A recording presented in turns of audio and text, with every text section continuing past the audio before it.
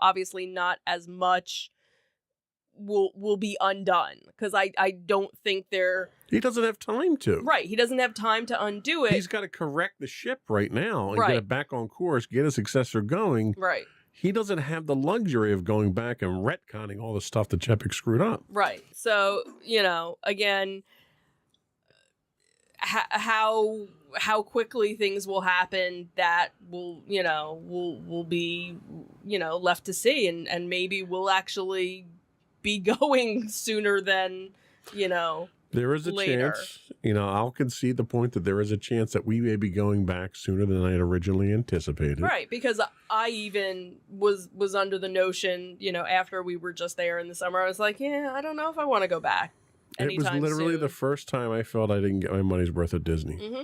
Yeah. Absolutely. And I've bitched and complained about Disney from day one because of absolutely various things. Mm-hmm. Yeah, and I agree. Iger, I was down on Iger for the longest time because Mm-hmm. I think he was completely overpaid. Now he comes back now, and he was making about 54 with compensation, right? So his compensation package right now is about 24. So he's half of what he was at before, and that's the vast majority of it is incentive based. Right. So he's got to do something to turn the company around. Yeah. But as much as I was down on him before, you really can't knock him for some of the stuff that he did. I mean, he had probably one of the longest list of accomplishments of any Disney CEO ever. Right. I mean, this guy had more wins than Babe Ruth. He was just literally the golden child. And that was 15 years as CEO. Right.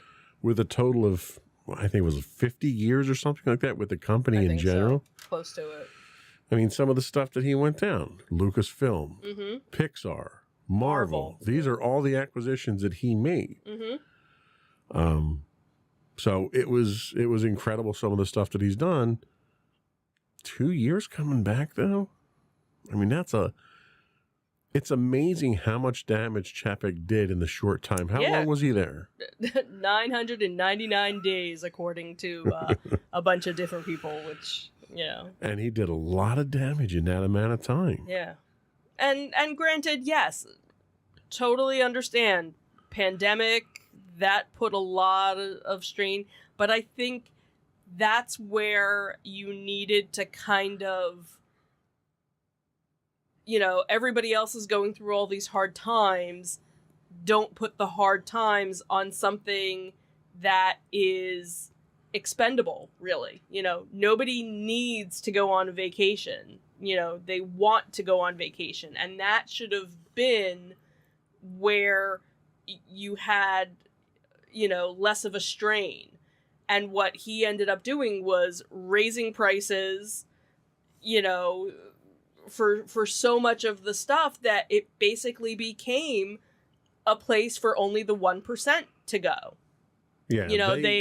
They didn't really care about the value resorts. They didn't care about, the person that, the locals who want to go and escape, a couple of hours a day. They wanted the people who were willing to spend, a week there in their high-end places, the Star Wars resort. Like, that's been... That big giant middle finger to the fans. Yeah, really. And you have people that are like, all right, I did it once. I don't need to ever really do it again. Oh, well, and I also... At those prices, you and can't. I spent $6,000 for it. Like, that's insane. For when I could go on a week's cruise for that amount of money. Why would I want to spend 2 days in an all immersive? Ooh, where now... they have so much opening where it's like, all right, well, now it's this whole immersive thing. But if nobody else is there, who's there? Who are you going to immerse with? Right. Who are you going to play along with? Well, and that was one of the problems that they had with the shift in philosophy. Right. And that shift in philosophy left people like us and a lot of other people who we've gone down 3 times in 1 year. Right. Whenever you've conned me into buying season passes. And, whoa, if you go 3 times, we get our money's worth. I get my money's worth by not buying the season passes in the first place. But for people like us, it wasn't practical for us to go down. Right. And they continued raising prices 3 times. Now, every year they raise their prices, and it's expected, Right. whether it's justified or not. 3 times this year, this calendar year, they've raised their prices. They just raised them again on the local season passes. Right. That's insane. Right. So not only are they raising their prices at an enormous rate, and we're not talking 1%, 2%, we're talking 10%, 13% in some instances. Right. They haven't brought back anywhere near the stuff that they had taken out. Right. So you still don't get the ambiance. You don't get the experience. You don't even get, like, some of the stalls are closed down. Right. You know, when we were there, we went through Magic Kingdom. You've got stalls that are not stalls, but stores. Right. Entire stores are shut down. It literally looks like Well, that a was slum like when in Disney. we noticed it more so in Hollywood Studios, the one backlot area where Right. the Little Mermaid show, that's been closed, so there's nothing there. Then they had the little gift shop that was there. That's completely closed. The Playhouse Disney, that's closed. They had a couple of characters, but that was really it. And that whole area used to have a whole bunch of stuff. Then back where the Muppet store was, when you leave the Muppet movie, that's closed. So they have all these stores, you know, and all these areas where there's nothing there. So you kind of walk through and you're kind of like, this is kind of creepy and deserted. And like you said too, Magic Kingdom. It's like Disneyland, the inner city experience or something, you Right. know? And then of course I'm waiting to see like graffiti on the walls at some point. and then you have Epcot with all the construction that was going on, which, hey, that's great. But again, like we've said before, you have all this construction and I'm still paying full price Right. for things that aren't open and Right. things that are closed. Like, maybe you should give me a discount. Yeah, no, you know. but instead they're finding new things for you to pay for. Mhm. Well, you need to pay for your magic bands now. We don't give them to you Right. for free. You got to pay for your parking now, which it still blows my mind why you have to pay for parking at Disney. If you're a resort guest. If you're a resort, it makes no sense whatsoever to Right. me. You got to pay for your refills now too because we got to chip the cup, and it's like, how many different ways are you going to nickel and dime people? And then Genie Plus. And, Oh, you know, that whole waste thing of that- time and effort and money. It's just, yeah. And this is just the parks. This is just how he screwed the parks up. Yeah. This isn't even outside of that. The movies and the Right. terrible television that they're churning out on Disney Plus now just to say that they have fresh content. Right. Which supposedly that's one of the things that Iger is, like, okay, we don't need to have a new, Star Wars series every 6 months. Right, Or, right. like there's too much. Let's kind of Yeah. turn We back. don't need a on some of 12 that. episode series of a show that we only needed 2 episodes of. Right. Right. So So, anyway, the Bobs are back again. At least Iger is. right. One Bob. Chapek is sitting on a beach somewhere laughing it up now. Yeah. I'm curious where he winds up. Like, where can you go after literally nosediving the company for the entire time you're there? Who's going to hire you at that point in time? Somebody will. I'm sure there's some small entertainment company that would be willing to take him on, or something. Just to have the name, I guess. I Yeah. don't know. Anyway, hopefully it gets better. Yeah. We're holding out hope. Yep. Absolutely. So we're going to take a quick break, and we're going to come back and talk about some Walking Dead. We'll be right back.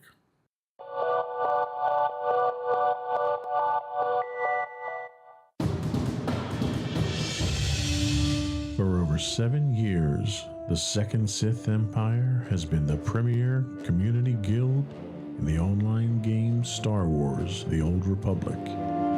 With hundreds of friendly and helpful active members, a weekly schedule of nightly events, annual guild meet and greets, and an active community both on the web and on Discord.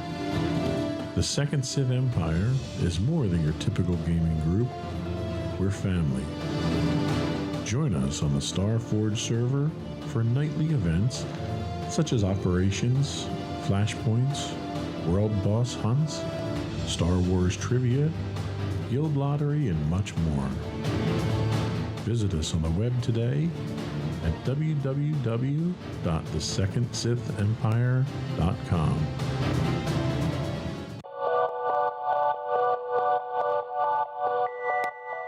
Welcome back to Insights into Entertainment, and now we're going to talk a little bit about Walking Dead.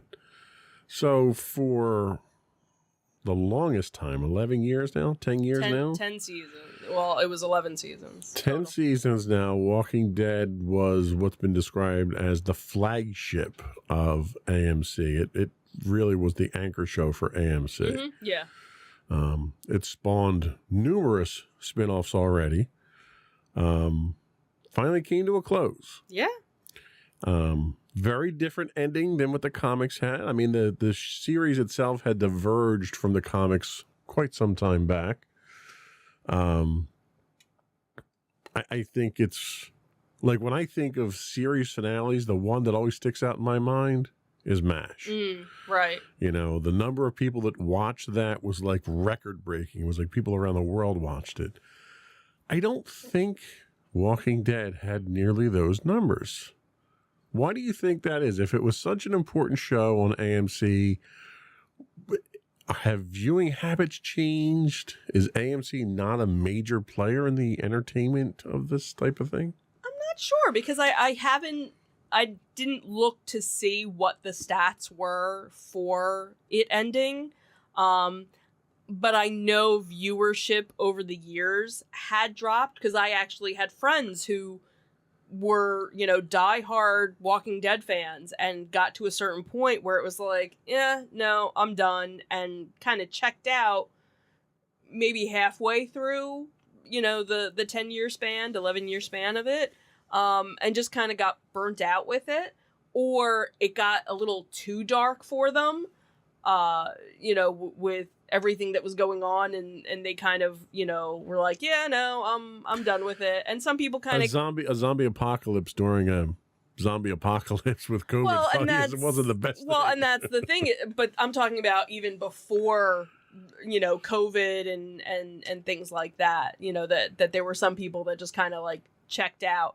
But it was interesting to see the couple of different documentaries that they did, talking about the fans and how a show about, survival and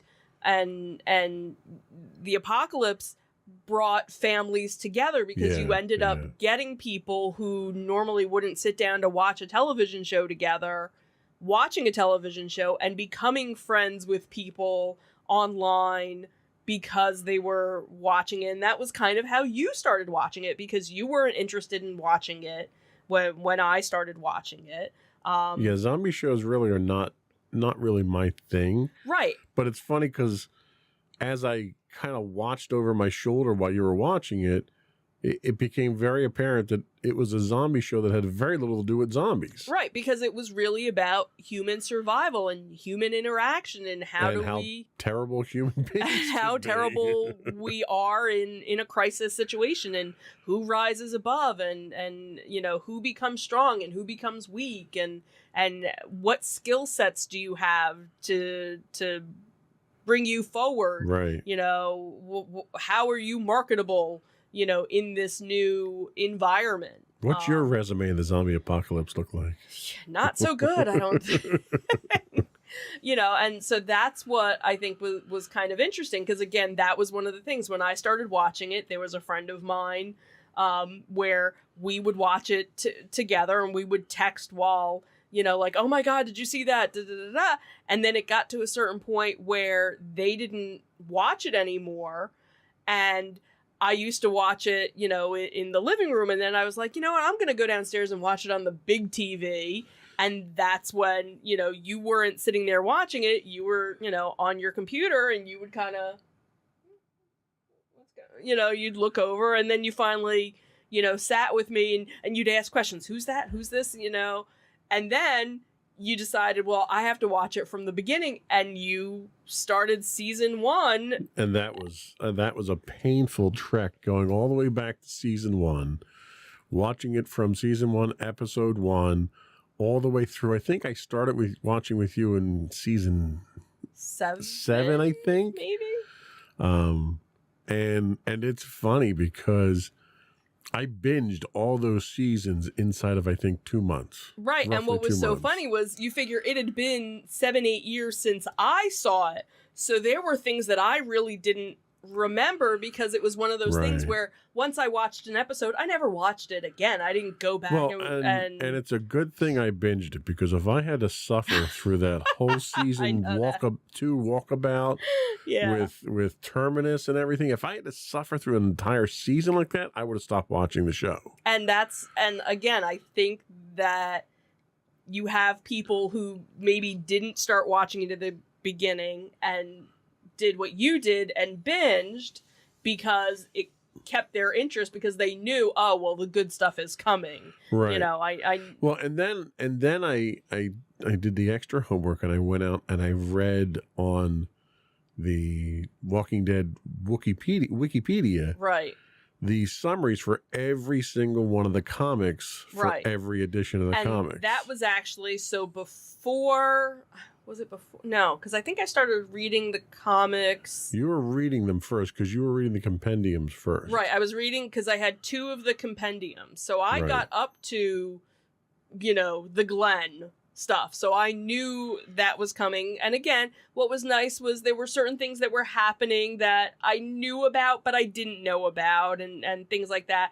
And that's how a lot of the fans were, because there were a lot of fans that went back and started reading the comics or had read the comics to begin with and now wanted to see the show. So it was nice when there were things that were different to kind of keep you on edge. Yeah. And then, of course, you have the whole Glenn thing where everyone's like, oh, this is when Glenn goes. And then all of a sudden, Abraham goes too. And you're like, what? That? Well, and, to the show's credit, they didn't pop his eyeball out like they did in the comics. That was Glenn. That was Glenn. Popped his eyeball out. Right. So that's where a lot of people were like, nope, I'm done, because now... But I think that was good, because then at least you didn't have a full blueprint of... And that was the thing, it was to watch ahead. It stuck pretty close to the comics up till that point, and that was where the big diversion started happening. And that's where you had the divide of people. You started out with characters in the show that weren't in the comics. Right. You had character development with, like, Carol that was completely different. Mm-hmm. And that was freaky, the interaction with her and Rick and his wife. And that was weird stuff in the comics. Right. You didn't get any of that stuff. Mm-mm. And I think ultimately it's funny, characters that didn't make it, either didn't exist in the comics or didn't make it very far in the comics, wind up being the ones that are there in the end. That lived, in the end. Yeah. And are getting their own spinoff. Right. And now are getting their own spinoff. So, yeah, kind of, I think you still had a lot of people that watched, and, but again, because it's broken off into a couple of different, spinoffs, it's not going away anytime soon, obviously. From what we've seen. I think that was one of the things that was very anticlimactic for me was, all right, so The Walking Dead is done. This is the end of The Walking Dead, except for these other 2 shows that are going on, these 2 new shows that are coming out, and it was like, it's not over. Right, because technically... It was very straight. Like, when MASH was over, they had MASH spinoffs, but they were the characters in completely different modes. Mm-hmm. Like you had the After MASH, where they came back to the States and they were in a hospital or something like that. So it wasn't the same type of storylines where they're still in the zombie apocalypse. Right. They're just in a different town or a different city. The zombie apocalypse hasn't ended. You have, one group that's going up to New York. You have another person that's crossing the Atlantic and getting to France. I don't know how he's getting his motorcycle there. I don't know how he's doing that either. And then you have, you know, the ongoing story of Fear the Walking Dead.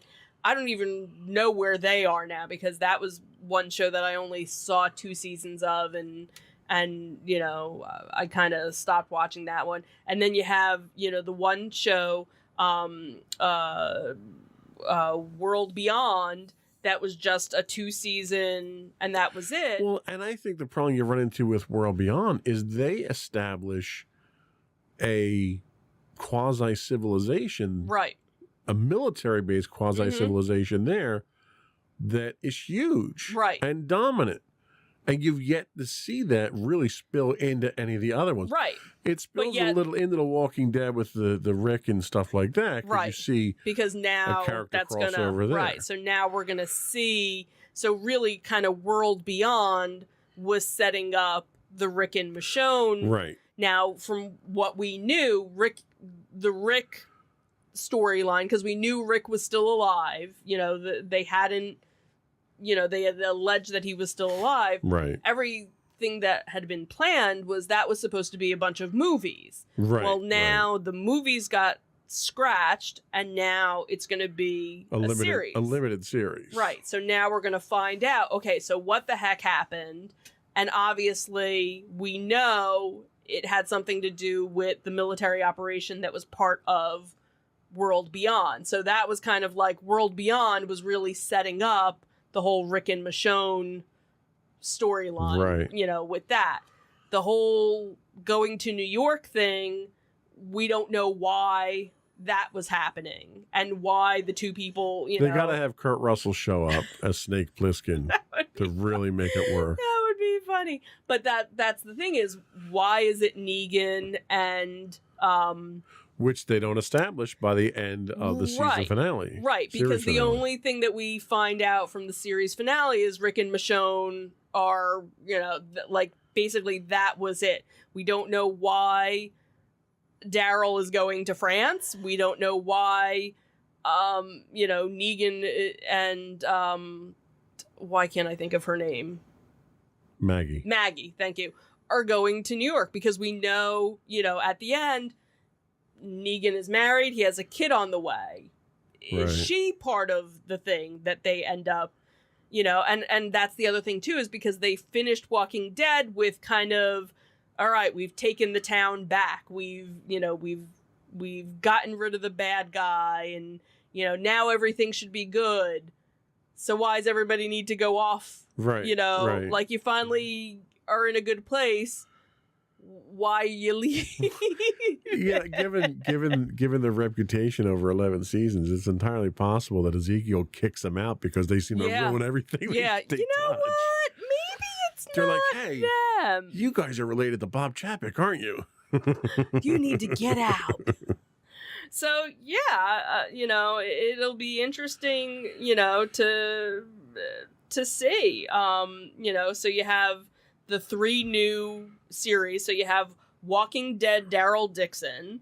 I really hope to come up with a better title than that. You know, and now the other thing too that I guess it was from World Beyond, was the fast zombies, you know, the ones in France. Right, you got climbers. You got the climbers. You got runners. And you got the ones that can open doors now. Yeah, you got the articulated ones, the guys that can pick stuff up. Right. So what is it that makes him want to go to France? Now, that was also supposed to be where Carol was originally right. supposed to be going with him, but because they were actually filming in France, which seemed kind of odd during, you know, this whole time period, why you wouldn't just do, you know, a set or something Right. and stay stateside. She's not going, so they had to kind of redo that whole storyline.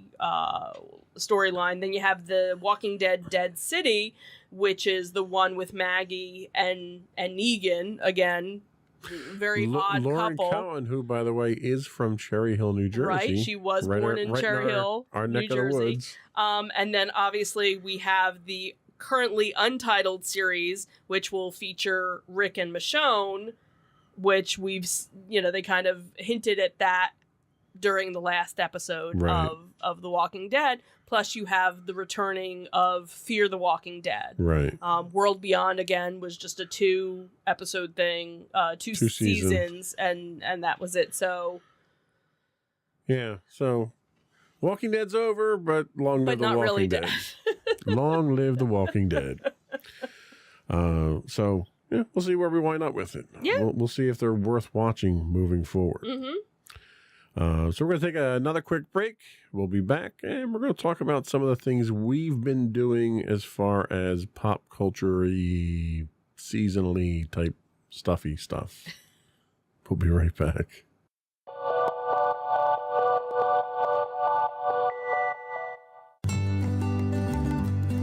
Insights into Teens, a podcast series exploring the issues and challenges of today's youth. Talking to real teens about real teen problems. Explore issues from braces to puberty, social anxiety to financial responsibility. Each week, we talk about the topics concerning today's youth. We look at how the issues affect teens, how to cope with these issues, and how parents, friends, and loved ones can help teens handle these challenges. Check out our video episodes on youtube.com/insightsintothings. Catch our audio versions on podcast.insightsintoteens.com or on the web at insightsintothings.com.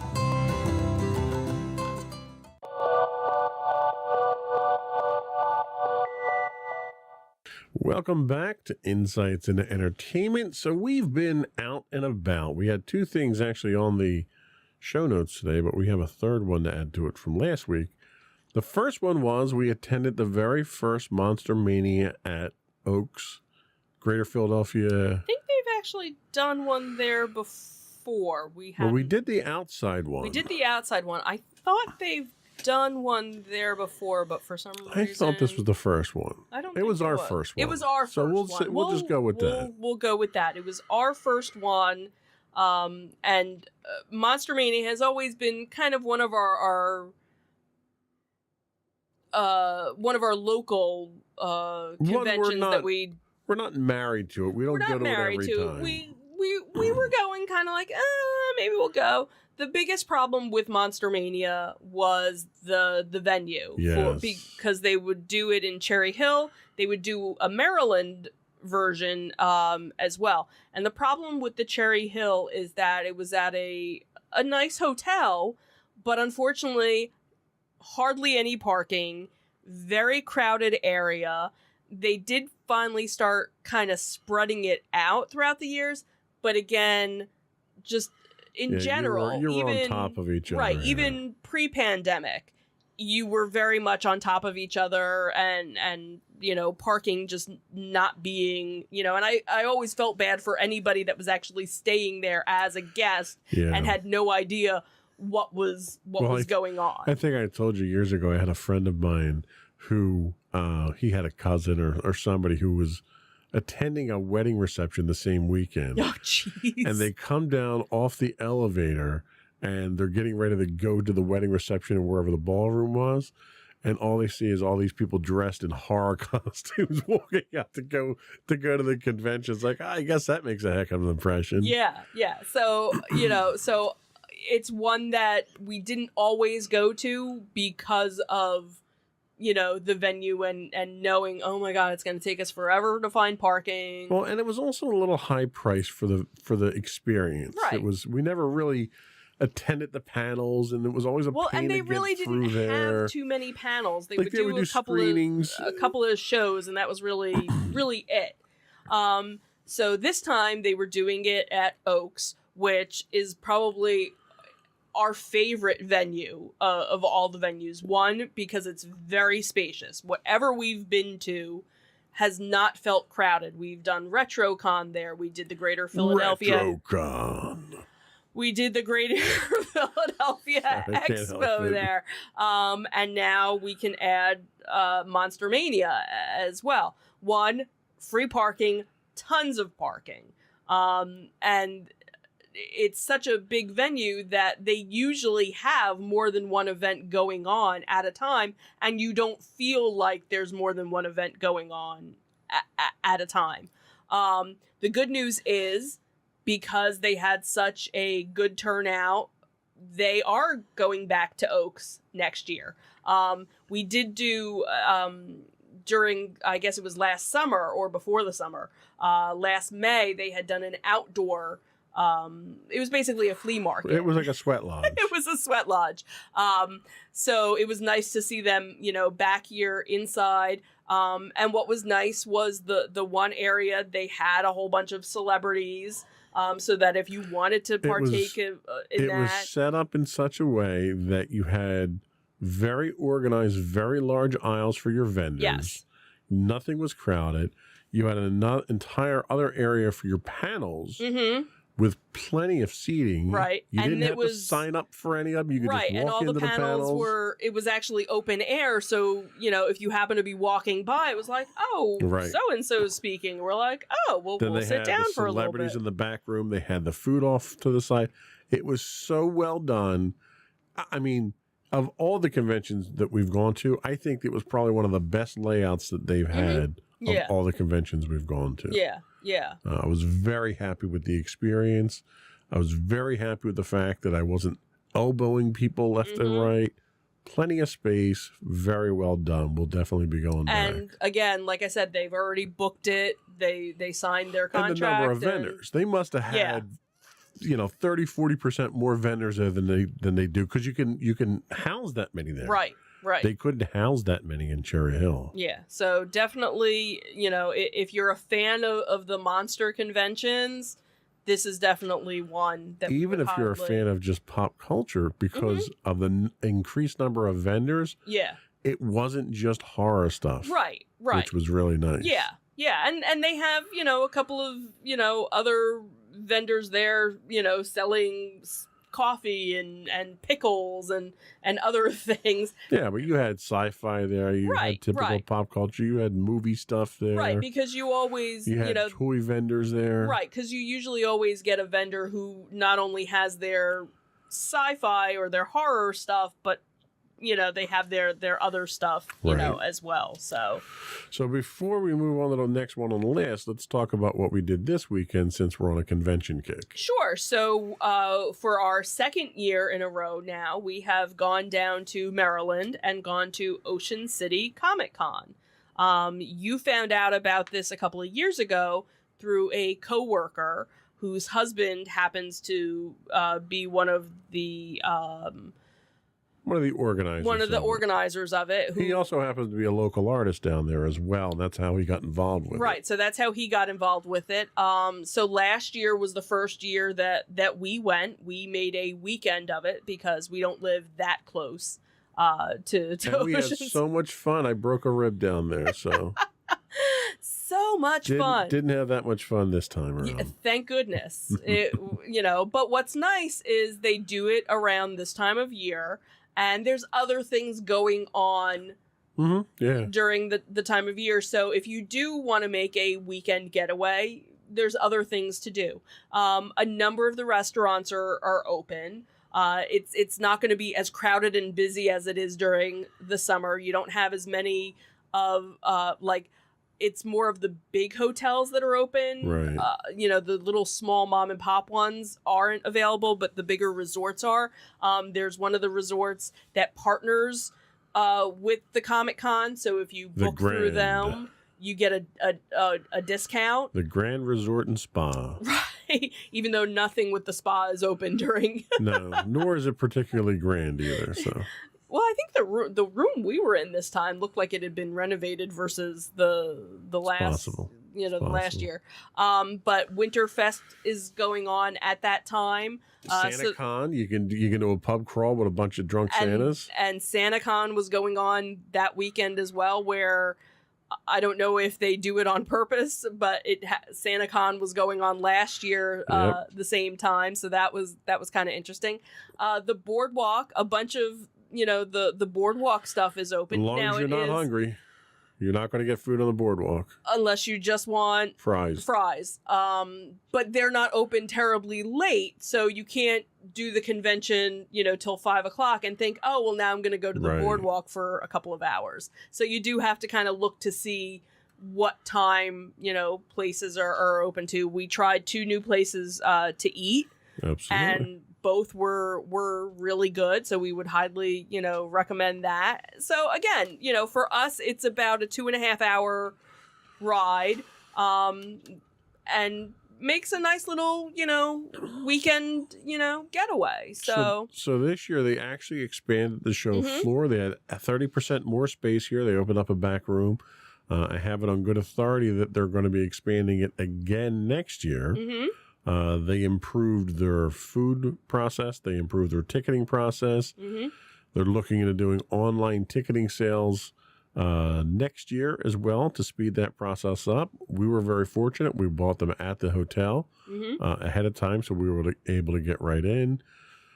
They also are looking not next year, but possibly the following year to expand it to 2 days. So what's really nice is it's a great convention. And it's a convention that they're taking the profits and pouring it back into it and making it better and Mhm. better. Yeah. So just over 2 years of going, we've seen it get better, Mhm. and they're making it even better after that. So it's a local convention run by locals, but it's people who are passionate. Right. It's local artists who are running Mhm. it, Yeah. so they know what a convention needs to have to be successful. Right. So it's kind of a breath of fresh air to see that kind of Mhm. thing. It's not some corporate conglomeration who's just out there churning out conventions to make money. It's people who are there at the conventions, which you can really tell the difference. Yeah, absolutely. And one of the things that, that we commented on, and when you had talked to, your coworker about it, they, said, yeah, that was kind of the point. Most conventions that you go to, you have, here's this vendor aisle and this vendor aisle, and here's all of our artists. We kind of put them in Artist Alley, away. And you have a lot of people that never even go down Artist Alley Right. because they're not interested in all of that. And, and in some cases it's a shame because there's some really good artists there, that just want to be recognized. And what was nice was here, they mixed them in Yeah. with everybody else. So it wasn't here is just the vendor selling this, and here's just the people doing this. Here's a mix of everything. So Absolutely. you'd have, an artist next to somebody else. So if it was something that you weren't interested in the artist, okay, so you walk right past them, or you give a nod and you look at the next person. Or maybe because you're looking at the one vendor, oh, there's an artist here. Oh, let me look and see what you have. So that was kind of nice that it was kind of blended Yeah. a little bit better than some of the other, conventions that we've Yeah. gone to. So Ocean City Comic Con, definitely recommend it again. Before we do go, let's talk seasonal stuff. Sure. We've done one so far. We may be doing another one this weekend. What did we do so far? So we did Night of Lights at Creamy Acres. So this was one that when they started doing the lights, it was only a wagon ride through. You weren't driving through. So you had to be in one of their wagons riding through. And then with the pandemic, they changed it over so that you could drive your own car. So this year they actually brought back the wagons, but you're still able to drive your car through, which is nice because then you don't have to, especially if it's cold or the weather is questionable, you don't have to worry about. Or if their music is terrible. Right. Then you can listen to your own music.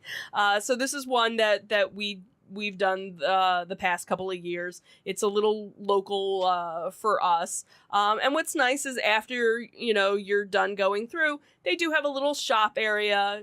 You can go and see Santa.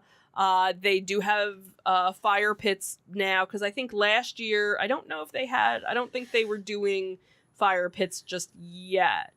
No. I can't remember. So they had fire pits. You could buy a little s'mores kit, which was $4 or something to make 2 s'mores. But hey, but they had a little bit more food available. They had like a bakery a bakery area, and then they had, like cheesesteaks and chicken fingers and, some fried stuff. All that Christmassy food. And then they have a couple of characters, walking around. creepy characters. But it's nice because it's a local farm that does this. You can buy your tickets online, or you can buy them there, and a nice little enjoyable drive-through Christmas light display. All right, I'm going to put you on the spot. What are we doing this weekend? So we are probably, depending on what the weather is, I'm guessing maybe Shady Brook. Yeah, probably. We also are fortunate enough that Diggerland, which they happen to do a drive-through one as well, so maybe we'll give them a try. Well, and Shady Brook is probably the biggest in our area. That one's up in Bucks County, right, Pennsylvania. Right, that one's further for us to go to, and depending on what the weather is like. And usually what we'll do is if it's a decent day, we'll go up, we'll hit Peddler's Village, we'll stay there, we'll hit there in late afternoon. They turn their lights on fairly early. You get to enjoy those lights, and then on the way home, we drive. We'll hit Shady Brook. Right, and if because I think the last time we went, I think it started raining when we got done, so we didn't do any of the fire pits, because that's another thing too, is they started having fire pits, but you actually had to make reservations, or they had private ones you could do, but they had public ones too. We had to fight for a couple cheeks on the bench. Right.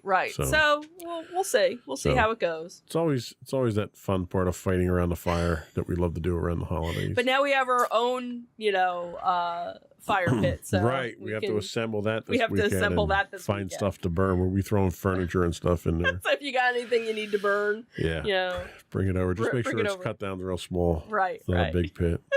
So anyway, I think that's all we had for the show this week. Hopefully we'll be back on a regular cadence moving forward now. Yeah, we'll see. We'll see about that. I took a couple of weeks off because I just wasn't feeling up to it. So right. Moving forward, hopefully we'll be a little more. Before we do go, though, I do once again want to ask you to subscribe to the podcast. You can find audio and video versions of our podcast listed as Insights into Things. We're available on Pandora, Castro, Stitcher, Podbean, Buzzsprout, any place you can find a podcast these days.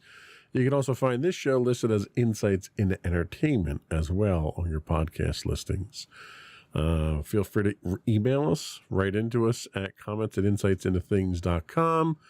Hit us up on Twitter. We do accept DMs if you want to send some over with suggestions or just feedback on how we're doing. You can hit us at twitter.com/insights_things. I'm stealing all your lines here, aren't I? Yeah. Sorry. It's okay. You're next. You do the rest. So you can also find us on Facebook at facebook.com/insightsintothingspodcast. You can find us on Instagram if I ever decide to post there again, on instagram.com/insightsintothings. But obviously the best place to go would be our official website, which has links to everything that we do, and that is insightsintothings.com. That's it. Another one in the books. Have a good week, everyone. Bye. Bye.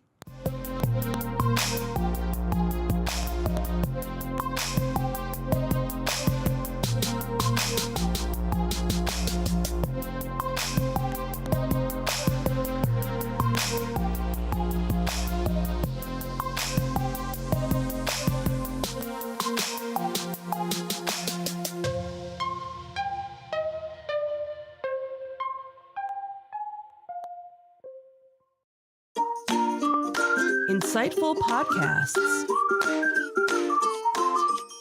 by informative hosts.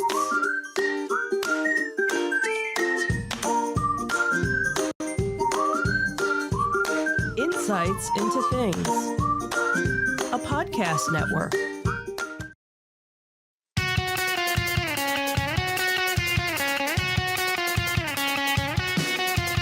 Welcome to Insights into Entertainment, a podcast series taking a deeper look into entertainment and media.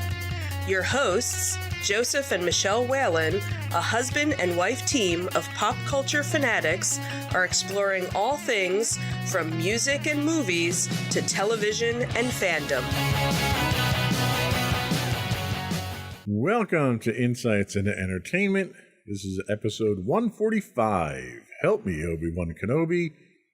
I'm your host, Joseph Whalen, and my special guest host today is Sam Whalen, host of our Insights into Tomorrow podcast. Hello there. How you doing, Sam? Good. How are you doing? Good. Thank you for joining us today. So this discussion kind of came about. You know, we've been itching to have this discussion for quite some time now. We've finished the Obi-Wan series now, so we can finally have the whole conversation. So today we're going to discuss the current state of Star Wars. Believe it or not, we're actually coming up on the 10th anniversary of Disney taking over Lucasfilm. We'll take a look at how the franchise has progressed since Disney took ownership and what their stewardship looks like. Then we'll take a deep dive into the properties that have come out recently and the trend towards streaming. We'll give our thoughts and opinions on Obi-Wan, and then we'll take a look at what the current forecasted future of the franchise looks like and where we think it's going. But before we do that, though, I would invite our listening and viewing audience to subscribe to the podcast. You can find audio versions of this podcast listed as Insights into Entertainment. Both video and audio can be found on all of the network's podcasts, listed as Insights into Things, and we can be found anywhere you get a podcast, Google, Spotify, and so forth. We'd also invite you to write in, give us your feedback, tell us how we're doing, give us your suggestions. You can email us at comments@insightsintothings.com or check out our official website at www.insightsintothings.com for all of our social media links. Ready to get into it? Yeah, before we get into it, full spoilers for everything. So if you haven't seen the new sequel movies, you haven't seen Obi-Wan, we're going full spoilers, just so you know. All right, good warning there. Here we go.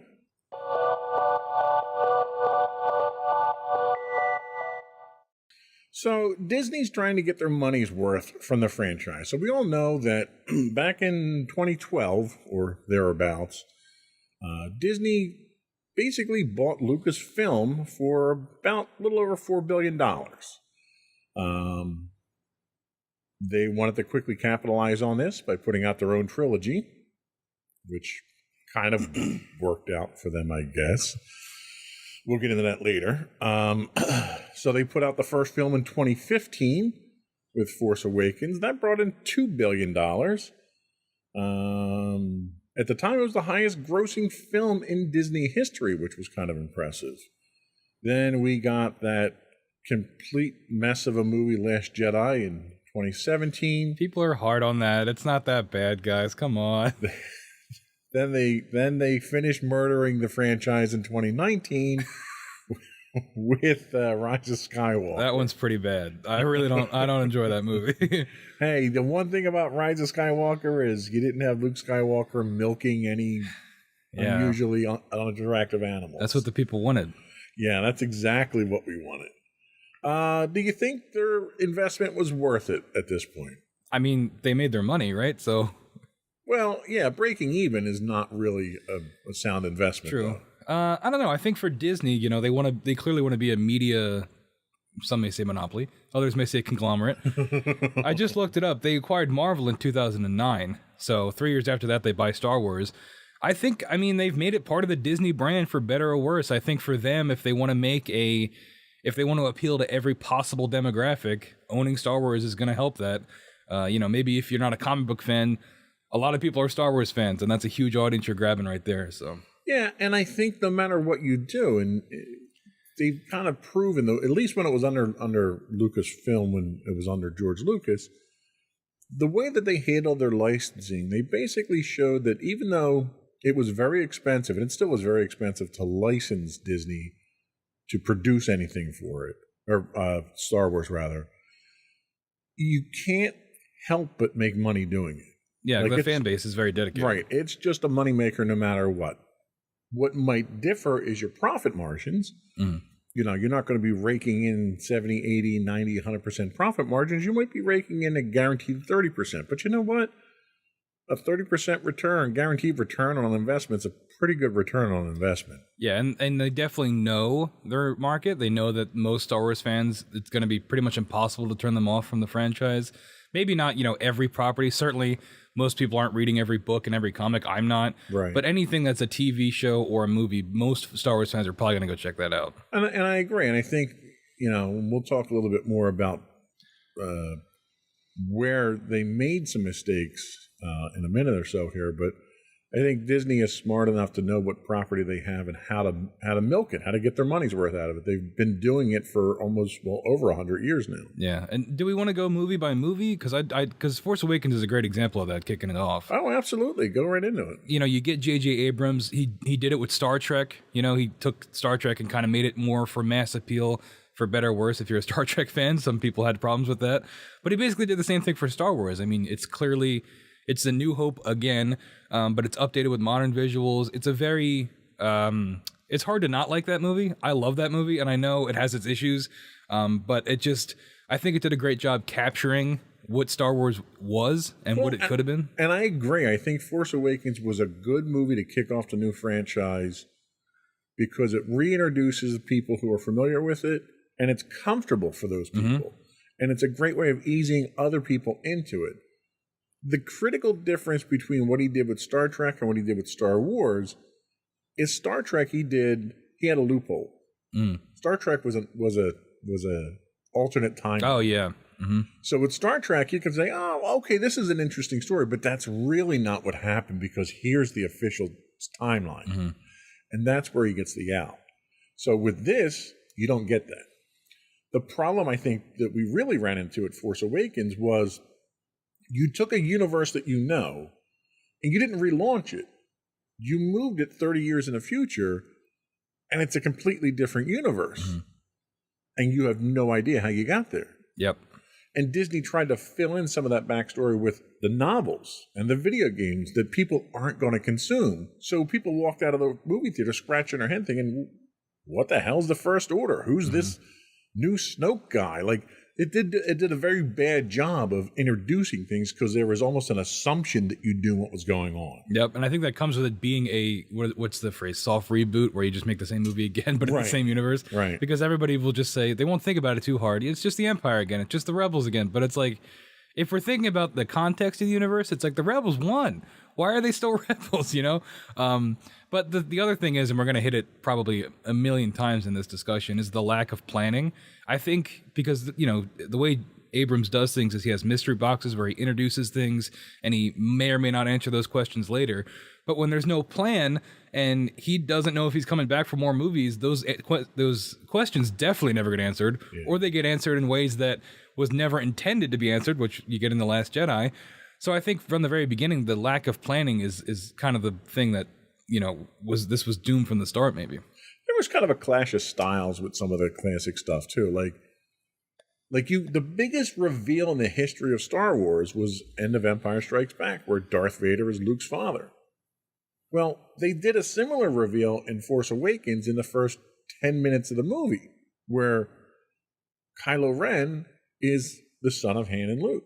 Han and Luke, that would have been interesting. He's adopted. the son of Han and Leia.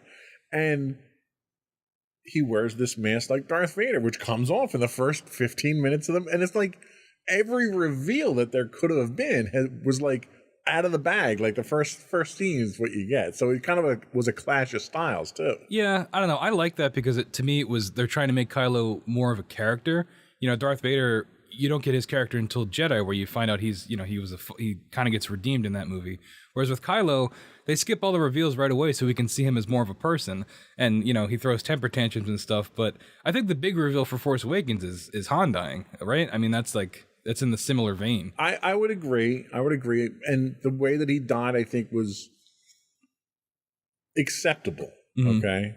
A lot of people will flash back to the expanded universe novels, and the first original character that was ever killed off in the expanded universe was Chewbacca. And he was killed off in the first series of the New Jedi Order books. And they killed him by dropping a moon on him while he was saving one of Han's kids, which was the you couldn't come up with a better way to have a death scene than that in a book. And then Han gets stabbed and falls off a bridge with his son. So it was kind of anticlimactic how they wind up killing him. Yeah, I don't know. It's I guess if we're keeping in trend of it being New Hope, I guess he's supposed to take the place of the Ben Kenobi death. Right. And Ben Kenobi dying propelled Luke down this path of being a Jedi. Yeah. Where Han dying really lended nothing to the character development as much as they wanted it to. It lended nothing to the character development of Kylo Ren. Yeah. Because they tried to revisit it in The Last Jedi, and it just didn't work. And Rise of Skywalker. Yeah. When he comes back as a ghost. And it doesn't work for him. Yeah, I think it all goes back to that lack of planning. You could have saved something like that for a later movie if you knew you were going to do it. Right. If you knew you were making that trilogy, I could totally see that being, and it probably was, because when it originally happened, the understanding was that J.J. Abrams was going to make the trilogy. And then he had a scheduling conflict with Last Jedi, and we wind up having Rian Johnson step in to do Last Jedi, and by all accounts, all of Rian Johnson's other films were fantastic. What happened with Last Jedi, I don't know. I still think Last Jedi, in terms of direction, is like one of the best. Like in terms of cinematography and stuff, it's like that and a Rogue One. Like no other Star Wars movie looks like that in terms of how it's shot. I have a okay, it's different. I'll give you that. I'm not going to argue with that. The fact that they start the joke, the movie off with your mom joke, is kind of a slap in the face. Well, the whole thing's a slap in the face, right? Well, it is, and really, it's the entire movie took everything that was established in Force Awakens and threw it out the window. Yep. And it was like, oh, okay, you only got another movie left in this trilogy. What are you going to do? Yeah, and there is merit in trying something new with Star Wars and not just doing the same thing over and over again, even though it would have made you infinite money. But it's not great when you make it a pillar movie of the franchise. Maybe give Rian Johnson a Star Wars story first. Yep. And have him work it out. Yep. But I think if you're going to have this, especially coming off Force Awakens, which was very much just New Hope again, and played it very safe with pretty much everything, to have it be such a drastic change, I think was a difficult call. Well, and I as much as I harp and I rail against Rian Johnson's abuse of the franchise, it's not his fault.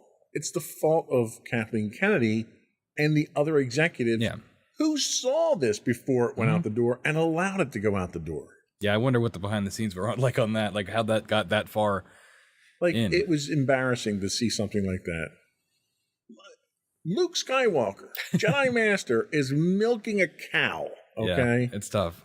It was just, and the whole premise of the movie being a rehash of really someone my age. It was a rehash of the O.J. Simpson chase. It was a slow white Bronco chase where no one in the history of Star Wars ever ran out of gas. I'm sorry. Like that whole premise itself was just weak. Yeah. And it's things like that where like when you're going to release a main movie in the franchise, people are going to ask questions. They're going to be much more critical of it. So like give them a side story, give them a TV show. Well, they weren't doing TV shows at the time, but do a side story.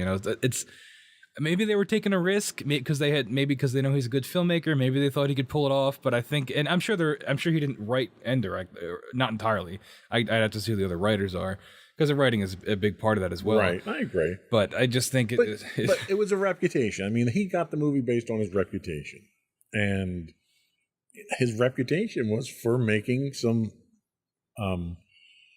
non-standard films. I mean, he was a revolutionary director in what he's done. And I've only seen Looper. That's the only other film I've seen. I don't know what they expected out of him other than something that was unconventional. And it was unconventional. Yeah. But unconventional is not Star Wars. Yeah, and it's difficult not to compare it to the MCU because it's like the same company now, and eventually they clearly were trying to go for something like that. Right. Where it's like all the MCU movies are directed by different people, but when you get an Avengers movie or a Civil War where it's like everybody shows up, there's a timeline they have to abide by. Exactly. There's a Kevin Feige at the top who's saying, "Hey, we gotta." Even in the individual movies, Kevin Feige's coming in and he's saying, hey, we got to stick with this. There's an overall master who's directing the plot. Like, you have to go from point A to point B. How you do that is up to you in the movie. But at the end of the movie, you have to be at point B is what the rule is. Yeah, and there are some negative aspects to that because you see MCU directors fired all the time for creative differences, a.k.a. they're not sticking to the cookie-cutter what Disney wants formula. But the benefit of that is that you get a cohesive narrative. And when you're doing it over the course of 10 or more movies, you need that or it's complete chaos. Look at what happened to the Marvel properties before Disney took over. You know, look at the Spider-Man movies. Look at the Fantastic Four movies. Yep. It was a mess. They were all over the place. There was consistency issues.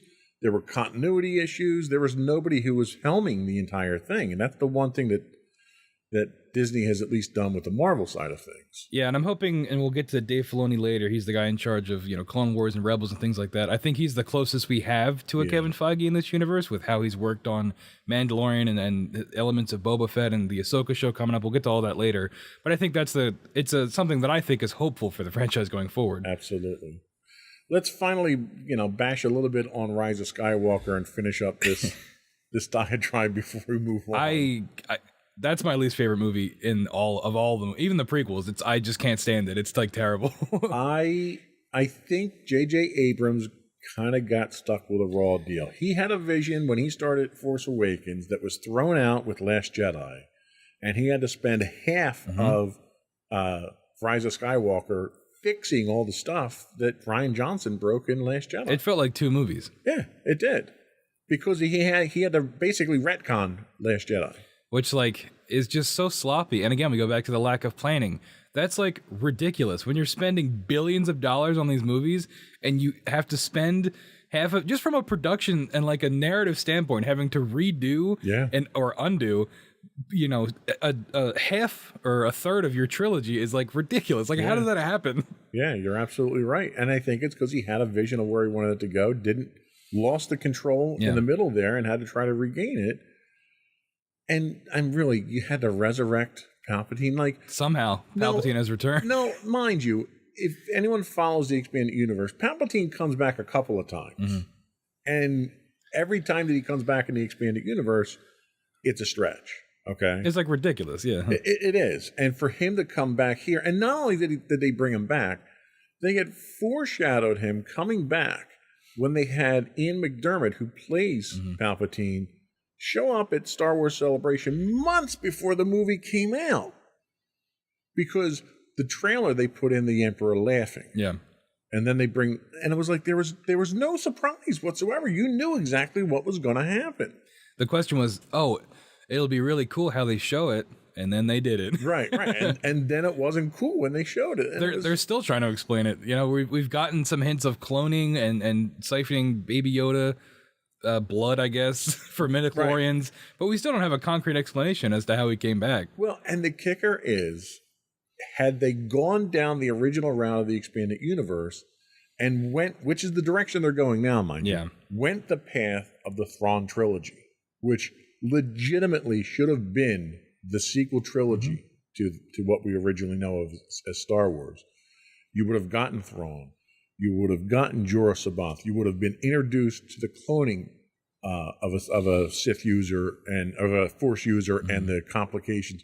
You would have gotten all that stuff, and it would have logically led to this point. Yeah. And when they acquired the property, they just decided to throw everything out that was Lucas's stuff, and they didn't want it anymore. Yeah. And that was their dumbest mistake. We might talk more on that throwing out later, but yeah, that whole the months after the acquisition where they're just destroying projects left and right is rough. But going back to the EU stuff, it's like the Marvel comics. You have a blueprint, and it's not a perfect blueprint. Comics are very weird. But you have a story that at least not most people, but people have read, and it worked. So you can at least pull elements from that. It's something. It's a path you could take, and it's 3 books. So it could have been another trilogy right there. Right, and it's something that people are familiar with too. So they've got something to latch onto. Marvel's more difficult because you have relaunches of storylines multiple times in the comic industry, and what Marvel tends to do is they pull different pieces, different elements from each of those relaunches and puts them into a cohesive story. So no matter what era you read the comics, you'll recognize parts of it. And it's that recognition, not nostalgia so much, it's that recognition of, oh, I know who that guy is. He was this guy over here. I wonder where he's going to wind up in this story. It's that little click in the brain that makes the Marvel stuff work so well. And how they will subvert those expectations as well, Right. where like they'll take if you know, like everyone, not everyone, but when everyone figured out Thanos was the bad guy, people went and looked up the original Infinity War. Right. But it's not like that. Like it's much different. But you've had fails along those lines too, like the Mandarin. Oh yeah. So that didn't go over quite as well as they wanted to do. Yeah, they had to go back and retcon that multiple times. They had to clean that up a couple of times. But yeah, it's always like with that, you've got the blueprint, and then they change it up where they need to, and they keep what they want, but they use the comics as at least a jumping off point. Whereas with Star Wars, there seemed to be no planning at all. Right. Well, and to complicate things, and this, we'll go into the next segment here about Disney learning from their mistakes. Is while they're making these, Disney's also in the process of releasing these one-off movies. Mm-hmm. And their premise at the time, and they even stated this, was they would have a canon Star Wars saga, a Skywalker saga movie every, 3 years, and then they'd have a one-off movie in between there. And the idea was to keep interest in Star Wars. Well, everyone who's a Star Wars fan knows that you get a trilogy, there's 3 years between each episode, and then there's like 15 years before anything else happens. And that's kind of the pace that we've lived at. Well, you wind up getting the first example of this in Rogue One, A Star Wars Story, which, in my opinion, is one of the best movies in the entire Star Wars franchise. Yeah, Rogue One's pretty good. It really doubles down on all that nostalgia and like fan service stuff, but it's fun, and I like that movie. And it's not a main trilogy, so it's okay for it to be like that flawed. It's a movie that didn't need to be made. Mm-hmm. It didn't change the overall narrative. It didn't change the overall story. Everything else remains. It's a fringe movie that happens to be made, that has beautiful artistry to it, beautiful writing. It ties perfectly into what we know is Star Wars. Mm-hmm. And you get a badass version of Vader out of it, too. Yes. Yeah, that's true. That probably knocks it up like 3 points for you. Yeah. And then, 2 years later, we get Solo, another Star Wars movie that didn't need to be made, which was terrible. I mean, it has good parts, but like overall, it's not great. It's one that didn't need to be made, and it goes against the idea. It's basically what they did with Darth Vader and Boba Fett, and all the characters that had these brief moments in Star Wars history that were badass characters because you didn't know anything about them. Yep. And you didn't need to know anything about them. That's what makes them cool. Right. Is that you can say whatever you want in your head about them. Right. So no matter what, you're going to look at Darth Vader, and he's a whiny little kid now. Yeah. You're going to look at Boba Fett if you watch the Clone Wars, and he's a whiny little kid now that misses his dad. Like, you've ruined these characters by doing this stuff. And Lucas tried to ruin Han Solo already in the digital edition of Star Wars by making Greedo shoot first. Oh, yeah. Okay, so we're not even going to get into that debate. I will say on that, though, that Han shooting first defined Han's character. Yeah, he was like a bad guy, basically. Right. He was a murderer. He was that guy on the fringe that was going to play dirty if he had to get the job done. Which is the whole point of his arc in New Hope, is that he learns, he comes back for Luke, he helps. It's a redemption story for Han. Which you don't get in Solo also, because they give him an arc in that movie where at the end of Solo, he's a good guy. Where he shouldn't be. He should be a bad guy. Which doesn't make any sense to me, because he gets betrayed in that movie by his love interest, Kira. Right. You'd think that would harden him. And his mentor. Yeah, everybody basically. You'd think that would harden him and make him bad, but because it's a movie, you can't have an ending with your character being a bad guy. Right. I guess. I don't know. You could have, but they didn't want to. Yeah, so that was where you left some head scratching there. And the other problem that happened with Solo was, again, if you were a fan of the expanded universe, there was a natural story progression of the relationship between Han and Chewie. Han gets his blaster as another storyline. So you have all these different things that define the Han Solo character over the course of years, And they cram it into this movie where it happens in a course of a couple of days. It's like the ending of Revenge of the Sith, where in the last 10 minutes, everything has to get set up for New Hope really fast. Right, exactly. And it just kills the whole premise of what this character has done. So this character has no backstory whatsoever that didn't occur in the last 3 days. Yeah, it's like the opposite of, we'll get into Kenobi at some point. This is probably going to run long, but Yeah, it is. Kenobi should have been, in my opinion, should have been a movie. The Solo movie should have been a TV show. Yes. Where it was like serialized, you know, it was almost like designed to be a TV show, especially if you're going to do the forced, here's how Han got his socks, here's how Han got his watch. Like, Exactly. Exactly. like the old, I never saw it, but I've seen clips of it, the old Indiana Jones show, where it's an old Indiana Young Jones Indiana Jones, yeah. telling stories about his youth. Yep. It could have just been that. Him talking to Kylo or something, I don't know. Yeah, that would have went well. Right before he gets stabbed. Yeah. He's like, wait, I have to tell you all these things about my past. Fortunately, after that came out, and it was It flopped, right? it was profitable at the box office, so I can't call it a financial failure. Oh, I thought it was a financial failure. No, but from a creative standpoint, it was a terrible failure. I mean, the writing was weak. Well, that was one of the ones where they had director issues, because it was Ron Howard they and swapped then out directors in the middle of it. I think it was the Lego Movie guys, right? Miller and Lord. Might have been. I forget who the original one was. Yeah. It also didn't help that they cast someone that looked nothing like Harrison Ford, sounded anything like Harrison Ford, walked like Harrison. Like, he had no resemblance to the character itself. They almost deliberately picked somebody that didn't fit the part so bad as almost like a slap in the face to fans. Yeah, I mean, I don't know where I come down on that, because I'm okay with people performing it in their own way, but if you're doing a prequel story, they should at least pretend like they're that person eventually, or where you can see those elements of where they will get to that point. Like Donald Glover was good as Lando. Oh my God, he was the highlight of the entire movie. But he was pretty clearly just doing a Billy D impersonation. He was. So, but that's the problem. You're playing an existing character. Like, if you get cast to play George Washington in a movie, you damn well better look and sound like George Washington. That's okay? fair, I guess. Otherwise, it's called Hamilton. True, okay? True. But I think we're getting a Lando show eventually, right? We probably are. We'll talk about that, though.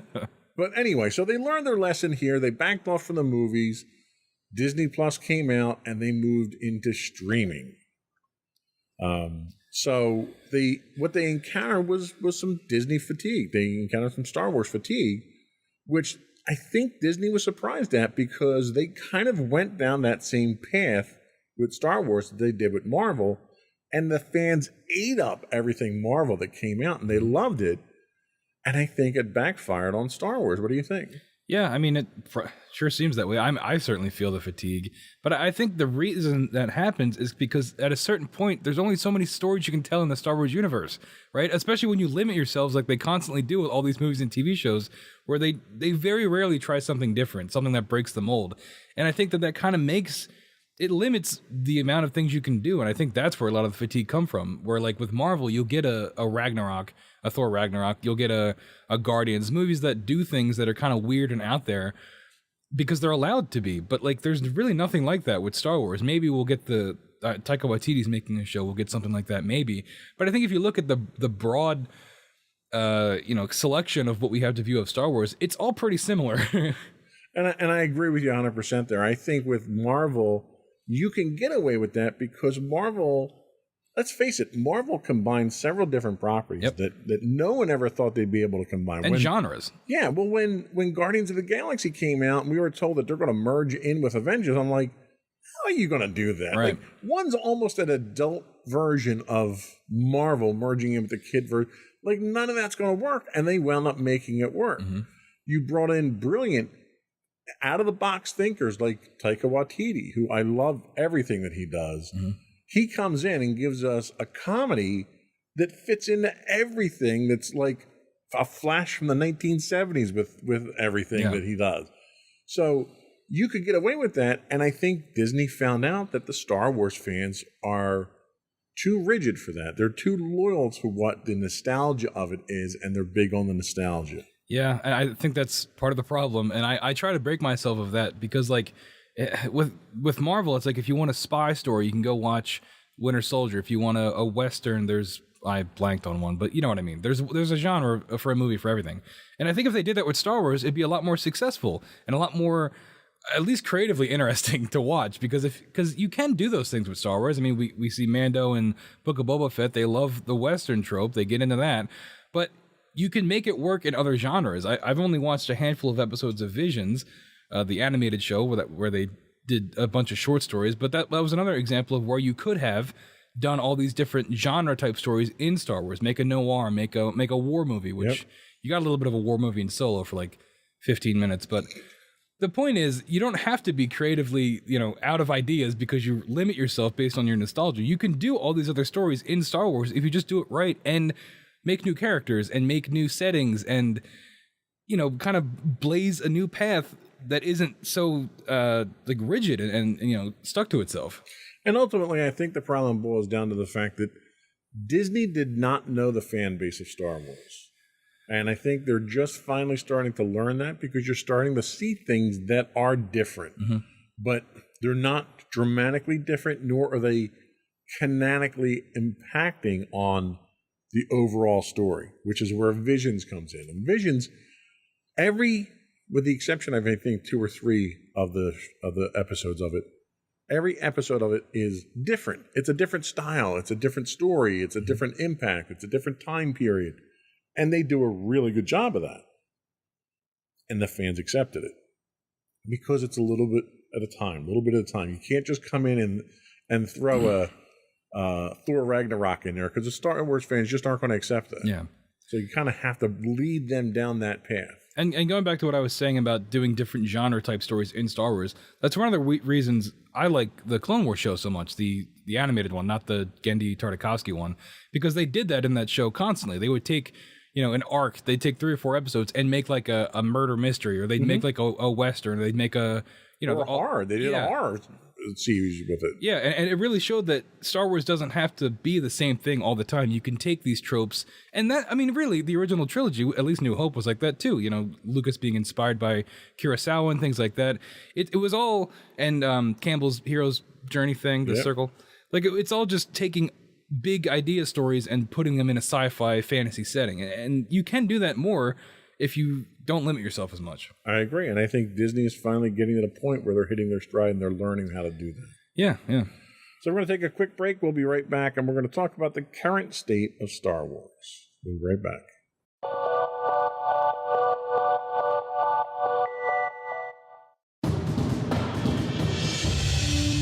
For over 7 years, the Second Sith Empire has been the premier community guild in the online game Star Wars: The Old Republic.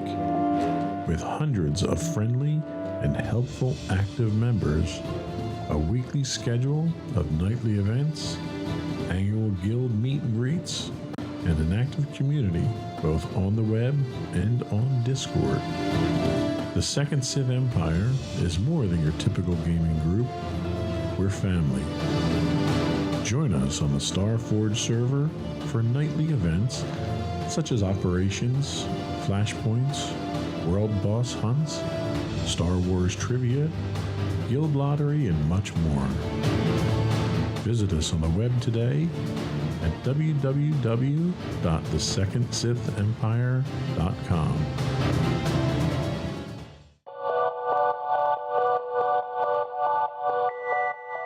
Help me, Obi-Wan Kenobi. That's our subject today. We're going to talk a little bit more about the current state of Star Wars. So the properties that we have available right now, and I'll run down the list real quick, that are currently active. We have Mandalorian, which is filming season 3. We have Bad Batch, which is in post-production for season 2. We have the Book of Everyone but the Book of Boba Fett, which has finished its limited run. They're making more of that? No. Oh, okay, good. It's finished its limited run. I know, but it's the ongoing section. I thought I had missed some announcement or something. Well, it's current. We also have Obi-Wan that finished its run, too. Mm-hmm. So that's what we have available to us to watch right now, plus all the other stuff that came out. Where do we stand with Mandalorian? What do you think of it now? We're going into our 3rd season here. Is it still worth watching? Absolutely. I'd argue to say it might be the only thing worth watching.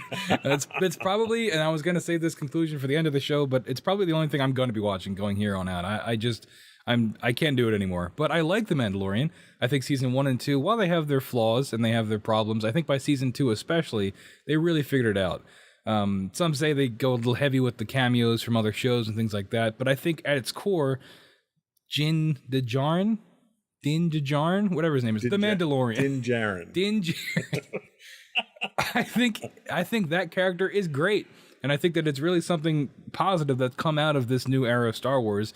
Grogu, I can take it or leave it. I'm not a big Grogu guy. I know people are, but it's fine. And I think that crew, that cast of characters that they've got in there, whoever's left, I know some people got booted for having bad beliefs in real life, but they've done a good job crafting that universe, and I think that show going forward, I think it could only go up, really. And I agree. I think it's probably the highlight. It has reinvigorated people's interest in Star Wars. They've used it as a springboard to basically create multiple spin-offs from. I was disappointed at what everyone describes as season 2.5 of The Mandalorian, which was the tail end of Boba Fett, Book of Boba Fett, where we thought, the whole storyline with Baby Yoda, Grogu was gone, and now he's back in the picture. And I think that's a mistake, because I think continued emphasis, even though everyone loves the cute little Baby Yoda, I think continued emphasis on that character is going to be a drain on any storyline that's out there. I always knew Baby Yoda was going to come back. I did think we'd He had to, because he makes so much money for him. Exactly. If you want to look at it cynically, yes, you can. I'm sure you can look around this room and see Baby Yoda merch somewhere. There's some behind you. Yeah. He makes way too much money, and he's way too marketable. They're never going to get rid of him. However, I thought we'd at least get. I wasn't expecting 2.5 in Book of Boba Fett. That kind of. I wasn't either. That was like wild. But I thought we'd maybe get like half a season of Mando without him, and then, maybe he has like some other adventure with something else, and then he comes back. But no, he's back right away. Yep, right off the bat. And I think that's a mistake, unfortunately. Yeah, because what are you gonna do? You already did. You concluded that whole arc. Yeah. I guess it would be now. It's Mandalorian reclaiming his Mandalorianness, right? That almost sounds obscene the way you say that. Because like, didn't in that episode of Boba Fett, he gets kicked out. He gets kicked out by the other two living Mandalorians that are left. Right. Well, and they're not the only living Mandalorians left. They're the living ones from the Death Watch. But I'm hoping we get, because we already had what's her name, Bo-Katan, right? So she's obviously going to be back. So yeah, I'm hoping. I like the Mandalorian stuff in general, like the Mandalorian. It's a great, and everyone loves Mandalorians. Like that's the thing. It's that they're like the Klingons of Star Wars. Everyone just loves how rich their heritage is. Yeah, so I'm hoping we get more of that. I much prefer it as now, especially with the Mandalorian, because I like the characters. I prefer it much more when it's every episode is connected to the overall plot. I'm not big on like the whole serialized thing, which you kind of got more in. That was more season 1, right? Season 1, yeah. Yeah, but when they started moving to season 2, where things were more connected and it told one long story, I much prefer that, and I hope that they stick with that. And there's not as much, one-off episodes, unless they're, interesting. Well, the only concern that I have in the direction that they're going is they're probably going to have to lend some support, some tertiary support to some of the other shows. So we already know they're feeding into the Ahsoka series, right? So they're doing the whole Grogu cloning, Admiral Thrawn type stuff. So they're already feeding into that. I don't know what else they'll be feeding into, but because it originated with Mandalorian, it's there almost like a Iron Man. Yeah, it's what the whole Disney Plus stuff is circulating around right now. So you're probably still going to have some drain on the resources for that. I mean, yeah, that's how all these shows work. It's we're going to name the show after a character, but then we're going to introduce a bunch of other characters along the way and give them time so that they can have their own show so that we can keep stringing people along. Right. And that's good business. What about Bad Batch? What's your thoughts? And who's the character, the young one there? Rekka? Omega? Omega. I had to get you to say it. Yeah, Omega. I liked Bad Batch a lot. It was way too long. I can't believe it was like a full season of Clone Wars where it was like 23 episodes. Yeah. That was ridiculous. However, if we can keep making, and they're doing that with you're scraping the bottom of the barrel when you got the kid in there scamming card games. You're putting that into an episode. They should have taken the approach of the Clone Wars final season where it was short. I'm a big advocate of everything should be short, but I really like the Clone Wars animation. I've come to really like it, and especially with that final season of Clone Wars, they've really stepped up the budget, and it looks like incredible. Yeah. And I like keeping in that universe with the clones. I always think that those were some of the best stories coming out of Clone Wars, and I just like that style of show continuing. That being said, like I said, it was way too long. It had, a lot of episodes that you could have just not had in the show. And it had a similar thing like with Mando, where it was it became a cameo of the week show at a certain point. But unfortunately, I just think that's all the Star Wars shows at this point, so that we can get people to stay interested. Right. You gotta sell shows, you gotta sell merchandise. But I'm looking forward to the new season of it. And I just really like that not a genre, but those types of shows. And when we're getting more of that with what's it called? Tales of the Jedis, I think. See, the one thing that I did like about it is the fact that Clone Wars always showed you Star Wars from a different perspective. It wasn't from the lead character perspective. It was from the guys down the bottom, right? Mm-hmm.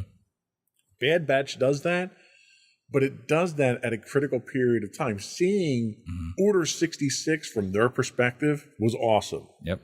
Seeing how people react to Imperial troops now, you get a whole different perspective on what that period of time is like. It's one of the most interesting periods in Star Wars, too, seeing that transition from the Republic to the Empire. Absolutely. And you never get a chance to see that anywhere else. This is the first time you got to see that. You got to see, little bits of it here and there with, A New Hope, but like Fallen Order. You had no interaction. But again, video games. I want to stay away from the video games because it's a small segment of the population.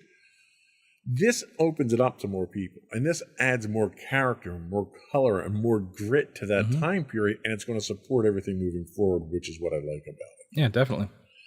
Book of Boba, what are your thoughts on it? It's such a disappointment. It really was, and it was one of those shows that put another coffin in the nail of me stop watching these shows, because it felt like such a waste of time. I think that it was structured poorly. I really don't know what they were doing with it. It seems like they didn't really either. It seemed like the whole thing was just a con to get to the Mandalorian stuff at the end. I really don't know what else to say about it. It just, you can definitely skip it because Boba Fett doesn't really do anything. Yeah, and like the first 4 episodes are nothing but flashbacks of how he survives the Sarlacc, which once he shows up in Mandalorian, you kind of have to answer that question. Mm-hmm. How he forgot that he left his armor there when he got out, I don't understand that. There was a lot of inconsistencies in it, but you're right. It's a series that did not need to be created. Why Boba Fett, a bounty hunter, would want to be a crime lord on Tatooine, still don't understand the concept behind that. Why he aligned himself with a gang of teenagers who rode really flashy motorcycle bikes. Yeah. I don't understand that either. Like, and you say it's a show that doesn't need to exist, but it also didn't justify its own existence. That's the thing. You can have things that don't need to exist but are still fun to watch. But with Boba Fett, it didn't need to exist, and you didn't need to watch it. No, you're right, and I think you hit the nail on the head. That the only reason it existed was to give you Mandalorian season 2.5, which we could have all waited for that to be, an episode or 2 in season 3. Yeah, we've talked about this off the air before, but it should have been the reverse, where it's a season of Mandalorian with a Boba Fett episode. Sure. Not a season of a Boba Fett show with a Mandalorian episode. Because you easily could have, let's be real, you could have crammed this whole Book of Boba Fett show into an episode or 2 of a Mandalorian season.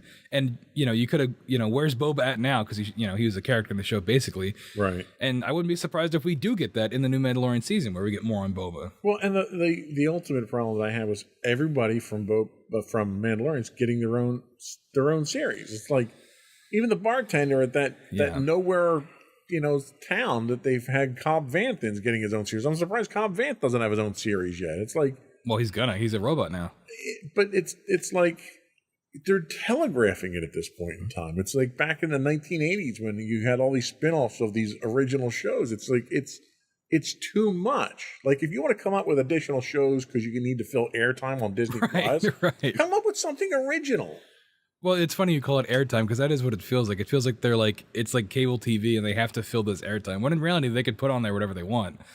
Well, they're trying to get people to maintain their subscriptions to it. And they think content is king. You got to throw content out there, whether it's good or not, so that people can consume something. And that's kind of why I've fallen off. I just can't do it anymore. It's just none of this it's all, and you don't want to limit yourself to a numbering system, but for the sake of this, I'm going to. Everything feels like a 6 or a 7 out of 10. None of this feels like it is much must-watch TV. Nothing's really doing anything different. It's all just very middle of the road. And it's just, it all just feels like it's stringing me along as a viewer. And Marvel is doing that too, by the way. I don't think I mentioned that on the air, but I've stopped watching the Marvel shows, and I'm probably going to stop watching the Star Wars shows, except for Mandalorian.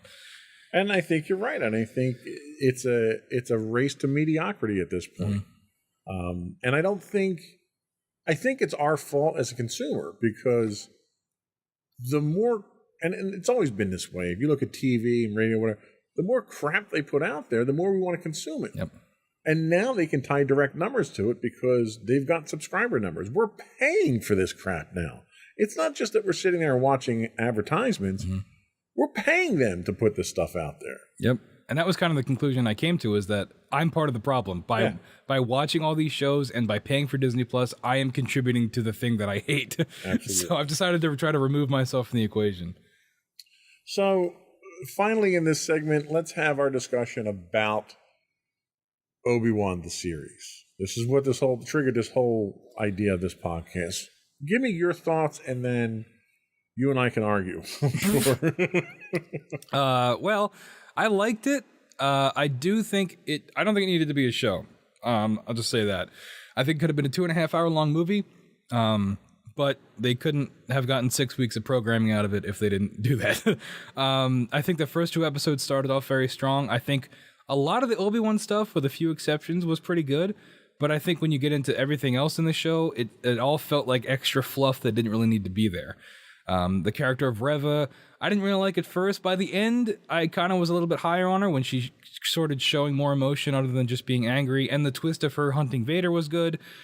All the Vader stuff, I thought did a pretty good job. You get to see Vader be a crazy murderer, which everybody loves. You get a lot of good Vader moments in that. I think there's some parts that don't really help at all, like all the stuff with the Grand Inquisitor. That didn't need to be in there. A lot of the stuff with a lot of the other rebels he meets really didn't need to be in there unless they show up in that Rangers of the Republic show that's coming out, which is what it felt like. It felt like an ad for that show. Oh, they're going to show up on Andor probably, too. Oh, yeah, that too. Yeah. But, Little Leia was great. I thought that was a great twist that I didn't see coming. That was really well done and consistently paid off throughout the show. But yeah, I definitely think it could have just been a movie. And it would have had more impact if it was a movie. And you know what? I don't disagree with anything what you said. I was happy that the whole damn thing didn't happen on Tatooine like everything else in the Star Wars universe seems to. I would suggest the next time they decide to have a lightsaber fight, you need to have more lighting than just the 2 lightsabers, because you couldn't see shit during the fight. That was a problem. And recreating the Ahsoka fight between Vader and Ahsoka from Clone Wars from Rebels probably wasn't necessary, because you already saw that fight once and it was almost an identical walk for walk through that fight. So that was kind of disappointing. How did you leave Reva alive? She's redeemed. It's fine. Is she? Really? I thought she was going to off herself. I don't know. I don't know what our censorship's like on the show, but I thought she was going to unalive herself. I don't know how, as Obi-Wan, you could let somebody who's a Grand Inquisitor, who now knows about Luke and Leia, live. Well, because she has to have her own show. It's the same reason he let Vader live, because he had to, because that's what the writing dictated. Well, no, from a canonical timeline, you kind of had to let him live. Well, but how do you walk away from that? Like, you literally have a chance right there. Mm-hmm. You thought you killed him before, and you walked away, and he was still breathing, and you thought he was going to die. How do you walk away from him again after doing that? I was telling a friend of mine, we were talking about it, and I was like, big Batman energy with this, where like he has him dead to rights, and he just lets him live, even though he knows that he's going to go on to kill thousands of people. And it's like, but like, didn't we know this going into the show, right? When they confirmed Vader was going to be in it, and they confirmed they were going to fight, we all knew how it was going to end. No, neither of them are going to die. Right. That's what happens when you milk every like moment of this timeline, but you already know the end in the beginning. These things are inevitable. I think if anything, they should have done. Remember in Force Awakens when Rey and Kylo fight, and then an earthquake happened and they're split apart, something like that. Well, and it's funny you mention that, because I was having a conversation with a colleague at work, and we said, okay, so we know there's 2 battles. We know that Obi-Wan is going to at least win the last one, because you have to, in order to fit the line from A New Hope of when last we met, you were the master. So we now know that he had to win that last fight. But everybody else besides Vader thought that Obi-Wan was dead. Even Tarkin says, "Oh, he's long dead, right?" So the way the battle should have ended was Vader lost, but somehow came up with a way to conceivably explain how Obi-Wan dies, and he basically lies and says, "Oh, he kicked my ass, but I killed him, and he's gone now," knowing that he's alive himself, but everyone else thinks he's dead. That's what should have happened. And the Kylo Ren thing with the earth splitting would have been a great way to do that. Yeah. I thought that's what they were going to do when they dropped him in the pit and threw the rocks on top of him. Yep. They could have even done that because you get the Ian McDermott cameo, which is great. He's always great. Not necessary, but great. No, it didn't do anything for the show. But you could have had that moment where, because basically Palpatine just shows up and goes, "You mad? You look a little mad." But he could have said, like, that's where he could have had the moment you're talking about where he lies and says, "I got him. He's dead," you know? Because then he's lying to the Emperor. He's lying and that would have set it up perfectly. Yep. That would have made so much more sense. Yep. But, instead of, no, Obi-Wan he left him with a broken mask and left. Yep. It makes no sense that you would just walk away. I know. And that's what happens when you limit yourself and you make a prequel, because they love prequels. And like when you do these things and you tie yourself down to these conclusions that like you can't get out of, right? I mean, like, there's no way to get out of this. No, you're right. You're right. You kind of have to talk your way around it. But the question is this show must-see Star Wars? I would say it is because I like Obi-Wan. And I would say it is because I like Darth Vader. Yeah. So just for the fight alone and seeing Darth Vader's power, yeah, I would say it is. Yeah, I really, he has a good fight with Reva too. That was fun. I wish we would have gotten a little bit more. Yeah, the fight, the saberless fight with Reva was awesome. Yeah, a little bit more Vader character stuff. Well, my question to you is: are we going to get a Vader series out of this now? God, I hope not. Because Hayden Christian had suggested he's got nothing going on. Don't listen to Hayden. He's available. Yeah, I know. He's available. But like, but that's the moneymaker. That's Grogu. I know. You could make a series of Darth Vader going to the bathroom, and people would watch it and pay to watch. If they're gonna do a Vader show, they should just do the Vader comics, because those like make him a real human being. Where like when Palpatine, they do, but I don't want to get Dr. Aphra in. Oh, I don't. I'm not talking about that. Like when Palpatine strands him on the planet, or like with nothing, and like he has to fight Tarkin and stuff like that. Like all those little one-off things. I could see that. They did the Sith Lords book. That would make a great series that you could do. Yeah, because the problem is like, at least in the movies and TV, because that's the only thing I've seen. Because I've only read some of the comics, but like Vader is just like a crazy bad guy at this point. He's just like a mass murderer, and that's hard to make a main character of your show because he's just like murdering people all the time. Like, what are you gonna do with him? Like, in the comics, you get more of his depth, where like he has his own motivations and he's overcoming his own insecurities and things like that to become the Vader we see in New Hope. You get much more depth, character development in the written. But even in Obi-Wan, he's basically just a crazy murderer the whole time, except for a few moments where we see Anakin come through. But even then, he doubles down. That was very well done, by the way, especially the cutting between the voices. As the voices were cutting back and forth, that was really well done. And we talked about this before we came on, but there's a lot of great lines in that finale that I really, really liked. I like how he calls him Darth. Obi-Wan calls him Darth before he leaves. Like he says, only Master of Evil, Darth in New Hope. So it's like he's finally accepting that Anakin's dead. But even then, it's like, come on, just stab him, you know? Yeah. Like, at least stab him and walk away and have him survive it. Because like, you already established the Grand Inquisitor survived it. And Reva. Right. So that would have been a great way to think he killed him again. Yeah, I mean, he could even cut him in half. You could do pretty much anything. You could cut him in half because he's done that before, and the guy survived too. So. And threw him down a pit. See, that would have been even. Because I don't know. I'm not familiar. I haven't seen A New Hope in a while. Does Obi-Wan know Vader's alive and like is Anakin in New Hope? Like, does he know him? Yeah. Okay. Well, because I was gonna say it would have been interesting if he killed Vader. That's why Luke confronts him, where after he tells him, Darth Vader betrayed and murdered your father. That's where they get the line from. You know. Anakin Skywalker's dead. I killed him. Oh, that's a great way to explain that to your son in 10 years. All right, thanks for that. Yeah. Because I was going to say he could have legitimately thought he killed Vader only to have him reappear later, but that probably wouldn't have worked. I don't know. I still think that show is worth watching. you know, there's definitely a lot of parts in it that didn't need to be in there. But I think, especially if you're a fan of the prequels and if you're a Vader fan, you basically get the payoff of Obi-Wan. Because, like, he shows up in Rebels as, like, Old Man Ben and does some stuff, but, like, it's not like character development. He's kind of just there. Right. But if you want the conclusion to, especially coming off of Revenge of the Sith, because they really, pay into that a lot, I think it's worth watching just for that. I agree. It's definitely worth... The cinematics, I think, are worth watching. The story's critical. I do want to mention that.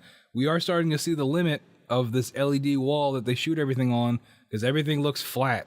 And you can see that in the Thor trailer, too. There's some shots of that look flat. You can really see it in this Obi-Wan show when they're on that rock planet.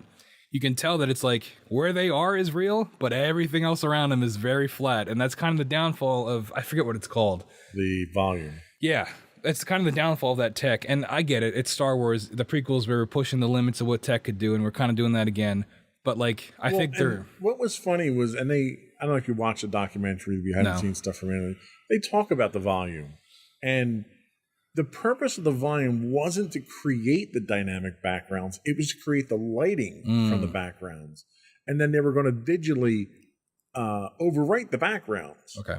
Like a green screen. Yeah. But at least now you've got those that sun beating down or the fire coming up from the lava river from the finale of season 1. You have that effect, and you have something for the actors to react against. Even Carl Weathers says they're in this boat on this made up floor with everything going on, and the scene is passing by. He said he was getting motion sick. He wasn't moving, but was getting motion sick because of the real.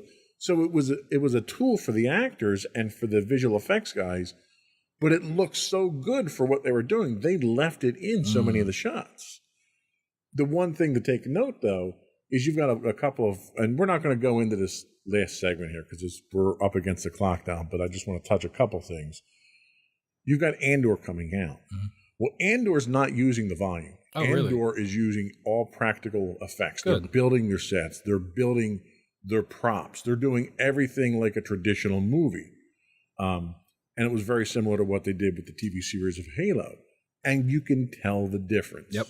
When you open a door, and it's a door. It's not a panel with green on it that they overprint digital stuff on it. It looks and acts like it's real. Yeah, that's good, because I'm definitely, like, I brought it up, but I'm feeling the limits of this volume technology, and I'm hoping they don't, because it makes everything feel flat, but, like, end of the day, that's kind of just what it does. And when you're doing outdoor panoramic shots like that, it doesn't always work. Yeah. Where it works is when you're enclosed somewhere and you don't need that depth.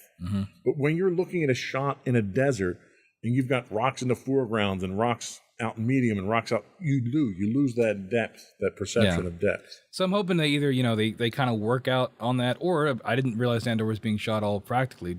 Double down on that. Practically is almost always better, in my opinion. It is, but it costs a fortune. True. So. Yeah. Just raise the price of Disney Plus. There you go. So, yeah, we're at the 1 hour mark, and this last section was actually going to be the longest section. So I think we're going to hold off on that for another episode. Part 2. We can do a part 2 of Help Me Obi-Wan. Does that mean I have to watch Andor? Not if we do it quick. If we do it in the next week or two, you should be okay. So we'll come back and we'll talk about the future of Star Wars on another episode. Any closing thoughts before we go, though? No, I pretty much said everything. I think after Obi-Wan, because I think if they didn't get above a 7 out of 10 with Obi-Wan, I don't think anything's going to. Yeah. So I think I'm going to bail. I've already bailed on Marvel shows. I think I'm going to bail on Star Wars shows, except for Mandalorian. I'll come back for Mandalorian. It's going to make it hard to get you back on an entertainment podcast if you're not going to watch anything. I know. Unless, I don't know, they always put these articles out to try to get people to watch of, like, you'll never believe who showed up in Andor episode 2. So if someone spoils it for me and it's something I actually enjoy, maybe I'll go and watch it. But I just don't see the point. It all just feels like they're stringing me along, and I think I'm pulling the plug. That. I don't see. For me, there's nothing else to watch right now. There's nothing else compelling for me to watch where I don't have the time to ingest this, and it's Star Wars. I feel compelled to ingest Star Wars. It's understandable. So, but that is it for our show today. Before we go, I once again want to invite our listening and viewing audience to subscribe to the podcast. You can find audio versions of this podcast listed as Insights into Entertainment Audio and video versions of all of our podcasts can be found listed as Insights into Things. We're on TuneIn, iHeartRadio, Stitcher, anywhere you can get a podcast these days. I would also invite you to write in, give us your feedback. You can email us at comments@insightsintothings.com. You can find us on Twitter at insights_things. You can find, we stream 5 days a week on Twitch at twitch.tv/insightsintothings, where you can find links to all those and more on our official website, www.insightsintothings.com. That's it. Another one in the books. Bye.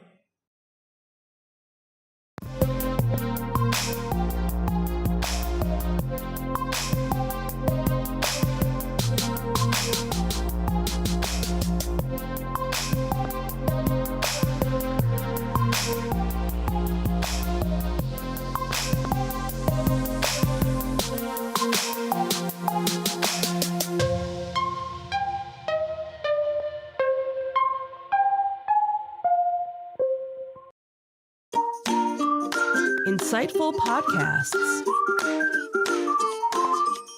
by informative hosts.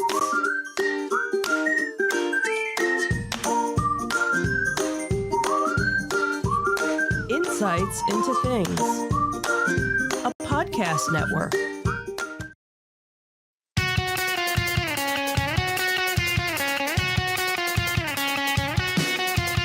Welcome to Insights into Entertainment, a podcast series taking a deeper look into entertainment and media.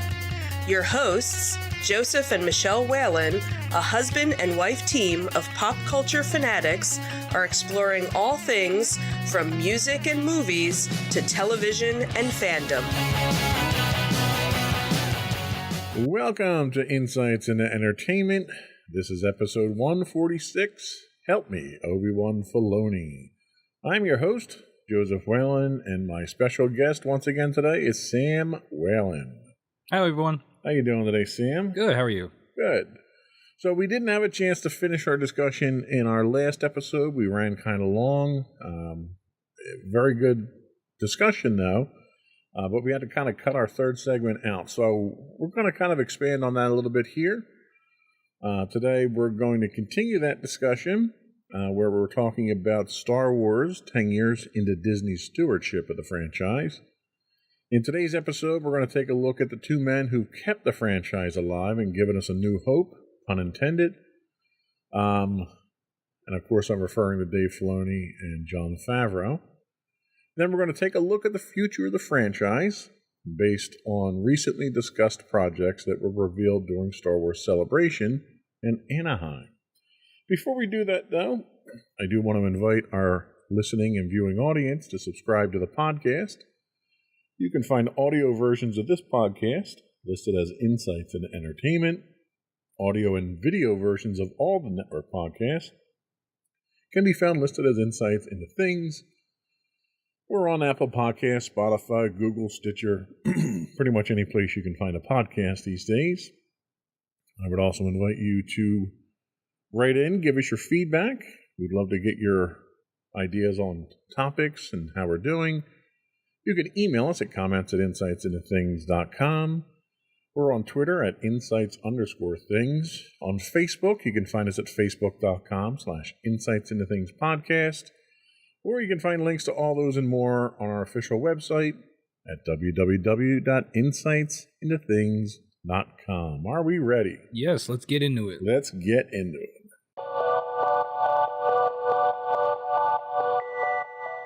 So before we dig too deep into where we're going with Star Wars, I thought it would be worthwhile to kind of go back and take a look at the two men, I think, that have been attributed to reviving and keeping the franchise alive, and the first being Dave Filoni.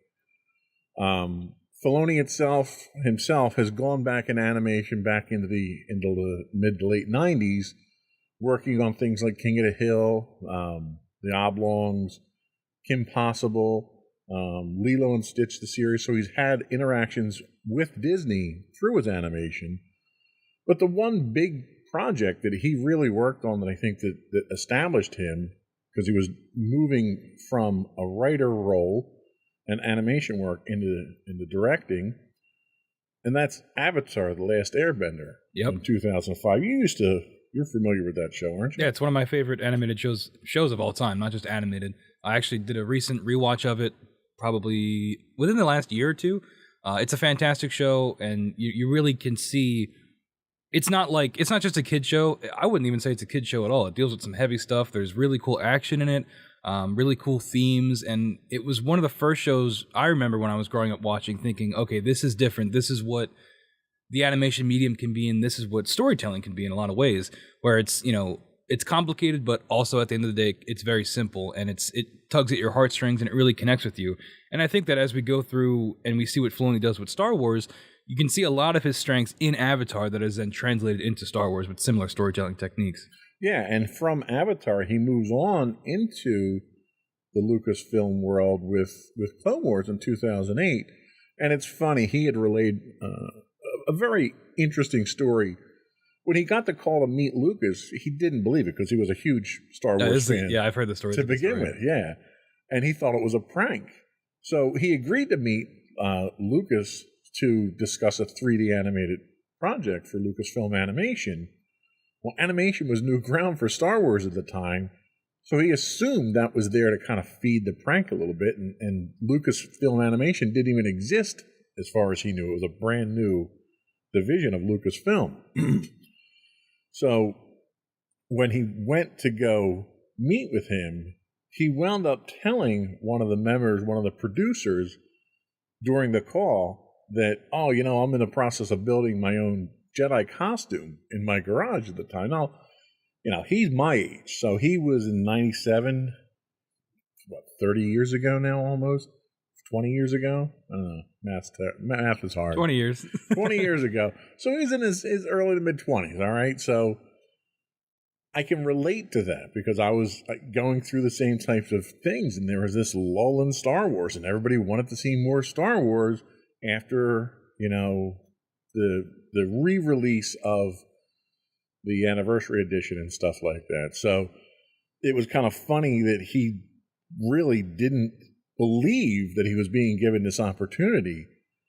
But what really caught George's eye was his work on Avatar, because so many of the themes that they wind up dealing with in Clone Wars, they dealt with in Avatar. What are some of the parallels from the two shows that you really see his handiwork in? Yeah, I mean, Star Wars in general, there's always a theme of found family, especially if you get into Rebels and Clone Wars, the idea of that family doesn't necessarily have to be blood, but the people that you find along the way that then become your family.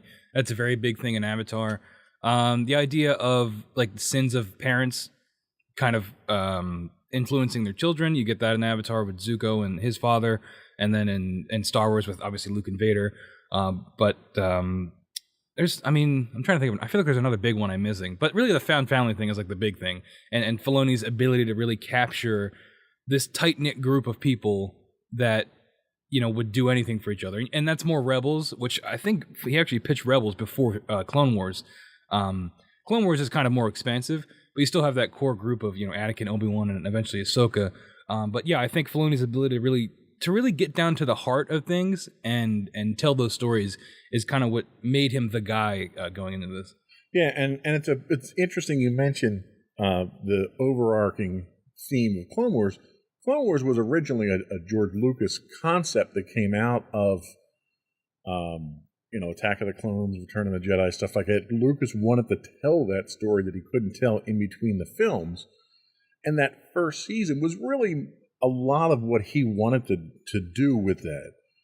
After that first season was sort of when he kind of gave the reins to Filoni at that point, and then you really start to see this series get deeper and more character development. I mean, it's really hard to take an army of people that are the same person and make them all distinctive, and every episode did exactly that. Yeah, I mean, one of the things, and I'll probably hit on it again, but that Clone Wars does so well is that it takes these genre stories of Westerns, I think I said it in the last episode, Westerns and noir and crime dramas and all these different things, and puts it in Star Wars. And that's where a lot of the best arcs in Clone Wars comes from, is, Star Wars doesn't always have to be about the Skywalkers. It doesn't always have to be about, the same like three things over and over again, which is where you get some of the failings in the movies because they're so, hamstrung by these couple of topics. But in Clone Wars, because it's a TV show and you have more time to stretch it out, you can cover so many different themes and topics and storytelling devices.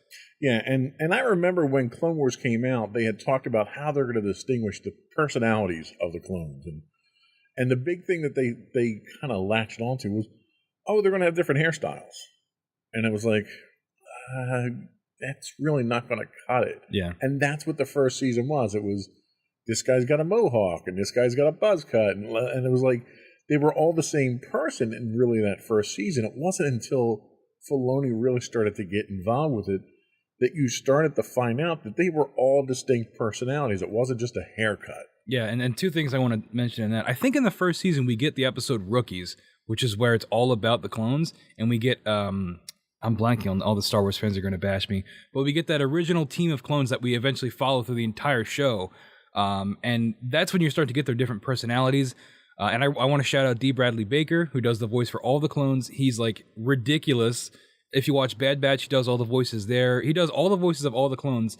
And the more opportunities they give him to do it, the better he gets at it. Because you mentioned the haircut thing, but it really is the vocal performance, too, of Baker giving each of these individual people who look the same, you know, aside from cosmetic differences, but who has the same face, distinct personalities just through the vocal performance. And if you have any interest in animation and voice acting, it's like a masterclass in what you can do just by little, you know, changes to your voice. Yeah, it is great. And in fact, when we were down a couple years back at Star Wars Celebration in Orlando, they did it was a continuing storyline that they were doing that was an on-stage read-through. Oh, wow. And he participated in that. He was there? Yeah. Wow. It was fantastic to see these guys up on stage, all the voice actors, doing a read-through of this story. It was incredible. You could probably find it on YouTube still. Yeah, that would have been awesome. Wow. Yeah, it was a great experience to actually see that and to see how they work together. Because it's not even like... Because when they do the show, they're recording their dialogue in separate, you know, studio sessions and stuff like that. But when they're up on stage, they're riffing off of each other, you know? Mm-hmm. They're looking at the person that they're actually reading dialogue to, and they're almost emoting it out. I mean, they're sitting on chairs and stuff like that. They're not up acting it out, but you can see the emotion on their faces when they do this. And when he changes characters, you can see a change in his posture as he's doing a different character. It reminds me of Andy Serkis, for all you Lord of the Rings fans out there. He did an interview recently on Colbert where he was talking about recording the audiobooks for Lord of the Rings, which are very good if you want to check them out. But he was talking about, because he does all the voices, so he was talking about, and he was physically demonstrating how when he does Gollum, he has two personalities. He'll go from one side of the mic to the other to do the different two aspects of the personality. And it's things like that where, like, I don't know, I'm like such a nerd for like voice acting and things like that, because I just think it's so cool and it's so impressive. And this show is an example of that, Clone Wars. And like with most things with the show, it gets better as it goes. And not just D. Bradley Baker, but Ashley Johnson as Ahsoka Tano, James. I was gonna look up the other two names of Anakin and Obi-Wan, but they're also great. Because it's, you know, it's not Hayden Christensen and Ewan McGregor. They got new actors, and in some aspects, I think they do a better job than Hayden and Ewan did at some points, especially Obi-Wan. I think Obi-Wan's voice is awesome. Well, and part of that is the fact that there's so much more character development that happens over this time. You've got so much more freedom to express emotions and regret and development of that character, that you don't have that level of freedom in a 2-hour movie. You know? Matt Lanter is Anakin Skywalker, and James Arnold Taylor is Obi-Wan. I just want to make sure I get those names right. Also, a bunch of other people. Corey Burton as Count Dooku is like one of the best voices in the show. It's great, and you should all go watch it. Just to confirm, it was Season 1, Episode 5 was Rookies. Yeah, so, I mean, Season 1 is definitely rough, and definitely it can be, like, you're like, okay, do I really want to watch more of this? But episodes like Rookies really are like, okay, there's potential here. Sure. And is it a coincidence that's when George leaves that the quality steps up? I don't know. You know, I don't want to bash him too hard, but... Well, you know, George was never famous for his dialogue, right? Exactly. So I think if you don't have to, you know, you can cherry pick some episodes from Season 1. And I would say you could probably skip the whole movie. I don't know if we want to cover the movie, but the movie was rough. It's only kind of worth it to see Ahsoka get introduced, but she's also unbearable in that movie. But she's unbearable at the beginning, but then by the end it makes her character progression even better. So, and Rex too. We get Rex in that movie, who's great. Yes, we do, and I'll reserve judgment on Ahsoka. Yes, we've had discussions about Ahsoka. The jury is for me is still out on Ahsoka. My biggest thing with Ahsoka was she was a character that shouldn't have existed. The only reason she existed was to appeal to a certain demographic for the TV show. That was all she was created for. I mean, in Filoni's pitches for what was going to be Rebels, George handpicked out Ahsoka and was like, "Hey, we should have her." Of all the characters he pitched, he picked Ahsoka and was like, "Hey, let's develop her." And then they did. The problem that I have with that is canonically, how do you go through the entire episode 3 of Revenge of the Sith? He's still a Padawan in Revenge of the Sith. How do you go through all of that? Or he's an apprentice still. He's not a Padawan. He's an apprentice. How do you go through that? He's never made a master. He never talks about, never mentions that he's had this Padawan that went through, 3 years of the Clone Wars and all this stuff. How do you never mention that? Well, if you... So they kind of tried to fix that a little bit. Oh, they did a terrible job retconning that. With the last season of Clone Wars, where you get the animated versions of Revenge of the Sith, and you see... I don't know. I think it's good because you get, because you know what's going to happen to Anakin, and it makes Ahsoka like a tragic character because she cares about him so much, and it's like, I don't know, George picked her out of a lineup after he made all the movies, all right? And that's the problem, is they tried to shoehorn her into a storyline after they had a story. All of Clone Wars is that, though. We have to go back and retro, that's kind of the thing Filoni does, is he takes what are the movies and tries to make them better with TV shows. And he did that with Clone Wars, where the prequels are of just better if you watch Clone Wars, because you get, it's not just one elevator conversation between Anakin and Obi-Wan. It's multiple interactions where you really believe that these guys are friends. And it makes, and the clones in general, you really care about the clones. And when Order 66 happens in that final season, it's really heartbreaking, especially for what happens to Ahsoka. Absolutely. That I will agree with. However, the one area that he failed to do any justice to in Clone Wars from the movies was Jar Jar. Jar Jar was still annoying. At the end, Jar Jar gets one arc with Mace Windu that's not awful, but everything else kind of is. He gets one arc. I still think Jar Jar is a secret Sith Lord who started the whole thing. Hey, George said Jar Jar was the key to all of this, so we can take that however we want. So, all right, so he moves on from Clone Wars, does a fantastic job with that. He gets his Rebels, which... I liked Rebels. I think Rebels worked very well. I think it wound up falling into that same siloing issue that Star Wars tends to do, where you have this entire galaxy and this whole thing takes place basically on one planet. Yeah, Lothal. And it's not a particularly compelling planet. No, it's just like a field. Right. Like there's literally nothing there. Until the final season when everything's there. Right. So that's kind of where it was a stretch for me, and it kind of fell off. But one thing they did that was really good with that was they gave you the expansion of the understanding of the Force. Yeah. When they tried to do that in Clone Wars with the father-daughter. Yeah, son. I forget the name of it. It starts with an M. Mortis? Mortis, yes. That was interesting because they actually tried to tie that into the novels that were happening at the time with Legacy of the Jedi novels, I think it was. And they had this ultimate villain, and she was associated with the father and all that stuff. Very interesting. Shows up as one of the monster villains in Star Wars role playing. Oh, really? SW5E. Huh, that's neat. He does that. He does Forces of Destiny, which was the... Can I talk about Rebels a little bit? Because Rebels, I was just going to skip right over I noticed that. We're just going to blow through Rebels. Rebels is definitely worth watching. I think in a lot of regards, it's on the same tier. We spoke very highly of Clone Wars, but I think Rebels is right there. I mean, Rebels, the problem with Rebels is it's like a kid's show in the beginning, and it does... Yeah, which, is that a Filoni thing? Is that like a network thing? Who knows? I think it's a network thing. Well, let me stop you there for a second, because I read the prequel novels before this that introduced the characters. Okay. They are not kid-friendly. Yeah. He's this, addled former drug addict, and he's working in the underworld, and he sees her and has a crush on her. It's really off the wall. Okay. And then when I saw the series, I was like, wait a second, these aren't even the same characters that they introduced. So that was kind of a shock for me. Yeah, I can imagine. That's definitely the hampering of it, is that it is a kid's show for a lot of it. But it also does, I mentioned it earlier with that found family thing, and that's something you don't really get a lot in Clone Wars, but the crew of the Ghost is like a family, and it's almost from the very beginning, and it's really, really genuine, and you get a lot of really good moments, and every character gets their own arcs and things like that to really flesh them out, and it's really, I think that's cool. I also like the original trilogy era, even though the art style in that show is weird because they tried to do like the Ralph McQuarrie stuff, but like that just doesn't translate to animation very well. So if you look up a photo of like Yoda, he looks like a monster, like more of a monster than he actually looks like. I would definitely say watch Rebels, especially if you liked Clone Wars and you want kind of more of that similar storytelling.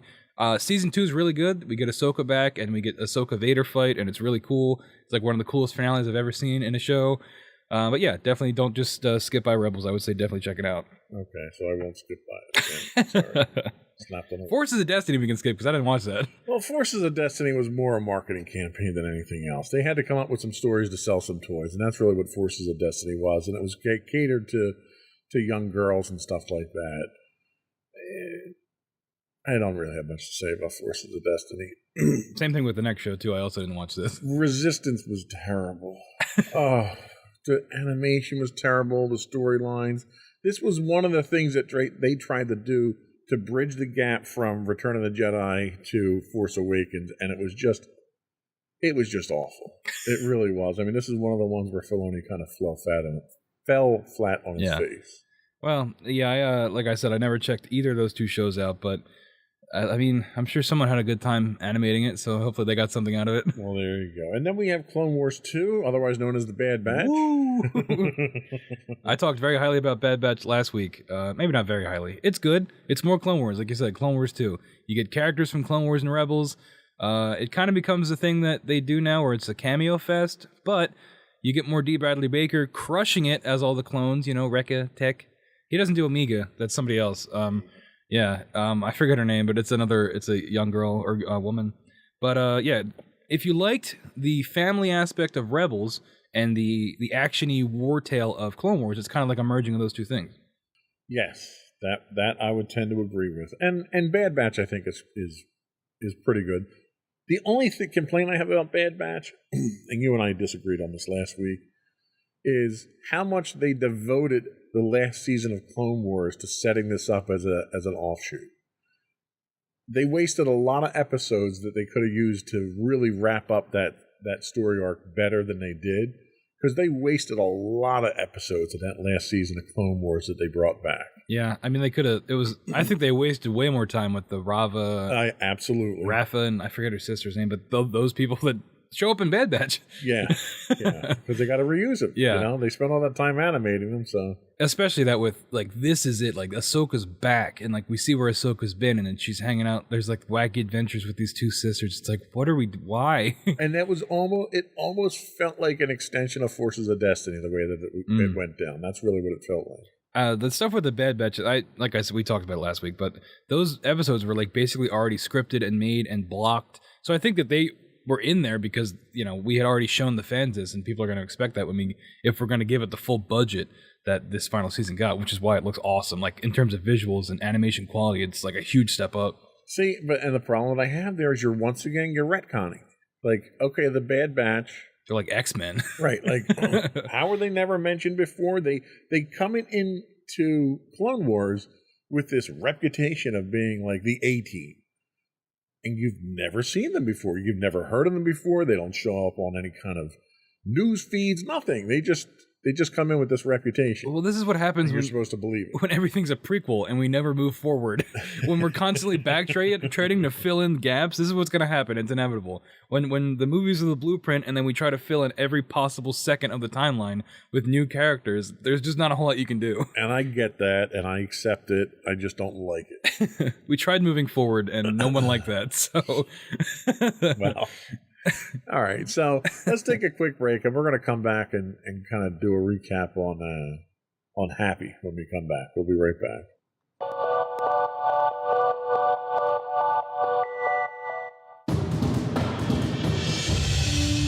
For over 7 years, the Second Sith Empire has been the premier community guild in the online game Star Wars: The Old Republic. With hundreds of friendly and helpful active members, a weekly schedule of nightly events, annual guild meet and greets, and an active community both on the web and on Discord. The Second Sith Empire is more than your typical gaming group. We're family.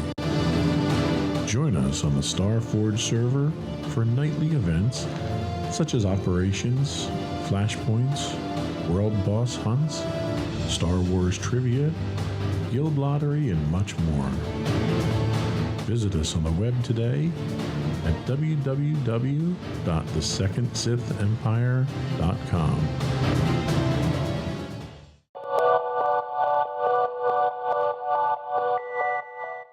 Welcome back to Insights into Entertainment. We are talking Disney and things. Star Wars mostly, but everyone starts out in Disney at some point. Yeah, right? the large looming shadow of the mouse. So 10 years in, since they've owned it, and we're talking about where they came with it. And the other person who seems to be the man of the hour with resurrecting Star Wars and keeping it going is Jon Favreau, who started out with Disney back in 2008, directing Iron Man and portraying Happy Hogan in Iron Man. And he had a rather storied career with Marvel. What are your candid thoughts on Jon Favreau? Yeah, I looked ahead at the notes and I saw that we were going to talk about Jon Favreau. I'm not a big Jon Favreau guy. I don't think he's that talented of a director. I think he's, I use the phrase Disney hack off air, maybe. But I like Iron Man, the first one. He also did a movie called Chef. That's pretty good. He stars and directed that. Those movies are good. I don't know. You look at, we have the list here. Iron Man 2, no one likes that movie.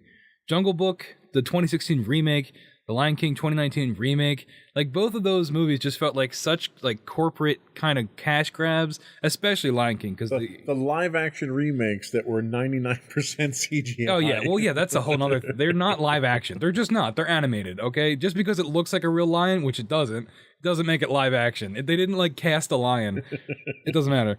The Lion King especially was a personal offense to me because I'm a big fan of the original movie, and the new one was just so. I didn't watch it, so you can disregard my opinion if you like, but it's just so soulless, and I think it's the epitome of Disney as a corporate machine, and I think Jon Favreau is on the front of that face of that. Because they didn't have the songs in it. That's why they only have 4 of the songs, and they redid them and they were awful.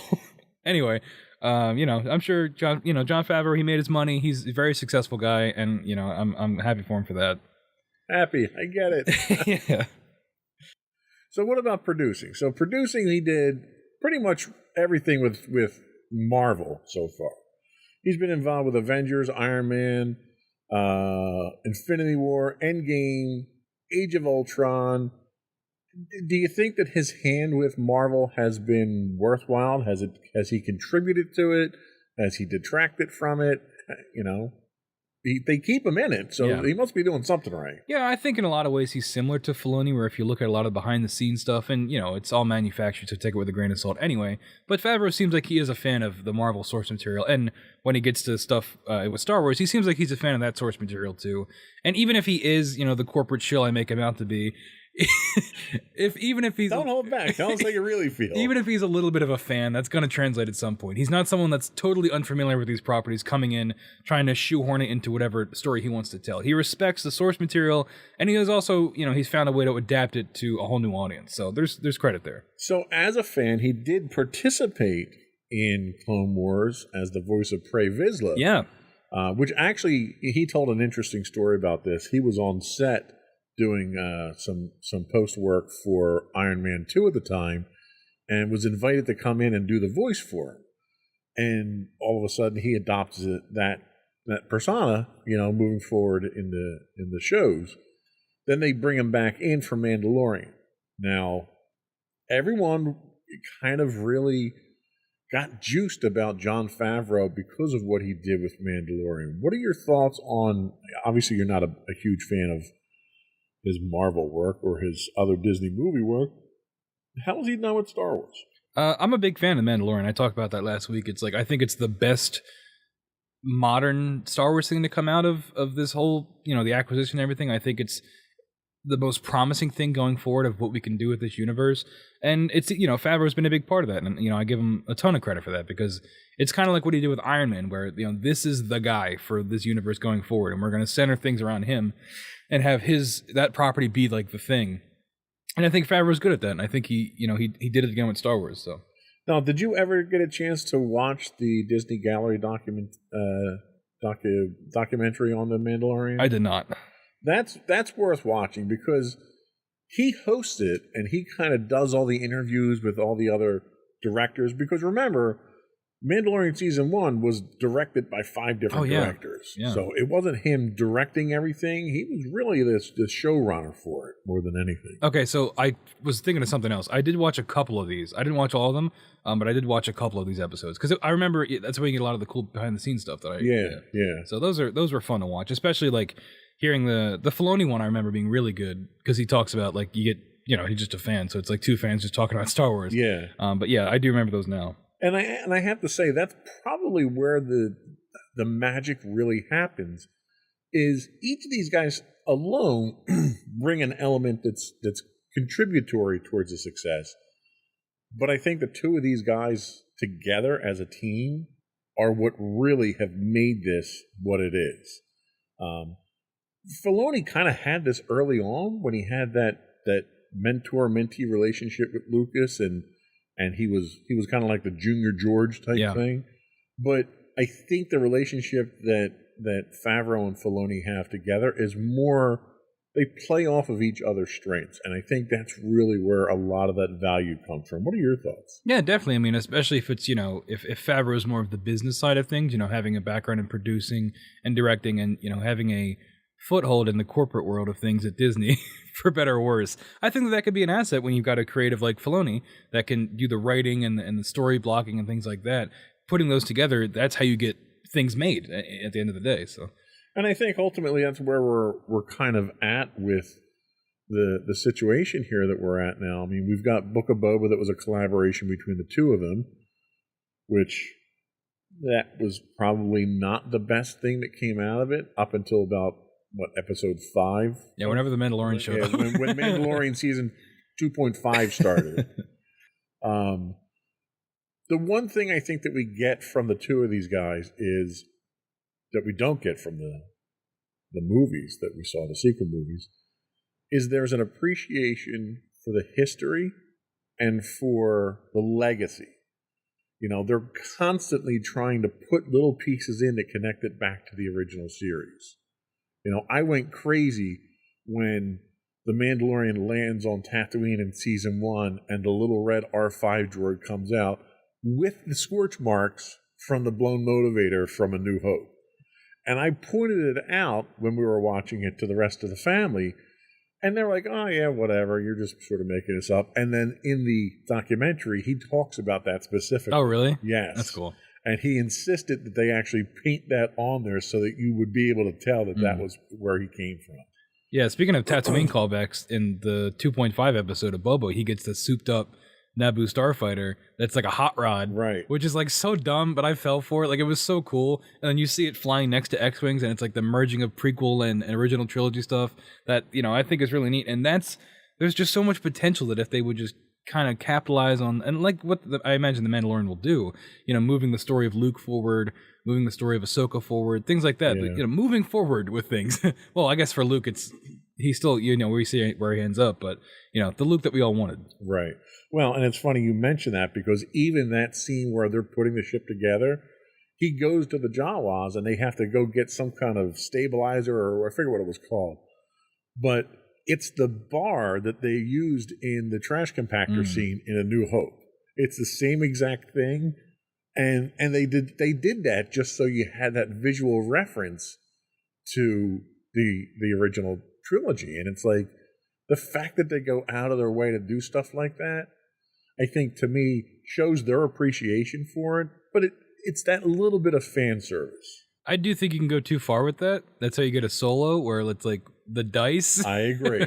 But, at least that the people doing it in Mandalorian actually care, because you see the behind the scenes stuff, and, it's not like as in your face if it's subtle. Yeah. If it's subtle and it's there to provide accent to the scene or context to where you are or something like that, you know? And it can make the universe feel more connected, I guess. Too. Exactly. Yeah. Yeah. When you do something like a Solo, or even what J.J. Abrams did, you know, as much as I want to say that Force Awakens was the best of the sequel trilogies, it still wasn't a very good movie.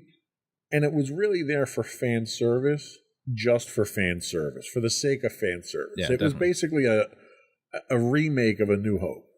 And they even make fun of it, you know? Like, in the movie, they're making fun of, oh, there's got to be a way to blow it up. There's always a way to blow it up. Like, you know, lines like that are kind of, it's that slap in the face that where you're going over the top. Yeah. All right, so I got a giant Death Star with a big laser. Oh, well, this is what the original Death Star looked like, and this is what, oh, so it's a bigger Death Star. Okay. Yeah. So it's like, that was too much. Seeing an R2 or an R5 droid that I recognized and thought, wow, that would be awesome if it was the one from A New Hope, and it turned out to be the one from A New Hope. Yeah. There wasn't a plot, you know, line around it. There wasn't a twist to it. There wasn't dialogue around it or anything. It was just there. We didn't get a 6-episode miniseries about the droid like dealing with Right. The droid didn't get his own series like everyone else seems to get. coping with the blown motivator. So, anyway, but I think the bottom line here is that while they each bring their own to the equation here, I think the two of them together is really where that creativity is benefiting the franchise. Yep, absolutely. So we're going to take a second break here. We'll come right back, and we're going to talk about the future of Star Wars.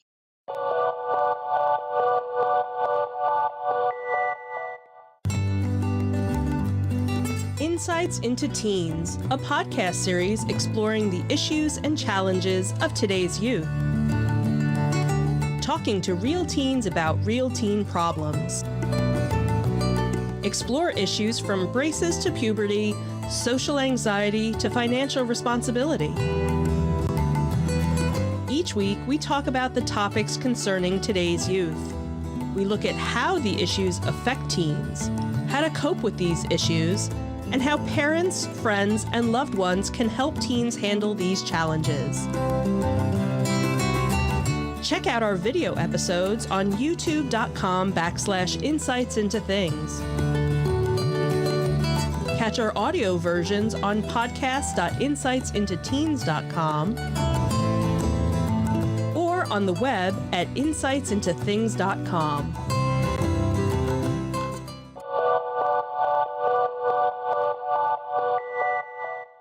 So the future of Star Wars under Disney. So they had a ton of announcements at Celebration. I watched a bunch of the panels. Couldn't go because it was in Anaheim and, you know, flying and all that stuff and pandemic and Corona and all that. But I found when we were down at Orlando, it was better to watch it on YouTube anyway because you can't get close to the stage for anything. So they announced a bunch of things, and some of these we already knew were coming out. So the first one that we have to talk about here is Star Wars Rogue Squadron, which was announced back in December of 2020. It was going to be a Patty Jenkins movie. Then she was on again, off again, on again. She's got Wonder Woman that she's working on, a whole kind of thing. And it almost smelled a lot like Solo, where we're having problems keeping directors again for some reason. Rogue Squadron still scheduled for a 2023 theatrical release, but it's not clear if they're going to keep that, especially with Taika Waititi's film moving forward that we'll talk about in a little bit. Do we need a Rogue Squadron film? No, I think my thesis for this part is I talked about it last week, but I've kind of fallen off the movies and TV shows, and I think this is like the peak of that. No, we don't need a Rogue Squadron. If you're going to do it, it should have already came out, and it should have ripped off Top Gun. People would have been way more invested if that's what they did. If I had to guess, I'd say they're probably going to make it a TV show now, because didn't, what was it, Kathleen Kennedy, they said they're moving away from movies and they're moving into television? That was, yeah... They did, but they did because Yeah. they announced a whole bunch of movies at Celebration. Oh, okay. Yeah, I didn't check any of that stuff out. But no, I don't think we need that. I never was really into the whole Rogue Squadron thing. I never was really into the games. because they were, flying games. And I was never into them. They had the new Squadrons game that was fun. Very complicated though, and again, it's just I don't know the flying thing as a topic never really interested me. It was a great series of novels. I have to say I did enjoy the novels themselves, and they had a Rogue Squadron video game that came out in the I want to say 90s or so, somewhere in that time. But none of the storylines from those books or that game is going to be included in this, from what they said. Awesome. So it's going to be something completely new. So next we have a movie that's to be determined. It's a standalone movie from director J.D. Dillard, who did the 2016 sci-fi hit Slight. No details about this. The fact that he got his own movie, because apparently everyone's getting a Star Wars movie now. Not only do you get an offshoot of a series if you're a character, you get your own movie if you're a director and apply for it at this point. I don't know. Yeah, I'm sure our letter's in the mail. Yeah. I'm waiting for our invitation to come do our own. Because the next one that we have to talk about is another one that's to be determined, and that's a Kevin. How do you pronounce his name? I was looking up J.D. Dillard. Kevin Feige. Feige. Okay. So Kevin Feige is also getting his own standalone movie. Okay, people were jazzed about that. He's the Marvel guy, so he's the Marvel guy. I mean, he is. He's like, again, we talked about it off air, but you don't want to point fingers at one person for everything wrong or everything right with a franchise. But Kevin Feige seems like he's the one that is like he steps in and he says, "Hey, let's do this to make the MCU a cohesive universe." And it's weird they're giving him only one movie, but Well, and that's the thing. Like, he's not. Why is he? Has he directed before? I don't know. If he's the Marvel guy, why is he doing a Star Wars? Okay, it's Disney. They own everybody. Let me look up Kevin Feige and see if he's directed. That could be interesting, though, if he, does it right. I don't know. Did they give any information on what it could be about? No, there aren't a lot of details or any details at all. They talk about him being the man who built the Marvel Cinematic Universe. Yeah. There was a 2020 conversation in the Hollywood Reporter from Joe Russo, the Endgame director, where he talked about Star Wars in Kevin's debut, and he thinks he's going to do great at it, blah, blah, blah. It's mostly producer credits on his IMDb, but there's so many of them that I'm having trouble finding anything else. There's 67 of them, and I can't figure out how to sort. So, maybe, he did his time at Marvel. Maybe he wants a shot at directing a Star Wars film, and that's why it's a standalone movie. We're like, hey, here you go, buddy. Well, that's the only thing that I could think. Michael Waldron's being tasked to write the script of the film. They did announce that. Deadline announced that in January of 2021. Oh, Loki executive producer. Okay, sure. Yeah, I mean, a lot of producers doing things that aren't producing makes me kind of nervous. Yeah, and kind of they're moving down the food chain. Usually you move up to the producer role in the food chain, don't you? Yeah, but directors get more critical acclaim, so I guess, yeah. If they're good. And that brings us to another to be announced movie that they're looking to do. So this kind of all plays into that whole theme of Kathleen Kennedy, where Star Wars is moving away from movies.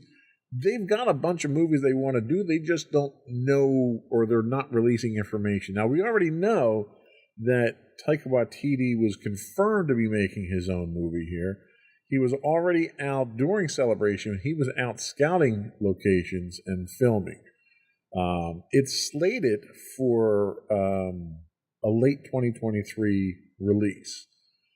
I don't know if I want Taika Waititi doing a Star Wars film.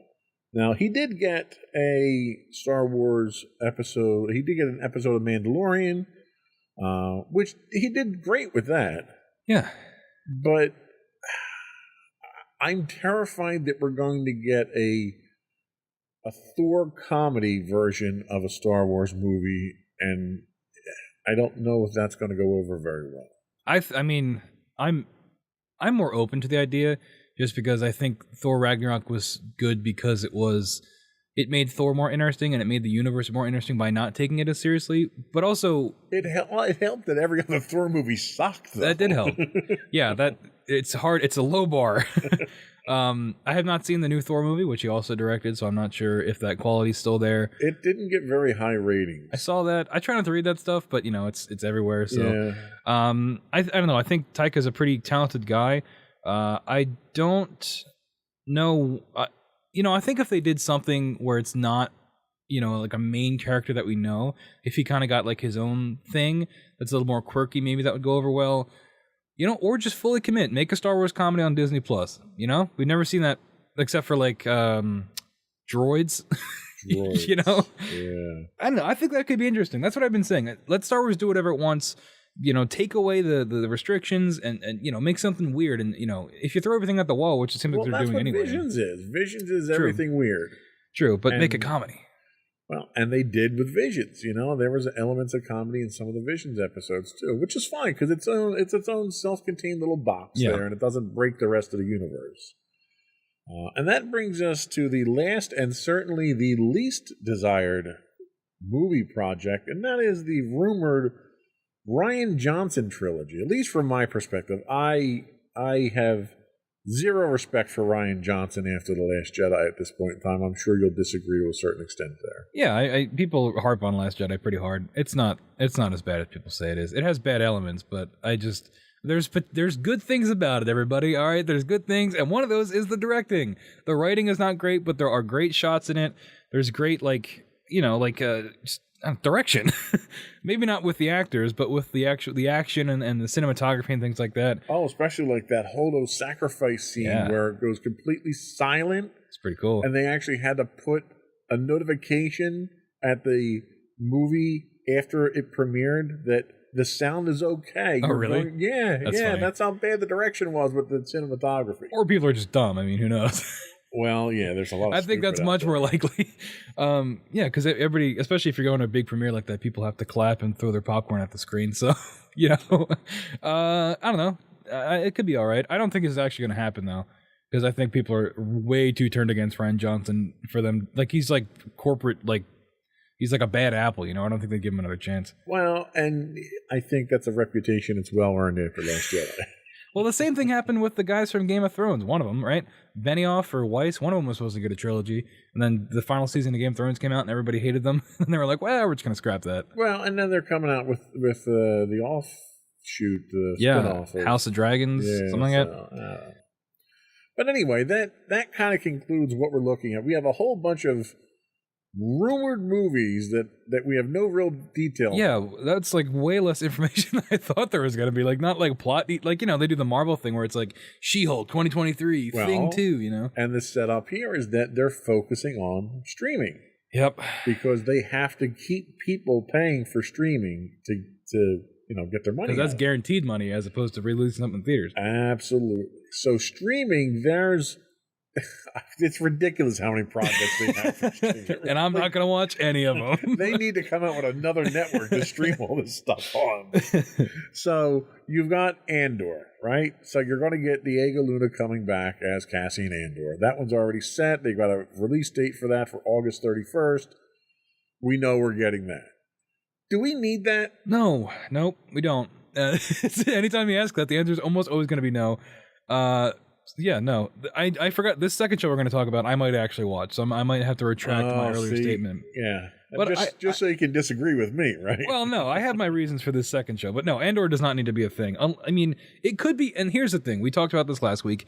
It doesn't all have to be like important to the lore. It can just be an interesting story. If Andor turns out to be like a gritty war spy thing. I don't think it will be, but if it was, and like they actually raise some questions that haven't been talked about in Star Wars before, like the more interesting parts of Rogue One, that could be something worth your time. I don't think it's going to be that. and rumor has it that they're going to be doing that. They're supposed to be depicting the origins of the rebellion, and the rebel cause, and They keep referring back to the one scene about he's been in this since he was 7 years old or whatever it was. Since I was 6 years old. So it was really 7. It was Time is hard to keep track of. Space-time. But it's supposed to kind of go into that, what he sacrificed and what these other people sacrificed, and how like Mon Mothma had this idealistic idea that she could change things from within the organization, and she comes to the realization that so there's a lot of drama, There's a lot of that drama that they're trying to establish with this. Whether or not they pull it off or not, I don't know. We'll have to find out. I just hope they commit. You know, I hope they don't shy away. Like that, what you just pitched me sounds great. That sounds like that could be really interesting and deep, you know, and really great character drama. I don't have faith in them to do that. It's not disputes over trade lanes. That's Yeah, for sure. oh, yeah. So then the next one that you'll argue with me on is Ahsoka. And I'm actually excited about Ahsoka. We got like the whole Rebels cast coming back. We do. And what I like about Ahsoka is the character's finally interesting to me. Yeah. She's matured. She's not this annoying little Kid anymore. Yeah, I'll use that word. But she's mature. She's a wizened Jedi at this point. Not a Jedi. I don't know what the hell she is. She's a gray Jedi. They let her keep the lightsabers. Yeah, So. but they're white now, so Yeah, it's pretty cool, huh? But I think the time period that we're seeing here needs to be explored, and I think it's a great opportunity. And this is after Return of the Jedi? This is set in the same time period as Mandalorian, which is 10 years, 15 years after, or 5 years after Return of the Jedi. Okay. Yeah, because like I like Ahsoka, obviously, and I also keep forgetting the show's going to happen. But also, they've announced like all these Rebels characters are coming back, and Ahsoka's appearance in Mandalorian, she's looking for Ezra. She wants to know where Thrawn is, and like that's the stuff that like interests me because Thrawn's cool. Yeah. And like if we get an adult Ezra who's like again not super annoying Because he was as annoying as she was at that age. Except he was the whole show. I should have mentioned that when I talked about Rebels. Ezra, the main character, is the worst part of the show, and he never stops being the worst part of the show. He's insufferable. He gets like 3 good moments, but I'm really looking forward to that, and I'm curious how that's going to translate to live action, because you know everybody always harps on the translation from animation to live action, and the real answer is because it's not meant to be that. It's not supposed to happen. But like imagine Zeb, who's the big furry dude, like in live action, he's gonna look like a monster. So I don't know what any of that's gonna look like. But yeah, I will probably watch that show. You know, and that's it. That and Mandalorian. All right, so we got you hooked on that, and then we've got Mandalorian season 3 coming in. With the big mistake, I think, is they're bringing Baby Yoda back in, which they had to. You didn't have to. You didn't. You absolutely didn't. Everyone accepted the fact that Baby Yoda went off to train with Luke. And he's back. Right. And they killed that in Mandalorian season 2.5, otherwise known as the Book of Everyone But Boba. But like right away, which is like, we talked about this last week. Stupid. So stupid that they did that. They should have done. I'm not saying a whole season without Baby Yoda, because I'm not a big Baby Yoda guy. You know, I can't stand the kid. But you don't like any young people in the because the it's so. At least Baby Yoda was just so, I don't know, cheap and like just a way to sell stuff, which they did. But they didn't, though. That was the funny part. They released the series, and it took them 12 months to get a piece of merchandise out. Everybody else was selling Baby Yoda stuff. That is true. I think if we would have gotten like half a season without him, and then he shows back up or something, just to give the Mandalorian some more character time alone, you know? See, and I think they had set it up perfectly. All he had to do was take the damn lightsaber. Who doesn't want a shiny lightsaber? I thought he was going to take both. Yeah. Have cool armor and a Luke? lightsaber? Well, no, I thought he was going to... If for those of you that don't know, Luke presents Grogu with a lightsaber or a tiny Mandalorian t-shirt. and his choice is essentially you can either stay with me and be a Jedi or go live with Mandalorian. I survived the Empire and all I got was a stupid t-shirt. It's really funny, guys. Look it up. It's a small... He holds it up like this. T-shirt. Yeah. Anyway, so Grogu ends up choosing Mandalorian, and I thought he was going to pick both. I think it would have made such a better story if he picked the lightsaber and he realized he had to put that part of his life behind him, and then Mandalorian can go off and shine on his own. Yeah. What the hell is he going to do with this kid now? The kid was nothing but a draw to him. Well, now we're going to go full... I think, isn't the idea he's going to go full Mandalorian? We're going to get... We're going to get him in a full Mando suit now? Yeah, it's going to be a mech suit. No, I imagine they're going to go to Mandalorian and kind of make all that a thing, because, you know, they said the Mandalorian isn't the Mandalorian anymore, even though he has the Darksaber, things like that. So I imagine it's going to be... But you don't need Baby Yoda for it. Well, now he's a foundling, just like Jin was, and he's going to get a mech suit. Okay. But I'm in because it seems like we're going back to Mandalorian. Every time that's in anything, I love it. Okay. We'll get Bo-Katan back. Yeah. And, Well, you know she's coming back. The Armorer. The Destiny character? No, because the Armorer is one of the mean ones now. She's one of the Death Watch, so he's not Death Watch anymore. He's gonna have to fight her, and she's gonna have all different swords and stuff because she's an armorer. Is that what she's gonna? She's gonna have a weapon wheel like Grand Theft Auto.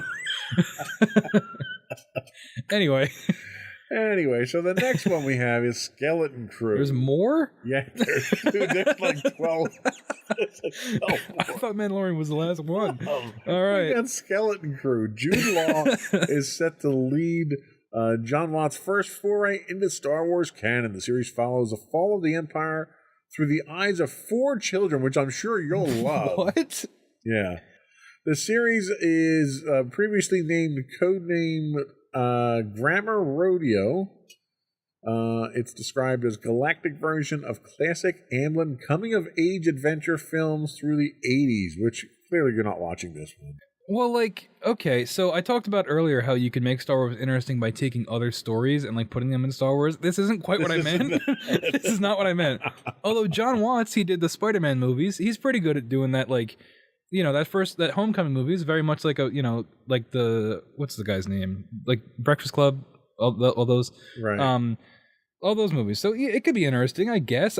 Why? But sure, Jude Law's in it, so he can be like the principal, I guess. Anyway. So that's another one that Filoni's involved in, as is Rangers of the New Republic, which was on again, off again, on again. This was the one that was supposed to have the 2 guys that we're seeing show up in The Mandalorian, and it was supposed to, they set up Gina Carano's character, and then she pissed them off because she was tweeting stuff they didn't like, so they fired her. Then they canceled this, and then at Celebration, they indicated that this was back on. Don't know what they're doing with this one here or why they're doing this one. Just combine this and Rogue Squadron and no one will know. You know? This was really what Rogue Squadron should have been. It sounds like it's like a procedural. Like they're gonna like investigate like a yeah. It's like these kind of Law and Order for Star Wars. These shows just sound so boring. Like, is it just me? Like these sound like really boring. But wait, we're not done yet. We're really not. Then we're gonna. Don't know if we're getting Donald Glover for it or not, but we're coming out with a Lando series, which if you don't have Donald Glover, or Billy D, it's not going to be a Lando series. Well, this was announced back when like Solo came out, right? Yeah, but they talked about it again.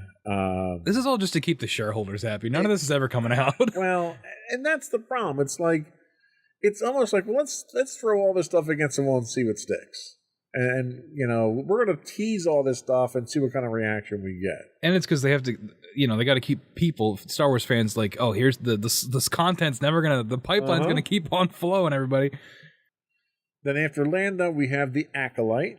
Now, The Acolyte actually sounds kind of interesting because they're taking a different route with it. Yeah. It's kind of described as a mystery thriller that will take audiences into a galaxy of shadowy secrets and emerging dark side powers in the final days of the High Republic era. Vague. Nobody cares about the High Republic. No, because it's all books. I don't want to read. But if it was a show, I might check it out. Right, so this is where they're going to introduce High Republic into the series. They should have held off on the High Republic stuff until this was ready. You would have thought, right? Because nobody wants to read. No. I'm struggling getting through the second book of the High Republic. I really am. I've read every novel out there. Is it bad? It's terrible. Oh. It really is. Well, maybe they'll do better. It's boring. It's more boring than some of these TV shows. These descriptions, these very vague, good will fight evil. Like, they don't even have good villains. You can't have a Star Wars novel without good villains. I'm sorry. Yeah. But what's interesting about this one is it's going to be a Sith apprentice who's training to become a Sith Lord. Mm. So you can easily tie in elements of Plagueis and Palpatine and the history of the Sith. You can get some, who was the ruler two? Bane? Bane. You can get some Bane tied into this stuff. Sure. So there's a ton of lore that you can tie into this, which I like. Then the next one that you're going to hate, A Droid Story. An animated feature, A Droid Story will combine original Star Wars animation with new visual effects from ILM. What does that mean? I don't really know. It sounds like they're remaking the old animated stuff. But the film will premiere on Disney Plus and introduce a new hero guided by the iconic duo of R2-D2 and C-3PO, with Anthony Daniels confirmed to reprise. Oh, he's got nothing going on. I know. He's working at Taco Bell. He's Sorry, Anthony, if you're watching this, but come on. I've heard you're very unlikable, so it's all right. Oh, that sounds Okay, terrible. well, That sounds like a ride. Like that sounds like a Star Tours edition. Yeah, it does. So that's another golden oldie. More. There's more. We got 3 more to go through here, believe it or not. So we have Tales of the Jedi. Oh, this one's good. This is more Clone Wars. Maybe. Tales of the Jedi will land on Disney Plus at some point in the fall of 2022. IGN describes it as a new anthology series that will tell stories of Ahsoka and Count Dooku. It's supposed to be a bunch of one-offs. Yeah, there were some screenshots of this that leaked, and it looks like it's the Clone Wars animation style. So Yeah, which I'm not a big fan of. yeah. And then we have Star Wars Visions Season 2. Did you watch any of Season 1? I watched like 3 episodes, but I am happy it got a season 2 because it's something different, and I'm glad that they're giving it more time. They did a really nice job. There was, I think, 8 or 9 different stories that came out of it. They were all standalone stories. And of those, 5 were really good. Yeah, I watched like the first 2 or 3. Yeah, 5 were really good. 2 were okay, and the rest just throw away. That's pretty good. And that's a good, yeah, that's pretty good. Yeah. And I think it was based on that idea of here's 9 stories and 7 of them were good. Oh, well, let's have 15 new series and see if we can get a couple good ones out of it. Let's dedicate 7 episodes and 15 shows. That's not how that works. Just spend billions of dollars. And the last one we have to talk about is Oh my God. Young Jedi Adventures. First full-length animated Star Wars series created specifically for preschoolers. Because there was a market there that we weren't serving, right? Yeah, somebody in like the team was like, you know what demo we're missing out on? Preschoolers. The series will follow younglings as they follow the path of the Jedi in the High Republic era and learn about compassion, self-discipline, and the power of friendship. Hey man, if it teaches kids something, sure, you know. Good thing it's not the other Republic younglings, because then the kids would ask, what happened to all the younglings? So it's worth noting that in the first novel of the High Republic that I've read, they slaughtered probably 50 or 60 Jedi in the first novel. I'm not sure that's preschooler material, to be honest with you. Make it like Sesame Street, you know? Just don't talk about that stuff. Yeah, that's what we're looking at. I guarantee you a third of these shows never come out. They won't. Well, I mean, some of them are already confirmed. You know, the first 4 are confirmed.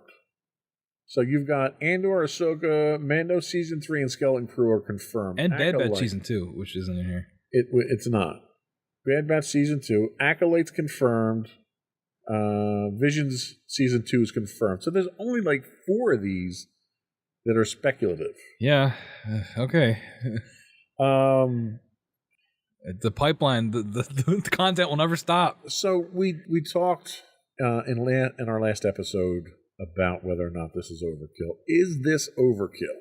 I mean, it looks really bad seeing it all on paper like this. So yeah, it is. And we talked about Star Wars fatigue. You know, people are already feeling that after 3 sequel movies and all these shows already on Disney Plus. And I think depending on the release schedule of this, it's only going to get worse. I think the only way to, not the only way, but a big way to save this would be something like an MCU Thanos buildup where everything is tying into this larger thing. I think these scattershot shows and movies are just not going to grab people like they think it is. Yeah, and I think the philosophy is that Star Wars is in a universe, and it's a big universe, and it's more than just a Skywalker story. So let's tell everybody's story in the universe. And they're really kind of close to that at this point. Yeah, but I at the end of the day, I think they're always going to fall back on, you know, the Vaders and you have to, because that's the moneymakers. Yeah, it's tough. You know, at the end of the day, they need to make profit, right? The one thing, and we're already pushing up against the time, but I don't care. We're not gonna go to another episode. We're gonna finish it up here. Yeah. So Star Wars in movie and television is one thing. Now you can live Star Wars, right? So you can go to Disneyland, Disney World. You can go to Galaxy's Edge. You can stay at the new Star Cluster. I have no idea what it's called. I don't forget what it's called. The Halcyon, the new hotel you can stay at. when I heard about all this stuff, I was so excited because I've loved Star Wars my entire life, and I thought it would be great to be able to live in that environment, or at least visit it. Yeah. What are your thoughts on that? Do you think it needs to come off the silver screen? Do you think it helps to add to it? What are your thoughts on that? Just theme parks in general for me, I have a really hard time getting immersed. I'm a jaded, cynical old man now. We dragged you to Disney enough to make you hate it? Well, it's just like, for me, there was definitely a time in my life where this would have been awesome. It would have been like, hey, I'm going to get fully into this. Same thing with the Marvel Avengers Campus, where it's like you see the dummy of Spider-Man fly across and hit the brick wall because the thing broke. You saw that. Yeah, it's a very funny video. Those things, they do nothing for me, and they're all way too expensive. And it's not that interesting to me, unfortunately. But if you can get in there and you can really feel it, and if you enjoy it and it can do something for you that movies can't, where you're in that world, more power to you. Harry Potter World was pretty cool, and I'm not even that big of a Harry Potter fan, but that was very neat. So something like that I think could be interesting. It's not my cup of tea. And I tend to agree with you. I've only been to Galaxy's Edge once at this point, and I enjoyed it. I had a good time. I could have spent the entire day just soaking it up. The promise of the interaction that they offered you when they first launched it's not there. That's where the hotel comes in. So now you got to spend $6,000 for a 2-night stay to get that. To me, it's a lame attempt to capture the nostalgia that you get from the movies and TV. And what bothers me more than anything is it's not my Star Wars. That Galaxy's Edge is set in the sequel trilogy era, and I just... It's not my Star Wars. Which is interesting, right? Because they know that... I feel like they have to know that most people don't like the sequel trilogy. Or at least the people that are going to spend $6,000 for a 2-night stay. So why would you not...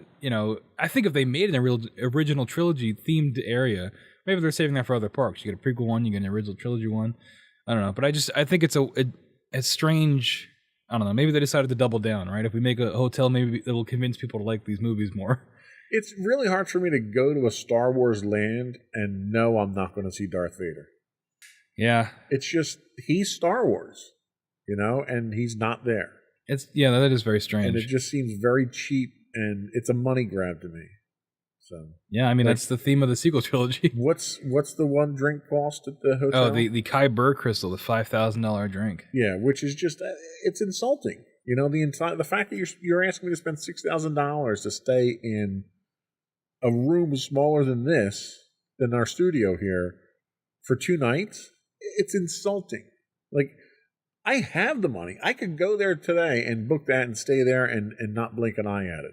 I refuse to spend that kind of money because of how insulting they are. Yeah, and they're counting on the Star Wars fan that has the money like yourself, but that doesn't have the free will, the free will in their brain to say, wait a minute, they're just bleeding me dry. They don't care about me. Yeah. They just yeah. We're going there again in August, and I'm going to spend a lot of money there. I'm going to come back with a boatload of merchandise that I don't need. Do you have a good time though? Do you enjoy it? And that's the idea. I'm going to, I don't know, in August I might not enjoy it so much. In Florida.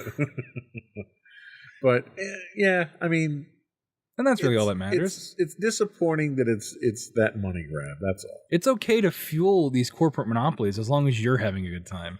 As long as you don't think about it. Thank you so much for helping me justify it. As long as you have that dopamine hit when you buy a new figure or something, it's okay. Just spend money and don't think about it. Thank you. I feel so much better now.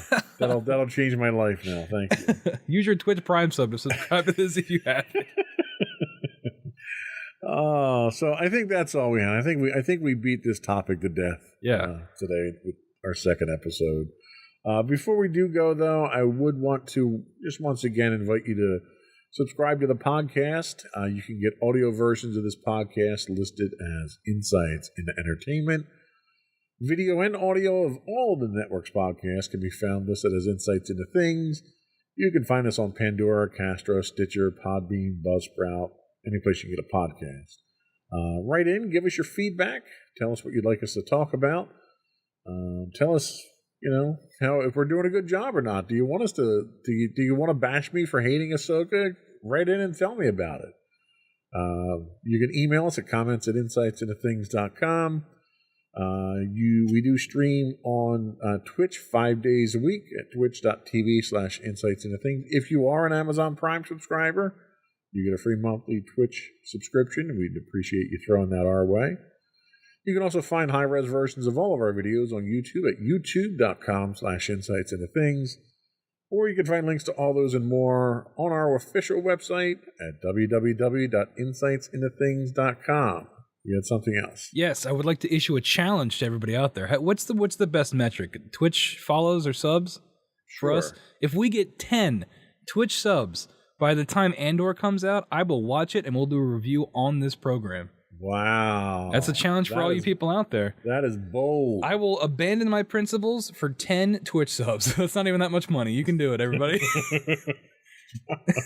Good to know you've got a price. But yes, if August 31st is when the first episode comes out, if we have 10 Twitch subs by then, we will be doing a full review of Andor. All right, you heard it here first, folks. That's all we have for today. Another one in the books. Bye-bye. Bye.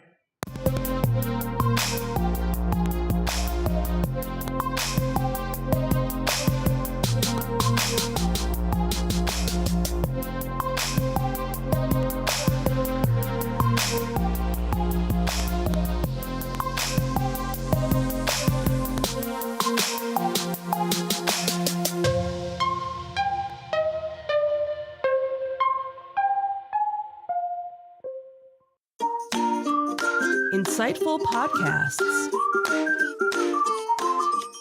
by informative hosts.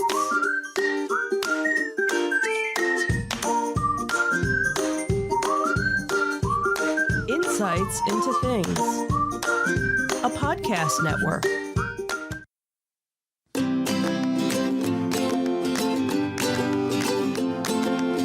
Welcome to Insights into Teens, a podcast series exploring the issues and challenges of today's youth. Your hosts are Joseph and Madison Whalen, a father and daughter team making their way through the challenges of the teenage years.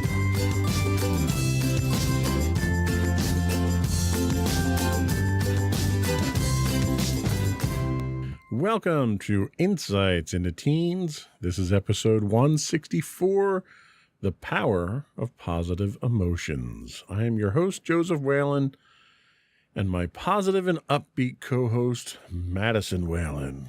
Hey, everybody. How you doing today, Maddie? I'm all right, I guess. How about you? I'm doing okay. I am positive and upbeat just like you. You are positive and upbeat, right? Yeah, we'll go with that. Sure, we'll go with that. I think you're pretty positive and upbeat for the most part. Mostly. Anything exciting happened since our last podcast? Nah. Like a mini vacation, maybe? Okay, fine. Yeah, mini vacation. We did that. Because, Mommy's birthday and so forth. Right, so we went for a relaxing couple of days out in Lancaster, Pennsylvania, and out in Amish country. And we stayed at the Fulton Steamship Hotel, which was a very unique experience. Also very small. Yes, one of the few themed hotels I think they have out there. Yeah. But did you have a good time? I'd say so, yeah. Good. I did as well. It was a good way to get out there and recharge and come back and tackle the rest of the week. And get a lot more sleepless nights. There you go. But that is not what we're talking about today. Today we are talking about emotions. Dun, dun, dun. Are negative emotions bad and are positive emotions good? Each serves their purpose, and striking the right balance between the two is the challenge we all face. In today's episode of Insights into Teens, we'll take a look at how both positive and negative emotions help us in different ways, and how we can balance the two for a healthy emotional lifestyle. But before we do that, I would like to invite our listening and viewing audience to subscribe to the podcast. You could find audio versions of this podcast listed as Insights into Teens. You can find audio and video of all of our podcasts listed as Insights into Things. And we're available on pretty much anywhere you can get a podcast, Apple, Spotify, Google, etc. I would also encourage you to write in, give us your feedback, tell us how we're doing, give us your suggestions on topics you'd like us to talk about. You can email us at comments@insightsintothings.com. You can find us on Twitter at insights_things, or you can get links to all those and much more on our official website at www.insightsintothings.com. Are we ready? Sure. Here we go.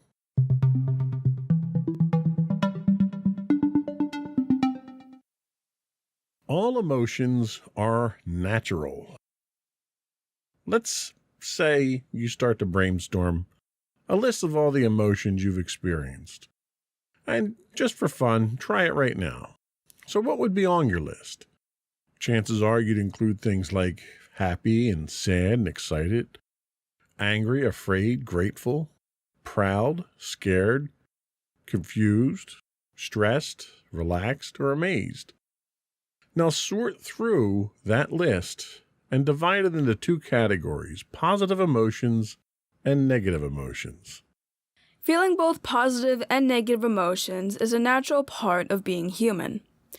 We might use the word negative to describe more difficult emotions, but it doesn't mean those emotions are bad or we shouldn't have them. Still, most people would probably rather feel a positive emotion than a negative one. It's likely you prefer to feel happy instead of sad, or confident instead of insecure.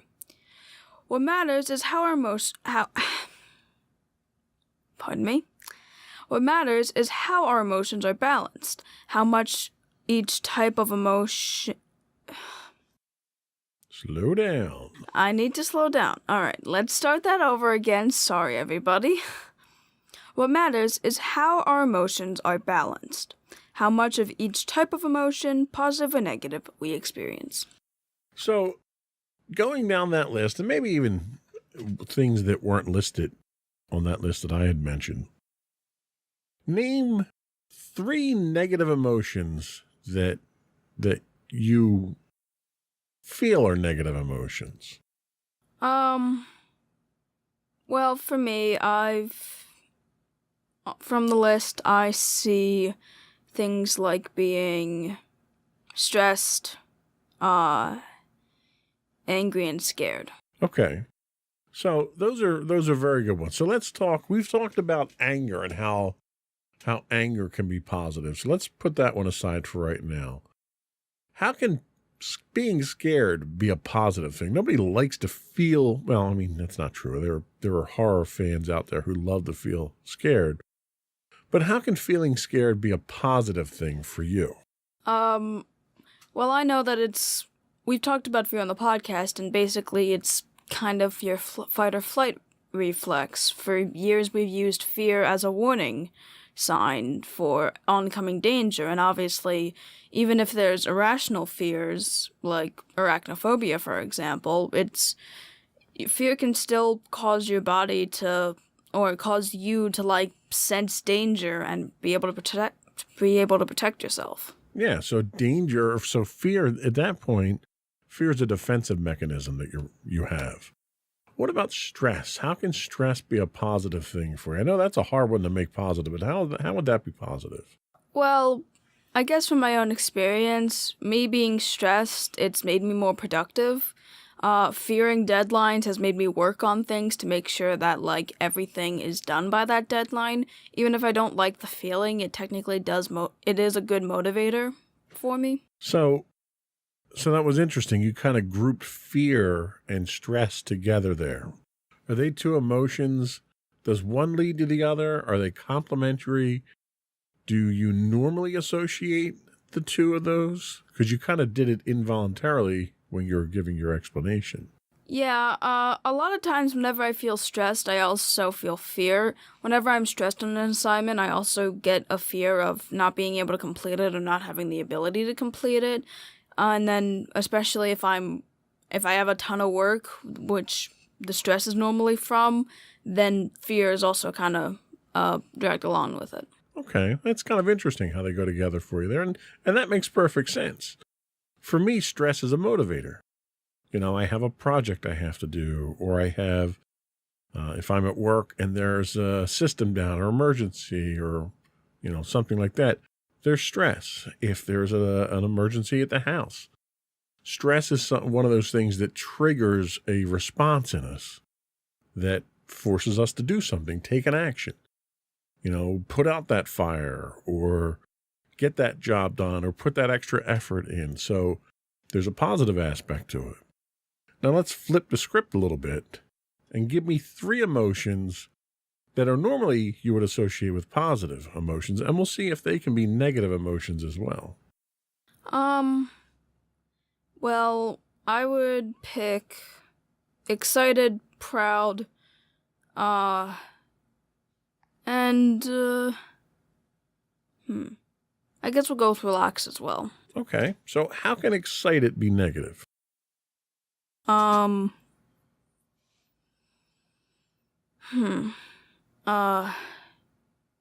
Maybe you're excited for the wrong thing? That's possible. See, I would say excited to me makes me make mistakes.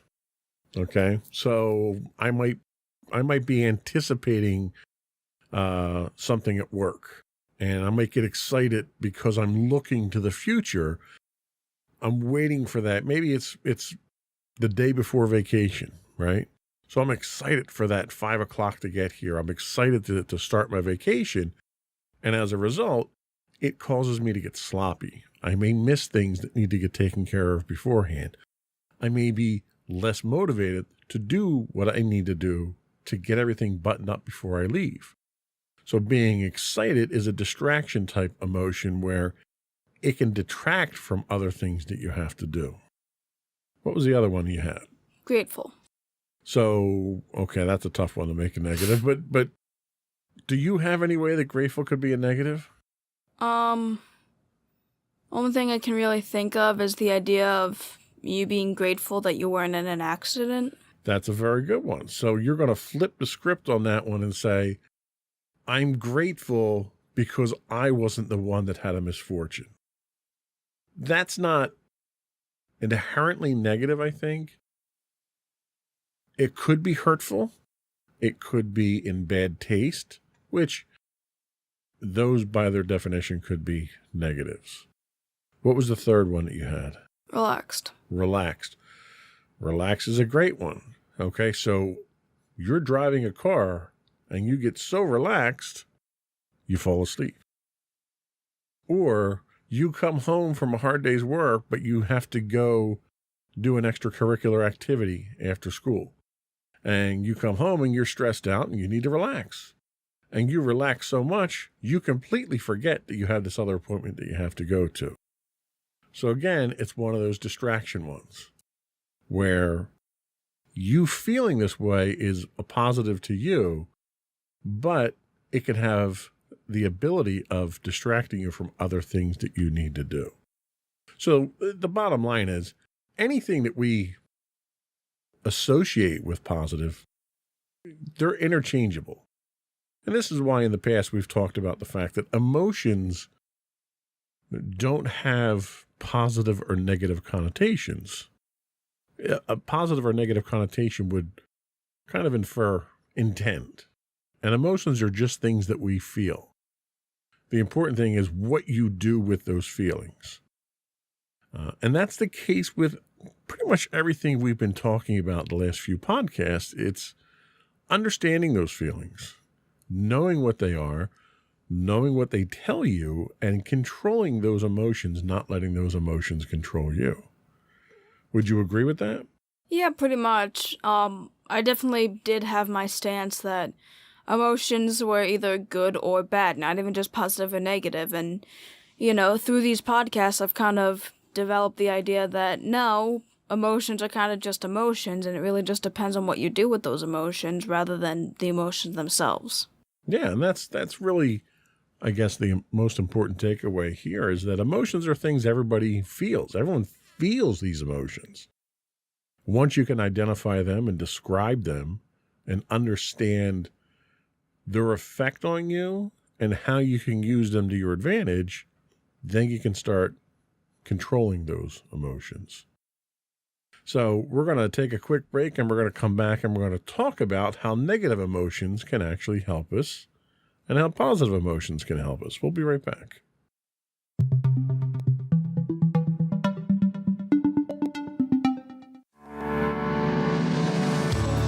Insights into Entertainment, a podcast series taking a deeper look into entertainment and media. Our husband and wife team of pop culture fanatics are exploring all things from music and movies to television and fandom.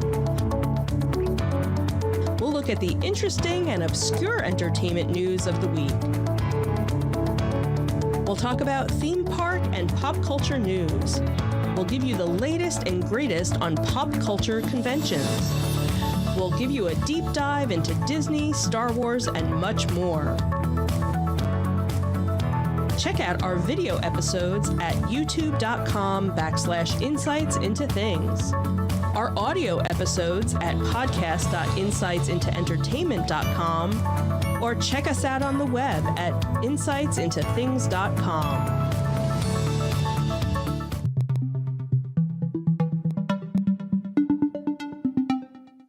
Welcome back to Insights into Teens. Today we're talking about the power of positive emotions. And now we're going to talk about how negative emotions can help us. Negative emotions warn us of threats or challenges that we may need to deal with. For example, fear can alert us to possible danger. It's a signal that we might need to protect ourselves. Angry feelings warn us that someone is stepping on our toes, crossing a boundary, or violating our trust. Anger can be a signal that we might need to act on our own behalf. Negative emotions focus on our awareness. They help us to zero in on a problem so we can deal with it. But too many negative emotions can make us feel overwhelmed, anxious, exhausted, or stressed out.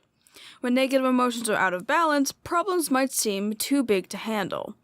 The more we dwell on negative emotions, the more negative we begin to feel. Focusing on negativity just keeps it going. So how can positive emotions help us out? So positive emotions balance out negative ones, but they have other powerful benefits too. Instead of narrowing our focus like negative emotions do, positive emotions affect our brains in ways that increase our awareness, attention, and memory. They help us take in more information, hold several ideas in mind at once, and understand how different ideas relate to each other. When positive emotions open us up to new possibilities, we're more able to learn and build our skills. That leads to doing better on tasks and tests. People who have plenty of positive emotions in their everyday lives tend to be happier, healthier, learn better, and get along well with others. So let me ask you, on average, do you think you have more positive or more negative emotions in any given day? Probably more negative emotions. And why is that? I guess the reason is mainly probably because of my own doing, because I am a perfectionist, and whenever it comes to schoolwork, I always get stressed of the work. I'm never really able to feel confident in my abilities, even after proving it countless times. I feel like maybe if I had a little more confidence, I could possibly have more positive emotions, or maybe if I did more things or made more time for activities that made me feel good, maybe I would have been more positive. Do you notice, or can you recognize negative things that occur as a result of the negative emotions? Yeah, I definitely think I can. I guess some of them, I don't know if I can really pull up a specific example. Like, do you find that you start out the day having a negative emotion in the morning because you might be running late and you're stressed, or somebody says something rude, or you see something that makes you upset? Do you find that sets the tone for the day and you tend to have more negative emotions that day, or the day doesn't go as well as you would hope it would? Yeah, that's kind of how it goes for me, yeah. Do you wake up in the morning and try to be positive? Not directly, no. I kind of just wake up and see how the day goes. Okay. Do you ever have occasion to take a few minutes and try to find positive things if your day happens to be not going so great and you want to make it better? Can you actively find positive things to make your day better? I mean, when I get home, I'm normally able to do things that make me feel better. Okay. And I think the important thing to the questions that I'm asking is that, and we've talked about this fairly recently, is that we control our mood. So if you wind up in a bad mood, and we all do, it happens to everybody. Nobody's perfect. Nobody has complete control of their emotions. Everything can set us off in one way or another. But when we see ourselves going down that path, we have it within ourselves to make that change if we choose to make things better. Have you had an opportunity to try that, where you kind of start off with a rough day and try to make it better and see positive results from that? Well, I probably could be making more of an effort on that, but most of the time I kind of just try to find ways to almost distract myself from it. I do things that I enjoy, like playing games or drawing or stuff like that, and really, I know I could probably do more to make a day better, but half the time I normally just do distractions. Well, and those distractions are things you enjoy, which elicit a positive reaction. So they may be intended as distractions, but the end result is they help to elicit positive feelings and steer you in the right direction. And a good analogy I had heard recently about emotions is that emotions are like a highway, right? So you're driving down the highway and you know your exit's coming up, but you take the wrong exit. That's a negative emotion. That's a bad emotion.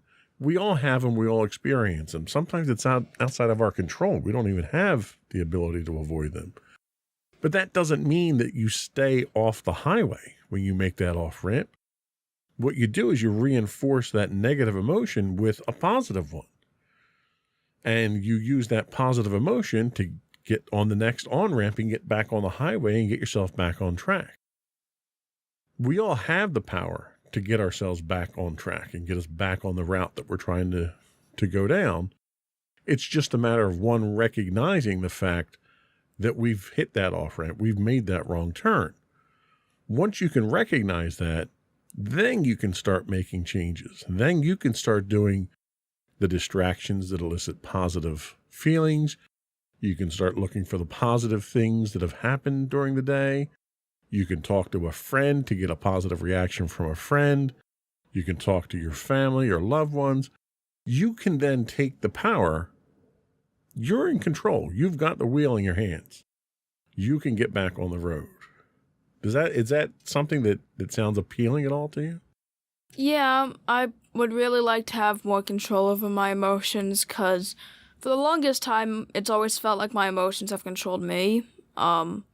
Until I finally started to recognize it, like they controlled so much more of me than they do now, and even now I'd really like it if I could be a little more positive and not always feel as negative as I do. And we had talked about it, actually we had talked about it fairly recently while we were on vacation about, we all have bad days. You kind of can't avoid those. You try to minimize them, but you can't kind of make them go away. And sometimes when we have bad days, it's best for us to deal with them without interacting with other people first. There are times that I come home from work and I'm frustrated or angry for whatever reason, and I just have to kind of go veg. Usually I'll go downstairs and fire up one of my first-person shooters, and I'll just, involve myself. I'll immerse myself in the game for a bit, and it kind of detoxes me. And after about an hour of getting frustrated with the game, because I'm not very good at it, I've distracted myself enough and desensitized myself from what I brought home with me. I can then interact with people. What are some of the methods that you use when you're just in that bad mood and you've got those negative feelings that are overwhelming your actions? What do you do to try to compensate for those and correct those? Well, I also definitely take some time to just be away from people. As much as, like, I care about you and Mommy and my friends, sometimes I just don't want to have to be in a situation where I have to socialize with people, and I feel like a lot of times that can lead me to feeling negative emotions because I don't feel like I want to have to be in social situations in certain instances. So when I'm not in a social situation, I'll do things like petting a cat. That's quite soothing. I'll play The Sims, I'll draw, I'll watch some YouTube videos. I'll kind of just immerse myself in distractions up in my room. And that makes sense. And I think we all kind of have our own little worlds that we immerse ourselves in. Yours is a virtual world when it comes to The Sims, or a real world when it comes to just the cats. You know, the pick up a fluffy cat and pet it for a while. The cat's going to give you the love back. And that's kind of that positive reinforcement that you need to detox, I like to call it. And that makes a lot of sense. Now, do you find that these incidents that you run into where you kind of need to have that reinforcement are decreasing the more you learn to understand your emotions, or are they getting worse, or where do you think you feel on that scale? I guess it really depends on the day. Like, I've definitely gotten a lot better than how I used to be, but I still have days where I kind of have breakdowns, and even with, getting away from everybody and doing what I do to de-stress, sometimes that's not enough. Now, do you reach out for help when you can't de-stress, or do you just kind of, collapse within yourself? I try to search out for help, but I kind of have it's weird. I try to rely on you guys as much as I can, and let you guys know, but sometimes when I can't understand it myself, I don't expect you guys to be able to understand it just because I can't really express it in a way, and then I kind of just have to keep all of that to me. Yeah, and I understand that, and there are times that until you can kind of vocalize it to yourself, having Mommy and Daddy see that there's something wrong and pester you about it. Is everything okay? What's wrong? Do you want to talk about it? Over and over can just sort of feed into that, right? So it's one of those ones where we kind of have to see something's bothering you and not attack that directly, but maybe if you're upset about something, asking you to talk about it's not the answer. Maybe going to play Rock Band is, or let's go get ice cream, or let's do something. Let's, like you said, your distractions. Let's give you some kind of distraction to let you deal with those things and let you kind of detox a bit. So as a parent, as a loved one of someone who goes through these, and someone who goes through it themselves. I mean, I would be lying if I said I didn't go through these myself. It's important for the people around you to recognize that and recognize that you might be going through something right now. You need something to give you that positive boost. That not that probing, let's talk about it, let's have a deep talk type thing, but you're upset about something. You're not ready to talk about it. So let's go do something else. Let's get your mind off of it. Let's walk away from it. It's like when you're working on a project and you're staring at it for so long and there's a problem that you just can't solve. Sometimes you just need to get up and walk away and think about something else, and the solution presents itself to you without even thinking about it. So that's another method, and it's important for others around you to know how to deal with that too. I know we can be a pain in the neck sometimes, because it's very difficult for a parent to see their child going through a difficult time like that. And I think a lot of parents don't appreciate the fact that sometimes kids just don't know how to talk about it. And it's hard to express that. So, when those types of things happen, there are flags. There's red flags to look for that parents can kind of clue into, okay, let's go distract you. Let's go do something. And then we'll digest it a little bit and go from there. So your thoughts on that? How do Mommy and I do with that? Are we half decent with that at least? Yeah, and when I do want to talk about it, you guys are always open to it. It's just, there have definitely been certain things that I've either wanted to tell only one of you and wasn't ready to tell the other, or just things that I haven't told either of you because I either don't know how to put it into words or don't know how you'll take it. And yeah, you guys have seen that when I am in states of I don't really know how I'm feeling, or just moments where I can't really talk about it, you guys do try to find distractions for me because you know that sometimes I just can't talk about it. Well, and the important thing to understand is, as much as parents may not understand everything that you're going through, we've all been kids at your age at some point too. So we've all gone through similar type things that most kids have gone through. And I think most kids don't appreciate that. Granted, the challenges of today are very different than the challenges when we were growing up. But the emotional struggles are pretty constant across the board. The inability to understand and describe and to talk about it. So my point is, give your parents, and I'm talking not just to you, but I'm talking to everyone in the audience, give your parents the benefit of the doubt that they kind of know what they're doing. Nobody gives us a handbook when we have kids. So a lot of what we do as parents come from experience when we were kids and with our parents. A lot of it comes with making it up as we go along sometimes. But, for the most part, we kind of have some idea. So give us a little bit of credit for trying to help solve some of these things. So we're going to take our last break, and we're going to come back and talk about the importance of positive emotions. We'll be right back.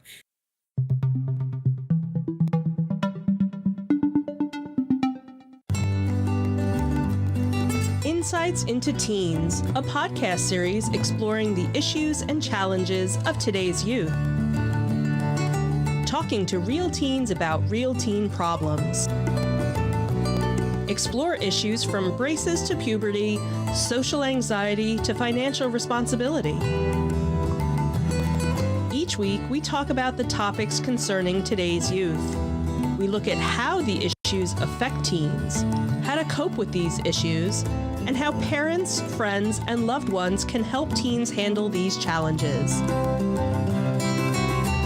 Check out our video episodes on youtube.com/insightsintothings. Catch our audio versions on podcast.insightsintoteens.com or on the web at insightsintothings.com.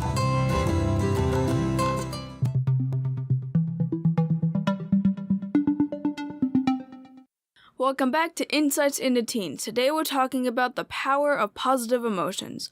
And now we're going to talk about the importance of positive emotions. Not redundant at all.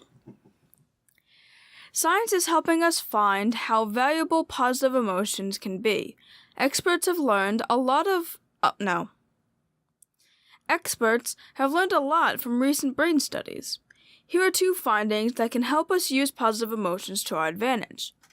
The first finding being, let positive emotions outnumber negative ones. When we feel more positive emotions than negative ones, difficult situations are easier to handle. Positive emotions build a resilience, the emotional resources needed for coping. They broaden our awareness, letting us see more options for problem solving. Studies show that people feel, and do their best when they have at least 3 times as many positive emotions as negative emotions. That's because of something called the negativity bias. The negativity bias is a natural human tendency to pay more attention to negative emotions than to positive ones. It makes sense when you think about it. Negative emotions call our attention to problems we might need to deal with quickly. Tuning into negative emotions can be a survival mechanism. The negativity bias has a downside, though. It can make us think a day went badly, even if we experienced equal amounts of positive emotions that day. It takes at least 3 times as many positive emotions to tip the scales and make a day seem like a great one. You should also practice positivity every day. Building habits that encourage us to feel more positive emotions can help us be happier, do better, and reduce our negative emotions. Building positive emotions is especially important if we're already dealing with a lot of negative feelings such as fear, sadness, anger, frustration, or stress. Building a daily positivity habit is pretty simple. It comes down to 2 basic steps. Notice and name your positive emotions. Start by simply focusing on your feelings. You can tune into your emotions in real time as they happen, or take stock at the end of the day, noting how you felt in different situations. For example, you might feel proud when you answer a question right, joyful when your puppy chases you around the yard, or loved when your mom shows up at your game. When you first start doing this, you'll probably need to remind yourself to focus on your emotions. But like any habit, it gets easier the more you do it. You should also pick an emotion and act to increase it. Let's say you choose confidence. What helps you feel confident? How can you get more of that feeling? You might give yourself a yes I can pep talk before a test. Or maybe you stand up straighter and practice walking through the halls in a confident way, feeling strong and powerful. Positive emotions feel good, and they're good for you. Pay attention to these powerful tools and find ways to make time for them in your everyday life. Create a room in your day for joy, fun, friendship, relaxation, gratitude, and kindness. Make these things a habit, and you positively will be a happier you. So let me ask you this, and we'll do a little exercise here. Do you think you had a positive or a negative day emotionally today?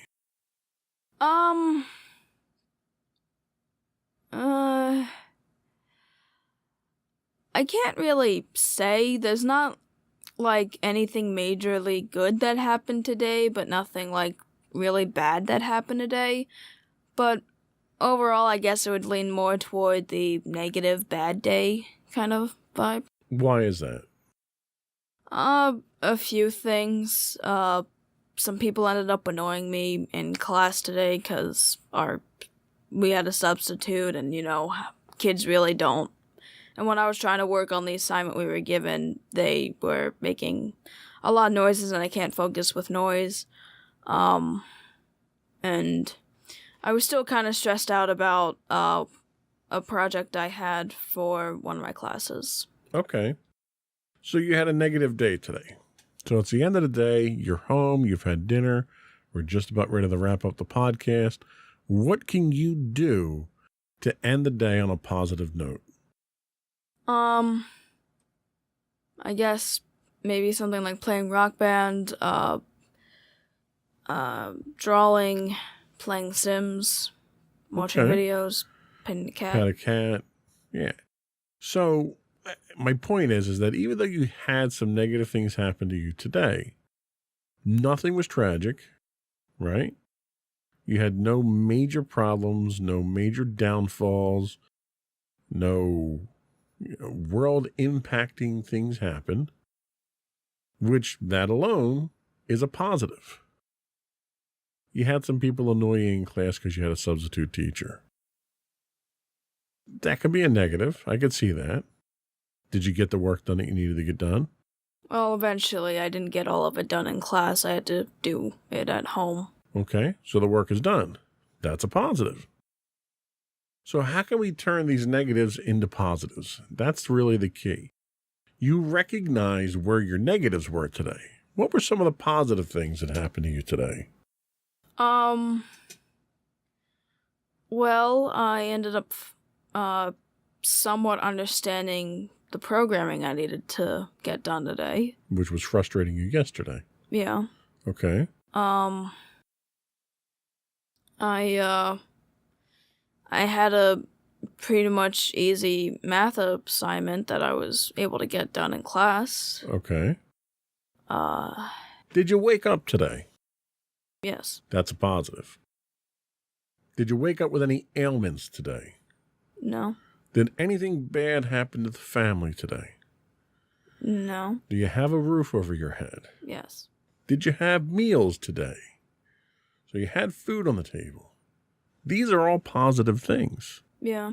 They're positive things because not everybody gets to enjoy those things. Did the bus pick you up on time today? Mm-hmm. That's a positive thing. Did it drop you off on time today, or were you late for school? On time. That's a positive. My point is, the things that you take for granted every day are positives. They're all the things, because if the bus was late, what would have happened? Then it would have been more complicated to get to school. Right, you would have been stressed out, and it would have been a negative. It picks you up on time. So therefore, if it's not a negative, make it a positive. Count those things as positives. That's how you make things a positive day. So if you add all those things up, I'll bet you at the end of the day, you'll have more positive things than you'll have negative things. The negative, and this is what the negativity bias is. The negative things are what stick out in your mind. You failed to mention or to notice all the positive things. So take some time at the end of the day to look at all the things that are positives for you. And you'll learn to appreciate them a little bit more. I think that's kind of the important thing. Did your friends do anything or say anything? Did you have lunch with your friends today? That's a positive. So you have to start finding the wins, right? If you have a couple of losses during the week, then find the wins. Appreciate the things that you don't normally appreciate. Understand that they are positive things that happen. Start building it that way. And then midway through the day, if you take stock of how the day's going, you're going to find that it's a pretty good day today. And that's going to feed the rest of the day. So the second half of the day, because you're coming into it, you might not wake up positive. I'm not a morning person. I'm never positive in the morning. If I could start my day at 10 o'clock every day, I would. Unfortunately, my job doesn't allow that. So I always wake up a little on the negative side because I have to get up and I'm achy and, tired and all that stuff. So I have to start finding positive things. Last week, Mommy was away on business. So one of the really positive things for me was I came down on Wednesday morning and my lunch was sitting on the table. Thursday morning. My lunch was sitting, Mommy always has my lunch sitting for me, which is always a positive and always brings a smile on my face. But she wasn't here Thursday morning. But I still had lunch on the table. Why did I have lunch on the table? Because you thought enough to make lunch for me, pack my lunch and put it on the table. That meant the world to me. It's little things like that, little positive things. You called me yesterday with what you thought was a negative. You had dropped your phone and you had cracked your case. Well, that negative wasn't a negative. That negative was a great call that I get to have with you in the middle of the day that I don't normally have. That was a positive to me. All right, yeah, so you crack the cover on there. We'll replace it. It's not that big a deal. So that was a great way of taking a negative and turning it into a positive. So you can do it. You got to be a little bit creative sometimes to find these things, but you're very creative. So I don't think if you applied yourself to this that it would be difficult at all. Yeah. And that's really the lesson I'm trying to push here, is that every day we have negatives and positives. You'll almost always have more positives if you appreciate the little things in life that you take for granted. You know, I came home, as soon as I pulled into the driveway today, I had a positive feeling because I could smell dinner. Mommy's an awesome cook, and anytime I can smell dinner, because it was warm out today, the door was open, the smell from dinner was wafting outside, and I immediately had a positive reaction walking in the door. It's those little things. Sometimes they're involuntary. Sometimes you have to look for them, but they're there. You have to just appreciate them. Okay, well, I don't think I can give my closing remarks. You pretty much just stole that. Well, no, I think it's worthwhile to get your take on it as well. That was all we did have. Did you have anything you wanted to add to that? Honestly, again, I think you summarized it pretty well. Well, we're going to take a quick break, come back, and we will get closing thoughts from you for the rest of the audience. All right.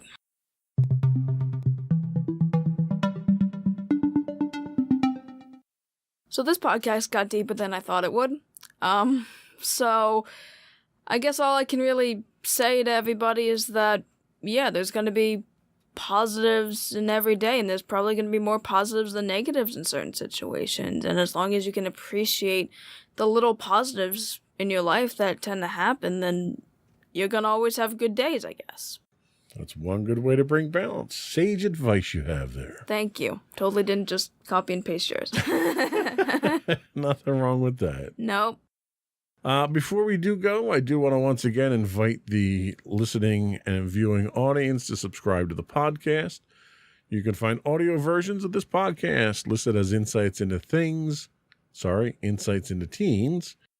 You can find audio and video of all the network's podcasts listed as Insights into Things on Apple, Buzzsprout, Stitcher, Amazon, anywhere you can get a podcast.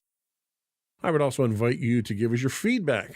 Give us show suggestions. Tell us how we're doing. Tell us what you don't want us to talk about. Whatever you want. You can email us at comments@insightsintothings.com.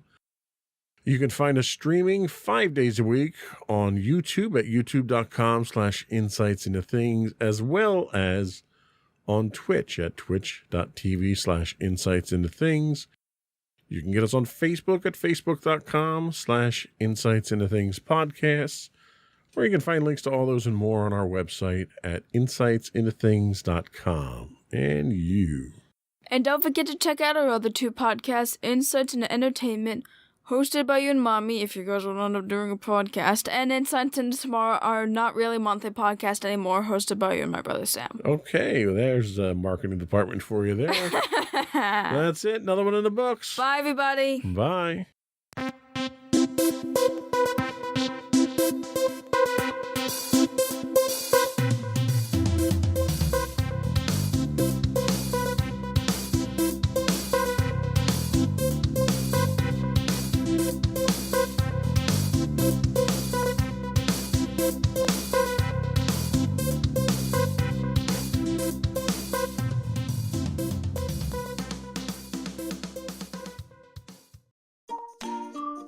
Insightful podcasts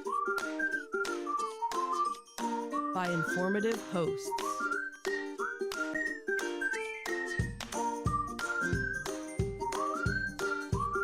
Insights into Things, a podcast network.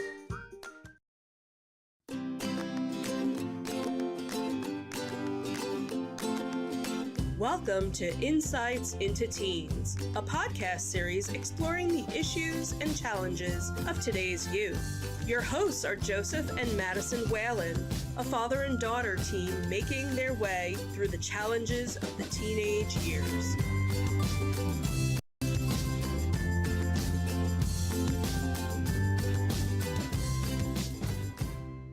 Welcome to Insights into Teens.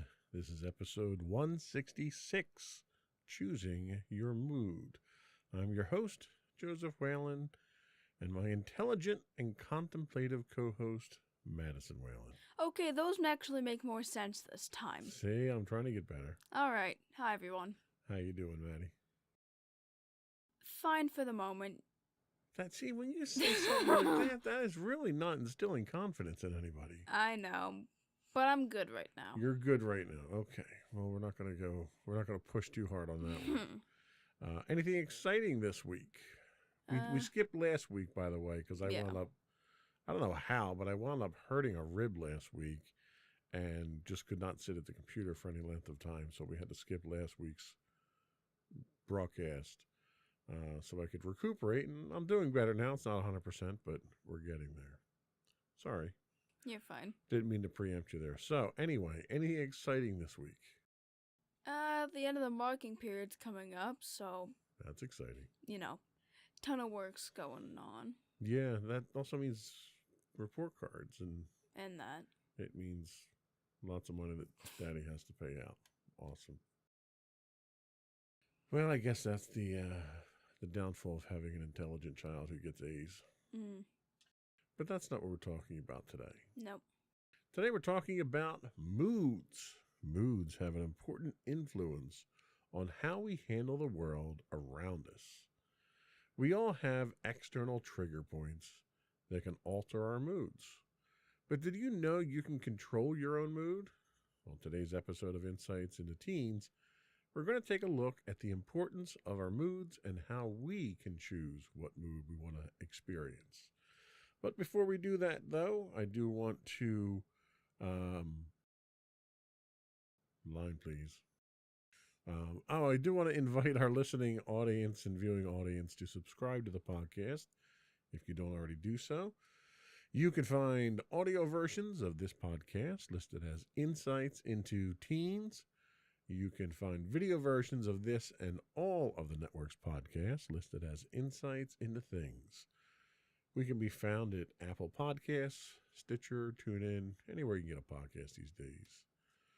I would also invite you to write in, give us your feedback, tell us how we're doing, give us your suggestions on what you'd like us to talk about.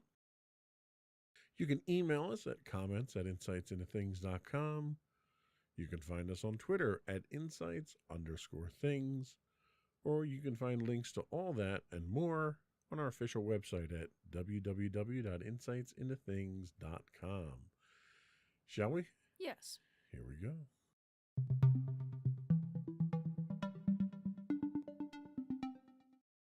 So we've once again dug deep into the well of kidshealth.org resources for this week's topic. Have you ever been in a bad mood that you just can't shake? Or had a pile of homework but realized you're not in the mood to get it done? Sometimes we feel at the mercy of our moods, but moods aren't things that just happen to us. We can influence and even change them. Being able to choose the mood that's best suited to a situation is one of the skills of emotional intelligence, which we've been talking about in this recent series of podcasts. Choosing the right mood can help you control whatever situation you're in. Moods versus mindsets. Moods can influence how well we do in certain situations, but so can something else, our mindset. What's the difference between a mood and a mindset? Moods are the emotions we feel. A mindset is the thoughts and ideas that go along with that mood. Mood and mindset go hand in hand because our thoughts can influence our mood. Here's an example. Imagine you're competing in a swim meet this afternoon. Which mood and mindset helps you do your best? Mood A, insecure. You keep thinking about how the competition might blow you out of the water and maybe you're not good enough to be on the team. Mood B, annoyed. You're thinking about how swimming interferes with your social life. Mood C, pumped up and confident. You're thinking that if you do your best, there's a good chance your team can place well. Of course, you're likely to do your best with the mood and mindset of option C. But what if you're feeling A or B and worry that those moods might affect your performance? Luckily, you can change your mood. Now, I see this happen all the time, especially at work. And it for me, it's a time of the week type thing. Like Like, I always know that Mondays are going to be rough at work because there's so much stuff. There's a bunch of stuff that comes in for the weekend, and you don't have a break to look forward to for 5 days. So one of the things that I try to do, knowing that it's going to be like that, is to look on the bright side of things. Try to find the things that I enjoy about work, interacting with my friends at work or doing the tasks that I find relaxing at work. And I kind of try to look forward to those things to offset the general negativity that everyone seems to have on a Monday. Do you ever find yourself doing that where you're trying to guide your own mood to either prepare yourself for something or to cope with something that you've already gone through? A lot of the times I feel like it's coping, more or less, but yeah, I do that. A lot of times whenever I have certain amounts of schoolwork to do, it's like, okay, I need to run through what I have to do and find, like, points that are pretty easy that I can get done quicker so that I'm not like, or like set myself up for breaks and time to just calm my mind so that I'm not like completely stressed about everything and I get no progress done.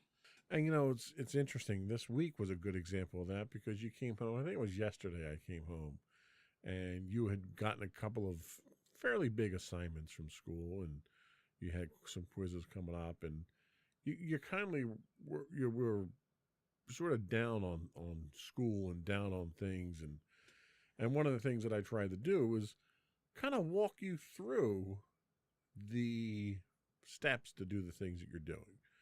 And by the time we finished our conversation, I think it had a positive effect. Why don't you talk about that a little bit? Yeah, yesterday was not great. Specifically, again, relating to the fact that the end of the marking period is the end of the month. And for some reason, that's when school decides that they're just going to give you a ton of projects to do, because why not, I guess. At least that's my perspective on it. But I was really stressed because I had a lot of stuff that I needed to do that day. Or, well, there was a lot of stuff that I had to do, and granted, while they weren't due that day, they were still a ton of pretty big assignments, and I know I'm gonna get even more because, that's gonna happen, and the end of the marking period isn't too recent, but it's recent enough for me to see this kind of thing. So I was not feeling great, and then you came home and we talked about it, and basically we worked out like a means of like breaking everything down. Yeah, and one of the things that's important to keep in mind is that a lot of it's about perspective. And sometimes you can flip your perspective on things. Like, you look at assignments as being a negative.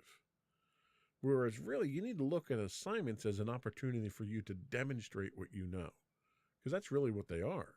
Assignments aren't there just as make busy work. That's why no one gives you, they typically don't give you an assignment at the beginning of the marking period, at the beginning of the year, because what they want to do is pour a bunch of knowledge into you and then give you a chance to demonstrate that. And they do that through quizzes and tests and projects. And the projects tend to be a little bit more creative in how they allow you to demonstrate that. I'll give you an example. Brakes on a car. Okay, everybody thinks that brakes on a car are to make you stop. That's not their primary function. Brakes on a car are there to allow you to go fast. Because if you didn't have brakes, your car would never go more than 10 miles an hour. It would never go faster than a bicycle. Because you can't stop if you go faster than that. Yeah. So you put brakes on the car so that you can go faster, so that you have the ability to stop the car after going fast. And a lot of people don't look at it like that. Your projects are there to demonstrate. They're a chance for you to showcase your skills. So that's when you get a chance. Everyone takes the same test, and you either get it right or you get it wrong. But when you get a project is like a test with your own twist on it. And it's a chance for you to highlight your different skills. And that's kind of how you have to look at it. And by flipping things like that, and by changing how you look at things, that's how you change your mood. I used to love getting projects at school because to me, taking a test was boring. But a project I got to invest time and effort and creativity and let some of my own personality show through in that. That's what a project is. And that's the kind of thing that you thrive on. And you kind of have to realize that, when you did your poster project was awesome. We had fun. You and I had fun doing, stuff like that on it. So that's the stuff that you have to look at. And that's how you change your mood. You choose to look at things in a positive light. Is there anything that's going on right now where you think it would benefit if you chose a different mood to look at it from? I mean, I guess the assignments that I'm currently working on, I don't really like having to do some of them because I don't really see them in a positive light. So maybe if I saw them in a positive light, it might be slightly better. Yeah, well, even like your tests. So when you have a test or you have a quiz, what do? We study for it together. That's a chance for you and I to spend a little extra time together that we don't normally have. I kind of look forward to that. Like when you came home and you have a problem with your engineering class or something, I have fun figuring those things out with you and teaching you. When we do study for history class, I don't just go over the stuff for history class. I always try to add a little bit more in there so you have a little bit of, accent, a little bit of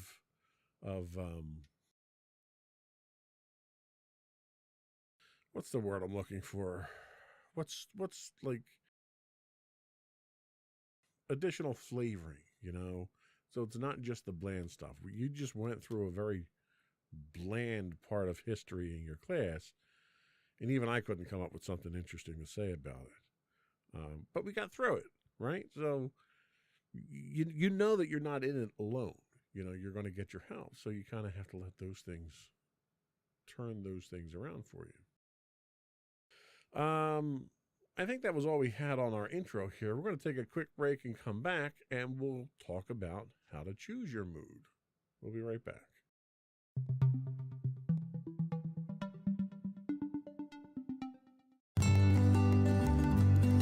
Insights into Teens, a podcast series exploring the issues and challenges of today's youth. Talking to real teens about real teen problems. Explore issues from braces to puberty, social anxiety to financial responsibility. Each week, we talk about the topics concerning today's youth.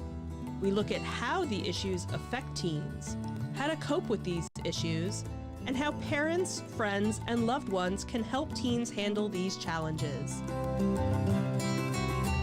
Check out our video episodes on youtube.com/insightsintothings. Catch our audio versions on podcast.insightsintoteens.com or on the web at insightsintothings.com.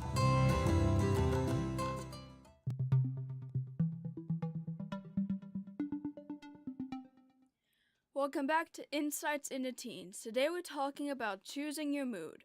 And now we're going to detail how you actually choose your mood. So step 1, identify your mood. To switch moods, you need to check in with what you're currently thinking and feeling. That way you can decide if you need to change your mood to one that's more suited for your situation, or if you're in the best mood to begin with. To identify a mood, stop and think about what you're feeling and why. Put those feelings into words like, wow, I'm really sad right now, or I'm feeling really alone. You can say this silently to yourself, out loud, or to someone else.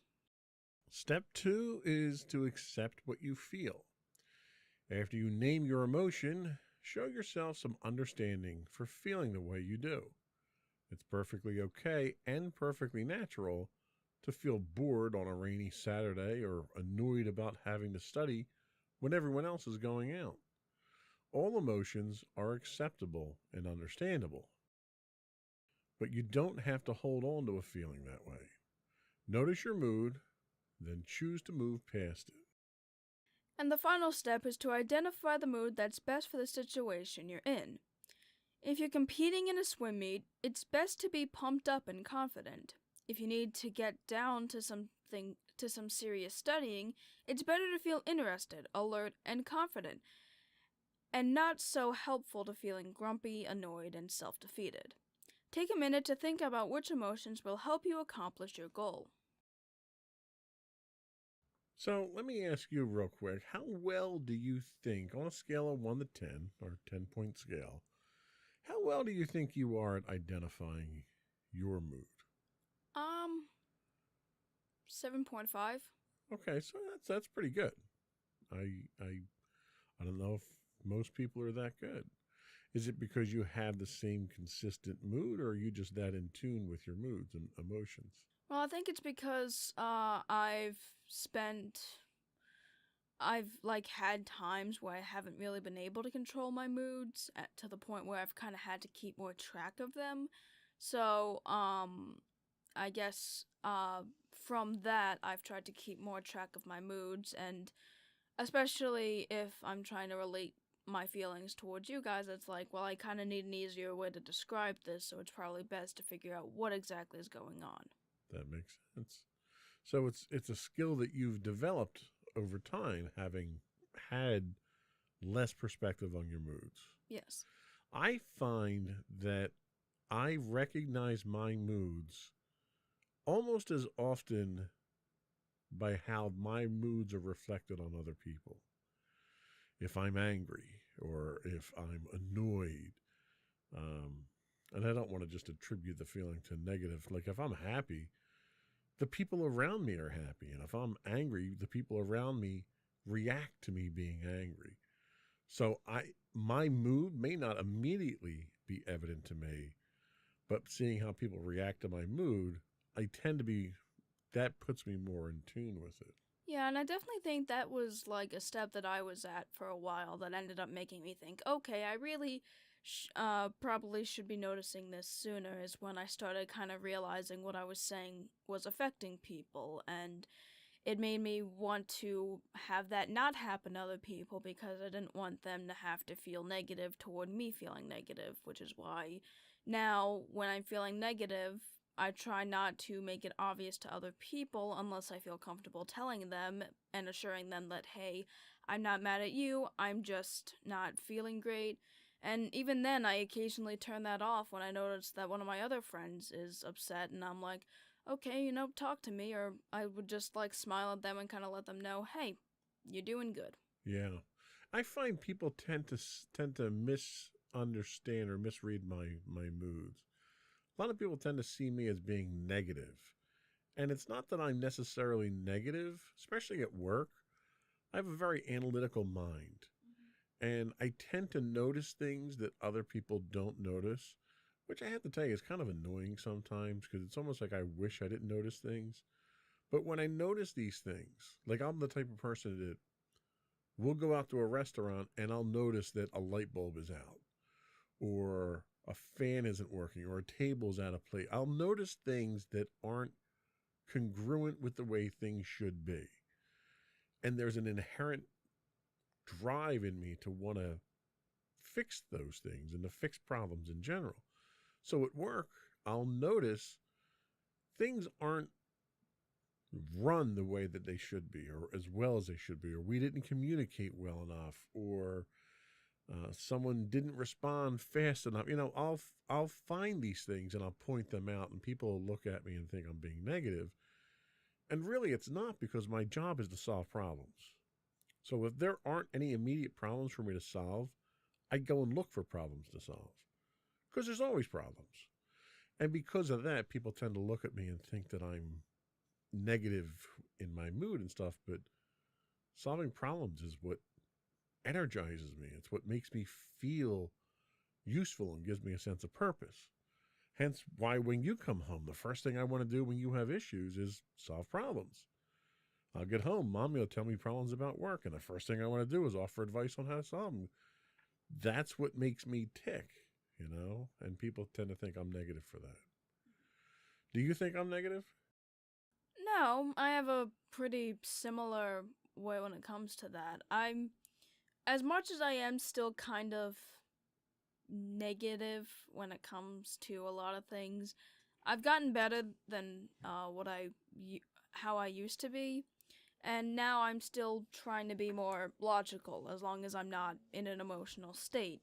Most of the time, I am logical when it comes to my situations, and most of the time being logical, it's not that you're negative or you're positive, it's just you kind of look at things from a logical perspective, and sometimes there's logical outcomes that you don't like and logical outcomes that you do like. Well, and that's the thing. If you're following logic, sometimes the conclusion of that logic isn't where you want to be, but from a logical standpoint, that's where you need to be. Yeah.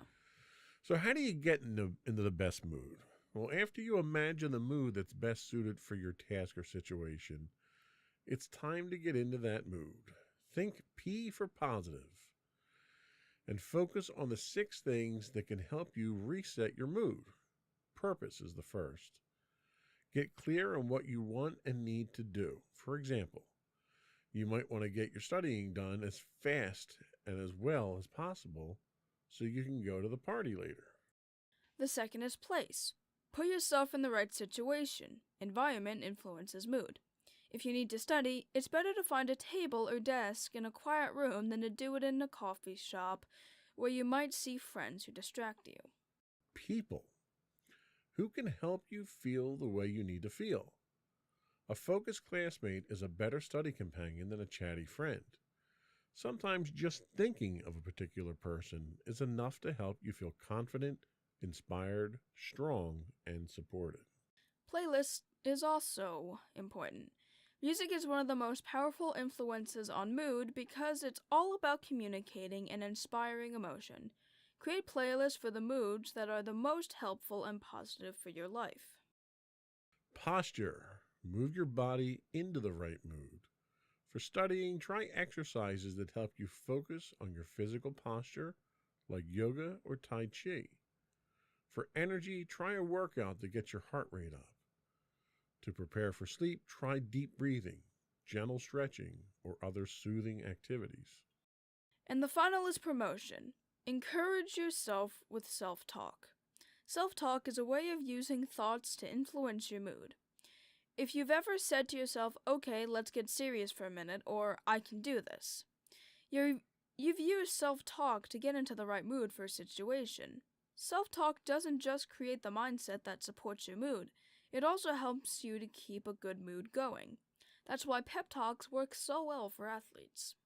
Now, I don't know if you've used any of these techniques. I look at a couple of these and I probably have unconsciously, not knowing that this list existed. I think purpose is one that drives us all. That's the first thing that comes to mind for me when I'm thinking of motivation. Is like I need to have an end goal. I need to have a finish line that I'm going to drag my body across, or drag the project across, or base everything else on. So that's purpose to me.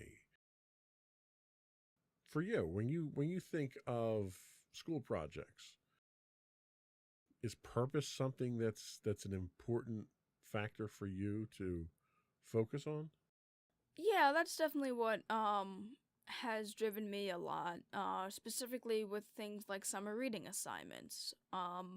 I tell myself that, like, okay, I'm going to read this many pages or get this far in a book by this time so that I can get the book done. I can have the book done over a larger stretch of time, but I can still remember it all for when I have, like, a quiz in school. That's a good point.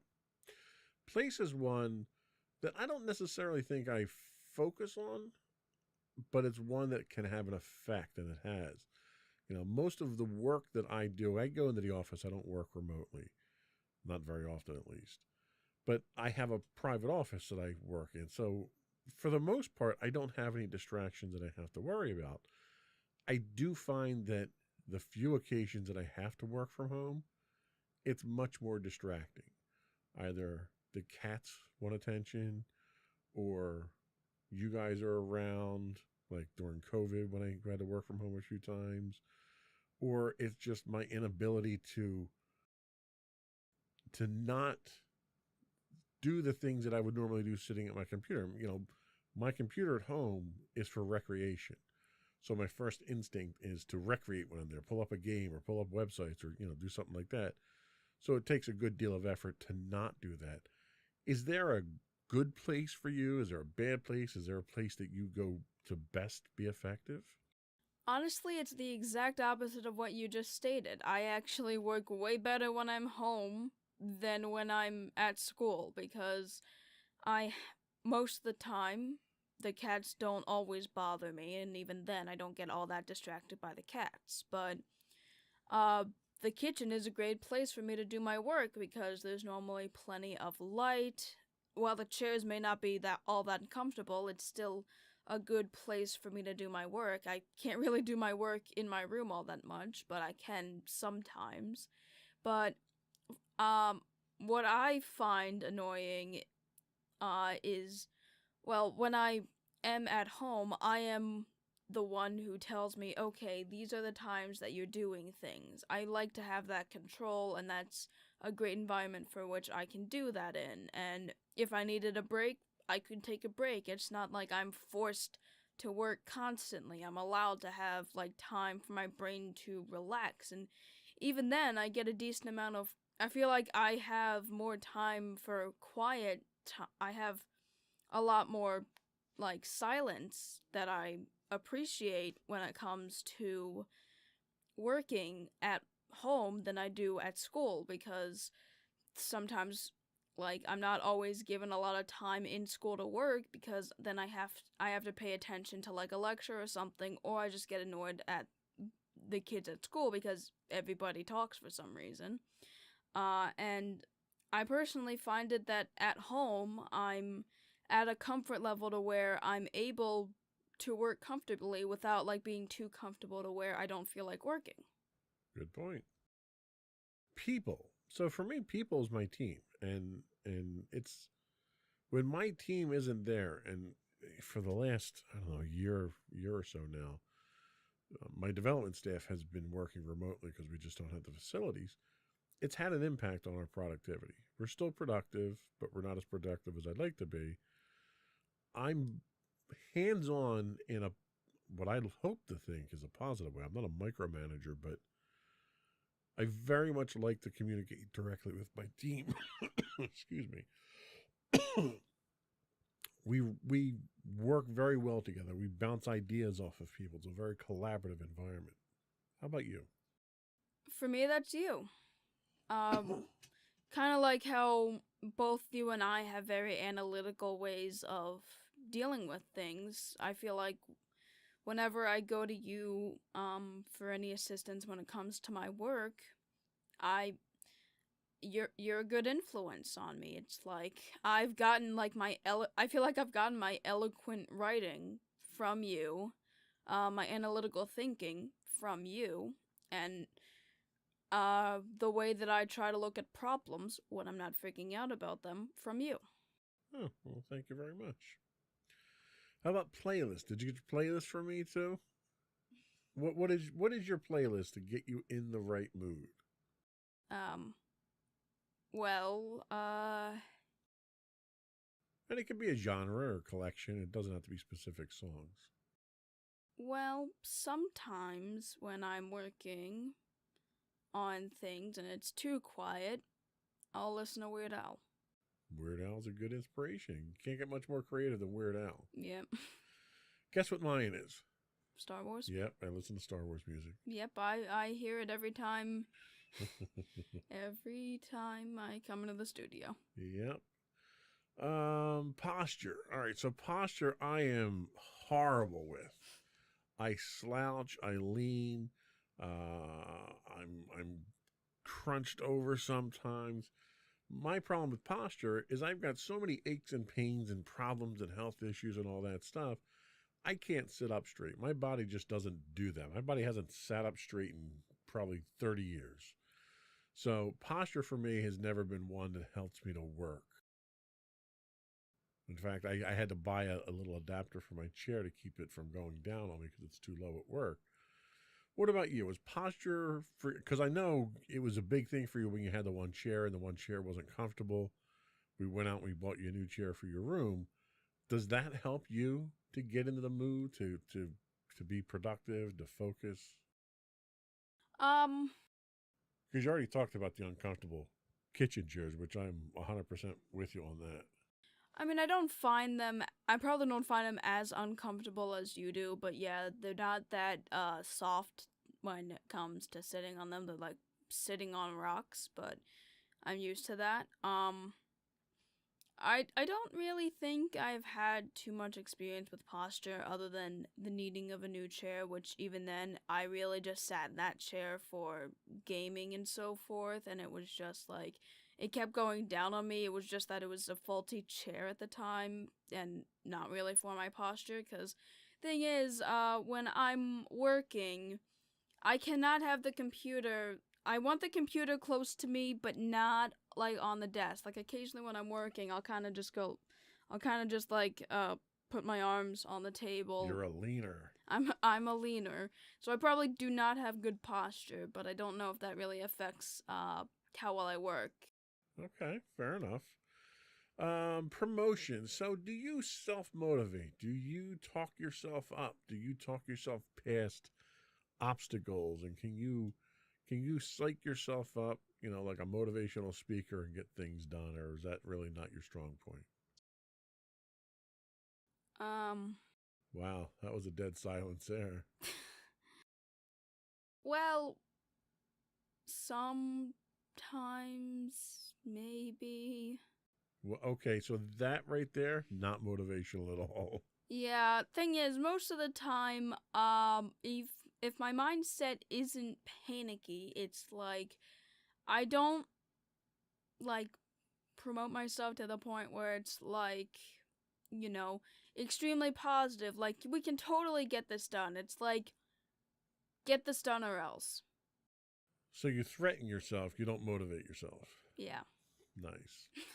Well, my motivation, and I don't do it as often as I probably should or can do, but my self-motivation kind of stems from when I used to play football in high school, and you're, athletic and you're working out, and it's a matter of pushing your body to past a difficult point, a difficult, progressive sprints. I hated doing progressives on the field, or doing powerlifting and pushing past a squat or something like that, where it's very difficult and you need to kind of motivate yourself. That's sort of where my self-motivation originated. But I don't know, maybe I just don't find, like, when I'm not motivated and I'm not in the mood to do something, I'm just to the point that I'm just not going to do it. I'm not going to bother worrying about it. I'll come back to it later, which is not a good thing. I'll be the first one to admit that. But I don't push myself in self-promotion anymore. So, and some of that's just bad habit. I got to break that habit to get through things. But I think for the most part, I'm motivated when I need to be motivated. Anyway, we're going to take our second break. We're going to come back, and we're going to tell you how to get out of an unhelpful mood. We'll be right back.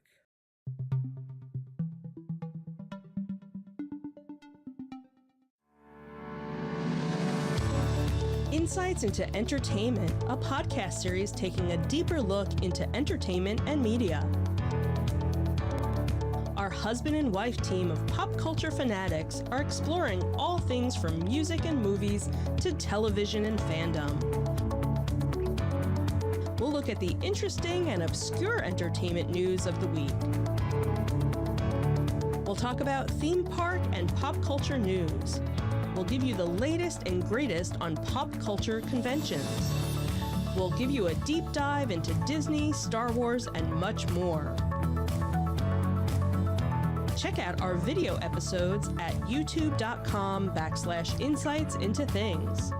Our audio episodes at podcast.insightsintoentertainment.com, or check us out on the web at insightsintothings.com. I didn't transition back in. Sorry, wrong button. Anyway, welcome back to Insights into Teens. Today we're talking about choosing your mood. And now we're going to talk about how to get out of an unhelpful mood. Mood.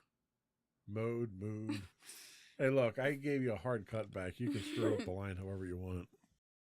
To get out of a mood that's unpleasant or unhelpful, think U for U-turn. Try these mood changers. The first is undo. Do something to break the train of thought that keeps your old mood going. Distract yourself with a game of Sudoku, or simply focus on what's going on outside your window for a few minutes. Distractions are like rebooting your mind. They create a space between moods. And being a computer guy, I know how often you need to reboot your mind. The next is unstick. Change your body posture. Here we go. Of course, I got the body posture. Change your body posture. Lean the other way. If you're sitting, stand up. My boss is big on standing. He wants you to stand all the time. He even has a standing desk himself, which is funny. Just a little sidebar here. So when I'm having a video conference with him, because he's out in California, he'll actually stand the desk up while he's having a conference with me. So you'll just see the whole background start moving as he stands up. It's really funny. So if you're sitting, stand up, do some jumping jacks. Because, you look at me, I do a lot of jumping jacks, right? Stretch. The cats will teach you that much. Walk around the room. That I do. I'll get up and I'll walk around the building if I'm low on energy. I had to do that this afternoon because I was dozing off. Moving your body changes your mindset and your mood. And your posture, too. And the final is unwind. Sit quietly, breathe gently, and focus on each breath. To keep your mind from wandering back to a mood that you're trying to change, every time you take a breath, say to yourself, I'm breathing in and I'm breathing out. Focus on feeling calm. You've probably chosen your mood before without even realizing it. Many times, people choose a mood naturally without thinking about it. But practicing ways to choose your mood intentionally can help you get good at it. So next time you feel a strong mood, stop and name it. Ask yourself if it's the ideal mood for what you're trying to accomplish. Sometimes even the happiest of moods might not be right for a particular situation, as anyone who's excited about a weekend with their weekend plans during a Friday afternoon class knows. So, what do you think, Madison? Do you think the ability to choose your mood is a reality for most people? Do you think it's out of reach? Do you think it's attainable? I think it's attainable. I don't know if, it could be for everybody, but there's definitely going to be times when it's going to be a lot harder for certain people. And, I feel that's fine. Much like a lot of things, some things, it would probably become easier to some people, and others, it would be pretty hard or almost unattainable to them. So I think you're a living embodiment of exercising this particular mental feat of changing your mood. You've clearly gotten better at it over years. What's your advice to someone if, maybe they're younger, maybe they've never tried it, if they find that they're stuck in a funk, they can't get out of a mood? What's your advice to someone like that to try to get them past something? Well, for me, I feel like one of the easiest things was to find a way out of a certain mood.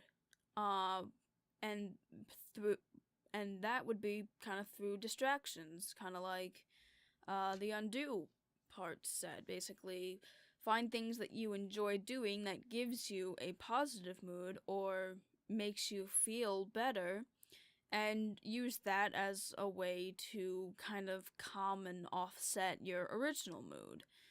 It would probably make you feel a lot better, and that way you can kind of be in a better state to kind of figure things out, because I've noticed that when I get pretty emotional, I don't think logically. It's like something that seems like a big issue to me when I'm emotional, looking back is really not that big of a deal. So yeah.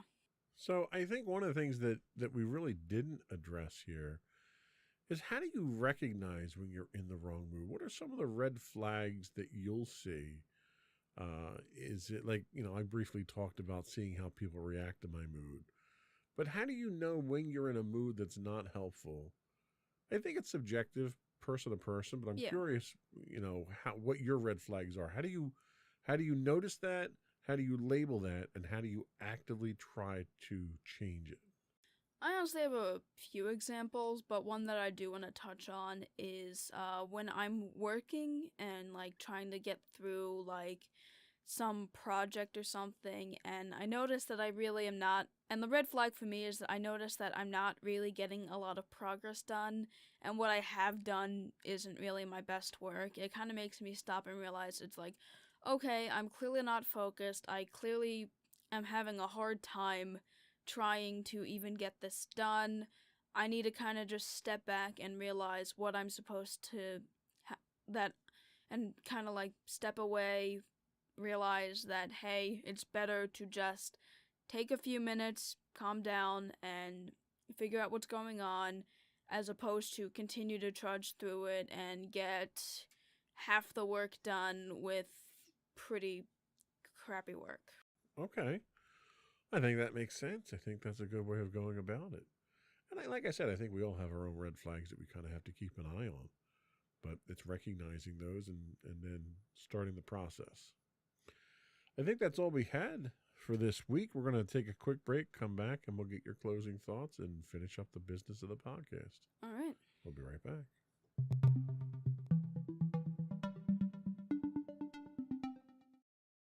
Alright, so to everyone out there, I just wanted to say that choosing your mood is something that a lot of things, it's easier to come by for some people and harder for others.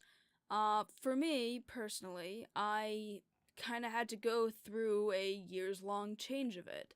When I first started not having full control over my mood or my emotions, I really didn't know how to turn it off, and I knew that I was hurting people, and eventually that led me to trying to find ways to change my mood. And while I certainly am not at like an area where I feel like I can control my mood as much as I'd like, I'm way better than I was when I first started. So I do feel like anybody could really take the steps to find ways of controlling their moods. And I definitely also just want to make it clear that it's fine if it takes you a while. It took me a few years to get to where I am now, and honestly, I do feel it like it's something that people can learn, and if they can, should learn.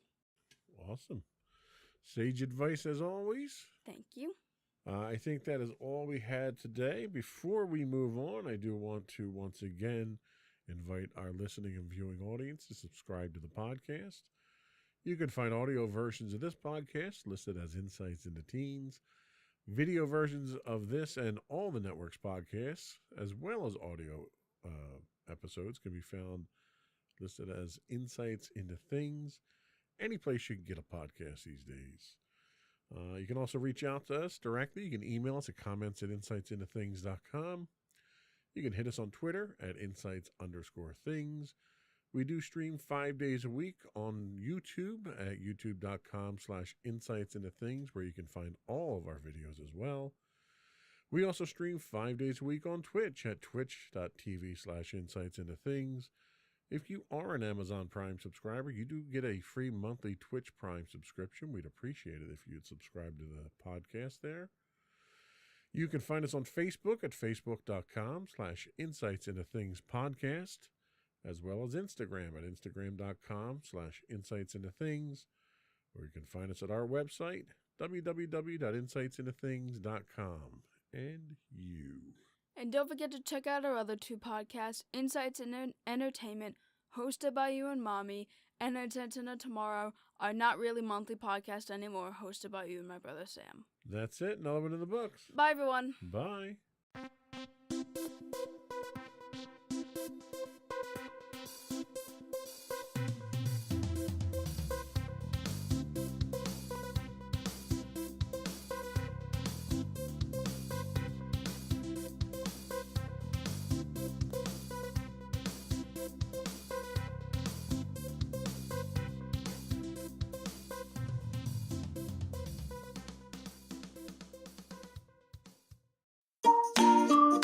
Insightful podcasts by informative hosts.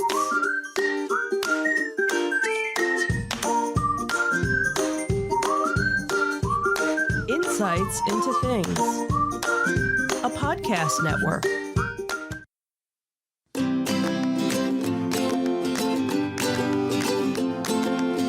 Welcome to Insights into Teens, a podcast series exploring the issues and challenges of today's youth. Your hosts are Joseph and Madison Whalen, a father and daughter team making their way through the challenges of the teenage years.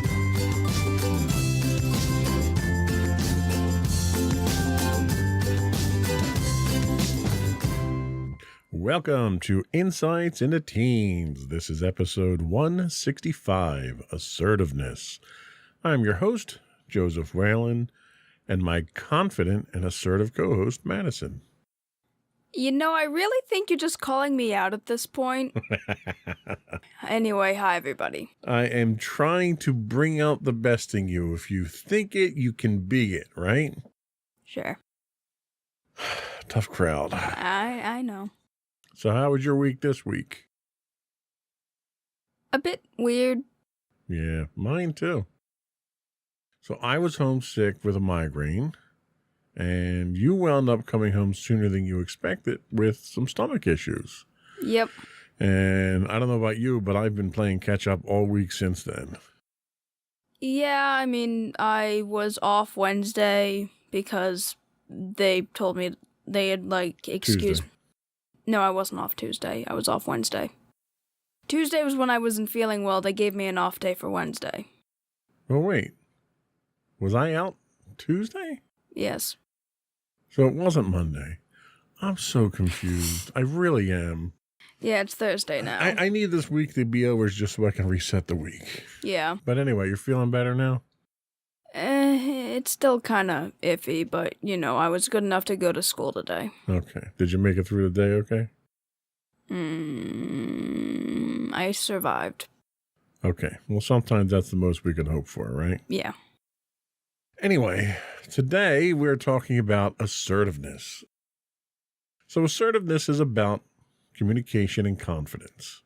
Being able to convey your needs, thoughts, and desires in a way that is constructive and acceptable is a key part of any interaction with other people. On today's episode of Insights into Teens, we'll take a look at what it means to be assertive, the benefits that come from being assertive, and the techniques you'll need to be more assertive. But before we do that, I would like to take a moment to encourage our listening and viewing audience, if you don't already do so, to subscribe to the podcast. You can find audio versions of this podcast listed as Insights into Teens. You can find audio and video versions of all the network's podcasts listed as Insights into Things. And we're available anywhere you can get a podcast these days, Apple, Spotify, Google, etc. I would also encourage you to write in, give us your feedback, tell us how we're doing, give us your show suggestions. You can email us at comments@insightsintothings.com. We can be found on Twitter at insights_things, or you can find links to all of our social media on our official website at www.insightsintothings.com.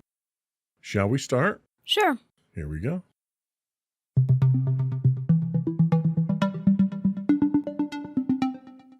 So once again, we're digging deep into the well of kidshealth.org for today's topic.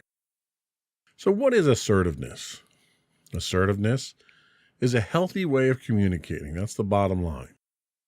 It's the ability to speak up for ourselves in a way that is honest and respectful. Every day we're in situations where being assertive can help us, like asking someone on a date, approaching a teacher with a question, or doing well on a job or a college interview. Being assertive doesn't come naturally to everyone. Some people communicate in a way that's too passive, while other people have a style that may be too aggressive. An assertive style is kind of the happy medium between these two. So here's what it means to be assertive. It means you can give an opinion or say how you feel. You can ask what you want or what you need. You can disagree respectfully. You can offer your ideas and suggestions, or you can say no without feeling guilty, or you can speak up for someone else. Why being assertive matters. An assertive communication style can help us do the things we want to do. But it goes further than that. Being assertive shows we respect ourselves and other people. People who speak assertively send the message that they believe in themselves. They are not too timid and they're not too pushy. They know that their feelings and ideas matter. They're confident. People who are assertive tend to make friends more easily. They communicate in a way that respects other people's needs as well as their own. They tend to be better at working out conflicts and disagreements, and people who give respect get respect in return. So on a scale of 1 to 10, 10 being very assertive, 1 being not very assertive, where do you think you fall on that scale? 2.5. That's kind of low there. Yeah. Do you think that low level of assertiveness has an impact on the way that people treat you or things, the way you interact with others, or maybe even a lack of opportunities that you normally would have if you were a little bit more assertive? Yeah, pretty much. I've had so many instances recently that have made me realize that, wow, I am not that assertive and I do not speak up for my own needs. I have one of the best things, it's probably not anything to do with me being assertive, but when I was at the orthodontist appointment, I was actually glossed over, they forgot I was there, they jumped over me. So that was fun because I waited for another 30 minutes before they actually started working on me. That was fun.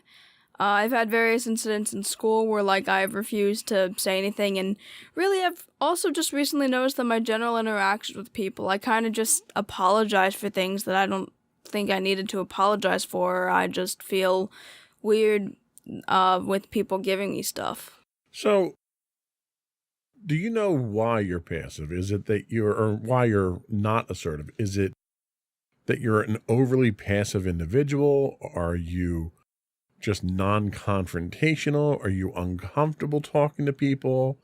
What do you think is the root cause of your lack of assertiveness? I guess it can technically be all 3 things you listed. I'm not a very confrontational person. I try not to. I don't really think I'd want to, try to confront somebody. That's not really how I roll. I don't really like to talk to people all that much, and I've realized that I also am kind of sort of a people pleaser in a way. As much as I don't want to be as much of a people pleaser as I am, I feel like I can tend to be like that sometimes.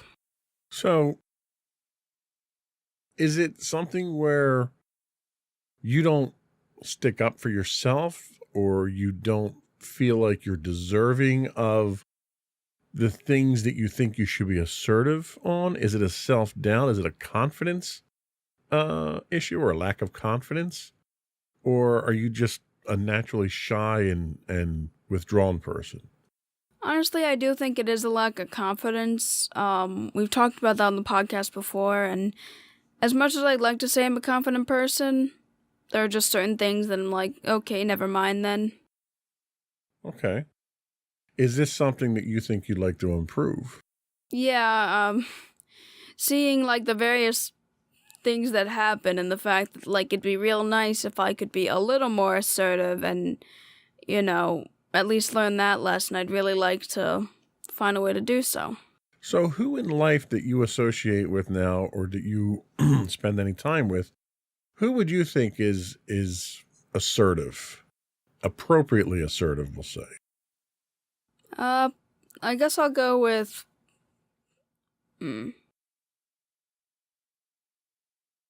I'll go with you. Okay. At some points. All right, you got to qualify that. Well, thing is, you're a very assertive person and you don't like it when, like, you don't feel like you're being treated right. And, like, you've told Mommy and I in certain instances where if we're not being treated right, you gotta stick up for yourselves or I'm gonna do it. So that's a very good point. So do you think it's appropriate to be assertive, or do you think it's inappropriate to be assertive?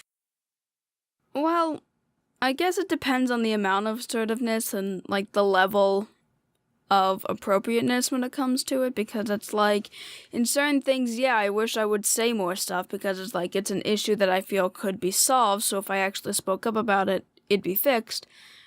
But then when it comes to, like, more extreme levels of being assertive and immediately saying my way, then, like, I could come off being more aggressive, and I could be seen as being the bad guy in the situation. So you had a very good situation last year in school where assertiveness had a surprisingly positive effect for you. And we talked about it on the podcast before. So you had a substitute in one of your classes, and the substitute said something that was gender inappropriate, we'll say. And that bothered you. And you were assertive in that disgruntled nature. Tell us about that. You know the one I'm talking about. Yeah. Talk about that for a little bit and tell me how it felt when you were, when that assertiveness kicked in for you. Why did it kick in then, but it doesn't other times? And what was the ultimate outcome? Was it what you thought it was going to be? Well, basically what ended up happening was, I got uncomfortable with the idea, and when my teacher was back, I kind of let them know because it was bothering me, and, you know, they were very supportive and on my side and were willing to let me, go, and were willing to, like, try to make a difference about it. So I was called down to the office, and basically we talked about the incident, and I, like, wrote something down. So, you know, there was some progress from it. So what caused that assertiveness in that case? Was it Mommy and Daddy you came home and told us about it? Was it me being overly assertive and telling you to do something about it? Or was this something that you took the initiative on yourself? I guess it was kind of both. I was kind of motivated by when I told you and what you told me to do, and then it was kind of just like I decided to finally do it on my own. And were you pleased with what that outcome was? Yeah. I was, yeah. How did you feel when you exercised that assertiveness? Well, I guess I felt good because, you know, I was finally able to, like, stick up for something, and, you know, I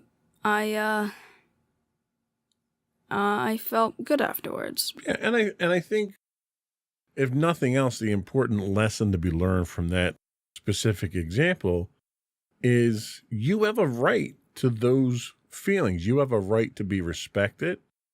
You have a right to be treated right, to be treated well. And if that doesn't happen and someone disrespects you or someone says something that offends you, you have a right to speak up and defend yourself.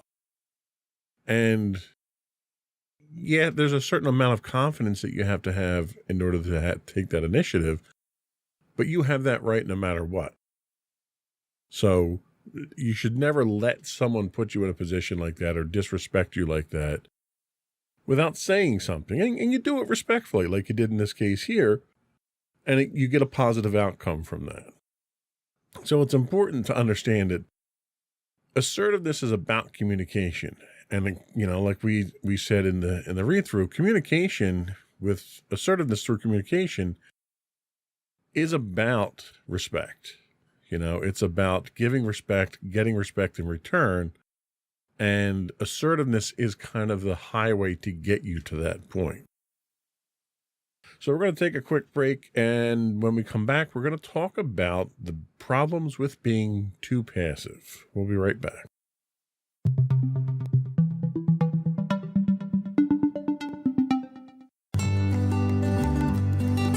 Insights into Teens, a podcast series exploring the issues and challenges of today's youth. Talking to real teens about real teen problems. Explore issues from braces to puberty, social anxiety to financial responsibility. Each week, we talk about the topics concerning today's youth. We look at how the issues affect teens, how to cope with these issues, and how parents, friends, and loved ones can help teens handle these challenges. Check out our video episodes on youtube.com/insightsintothings. Catch our audio versions on podcast.insightsintoteens.com or on the web at insightsintothings.com.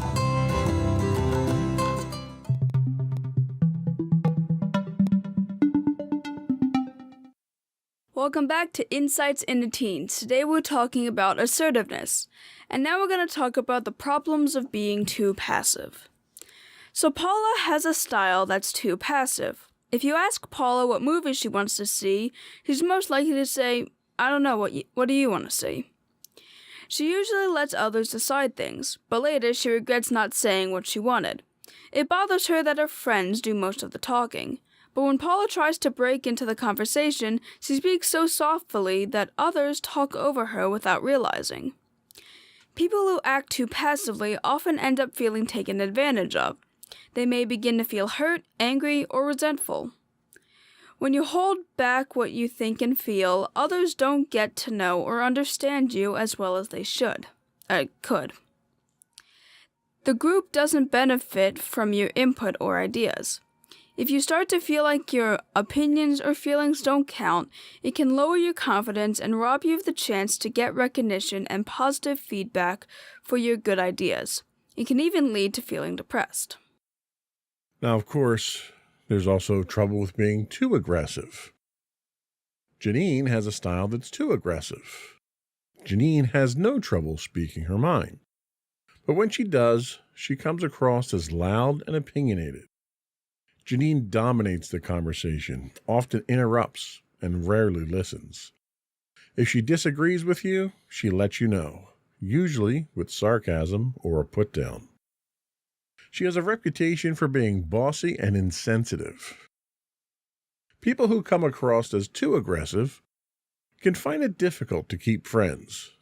They may dominate conversations or give their opinions too boldly and forcefully, leaving others feeling put off or disrespected. People with an aggressive style may get other people to do things their way, but many times they end up being rejected or disliked. They often lose the respect of others. So why isn't everyone assertive? So Ben has an assertive style. When you ask for Ben's opinion, he gives it honestly. If he disagrees with you, he'll say so, but in a way that doesn't put you down and make you feel wrong. Ben is interested in your opinion too. He listens to what you have to say. Even when Ben disagrees with you, you can still feel he respects your point of view. Why do some people have assertive communication styles when others are more passive or aggressive? Part of it's just personality. The habits we develop or the experiences we have are another part. But we also learn to be assertive, passive, or aggressive from watching how others act, especially the people who raise us. So here are some things that can influence people to act too passively. And we've talked about a number of these already. A lack of confidence in themselves or the value of their opinions, worrying too much about pleasing others or being liked, worrying whether others will disagree with or reject their ideas and opinions, feeling sensitive to criticism or hurt by past experiences when their ideas were ignored or rejected, and not developing the skills of being assertive. Things that can influence people to act too aggressively include being overconfident, focusing too much on getting their needs met and their opinions across, not learning to respect or consider other people's views or needs, and not learning listening skills or how to ask for input from others. So things that can lead people to act assertively or just right include self-confidence, believing their opinions count, their ideas and feelings matter, and they have the right to express themselves. Being resilient, or being able to deal with criticism, rejection, and setbacks. Respecting the preferences and needs of others. Having role models for assertiveness, and knowing their ideas were welcomed or assertiveness rewarded in the past. So it's worthwhile to kind of run down these and just take a look at some of the reasons for acting too passively. We've already talked about a lack of confidence in yourself. Do you value your opinions? Do you think your opinions matter? I mean, yeah, I do have like a value in my opinions, and behind closed doors, like I speak very passionately about what I believe in. So I definitely hold my opinions to a high standard. I would agree with that. You already said you're a people pleaser, so worrying too much about pleasing others or being liked. So the pleasing others part, I think we can certainly check that box. What about being liked? Are you concerned about other people liking you? And is that something that makes you more passive? I mean, I wouldn't mind if people liked me, but I guess they may not be, like, my biggest concern. Like, I know I can't get everybody to like me, and I'm not, like, I want to be friends with everybody. So I wouldn't say that's as big of a concern. Okay. What about disagreement or rejection? Do you worry that others will disagree with what you might have to say or might reject you for what you do say when you're assertive? Yeah, I'm kind of scared, especially when I talk to teachers. If I ask them things, I'm, like, terrified of them saying no. For no real good reason, I guess. I get scared whenever I have to ask my teachers something and, like, it's a yes or no question, because, like, I don't know, I guess I associate no with being a much more negative answer, and I'm just somewhat terrified of it. Well, and let's put things into perspective. These aren't life and death questions you're asking. They're not pass or fail. They're not going to fail you, right? So what's the worst thing that a no could do? The thing that I want just doesn't happen. Right. But if you don't ask, it's probably not going to happen anyway, right? Yeah. So, Wayne Gretzky once said, you miss 100% of the shots you don't take. He was a famous hockey player. Yep. You miss 100% of the shots you don't take. So if you don't ask that yes or no question, it's always going to be no. If you ask it, there's a fair chance it might be yes. So that's something to keep in mind when you're struggling with that. Yeah. What about criticism? Are you sensitive to criticism? Have you been hurt in the past when you've expressed yourself? Were your ideas ignored or rejected? Is that something that's sort of in the back of your mind in these situations? Well, I mean, I definitely think I'm able to handle criticism. As long as, it's proper criticism, I feel like I can certainly handle criticism in a passive way. Having my ideas kind of ignored and rejected, it probably hurts a bit more.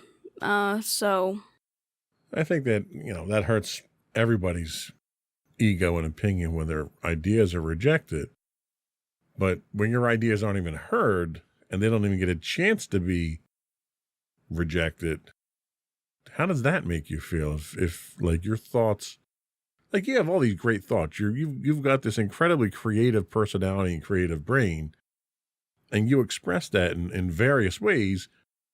If you didn't express that and you kept that all bottled up inside, doesn't that have its own negative connotations and consequences? I guess so. I mean, like, I really do enjoy creating stuff, and I like having the outlet for it, and I can definitely say that if I didn't have that outlet and it was all just kind of stuck in my mind, yeah, it would probably be pretty negative. Yeah, so I think maybe you exhibit some of the symptoms that we have here, but I don't think any of the things that you exhibit are an impossible obstacle to overcome. So I really think it literally is just about building the skill set for it. Do you exhibit, let's take a look at the too aggressive. Do you exhibit any of these? Are you overconfident? Obviously, that's not going to be an issue in this case here. We're still working on our confidence levels. Do you focus too much on getting your needs met and getting your opinion across? Probably not my needs, because I recently had the development of the stomach problems. I refused to go to the nurse, and like at the end of the day, it was like, yeah, you probably should have gone to the nurse earlier. So it's like, yeah, I don't hold my needs as high as I probably should. Yeah, that we need to work on. How about not learning to respect or consider other people's views? I wouldn't say that. I personally really respect other people's views and opinions, and, you know, I don't like want to not consider them. Like, you and I have our, like, healthy arguments. Sure. Yeah, I think you're covered on this one here. I think you're just to the point where you're just right for your respect for others and their needs. What about listening skills or taking input from other people? Do you think you're open-minded with that? Yeah, and in fact, I'm actually kind of an outlet for a lot of my friends to kind of talk about stuff with them, because I'm a good listener, and asking for my input on others from others. You know, occasionally I'll show people like work I've done or stuff I've done and ask for their opinion on them. Yeah, so based on this criteria of too passive and too aggressive, you're kind of in the middle, which is kind of where you need to be. So I would probably grade you higher. You said you were a 2.5 on that scale of 1 to 10. I'd probably put you at about a 4. You're probably a little below average, but I think you're much better off than you think you are when it comes to assertiveness, especially when it comes to things that are important to you. When something is important to you and it's something that you believe in deeply, you can be assertive. You're passive most of the time, but there's those few causes that you'll get behind that demonstrate that assertiveness. And again, it's one of those things where it's a matter of practice. You know, I didn't get to be loud and obnoxious like I am now. I mean, you know me, when it comes, especially if we're talking about something Disney and, you know, Disney, my expectations for Disney aren't met. I tend to be overly assertive when it comes to stuff like that. Yep. When it's things where it's protecting my family or it's costing me money or something like that, I tend to be very aggressive when it comes to stuff like that. But that comes with practice. You know, I've had years of practice dealing with that stuff. And in my line of work, I have to deal with vendors all the time. And if you're passive with vendors, it costs the company hundreds of thousands or millions of dollars if you don't do it right. So it's one of those things that took years to get to. But it's definitely a learned, acquired skill. So we just have to practice more. I think you do it when it's important, when it really matters. You're assertive. And that's the most important thing. So we're going to take another break. We're going to come back and we'll talk about how to be more assertive. We'll be right back.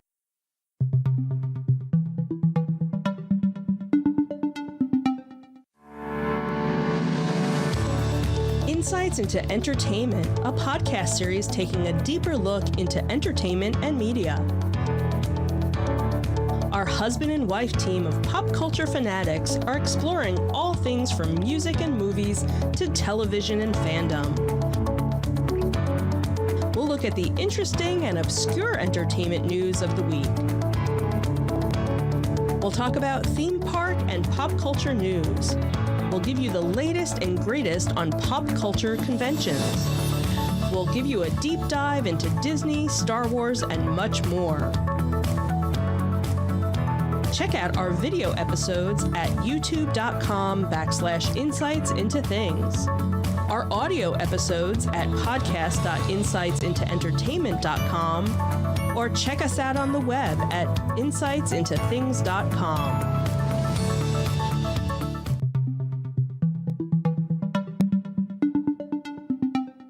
Welcome back to Insights into Teens. We are talking about assertiveness. So how can you be more assertive? That's, I guess, the important question here. Being assertive is a matter of practicing certain communication skills and having the right inner attitude. Some people are naturally more skillful when it comes to being assertive. Others need a little bit more practice.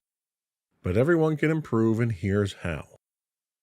Start by considering which communication style, assertive, passive, or aggressive, comes closest to yours. Then decide whether you need to work on being less passive, less aggressive, or simply need to build on your naturally assertive style. So some tips to work on being less passive and more assertive include paying attention to what you think, feel, want, and prefer. You need to be aware of these things before you can communicate them to others. Notice if you say, I don't know, or I don't care, or it doesn't matter when someone asks what you want. Stop yourself. Practice saying what you'd prefer, especially on things that hardly matter. For example, if someone says, would you like green or red? You can say, I'd prefer the green one, thanks. You should also practice asking for things. For example, can you please pass me the spoon? I need a pen. Does anyone have an extra? Can you save me a seat? This builds your skills and confidence for when you need to talk for something more important. When you need to ask for something more important. You should also give your opinion. Say whether or not you liked a movie you saw and why. Practice using I statements such as I'd like, I'd prefer, or I feel. You should also find a role model who's good at being assertive, not too passive and not too aggressive. See if you can imitate that person's best qualities. And finally, you should remind yourself that your ideas and opinions are as important as everyone else's.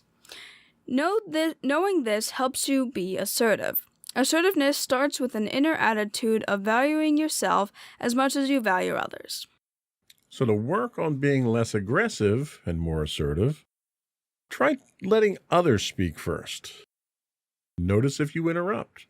Catch yourself and say, oh, sorry, go ahead, and let the other person finish. Ask someone else's opinion, then listen to the answer. When you disagree, try to say so without putting the other person's point of view down. For example, instead of saying, that's a stupid idea, try something like, I don't really like that idea. Or instead of saying, he's such a word that I don't want to say on here, try saying, I think he's insensitive. And again, find a role model who's good at being assertive, not too passive, not too aggressive, and see if you can imitate that person. Even naturally assertive people can build and expand their skills. To work on improving a naturally assertive style, you should find role models who are good at being assertive, not too passive, not too aggressive. See if you can imitate their best qualities. You'll notice this is the same tip we gave for helping with a style that's too passive or too aggressive.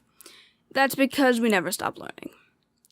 Notice when you're best at being assertive.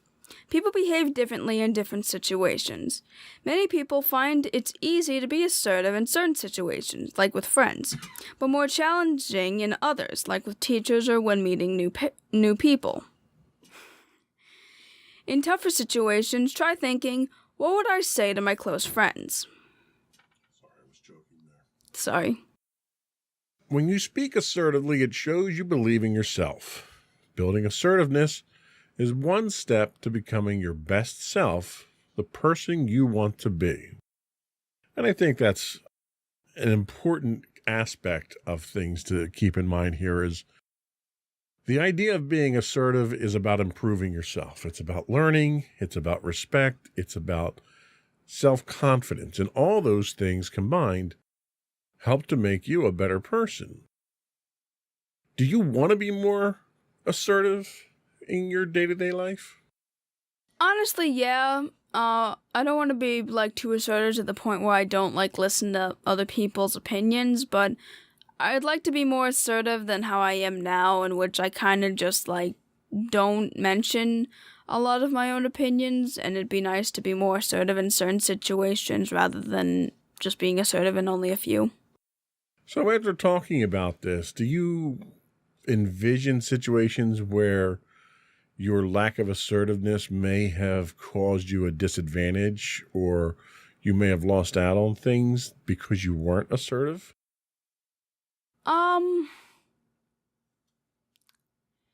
Well, the best example I can think of is even though I technically didn't really lose out too much, but basically what ended up happening was I had a history project. And it was like a big poster. It was going to be due in a week, and we had like a lot of stuff that we had to do for it. And the thing was, it was partner based.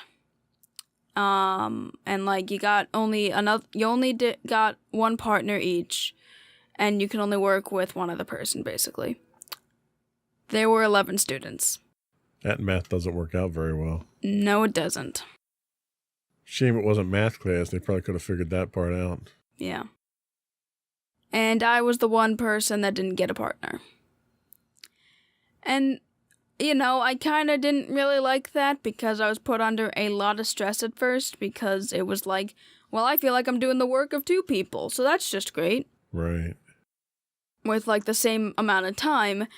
And even when you guys said, like, hey, maybe you should mention something to your teacher, I kind of didn't I kind of didn't, and you guys actually had to step in for me. I mean, how did that work out?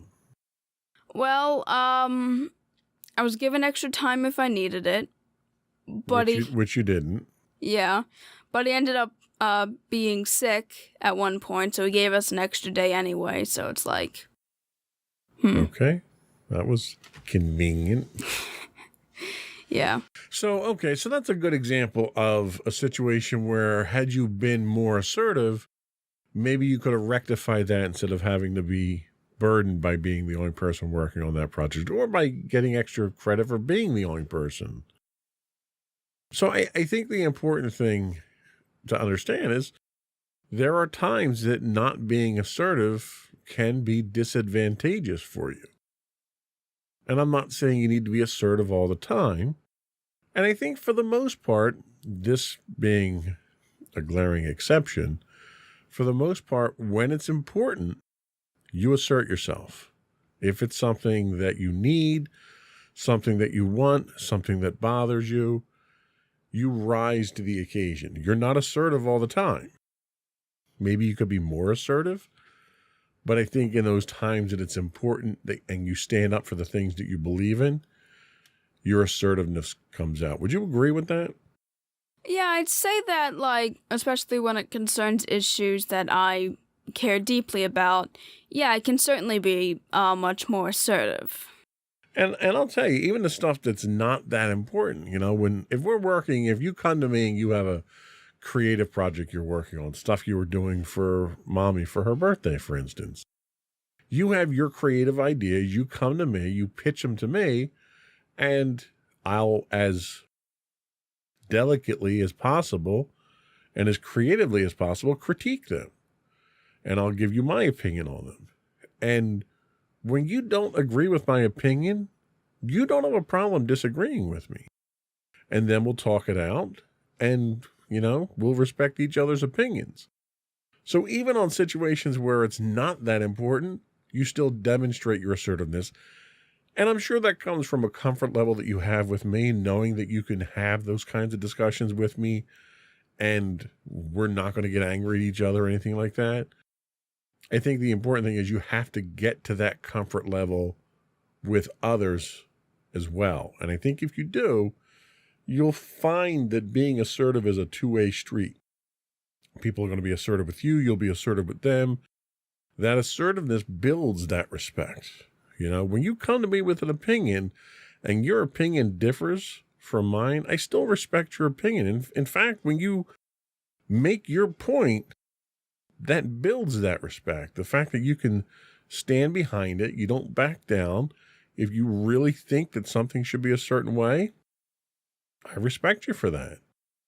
And other people will too. You know, it's difficult using myself or mommy as examples there because of that level of comfort. But you have to believe that you'll get to that level of comfort where you'll have that respect with others. So that was all we have. We're going to take a quick break. We'll come back and we'll get your closing thoughts. All right. We'll be right back.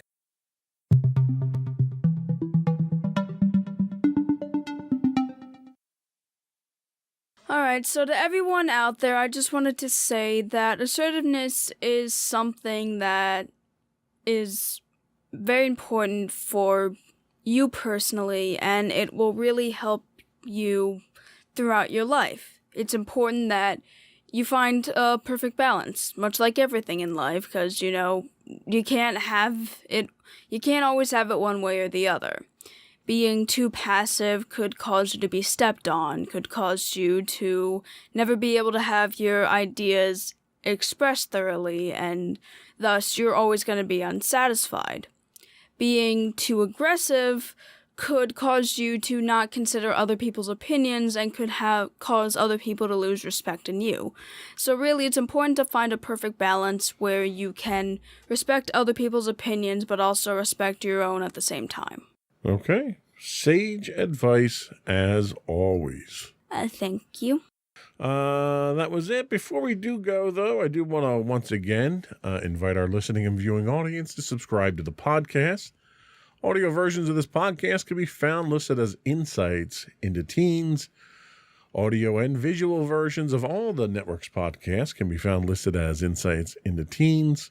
Nope, Insights into Things. Scratch that. Sorry. Isn't that like the second time you've messed that up? Yeah, and I have a script. I have a script and I have a screen here that I have it up on. So, and I've done 165 of these. So you think I'd have it down by now? Anyway, we would also invite you to write in, give us your feedback. You can email us at comments@insightsintothings.com. You can find us on Facebook at facebook.com/insightsintothingspodcasts. You can find us streaming 6 days a week on Twitch at twitch.tv/insightsintothings, as well as YouTube, where you'll find all of our episodes, all of our videos on YouTube at youtube.com/insightsintothings, where you get links to all that and more on our official website at insightsintothings.com. And you. And don't forget to check out our other two podcasts, Insights and Entertainment, hosted by you and Mommy, in which you guys are actually doing a podcast, so nice. And Insights and Tomorrow, our not really monthly podcast anymore, hosted by you and my brother Sam. All right, that's a sales pitch if I ever heard one. I know, right? That's it. Another one in the books. Bye, everyone. Bye.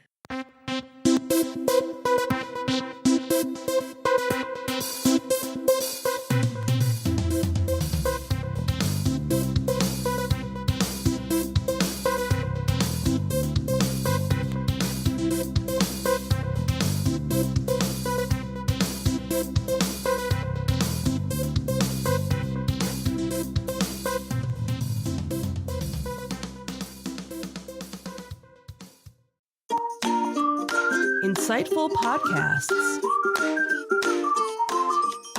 by informative hosts.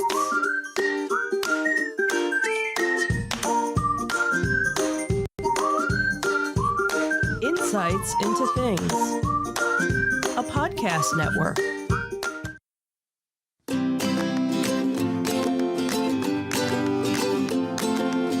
Welcome to Insights into Teens, a podcast series exploring the issues and challenges of today's youth. Your hosts are Joseph and Madison Whalen, a father and daughter team making their way through the challenges of the teenage years.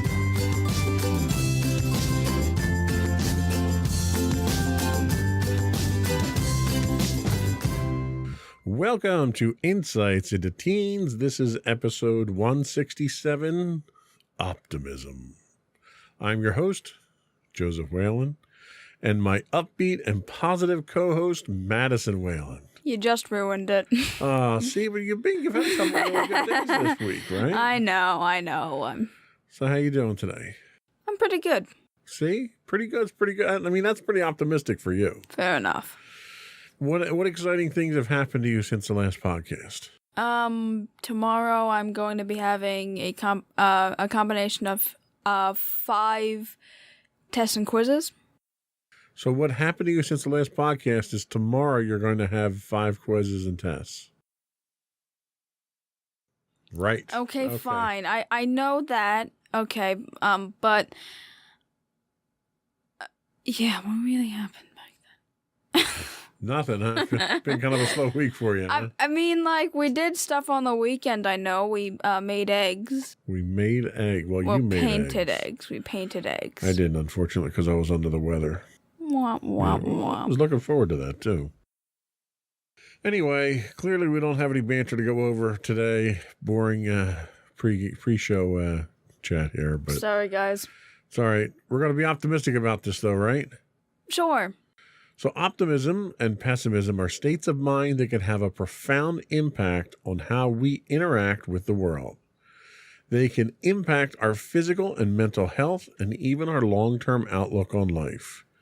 In today's episode of Insights into Teens, we're going to take a look at the importance of optimism, its impact on us, and how we can improve our lives by training ourselves to think more optimistically. But before we do that, I'd like to take a chance to invite our listening and viewing audience to subscribe to the podcast. You can find audio versions of this podcast listed as Insights into Teens. You can find audio and video versions of all the network's podcasts listed as Insights into Things, pretty much anywhere you can get a podcast these days. I would invite you to write in, give us your feedback as well. You can email us at comments@insightsintothings.com. You can find us on Twitter at insights_things. Or you can find links to all those. I'm distracted because I got stuff popping up on my screen here. I'm sorry.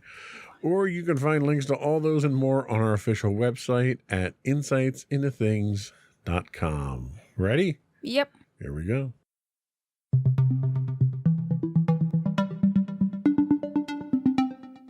So we're going once again to the well of kidshealth.org here, which has been a extremely valuable resource for us. Yep. For this string of what will be eventually 10 podcasts. Before you keep listening or viewing the podcast, take a moment to think about some of the things that happened to you today. Even better, grab a pen and write down a few specific events. Go ahead, pause the video and do that now.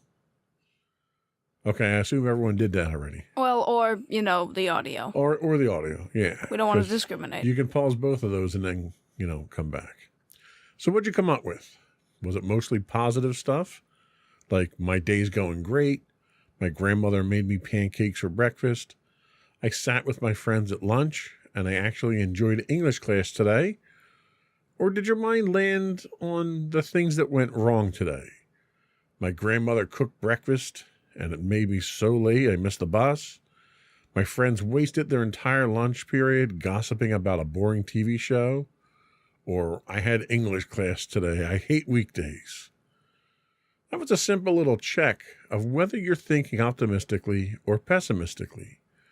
There's a difference, and it can have a profound impact on us in many ways. Optimism is healthy.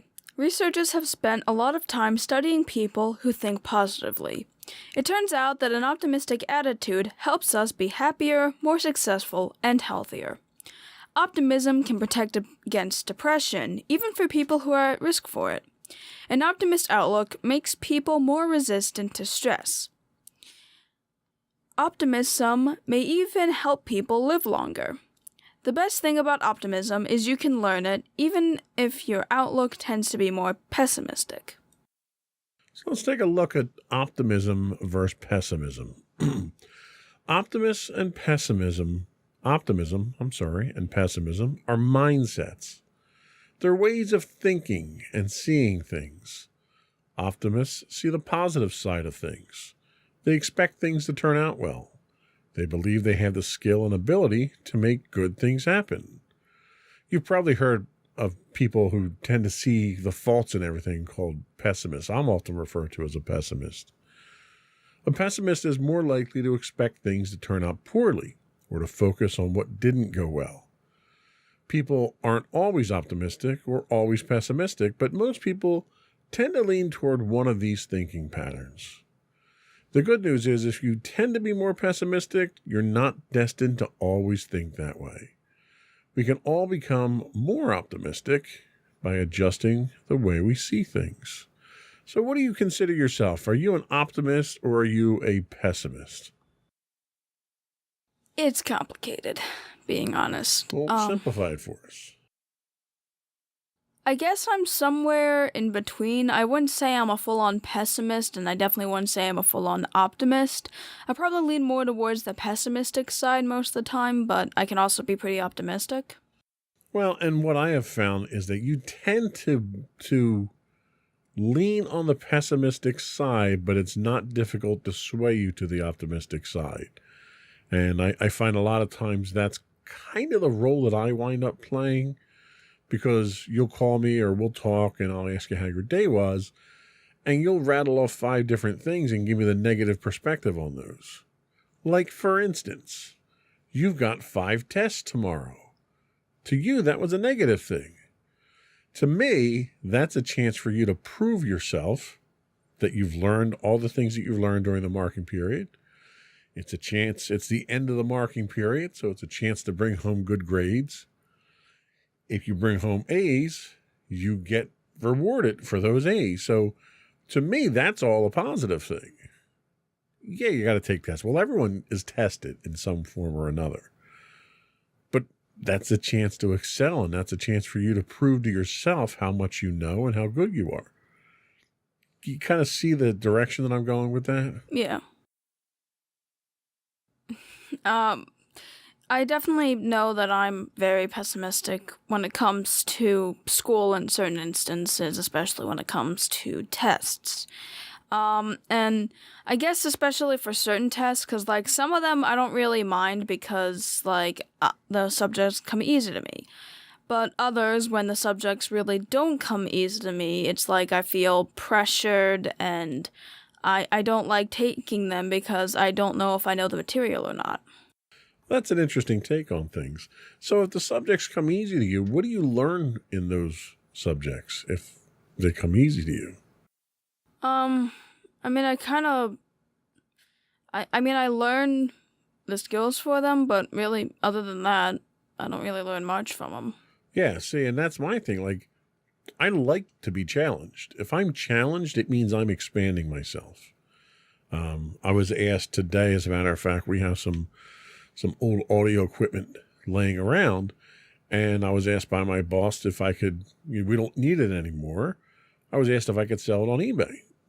I've never sold anything on eBay. I'll give it a shot. If nothing else, we might not make any money on the equipment, but I'll at least learn something about how to use eBay at that point. So I like being challenged. I like being asked to do things that I don't normally do and to figure things out. That's always something that's a chance for me to educate myself.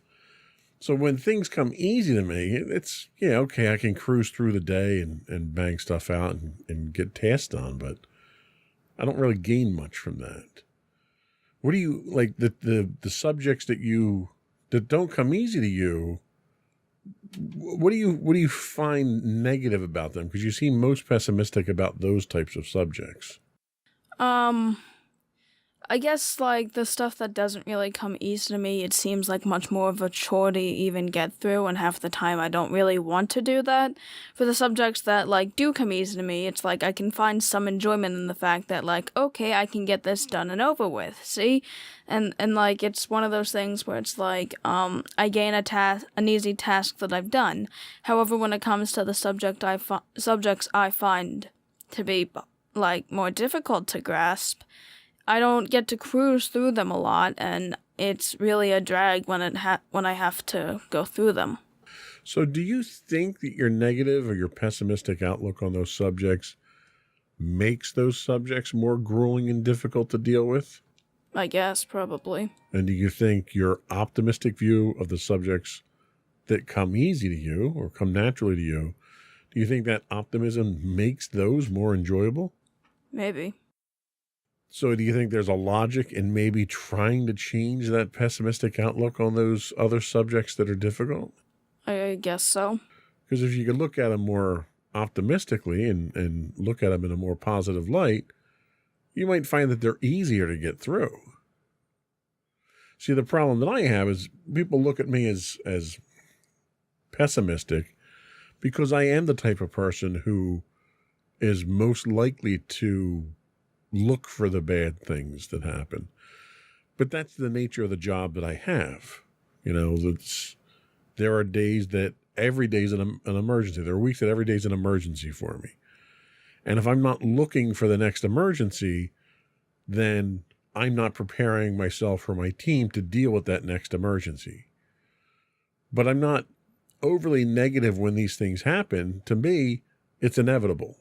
So if I find them and I prepare for them ahead of time, it makes us more capable of dealing with them.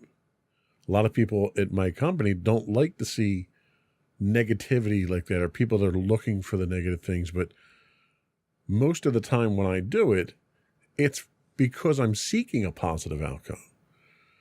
You know, if I go out and I start probing the security of our web servers, for instance, I'm not doing that to be negative. I'm doing that to find vulnerabilities so that other people don't find those. So it's kind of a backwards way of being optimistic, I guess. Do you want to be more optimistic? Yeah, I mean, you recognize your pessimistic side, but do you want to change that? Do you want to be more optimistic? I mean, I feel like it could probably be a lot more better for my mental health than, you know, the way I just react to things. So yeah, it'd be nice. Well, and you mentioned that you've been very optimistic. You know, I've joked around with you, but you know, you've had 3 days today where you said 3 days this week where you haven't been that bad, and that's optimistic for you. Do you feel that has an impact on your day-to-day activities when you are a little bit more positive? Yeah, like, I don't, like, get super freaked out about everything. I can actually spend a lot more time focusing, and I find a lot more enjoyment out of things. Now, do you think those around you in general are optimistic or pessimistic? Some people I know are definitely more optimistic than others, and other people are more pessimistic than others. It's kind of a mixed bag, I guess. And how do you interact with those who are pessimistic? Do you think that being around pessimistic people kind of weighs on you? Do you think optimistic people lift your spirits and help you out? What kind of effect do outside people have on you with optimism and pessimism? Well, with the people that I trust, I tend to talk about my pessimistic sides, and there are certain people that I'm able to joke around with more that have a much more optimistic view, while with the others, more pessimistic friends, I kind of like that. Those are the ones that I normally vent to the most. Okay. Now, do you think that if you're able to improve your outlook and be more optimistic, do you think that's something you might be able to help others do as well?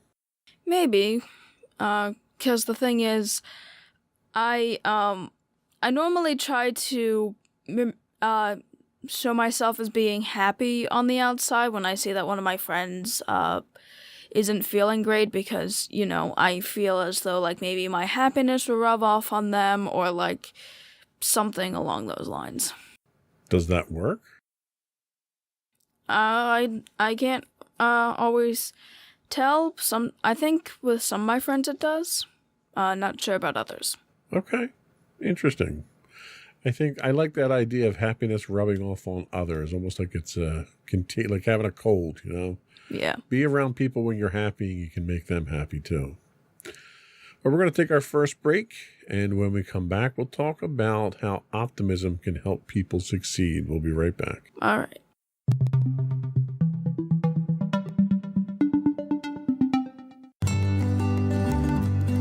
Insights into Teens, a podcast series exploring the issues and challenges of today's youth. Talking to real teens about real teen problems. Explore issues from braces to puberty, social anxiety to financial responsibility. Each week, we talk about the topics concerning today's youth. We look at how the issues affect teens, how to cope with these issues, and how parents, friends, and loved ones can help teens handle these challenges. Check out our video episodes on youtube.com/insightsintothings. Catch our audio versions on podcast.insightsintoteens.com or on the web at insightsintothings.com.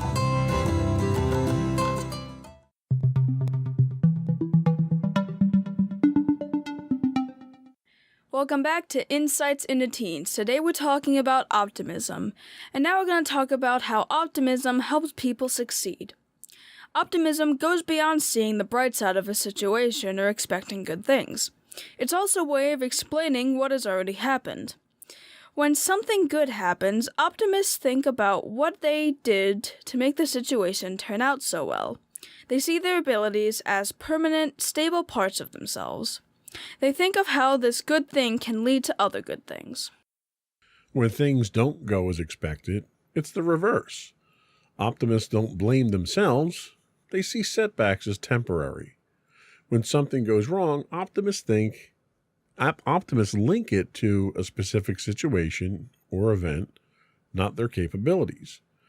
Because they don't view setbacks as personal failings, optimists are able to bounce back from disappointment better than pessimists. So here's an example. Griffin and Jake both try out for the basketball team during sophomore year. Neither makes the final cut. Both feeling disappointed, but they handle it in different ways. Griffin is an optimist. He thinks, "There was a lot of talent at the tryouts and only a few openings. They pushed me to practice hard and I played my best. It felt good. The coach gave me great feedback. I'm going to work on the things he suggested and watch all the games this season. That way, I'll have a better chance next year." Griffin is focused on the specific situation, not on personal shortcomings. He doesn't see the situation as permanent. He fully expects to get on the team next year and is already thinking of how to make it happen. Jake tends to be more pessimistic. He thinks, "No wonder I didn't make it. I was the worst one at tryouts and the coach doesn't really like me. I never get a break. I might as well face it, I'm just not a great athlete." Unlike Griffin, Jake takes the setback personally. He blames himself. But he also sees outside factors, the coach, life, as working against him as well. Even worse, he lets this one event make him doubt his athletic abilities altogether. Which guy is more likely to be discouraged longer? Who's more likely to practice more and try again? Who's more likely to give up? Optimism builds resilience. Optimism lets us see disappointing events as temporary situations that we can get past. It strengthens us to try harder rather than give up. It allows us to keep our goals and dreams in mind so we can act on the motivation to keep working toward them. Because of this, optimistic people feel more in control of their situations and have higher self-esteem. Pessimism influences us to take disappointments and rejections personally. It also makes them seem more permanent than they are. A pessimistic outlook exaggerates the negative aspects of a situation, so they overshadow anything positive. Pessimistic thinking makes it harder to cope when things don't go as hoped. Realistic optimism. Optimism isn't about seeing everything as rosy. Optimists don't ignore problems or pretend life is perfect. They just choose to focus on what's good about a situation and what they can do to make things better. Optimists have true confidence because they're prepared. They know they need to study if they want to ace a tough test. They know they can't make the basketball team without practicing. Optimism goes hand in hand with action. It's about finding a healthy balance of positive and realistic thinking. So is there a place for pessimism? Pessimism can drag us down, so it's good to know we can change a negative mindset. But that doesn't mean erasing all negative thinking. A healthy, what's wrong mindset lets us zoom in on a problem. Thinking about what could go wrong helps us avoid too much risk. Imagine if your brother is texting while he drives you to rehearsal. Your negative thinking alerts you, hey, this isn't good. So you tell your brother to stop. If not for his own safety, for yours. In this case, you're combining pessimistic thinking, texting leads to car accidents, with optimism. I know I can do something about this. Just about all of us go through a rough patch now and then where it can seem like nothing's working. It's healthy to identify feelings when we're discouraged, and it's okay to talk about what's wrong. Confiding in someone can lift your mood and remind you of the optimistic possibilities. Negative thinking can help you move forward as long as you don't get stuck focusing on what's wrong. So in that scenario that they had talked about here with the two guys and the sports team, I know sports really is not your thing. Which one do you think you would be? Even if you change the scenarios up to say you're trying out for a play or a band or something, which one of those do you think you would be? Probably the second one. Why? 'Cause I tend to be the type of person to doubt my own abilities before I doubt any specific situation. I can tend to think that the world can be against me for certain reasons, and I normally go to blaming myself before anything else, really. So the other take on this is when things go right, you don't give yourself credit for it either. So you kind of have a pessimistic view on positive things. Yeah. So why is that? Like, even when you get straight A's or you fail to study for a test, but you still do good on the test, why don't you ever give yourself credit for the accomplishments that you have? You always seem to have that negative take on those types of things as well. Why do you think that is? I think it's because I'm scared of, thinking that, just because I've done it so many times doesn't mean that doesn't mean that I'm gonna always be able to succeed. So I kind of just tell myself that, hey, let's not really dwell too much on this, because you don't think that it's going to last. So you don't dwell on the positives, you instead dwell on the negatives.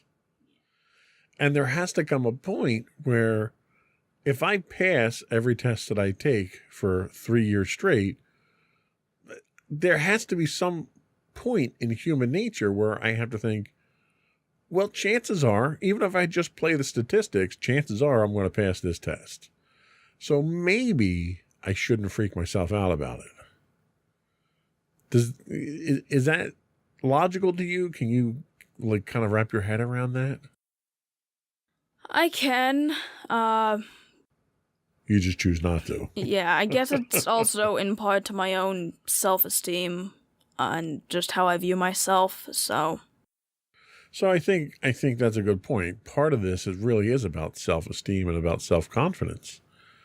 What do you think you need to improve your self-confidence to the point that you can look at your own accomplishments and accept the fact that you're a fairly accomplished individual? What is it that you would need to see to kind of turn that corner and get to that point? I guess I really don't know, being honest. So it's important to point out that you are in the top 10 of your class. You were number 1 in your class last year, but you're in top 10 out of how many students in your grade? 300 something. All right, that's significant, okay? You were the only person from your school chosen to go for the leadership program, which, what's it, Hobby? Right? You were chosen for that, right? The only person in your school that was chosen for that. This is a pattern.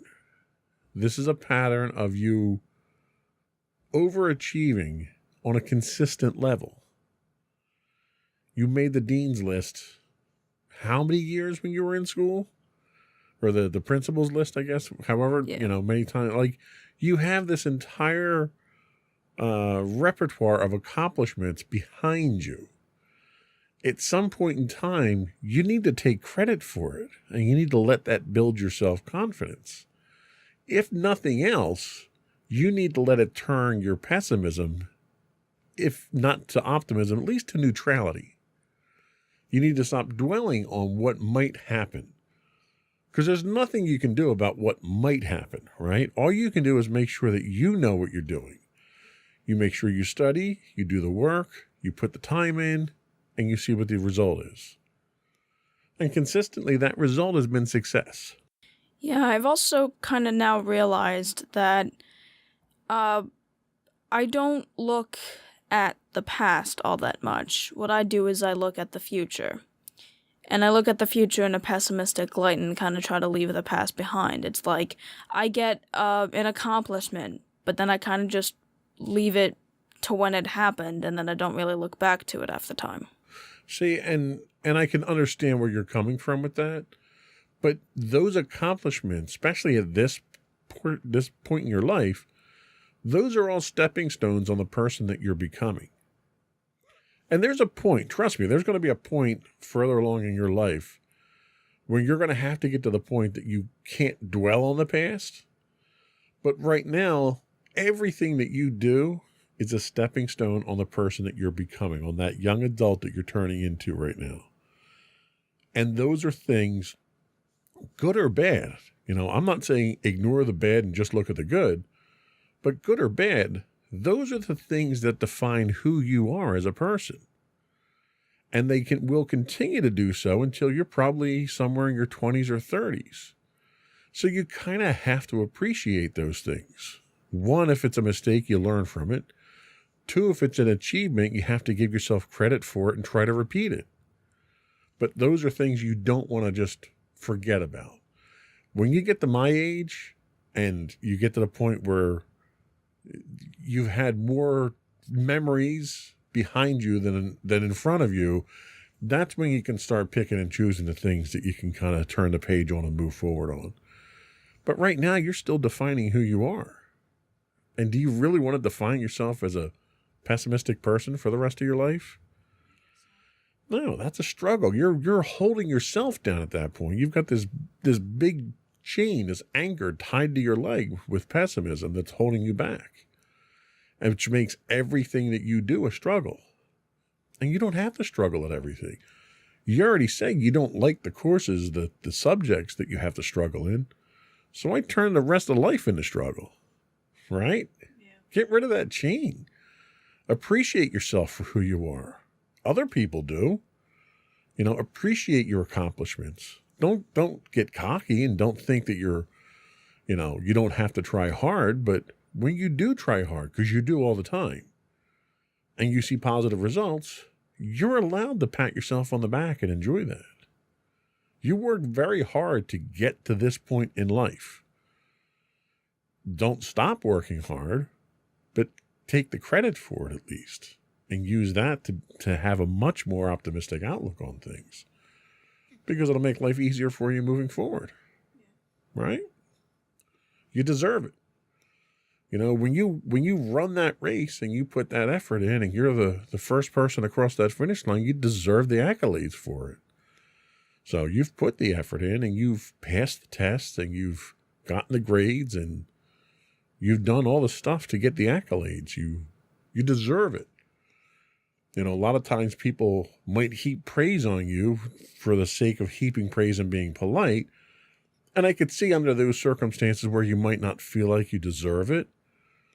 But you've delivered consistently over and over, year after year. You deserve this. This wasn't an accident. You didn't get to the top 10 in your class, you know, because you happened to pass one test. You know, your status in school is an average. And the longer you are in school, the harder it is to keep that average up because you've got more numbers that you're looking at. So the longer you're there with an average that high, the more accomplished you are. So take credit for it. Enjoy it. Be positive about it because it's a good thing. How many other kids that are in the top 10 in your school are pessimists, do you think? I don't know. It'd be interesting to maybe find out who they are and find out what their outlook is. Because I can almost guarantee that they're probably not pessimistic. They're probably critical of themselves. Yeah. And people that achieve that level of success tend to be very critical of themselves. But you'll probably find that they're mostly optimistic. Because it's a lot easier to go through life optimistic. So we're going to take our second break, and then we're going to come back, and I'm going to scroll down, and we're going to talk about how to be more optimistic. All right? We'll be right back.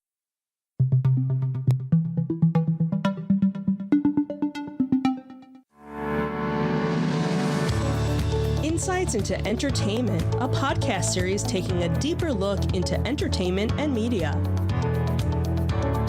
Our husband and wife team of pop culture fanatics are exploring all things from music and movies to television and fandom. We'll look at the interesting and obscure entertainment news of the week. We'll talk about theme park and pop culture news. We'll give you the latest and greatest on pop culture conventions. We'll give you a deep dive into Disney, Star Wars, and much more. Check out our video episodes at youtube.com/insightsintothings. Our audio episodes at podcast.insightsintoentertainment.com, or check us out on the web at insightsintothings.com.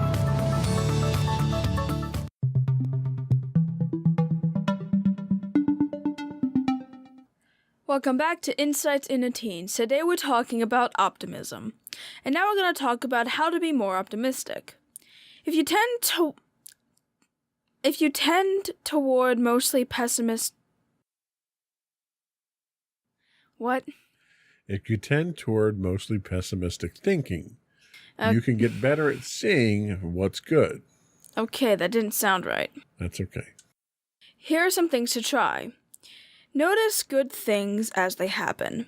At the end of the day, take 10 minutes to run through your day and come up with things that you're grateful for. Write them down in a journal or keep track using motivational app on your phone or tablet. Train your mind to believe you can make good things happen in your life. Get in a habit of telling yourself specific things you can do to succeed. For example, if I study, I can get a better grade. If I practice, I'll perform well at the audition. If I go on that volunteer trip, I'll meet new friends. Don't blame yourself when things go wrong. What does your inner voice say when things don't go as planned? Instead of thinking, I failed that math test because I'm terrible at math, tell yourself, I failed that math test because I didn't study enough. I won't let that happen next time. Instead of saying, Grace broke up with me because I'm such a loser, think, now I know why people say breakups are so painful, but hanging out with my friends will help me feel better again. When something good happens, give yourself credit. Think of what you did to make a good outcome possible. Did you prepare for the test? Practice with dedication. Think of the strengths you used and how they helped you succeed. Remind yourself that setbacks are temporary. As soon as something goes wrong, remind yourself that it will pass, and come up with a plan for making that happen. For example, my SAT results aren't what I hoped, but I can study more and take the tests again. Notice how other people talk about themselves. Are friends and family members optimistic or pessimistic? For example, does your dad say, I burned the hot dogs, I'm just a terrible cook? Or does he say, I burned the hot dogs because I got distracted watching the dog chase a squirrel around the backyard? Optimism is a thinking style that can be learned, which means that pessimism can be unlearned. It can take a little while, so don't feel discouraged. Becoming more aware of the two styles can gradually help you start noticing more ways to be optimistic. Just keep telling yourself, I can be more optimistic, and I'm going to keep practicing. So what do you think? Do you think this is something that you can or will work on to try to be more optimistic? Probably, yeah. Do you see the benefits of it? Yeah, I do. I mean, I'm generally, I don't know, I think I'm pretty even when it comes to things. I can sometimes get down on myself, so I totally understand where you get it from. I think the position that I'm in professionally means that I am not allowed to be pessimistic. You know, I have to have a certain level of optimism in order to lead my team. So that kind of forces me in that direction. And sometimes it's a struggle. Sometimes, you know, this week is a good example. Every day this week's been some kind of emergency at work. And when you're constantly in firefighting mode, it gets very exhausting. But, you know, it's Thursday now. We had our latest emergency today. And for me, I tend to not panic when it comes to emergencies. I slip almost into a mechanical mode where I kind of drop the emotions. I look at what the options are, and I just try to work through problems. And I do that as much to be productive as I do so that my team doesn't see panic or negativity, because they vibe, they get their feeling from me. So if I don't set a good example for them, then they're not going to perform to their peak. As an individual, I have to imagine it's a little bit tougher because you're trying to self-motivate yourself. How well do you think you motivate yourself to drive yourself? I mean, obviously, academically, you're very successful at that. How else are you in the rest of your life emotionally and personally? How well do you think you motivate yourself? I can certainly motivate myself in certain instances, but other times it's kind of like I don't feel like it. But most of the time, especially when like a task needs to be done, I'll try motivating myself in order to get that task done, or like find a way to get the task done in an amount of time by like breaking it up and figuring it out that way. And then other times it's just like I don't really feel like it. Now, do you think if you had more of an optimistic outlook on life and you were able to curb that pessimism, that you'd be able to motivate yourself better and be more efficient and more accomplished in the things that you do? Probably, yeah. Maybe if I was more optimistic, I wouldn't feel like I would have to just watch videos to not think about things. If I was more optimistic, maybe I could actually get more stuff done. That's a very good point. Now, you've had several days of good days, optimistic days this week. Do you feel this late in the week any different from that? Do you feel more energized? Do you feel more inspired? Do you feel more positive going into Friday and the weekend because of that? Yeah, being more optimistic this week, I have noticed that, like, I'm a lot less, like, I'm tired, but, like, I'm not grumpy tired. Like, I actually, like, feel calm tired, or it's... You're, like, sleepy tired, and what are other the dwarf we can think of? Yeah.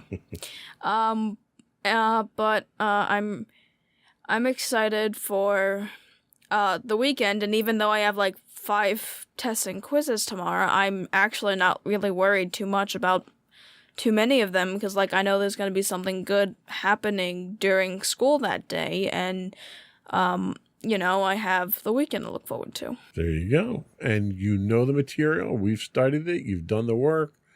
You're familiar with it. I think you'll knock these tests out of the ballpark. So, see, positive outlook.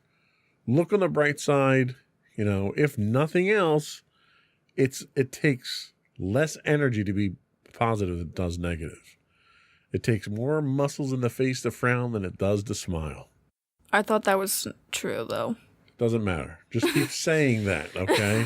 I don't know. I have to look that up. I'm pretty sure we had a thing where we would talk about that and phrases that are not actually true, and that was one that was not true. Well, you know what? I'm going to look that up, and next on the next podcast we'll confirm it with scientific research. Got it. I think that was pretty much all we had for the day, for the podcast today. We'll take a quick break and come back with your closing remarks. All right. All right.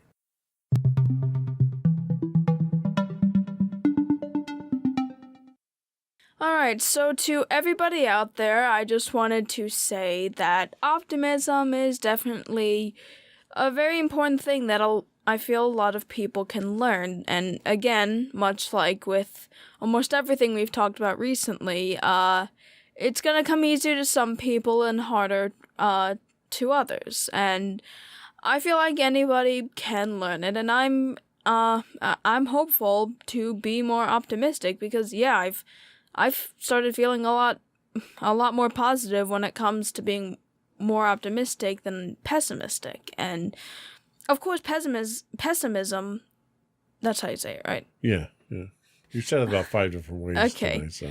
Well, pessimism, does have its place when it comes to certain instances, but it's one of those things where you really don't want to be consumed by it. I've been consumed by pessimism many times, and it is not fun, so I wouldn't recommend that to anybody. 0 out of 10 stars, thank you. Nicely done. Thank you. Wise words as always. Before we do go, I want to finish up the business of the podcast here. We do want to invite, again, those of you who don't already subscribe, you can find audio versions of this podcast listed as Insights into Things, Insights into Teens. You can find audio and video versions of all of our podcasts listed as Insights into Things.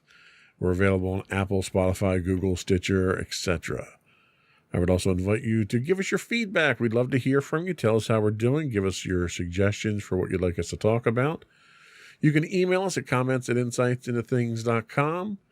We are on Twitter at twitter.com/insightsintothings. We do stream 5 days a week, both on Twitch at twitch.com/insightsintothings and on YouTube at youtube.com/insightsintothings. And you can find us on Facebook at facebook.com/insightsintothingspodcast, where you can find links to those and much more on our official website at insightsintothings.com. And you. And don't forget to check out our other 2 podcasts, Insights and Entertainment, hosted by you and Mommy, which I haven't done in a while, and Insights into Tomorrow, are not really a monthly podcast anymore, and I don't know when you guys are going to do another one, hosted by you and my brother Sam. You know, you're never going to get a job in marketing like that. I don't care. I don't want one. Alrighty, that's it, folks. Another one in the books. Bye, everyone. Bye.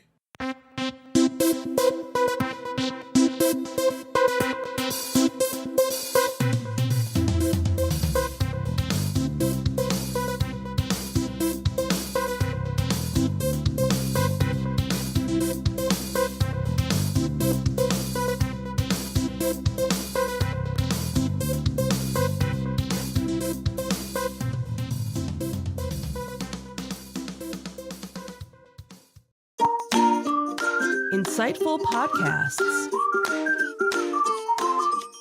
by informative hosts.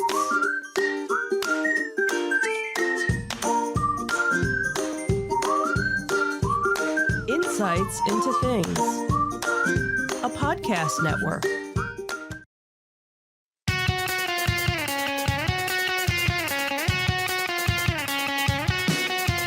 Welcome to Insights into Entertainment, a podcast series taking a deeper look into entertainment and media. Your hosts, Joseph and Michelle Whalen, a husband and wife team of pop culture fanatics, are exploring all things from music and movies to television and fandom. Welcome to Insights into Entertainment. This is episode 147, Disney Dissected. I am your host, Joseph Whalen, and my patient and understanding co-host, Michelle Whalen. Hi, everyone. So what makes you patient and understanding for this episode, dear? I don't know. I'm kind of confused.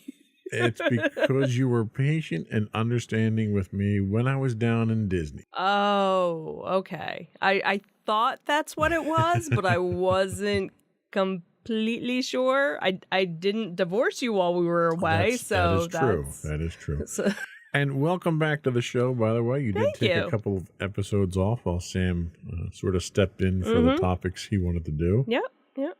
So this is your first time back in the studio recording for almost 2 months now, isn't it? I can't even remember because I did an Insights into Tomorrow episode. Right. You stepped So in for him. we and kind of filled, swapped.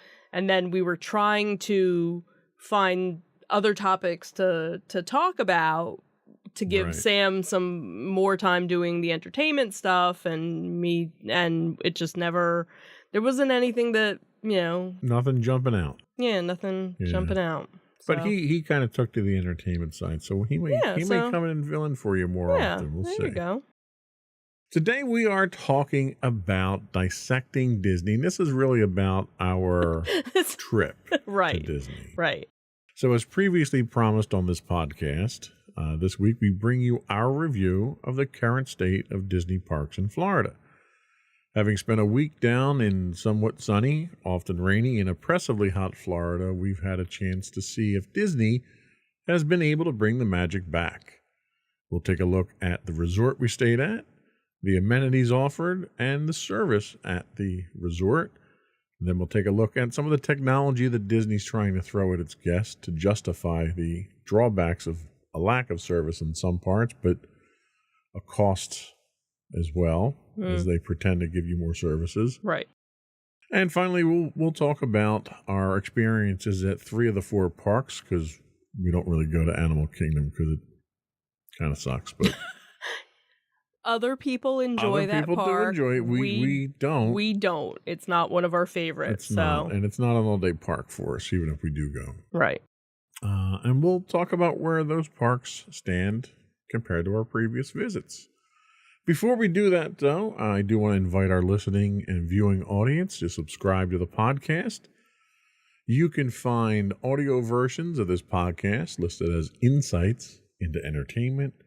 You can also find audio and video versions of all the network's podcasts listed as Insights into Things, and we're available any place you can get a podcast these days. I would also invite you to write in, give us your feedback, tell us how we're doing. Give us your show suggestions, what you want us to talk about. You can email us at comments@insightsintothings.com. We're on Twitter at insights_things, or you can visit us on our official website at www.insightsintothings.com for all of our social media links. Are we ready? Sure. Let's go.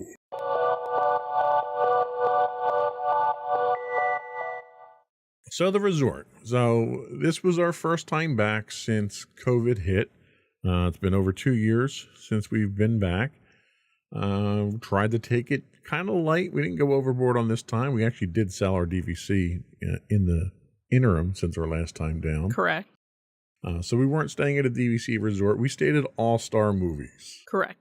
So what was your first impression of the resort itself?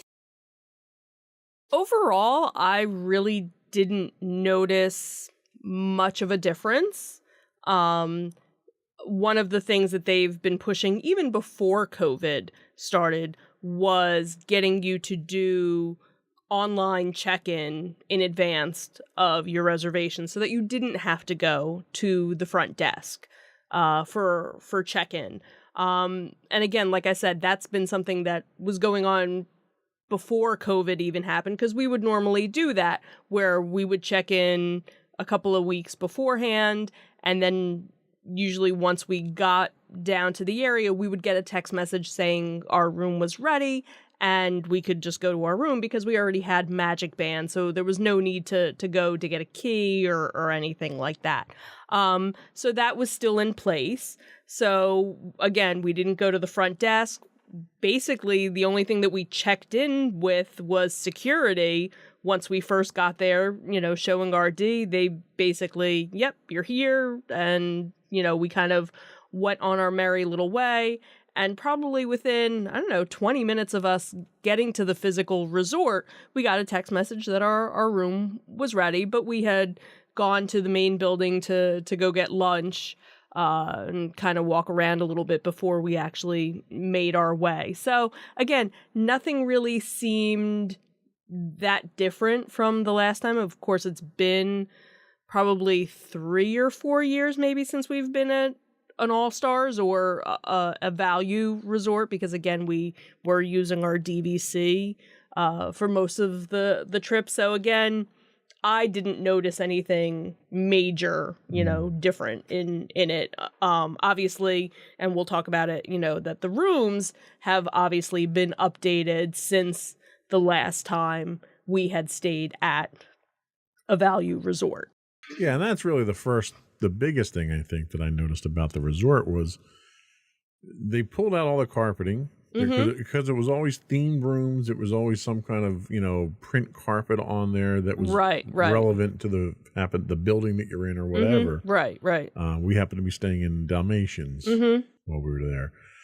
But they pulled it out. You had all hardwood floors. You had all brand new furniture. Correct. You had really what was an innovative approach to furniture where you had a convertible bed. Right. You had down from sort the of wall. a Murphy bed that when the Murphy bed was up, it was actually a table. Right. So and it was so funny because I think the first time we went to convert it, we were like, what do we do? Like there were no instructions when all you really had to do was just pull it down. So you just had to make sure that the table was cleared off. What was nice about it was the use of space was much better than it had been with two beds in there. Yes. The problem is that when we come in, me specifically, I come in with Lots a load of of technology.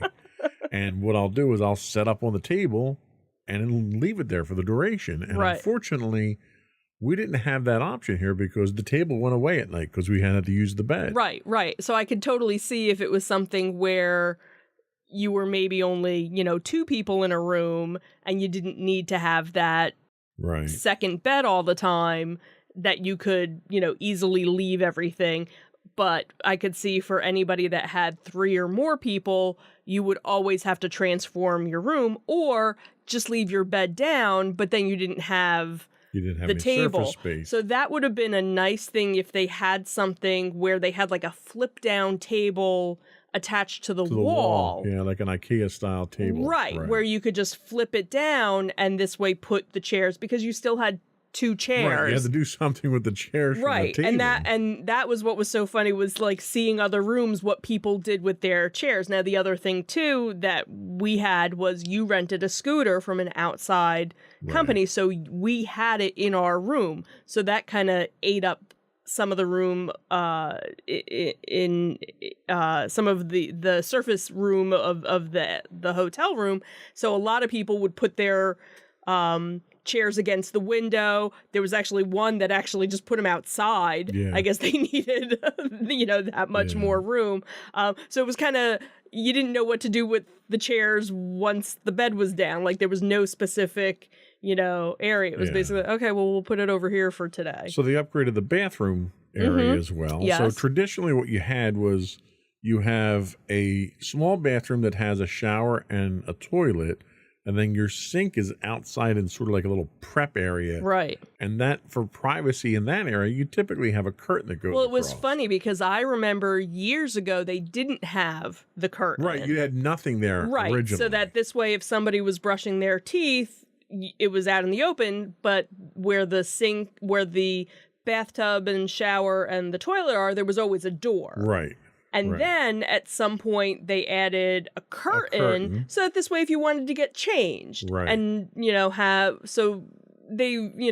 evolved. So that's been evolved into a barn door style sliding door for additional privacy. But what really struck me was they replaced the door, the swing door on hinges in the bathroom area, with a telescoping door that slid in behind the wall itself, which I thought was a brilliant use of space. Like that's one thing that they really did, was when they redid the rooms, they did things to maximize that space. Like over where your cooler, because you don't have a refrigerator anymore, where the cooler is, there's a piece of furniture that's kind of like a little breakfast nook type thing. Right. So because they had a coffee maker, like a single-use coffee maker there. They had your ice bucket there, and then there was a drawer For all drink accessories. had and like the cups coffees yeah. and the teas and everything to go with the coffee, and that area you could kind of use as a bar, Right. you know, your beverage keeping, Right. snack like a beverage area. cart, basically. Yeah, yeah. So the room was okay. There were a few issues with it. The one thing we noticed when we got in there was the lock plate on the door was loose and eventually fell off. Right. The room phone did not work. And that we only found out because we went to call the front desk the Right. one time and went, So we couldn't call the front desk from the phone. We tried to use the app, and we'll get into the app a little bit later, but we tried to use the app, and that didn't work either. right. So you happened to find one of the maid service, and they I were found able to call someone housekeeping and they got a hold of because somebody. we had multiple issues with plumbing Right. there, where they had to come and snake the toilet. And it wasn't just us. There were 3 other instances where I saw them walking around with the snake. Oh, wow. going So to it was different other rooms. people. Okay. So, So it was an issue with the hotel itself. Okay. Okay. What else did we have? Drainage. Oh my goodness. It rained and you had literally swampland if you Well, were walking and- around the And outside. that's something just in general with Disney, you can find on TikTok and YouTube other people posting videos from the park Sure. where But I've never it had that gets- experience. And all the resorts that Yeah, we've I been don't there think before, we've ever noticed. never, because someone would be out there taking care of it. True. They may have had drainage issues in the but it past, was but we never just apparent we just to never the- to noticed the it. guests. Yeah, that could be. Yeah. And the one area by the parking lot that had the big drainage issue, they had one of the grounds crew come through on one of their little John Deeres and track mud all over the sidewalk in the process of doing that. Right, It's like, right. And no one cleaned that up. Mm. And it's starting to look a little run down and tired. There were a couple of areas there. They were basically fire hydrant areas that weren't maintained. They were rusted. The paint was coming off. Okay. So it was very un-Disney like. You know, Disney is always, even at the discount resorts like that, they've always kept up with it. And it just seems like it's kind of run down. The first day we got there, the elevator, one of the 2 elevators was offline. It took them most of the day to get that one fixed. Well, they were actually cleaning. They were cleaning the I don't know what you call it.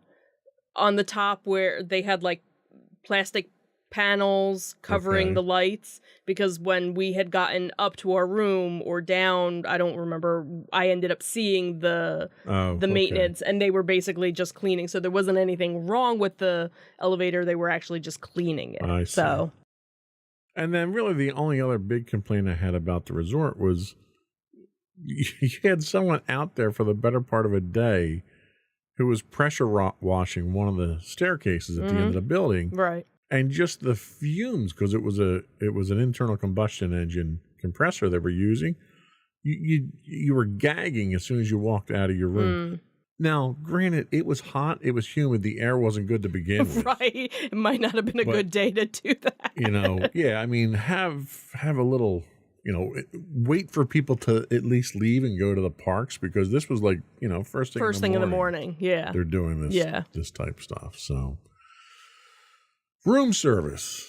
So where we normally don't do room service, we'll put our do not disturb sign out there. They used to do daily room service, Correct. and now they're down to every other day, every 3 days, every 3 days or something. And I think it's every So- 4 days if you're DVC. Yeah. And to me, that's a significant drop in service, because they didn't reduce the cost of the room at all. Right. In fact, it went up, and you're getting less service there. So that was a ding, I think, in my book. Paying for parking, still one of my biggest pet peeves that I have there. Right. And again, going back to that whole, hey, we didn't check in, there was nothing ever said in anything. Right. It's Like, just a hey, blind by the charge way, because for the most part, this was actually one of the first times that we didn't charge things back to the room. One, because we had done a whole gift card card, thing, yeah. so that was a good portion of our charges, and then we just charged it on to our various credit cards, because in most cases, if you were using a Disney credit card and your bill was a certain amount, you would actually get 10% off. Whereas if you were charging it back to the room, you weren't going to get that discount. So it wasn't until the end of our stay when we actually got our portfolio, and I was like, oh, what were all these charges? And opened it up, and it was parking. That was literally all it was. And that's where, again, we've been there since they've been charging for parking, so it wasn't a shock for us. But what if this was our first time and we didn't know?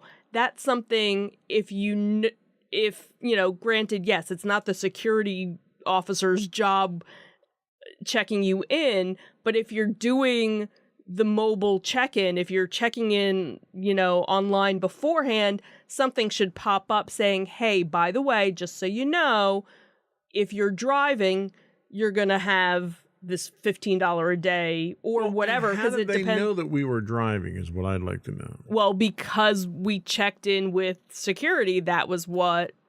So that could have been a rental car we had for one day and got rid of it, or we could have been getting dropped off by someone. How do they know that you're parking there? Well, the and then time? that's the thing, is that we would have had to. I would dispute that charge because it was never detailed anywhere on the original bill. And that's the other thing too, because what used to happen is when you would go to the front desk and check in, they would ask you, "Oh, are you, staying on property?" Because they would give you a parking permit. Right. So now they don't even print out. And they'd get your license plate number. Right. But they got my license plate number when we checked in, because security there was a camera towards the back that could see my tag. So they're nickel and diming you there, which was very annoying. Right. We bought the mugs, which I didn't want to do, but you thought it'd be a good idea to buy the mugs. Right. And the quality of mugs have gone down significantly. They've got the cheapest lids. The lids kept falling off. I almost lost the lid twice. It's just, I was very disappointed at that, but that's there to support the fact that you can't get multiple refills. You buy a disposable cup from them, you pay $4 for it, and you're allowed 3 refills within an hour or two, or something like that, which is idiotic. It really is. Right. Because Disney is not losing money on me getting a refill on my soda. And granted, you almost never got a refill on your soda. Right.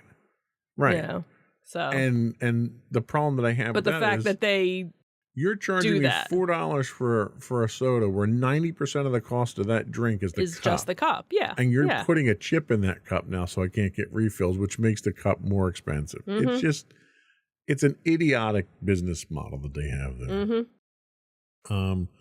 I didn't want to go on with any other complaints about the resorts. Did you have any highlights, any positives?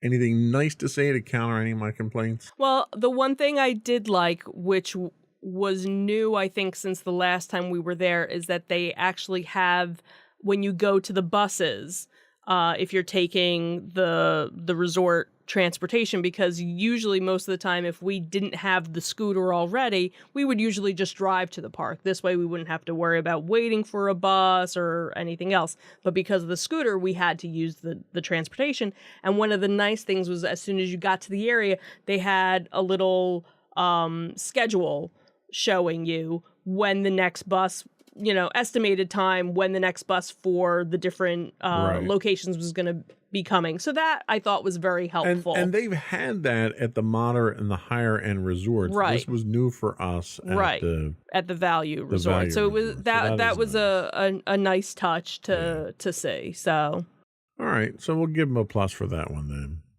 Let's take a quick break, and we'll come back and we'll talk about some of the technology that Disney is throwing at some of these issues. We'll be right back.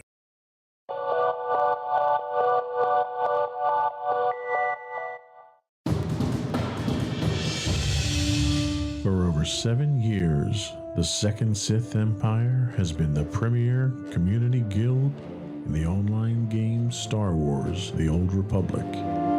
With hundreds of friendly and helpful active members, a weekly schedule of nightly events, annual guild meet and greets, and an active community both on the web and on Discord. The Second Sith Empire is more than your typical gaming group. We're family. Join us on the Starforge server for nightly events such as operations, flashpoints, world boss hunts, Star Wars trivia, Guild Lottery, and much more.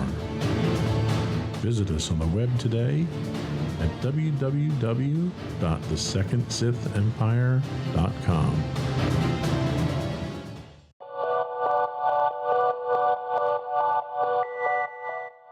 Welcome back to Insights into Entertainment. Today we are dissecting Disney. So one of the things that Disney has done to try to enhance the experience is go the technology route. And that technology route is apps on your smartphone at this point in time, and bands and all that stuff. So right now, the Disney World app that they have with their nice little 50th anniversary logo on there is the central part of that technology push. You pretty much need it for anything you want to do: booking rides, checking times, getting into your room, pretending to call the front office because it doesn't work for that. Your photo pass, Yeah. reservations. I have to say that I was very unimpressed with the app. I found it to be poorly designed. Someone looked like someone gave a 5-year-old a box of crowns and asked him to design an interface. It was confusing. It was not obvious or intuitive to use. Finding the information that I wanted just to go in and look up times or to look up available slots for reservations for different extra services like building a lightsaber or a droid, you couldn't find that stuff. And the whole thing was predicated upon this whole idea of build your experience. And in order to do that, you pick the things you want, and that's all that you saw. If you ever wanted to stop outside of that, you had to go back through the entire wizard and reset all your settings in there to see anything. And I thought it was a terrible experience. Right down to the point that you bought one of the new Magic Band Pluses. And what happened with that? Tell us what happened with that. So I wasn't going to buy the new Magic Band. But the last day we were in a park happened to be the Magic Kingdom. And at Magic Kingdom, they had a Haunted Mansion one. So of course, me being the Haunted Mansion person that I am, all right, fine, I'll get it, you know, just to have it, whatever. And we charge it while we were in Hall of Presidents. You had already bought one and you had no issues getting it to sync up. Everything was fine. I go to sync it up and I get an error. And I try and go through again, and then it tells me that the app has a bug and to uninstall and reinstall the app to try and fix it. I do that, doesn't work. I try taking, because there's a QR code, so first I try linking it by the wireless link. That didn't work. Then I tried taking a picture of the QR code to do it that way. That doesn't work. Then I even tried entering the code manually, which is a challenge considering how small those numbers are. Right. Entering the code, nothing. As soon as I would do it, it would fail and again tell me that I had a bug. So by that point, I was just fed up, and after spending almost $50 on it, I went back to the store to return it. And of course, the cast member there was like, oh, well, if you do decide to, purchase another one, we do have tech support people, located throughout the park that would be, willing to help you. And by that point, it was already our last day. Maybe if it was our first day in the park and I had, the whole rest of the week to worry about it. But this was literally our last day. Yeah. I was like, I'm done. It wasn't the band itself. It was the app. Right. So that's really where I think the biggest complaint was, because there was a lot of things with that app. The calling the front office. Well, when our phone calling the front work, desk. We tried to call the front desk. You can get to it through the app if you could find it, because it wasn't easy to find. Right, and that was another thing, another challenge of things weren't where you thought they would be. Right. If you did a search, it would eventually find it, but it was like I shouldn't have to be searching every time. It was almost like they did no user testing of this. And then that was the whole thing too, because when we were having the issues with the bathroom, I was like, all right, well, let me just call the front desk. And I'm like, and I couldn't even like Google a phone number for the front desk either. And then the one day I actually just walked up to the front desk and they were like, oh, well, you could have just done it on your app. I'm like, no, I couldn't. And she didn't believe me. Right. And she walked me through it and was like, oh, okay, that is a problem. Yeah. No shit. Like, I know it's a problem.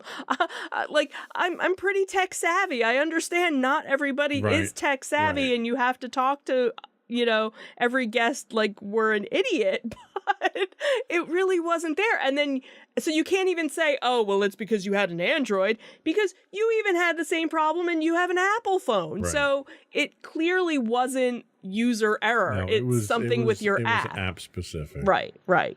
So some of the other things I found were an issue was you could look up wait times for rides. Mm-hmm. They weren't accurate. When you guys were going around and doing things, I was riding around the scooter looking at wait times on the app. Okay. Oh my God, they were 15 minutes off, 20 minutes off. So they weren't updating They as were often. not done in real time on the app itself, which makes the app useless at that point when it comes to that function. Right, because especially if that's what you're determining, oh, well, this wait's only, you know, or this wait's 60 minutes, but yet the wait might only be 15 minutes if you actually went there, but then you don't want to go there because... The entire purpose of the Genie experience is you don't need a fast pass because we can tell you when these times trend here, and it's completely wrong. I lost my Magic Band at one point in time because it was on a little holder on my original one. So we kind of panicked a little bit there. We were able to get the ticket to get into the park, but I didn't have a way to get into the room. Right. So I was able to use the app for that, and it worked. But it was awkward. It's like 4 screens in, you know, you don't know where on the phone it's transmitting so I'm moving the phone all around the thing to try to get the thing to work. Right. It scans the first time and it goes green, but it won't unlock.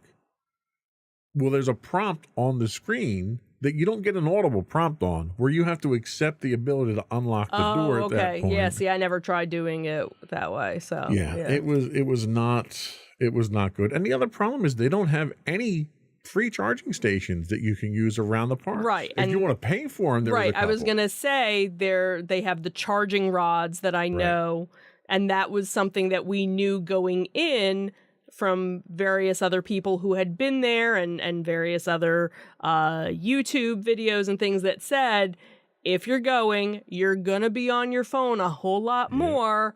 Make sure you have some sort of battery backup so that you can charge your phone. And honestly, there was only, for me, there was one day that I had to charge my phone, but I really didn't even need to. But that was also because we really weren't using the phone as much. Well, and we'll talk about that in a second, too. Yeah.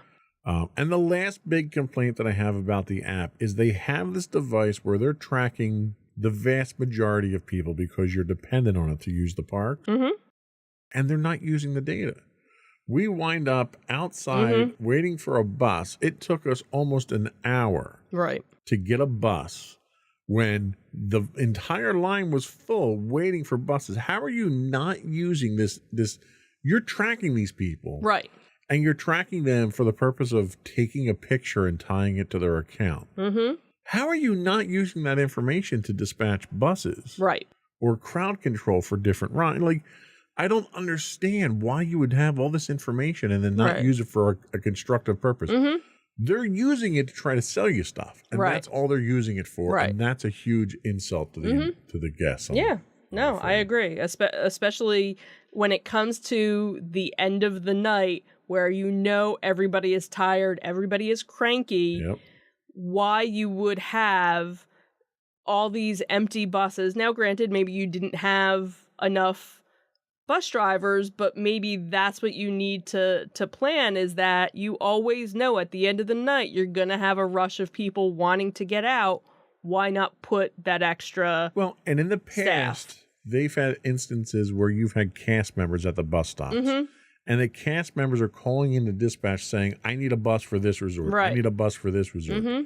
They didn't have that, Right. and they didn't need it because they have the technology. They just chose not to use the Right. technology. Yeah. So let's talk about that massive scam that is Genie Plus. Oh, Genie Plus. So tell us how much we paid for that and how much we used it.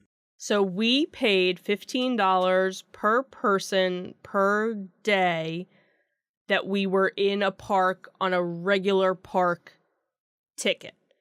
So we only went to the park for 3 days, but the one day was the Halloween party. And because of it being a special ticket event, you don't use Genie Plus on that day. So we only had to pay for Genie Plus for 2 of the days that we were in the park. So $45, so $90 total for the 2 days for the 3 of us, because each individual person has to have it for however many days. And since we hadn't used it before, we figured, you know what? Let's try it. Let's give it a try and see if it makes a difference or helps us We took one out. for the team so we could review it for the podcast. Right. And granted, there are lots of pros and cons. You know, there were a couple of friends of mine who had used it before, and they said, oh, it takes a couple of days to get used to it. I'm like, well, I only have 2 days to get used to it. So I either need it to work or not work. And the big push before used to be, you know, buying it ahead of time and making sure you had it, even though you couldn't really do anything with it until the day of. And now there's some other changes that they're making to it. And again, I'm not really 100% sure of what they all are because we're not there anymore. So I'm not really paying attention as to what those changes are. But I know one of the major changes was that you didn't have to purchase it until that day if you wanted to get it. So doesn't make again, it worthwhile. Right. So how many rides did we get on using that system? Okay, so in Epcot, which was our first day, we did the Remy ride with it. We did it with that, or was that with the virtual queue? No, the only thing that the virtual queue you could do with the virtual queue was the Guardians of the Galaxy, and that we didn't get.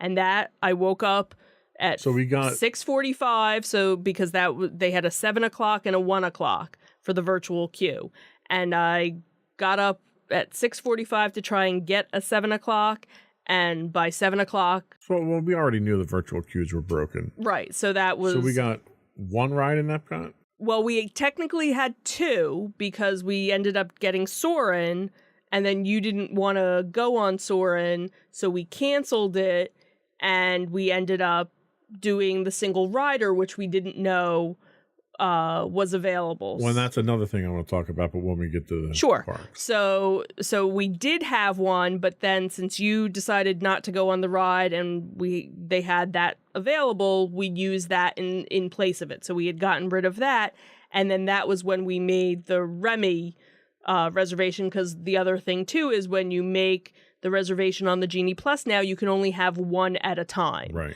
And then once the time frame starts for that reservation or that lightning lane, that's when you can make an additional lightning lane through your Genie Plus. All right, so we paid $15. We paid $30. $45. $45 because I didn't go on Remy, so I'm not counting myself for that. So for $30, you went on one ride in Epcot. Mm-hmm. For $30. Mm-hmm. And how much did we pay for park tickets? More than $30. $120 maybe? I think it was about that. I don't remember what. So $30 for one ride. Mm-hmm. Then we did Studios. How many rides did we get on with Genie Plus with that? We did... Maddie and I did Toy Story Mania with it. We did Mickey and Minnie's Runaway Coaster with that. What else did we do?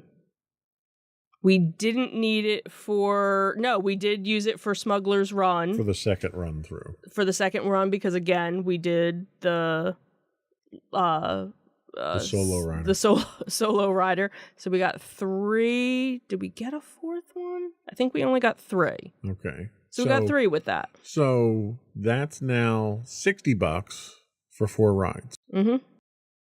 Was it worth it?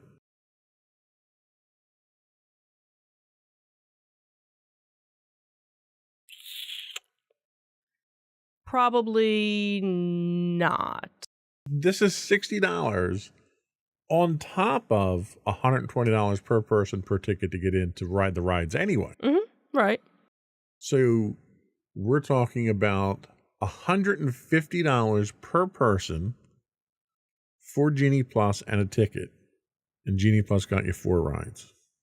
That to me is a scam. Mm. The other thing that I found was interesting is we got into Magic Kingdom early on Friday because of the party, Right. and it was still regular admission in there. Mm-hmm. We walked past Peter Pan Right. and the Lightning Lane, and the Lightning Lane was easily a 20-minute wait Mm-hmm. at Peter Pan. Mm-hmm. What's the purpose of the Lightning Lane if it's a 20-minute wait? Right. This is the problem that I have. Well, when the regular ride is a 60-minute wait, a 20-minute wait is nothing.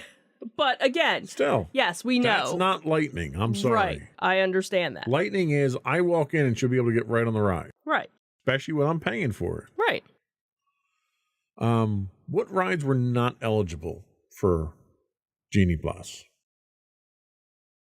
I don't know if there was anything. besides Guardians of the Galaxy? Well, Guardians of the Galaxy, because that was the virtual queue. right. So you could only do virtual. Was Rise of Right. the Resistance one you had to pay to get on, or was that eligible with I Lightning Plus? think it might have been, because I think what they do with their certain big ticket rides, you know, kind of their e-ticket rides, is they offer the additional pay for me Right. Lightning Lane, and there's so many of those that they put out, and then there's so many regular it's- lightning lanes, and So here's where the real scam is. Oh yeah. So pay $15 for Genie Plus, unless you want to go on this other ride, and then pay another $15 to get on that ride. Right. And it's not always $15 because depending They change on the rates because based on right, the time of day year. and- So it right. could be $20 to go. Okay. But all the ones that we saw where they were an additional fee.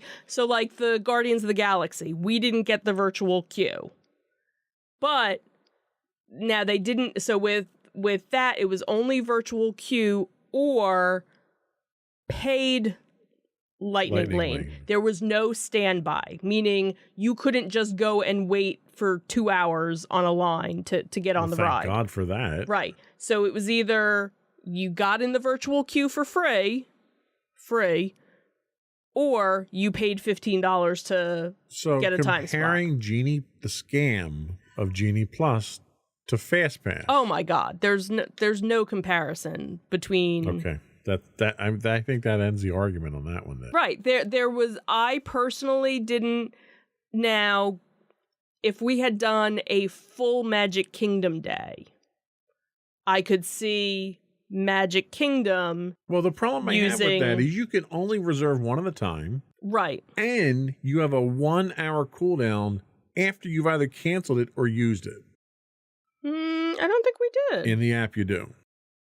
Because I was actually able, because the one, Might not have been on canceling, but I don't on know, use. because there was one that I had one reservation and I actually had the next one, and it was actually overlapping because the one was from like 1 to 2 and the next one was from like 1:30 to 2:30, and I was actually surprised All that right, it, well, then they may have changed that. or it could have been a I had a work fluke. colleague that was down there 2 months I ago don't and know. said that was one of the problems they ran into. So maybe that was something that, So let's move on from Genie Plus, because if I stay on that, my blood pressure's going to go up.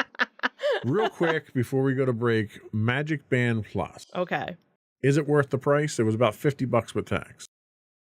I wouldn't have done it.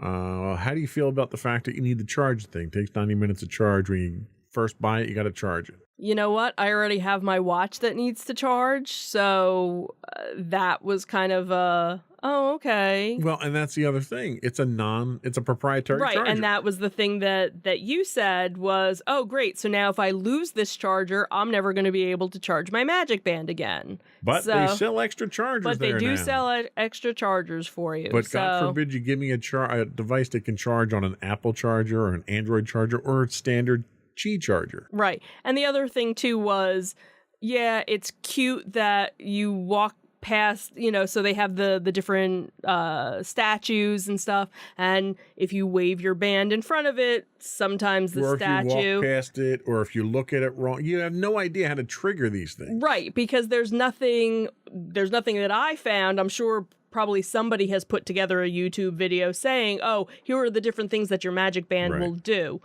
And the thing is, they've been doing things like this for years. Back when they had the 100th anniversary, the 100-year anniversary or the 100th birthday for Walt Disney, they had these special pins that you could get. Right. And when you would go on certain rides, the pins would light up. Or if you were watching the fireworks, they'd light up. That, so this is kind of the so they're same thing. They're vinyl. They're like the old ones right. were. So they're very sweaty. They're very hot to wear. Right. Mine fell off 3 times. Right. After having put it on, I had to have you carry it. Right. Because I was afraid I was going to lose it. Right.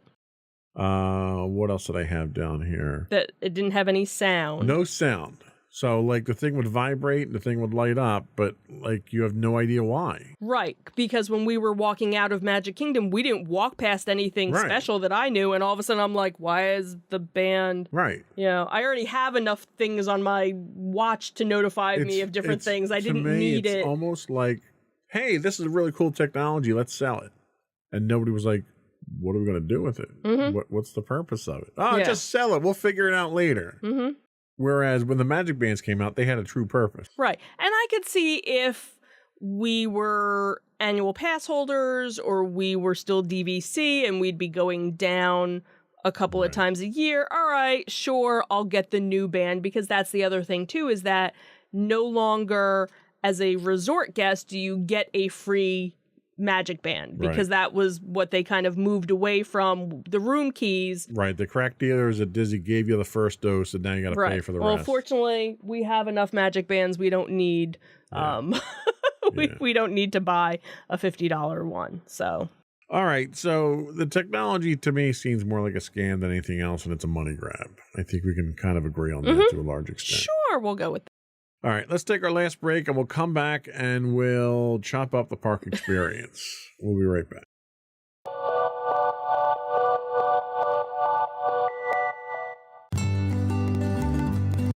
Insights into Teens, a podcast series exploring the issues and challenges of today's youth. Talking to real teens about real teen problems. Explore issues from braces to puberty, social anxiety to financial responsibility. Each week, we talk about the topics concerning today's youth. We look at how the issues affect teens, how to cope with these issues, and how parents, friends, and loved ones can help teens handle these challenges. Check out our video episodes on youtube.com/insightsintothings. Catch our audio versions on podcast.insightsintoteens.com or on the web at insightsintothings.com.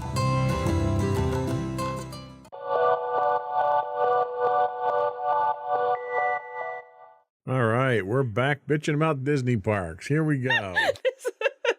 It's gonna be such a great podcast. So we've got 3 to complain about, and I'll start off with Epcot. So we're still at the point where we have to make a reservation to get in the park. Correct. One would think the reason for that was to regulate how many people were in the park, you would think, right? You would think. Still packed and crowded as hell. Don't understand that. Got to make a reservation, but I got people crawling all over me still. Someone needs to explain that one. Huge sections of the park are shut down because of the construction that's happening, which isn't unusual for Disney. The problem is it requires you to completely reroute how you get from point A to point B Correct. in a park that has literally the longest walk between rides already. Mm-hmm. So it's forcing you to extend those rides where they probably could have been a little more strategic in how they set those barriers up.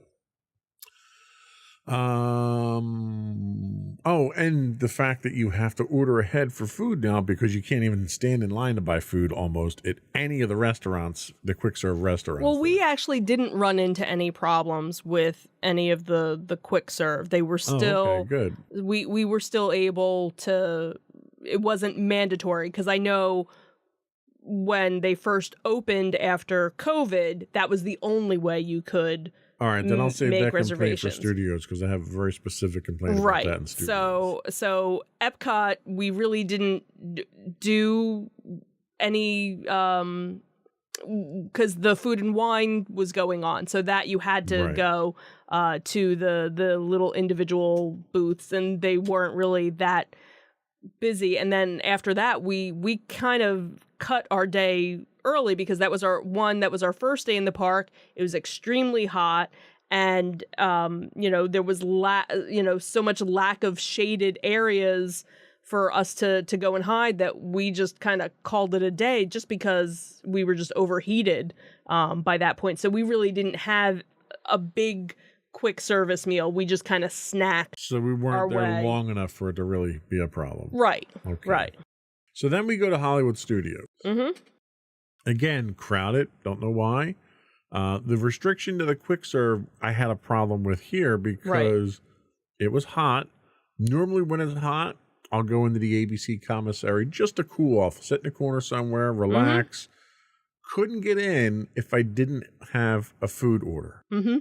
They literally had bouncers sitting outside the entrance, not letting people in. Right.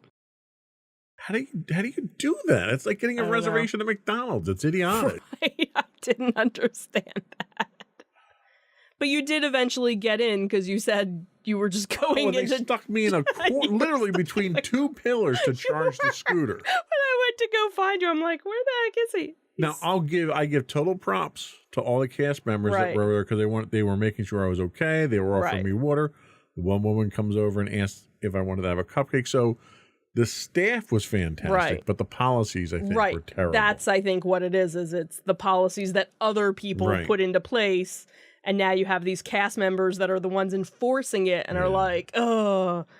So the other thing that bugged me was I was very much looking forward to going to Galaxy's Edge, going to Doc Ondar's, and shopping and buying some of the unique stuff. And they didn't have jack in there. Right. Not only did they not have anything cool, new, or interesting, they had a 20-minute wait in line to look at the lightsabers that they had in the case if you wanted to buy something. Mm-hmm.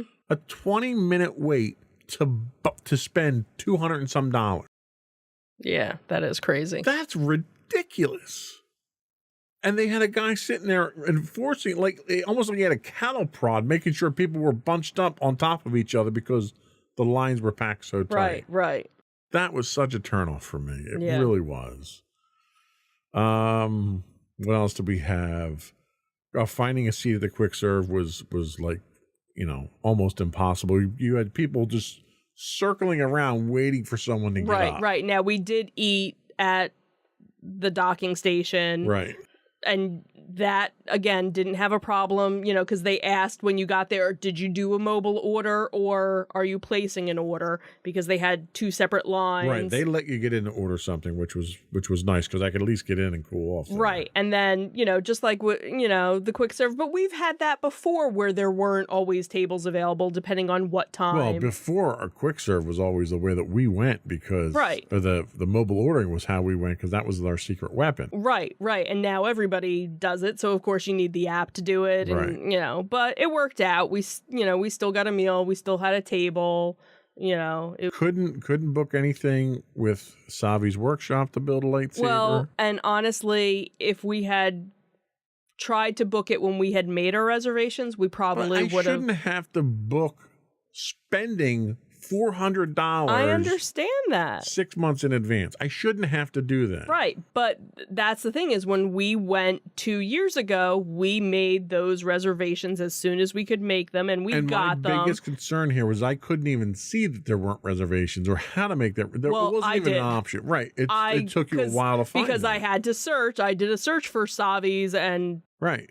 Again, it was a whole secret thing because if I didn't know what to call it, right. I wouldn't have been able to find it. There was nothing obvious. Again, you had to search, but you had to know what you were searching for. So there were far fewer character interactions at Galaxy's Edge this time than the last time. Mm-hmm. Everywhere you look, last time we were there was a character you were bumping into him left and right. Right. There were 2 or 3. Kylo Ren and some stormtroopers. Right. That was and about at it. one point in time, Chewbacca and somebody else was up on a platform Oh, see, I didn't somewhere. even see them. You couldn't interact with them.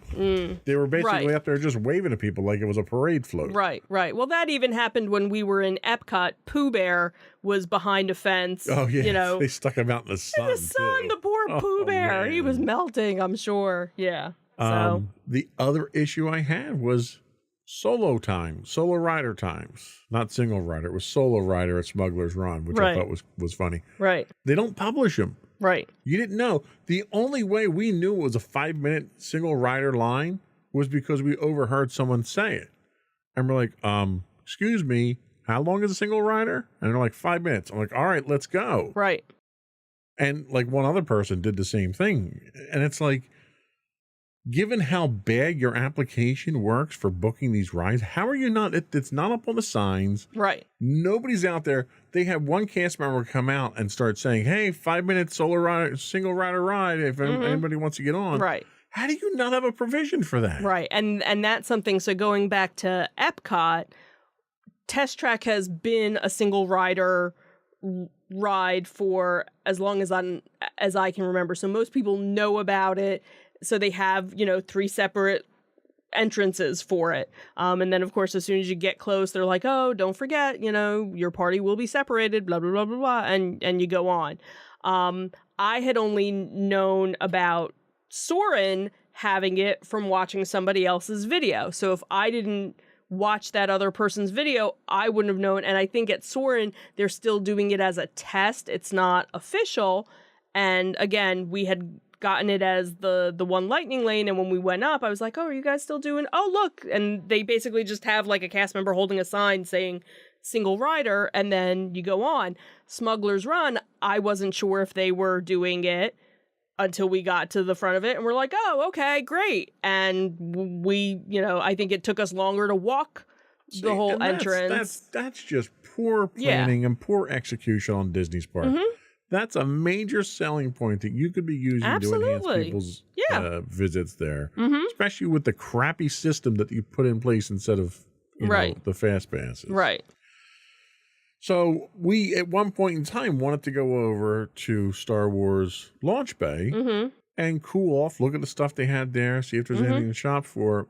And it was literally a ghost town. Right. They shut down the Little Mermaid thing that was there. They shut down the gift shop that was there. Right. Little Mermaid has been shut down since. But everything was shut down. The only thing that was open was a couple of the Play Disney thing. Right. But they did have Star Wars characters.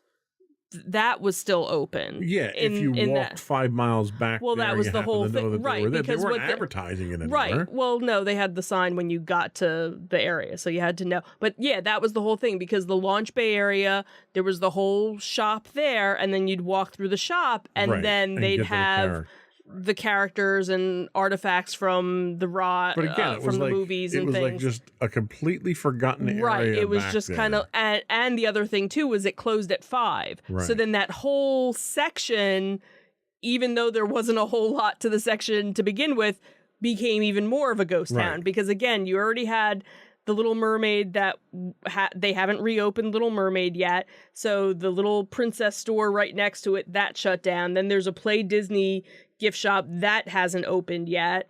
So you had the couple of characters, but no gift shop. And then you had... Like at that point in time, just shut the whole area down and block it off. Exactly. You're just...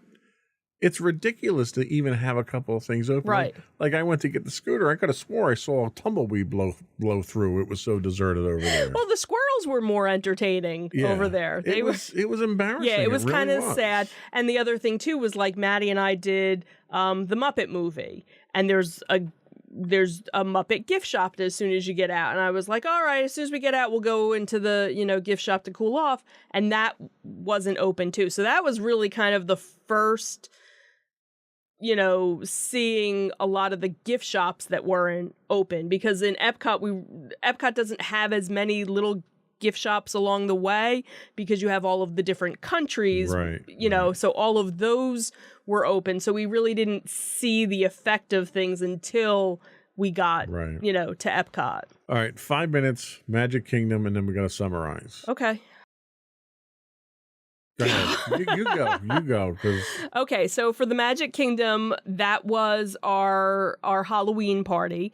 As you had mentioned before, with the Halloween party, they let you get into the park 3 hours before your park time. So, of course, there's, tons of lines to try and get in, everybody to get in. And, of course, because of the holiday party, you have a special band, so it takes longer to get in. And, of course, the storms are coming. So you got people that are trying to leave the park, people trying to come in the park. So, of course, very crowded, at the beginning of it.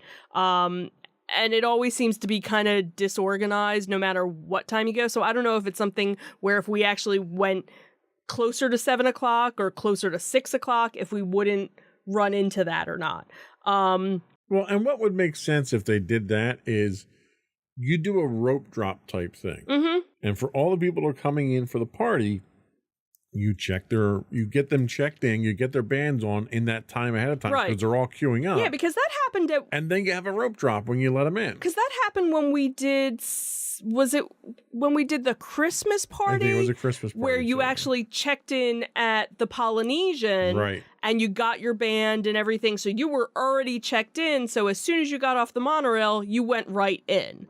So they need to kind of go back to that system of, checking in someplace else. Mm-hmm. I will say, though, that their security system has gotten better because they don't do every bag being checked. Right. So you kind of go through a metal detector, some sort of scanning thing. I don't know if that's better or if it's just more lax to get people through. I don't know, but it seemed to go smoother. So that was at least a positive that I saw.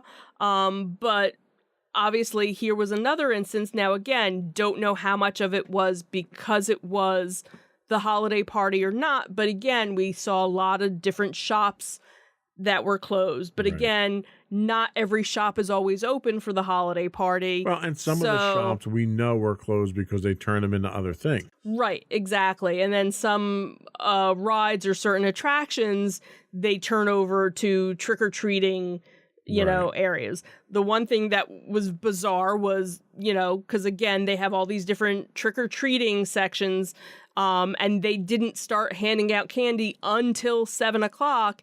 And at one point, we were in Tomorrowland, and it was 6 o'clock, and there was a line forming for people form a line, which was to wait for candy. Yeah. For free candy. For a couple pieces of candy you'd get. So we were just like, no, we're going to go on some other rides. So that was kind of crazy. But once the party kind of started and also once the rain kind of died down, we really didn't have too many issues.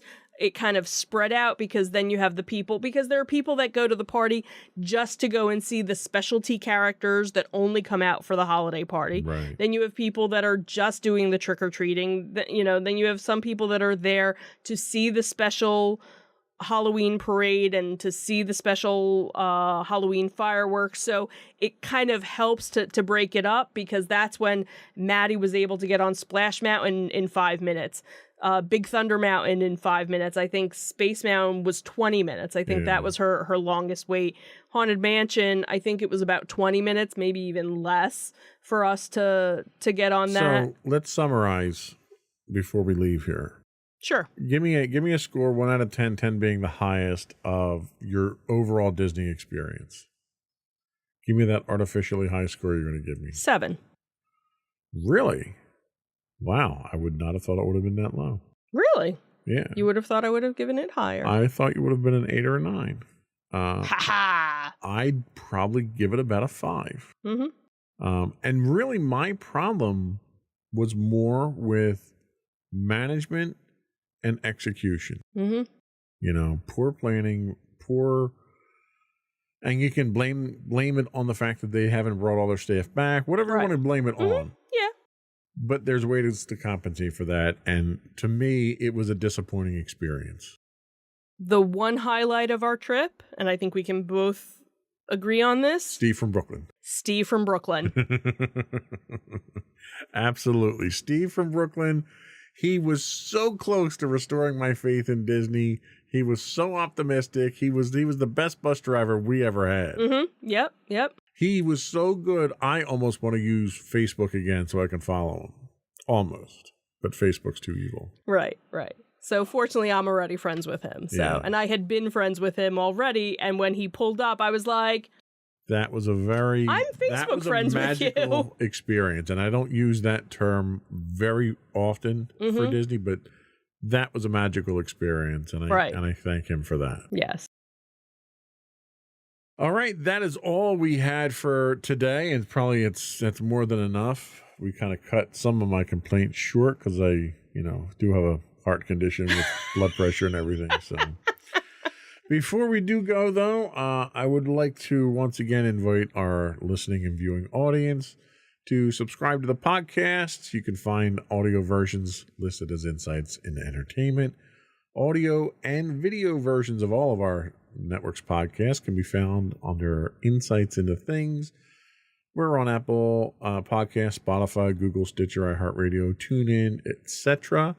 I would also ask you to write in, give us your feedback. You can email us at comments@insightsintothings.com. You can find us on Twitter at twitter.com/insights_things. We do stream 5 days a week on Twitch at twitch.tv/insightsintothings. You can find us on Facebook at facebook.com/insightsintothingspodcast. We're also on YouTube at youtube.com/insightsintothings. We're also on Instagram at instagram.com/insightsintothings. Or you can find all that and much more on our official website at insightsintothings.com. That's it. Another one in the books. Have a good week, everyone. Bye. Bye.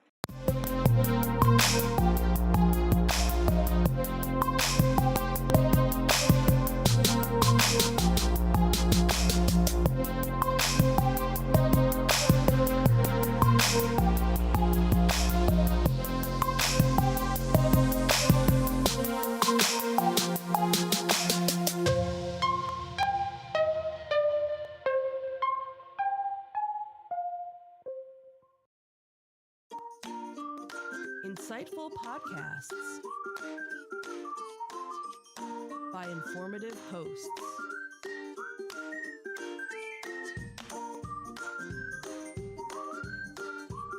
Insights into Things, a podcast network.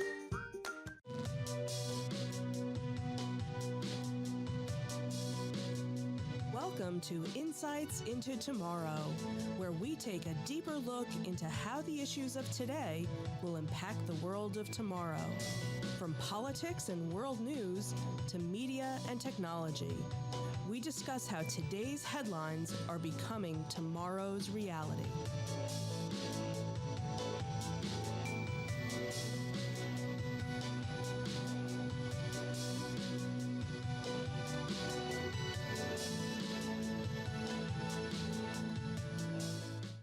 Welcome to Insights into Tomorrow. This is episode 18, Artificial Intelligence. I'm your host, Joseph Whalen, and my co-host, Sam Whalen. Hey, everybody. You believe we've done 18 of these? 18, wow. We're on a roll. Wow. We'll get to 100 in no time. Yeah, we kind of have fallen off of our cadence of monthly podcasts on this, haven't we? There's just nothing to talk about. Yeah. Well, that's what happens when you steer away from all the controversial topics. Exactly. So this week we're going to talk about a nice, safe topic, and that is artificial intelligence. No dire implications with that. So you know how this one's going to end. Folks. So is the future of AI more like HAL 9000, Skynet, and The Matrix? Or is it more like Wall-E, Star Trek's Commander Data, or C-3PO from Star Wars?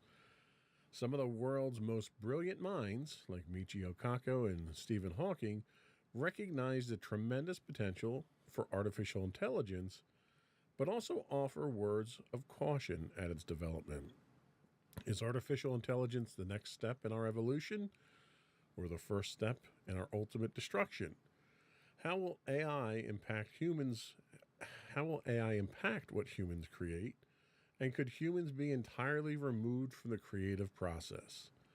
That's what we'll be discussing on today's episode of Insights into Tomorrow. But before we do that, I'd like to take a moment to invite our listening and viewing audience to subscribe to the podcast. You can find audio versions of this podcast listed as Insights into Tomorrow.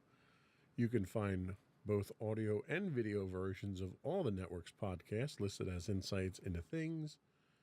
And we can be found anywhere you get a podcast these days: Apple, Spotify, Google, Stitcher, etc. I would also encourage you to write in, give us your feedback, tell us how we're doing, give us suggestions on what you'd like us to talk about. You can email us at comments@insightsintothings.com. You can find us on Twitter at insights_things, or on Facebook at facebook.com/insightsintothingspodcast.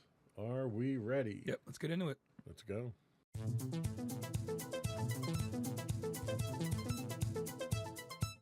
So what is artificial intelligence? So John McCarthy, head of computer science department at Stanford University in 2007, defined artificial intelligence as the science and engineering of making intelligent machines, especially intelligent computer programs. It's related to the similar task of using computers to understand human intelligence, but AI does not have to confine itself to methods that are biologically observable. Like a brain. Exactly. And this is kind of a different approach to artificial intelligence than what has traditionally been the measure of artificial intelligence. And that was really something called the Turing test that was created by Alan Turing back in the 1950s. So the Turing test basically said if it's observable and convincing enough to be a human, the test basically was two people having a conversation, a third party watching that conversation, and if the third party watching that conversation, it's all text-based, can't distinguish the AI for the human, then it's passed the Turing test. So kind of a loose definition of what AI was back at the time there. So it was basically how well it could emulate a human being. But I think AI has changed significantly in that time, don't you think? Yeah, definitely. I mean, we have to, change what we define it as well. It's not just text based. It can do way more than that now. It's expanded, pretty exponentially since then. So what is a modern take on artificial intelligence? So we have some information here from Stuart Russell, professor of computer science at the University of California, Berkeley, and Peter Norvig. I apologize, Peter, if I mispronounced your name there. He's the director of research for Google, published Artificial Intelligence, A Modern Approach. It became one of the leading textbooks, I believe this is Norvig's book, in the study of AI. In it, they delve into 4 potential goals or definitions of AI, which differentiates computer systems on the basis of rationality and thinking versus acting. So we have the human approach, systems that think like humans, systems that act like humans as well, and the ideal approach, systems that think rationally, and then systems that act rationally. Turing's definition would have fallen under the category of systems that act like humans. And there's a little bit more here that I'm going to keep reading. I didn't realize that was part of it. At its simplest form, artificial intelligence is a field which combines computer science and robust data sets to enable problem solving. Basically, we're making these things as a sort of extra brain to help us out. It also encompasses subfields of machine learning and deep learning, which are frequently mentioned in conjunction with artificial intelligence. These disciplines are comprised of AI algorithms, which seek to create expert systems which make predictions or classifications based on that input data. So AI right now, some of the biggest things in AI right now probably are algorithms. You have the famed Google algorithm for searches, and they apply it to YouTube. And is the algorithm itself that basically looks at usage patterns and what you're doing online, and then determines what else you would like? is that considered a form of artificial intelligence? I think it would be. I mean, it's interpreting data and then I guess projecting and it's making its own conclusions based on that data and then sort of showing you that conclusion, right? So if you click on something on Instagram and you read the page long enough and you go back to Instagram, it'll have more things like that. Or it happens to me all the time because every device is listening to you all the time. You mention a product and then 5 seconds later an ad for it pops up on your Instagram, or you text somebody about it and the same thing. So it's definitely always watching and always learning. Yeah, no, and I agree. And I think we've run into that in the house here because I've got a whole boatload of Amazon A products. I don't want to say the name because I don't want to actually activating. But that's the same sort of thing. That and Siri and what's the Android version of voice Bixby? assist? Bixby, is that it? So all of these assistants are some type of artificial intelligence as well. But how intelligent are they really? Not very. Yeah, that's kind of like none of them are thinking on their own. They all require some level of input. They all require some source of data that they go out and get. Like if you ask the Amazon devices for information on something, they'll come back and tell you a Google contributor added this. So they don't even seem to compile their own set of knowledge. So it's almost like it's more of an interface to the web than it is really an artificial intelligence. It might be an intelligent way to interface with it, but we're not talking HAL 9000. Right. It's not learning and adapting necessarily. Right. And it can't take its own actions or anything like that. You know, when we get into stuff like that, we might be looking at something like a Tesla or a self-driving car, where it takes input from outside sensors and has the ability to make decisions on its own at that point in time. Right.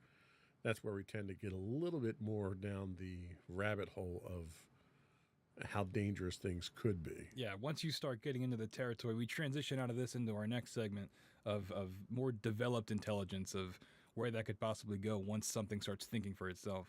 Right. So let's take a quick break. We'll come back and we'll dig a little bit deeper into the types of artificial intelligence that are out there. We'll be right back.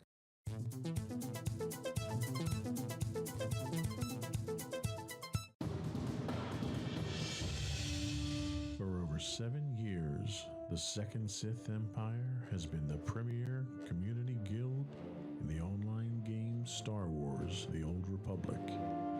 With hundreds of friendly and helpful active members, a weekly schedule of nightly events, annual guild meet and greets, and an active community both on the web and on Discord.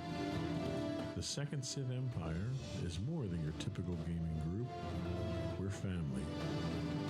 Join us on the Starforge server for nightly events such as operations, flashpoints, world boss hunts, Star Wars trivia, guild lottery, and much more. Visit us on the web today at www.thesecondsithempire.com.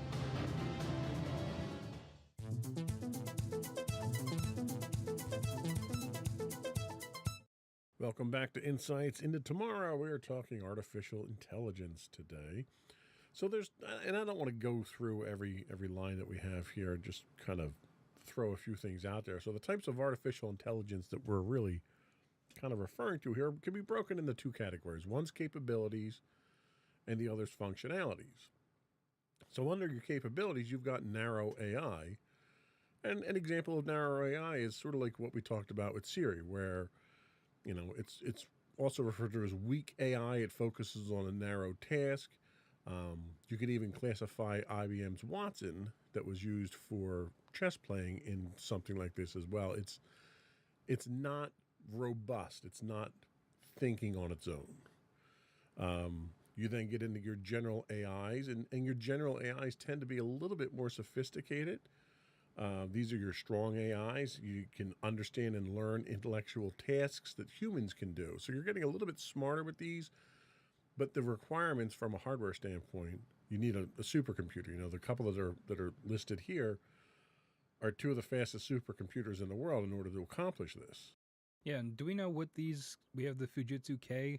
Do you know what those are used for? Like what type of computing we're using these like intense supercomputers for? Most of these are being used for simulating weather, simulating nuclear explosions without actually having to fire them off. So Oh, that's helpful. they're highly complicated and powerful devices just to get this next level of AI. And then the last level of AI from a capability standpoint is what's referred to as super AI. This is where AI, this is your Skynet. This is where it surpasses human intelligence. None exist at this point in time, thankfully. But is this the direction that we're going as we're seeing this natural progression? Are we going to see super AI? I don't know. I mean, I don't know if I want that. And then you get into like the Blade Runner discussion of like what makes something human. When you give something a will of its own, like what we're getting into like deep sci-fi territory here. But I don't know if we would ever get to that point. If what would we need something like that for? I mean, maybe to like run a city, like monitor trains and public works and stuff like that on like a city level. I don't know. I don't know what we'd ever need something that smart for, honestly.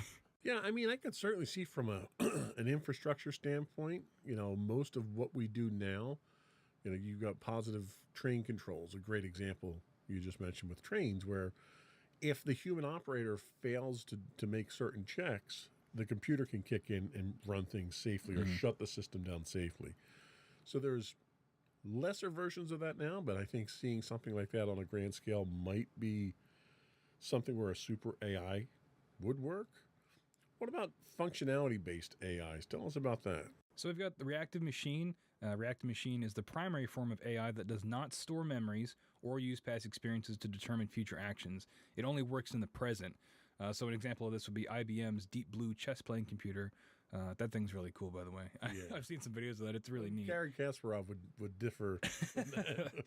We've also got limited memory AI, which trains from the past to make decisions. They do have a memory, but it's very short-lived. And an example of this would be used in self-driving vehicles, like we mentioned, Teslas, things like that. And then finally, we have theory of the mind. On the show, we like to say theater of the mind. That's kind of like that. Theory of the mind AI represents an advanced class of technology and exists only as a concept. They would require thorough understanding of the people and the things within the environment, including understanding feelings and behaviors. There's no examples because they don't exist, but attempts at mimicking human emotion in automatons is as close as we can get. One of the things regarding that is that people are trying to experiment with this, and they're doing it through the same type of training that they're using for Chat GPT and the other AI engines that are out there. We'll talk more about those in a little bit. But what they're doing is they're having human beings emulate emotions, facial expressions of emotions, sadness, happiness, that type of thing. And they're having multiple iterations of people doing these. They're sticking them in a database, and then they're having a computer look at these and interpret them. So just by facial expressions, they're trying to get computers to understand emotions. How effective do you think that would be? How effective would it be for you to have no other communication method whatsoever, but just be able to see someone's face? Do you think that they would be able to convey emotions accurately enough? I don't know. It would depend on how they're measuring it, right? Like if you're looking at like specific muscle movements for like a frown versus a smile, but everybody expresses emotion in different ways. So you'd have to have some kind of baseline to do that. And I forget the name of it. We learned it in college, but it's that thing where you show us an image of a guy's face, and it's that effect where you can interpret it however you want. Like it's the same face over and over again, but if you interpret it as in he's happy, you can kind of see it, or he's sad, you can kind of see it. And so I wonder where you get into something like that, where it's like it's sort of a gray area of, well, is this person really happy? That's when you have to go back to the baseline of if we're measuring facial tics or Right. certain, I don't know, visual ratios on your face. Yeah, and I agree. And like I don't know if I as a person who doesn't need artificial intelligence would be able to accurately understand emotions. Right. And then I look at the technology that we've had with facial recognition already and some of the challenges we've had where you had, for instance, Microsoft's camera technology that they had on their Xbox series.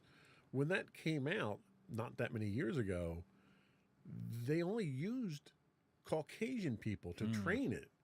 And as people with darker skin, Asians, African Americans, and so forth, started using it, the technology didn't hold up. Right. And it was because of the way that the technology itself was developed and trained and The foundation of it. exactly. So it's like, if you can't get that right, then I have a very difficult time thinking you're going to get emotions. Yeah, that's the thing, right? You get into like user error at that point. If you're trying to emulate human behavior, but you don't account for the whole world, how are we going to apply this in any Right. practical sense? Right. And that's why you'd almost have to think you need multiple forms of input, voice inflection, body movement, you know, the micro ticks that people have. I could certainly see you coming up with enough data points that you could infer what emotions are, but you need to have those data points there, and it has to be more sensors than just trying to read someone's face. Yeah, and do we need this? Why would we need this? Right. And that's another point. You know, one of the implementations that people have talked about with this is customer service. You know, they had the one hotel in Tokyo that didn't last very long, that the front desk was entirely run by automaton. I'm sure that was a blast. And it was because they thought the automatons would interact better with people than people would, which I'm not really sure why you would think that. But the problem you run into is you get into that uncanny valley scenario where people are just creeped out by it. It looks enough like a human to make you think it is, but not enough to know it is. So it made people feel very uncomfortable. But I could see in a situation like that where you're implementing emotional stuff, detection, where you want to know if someone's angry. You know, do I really need to get a manager? Are you like stuff like that where you're interacting with I could see that. people? It's funny that they're exploring that path now when you have grocery stores that are doing away with their self-checkout because people dislike not having a human to deal with at a register now. So it's like, I don't know if it's a cultural thing, if it's a regional thing or what, but it seems people are kind of finicky. Yeah, I don't know. And also, it's like, is it cost effective to build a robot to talk to people than to just hire someone for minimum wage to work at the front desk?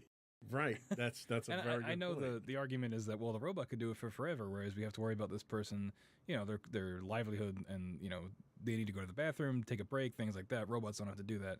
But it's like, I mean, come on. You don't have to contribute to a 401k with robots either. Exactly. Yeah, you just got to swap out a few parts every once in a while. Right. So I don't know. And the practicality is where I get hung up on of how are we really going to use these things, and are they going to be worth the effort and time we're putting into trying to figure it out? I agree, and I think it's almost like it's a fun school project people are working on. But you know, the golden ring or the prize of artificial intelligence, at least as far as sci-fi tells us, is self-awareness. Self-awareness is where the AI, you know, they only exist hypothetically right now, and only in science fiction for the most part. Yeah.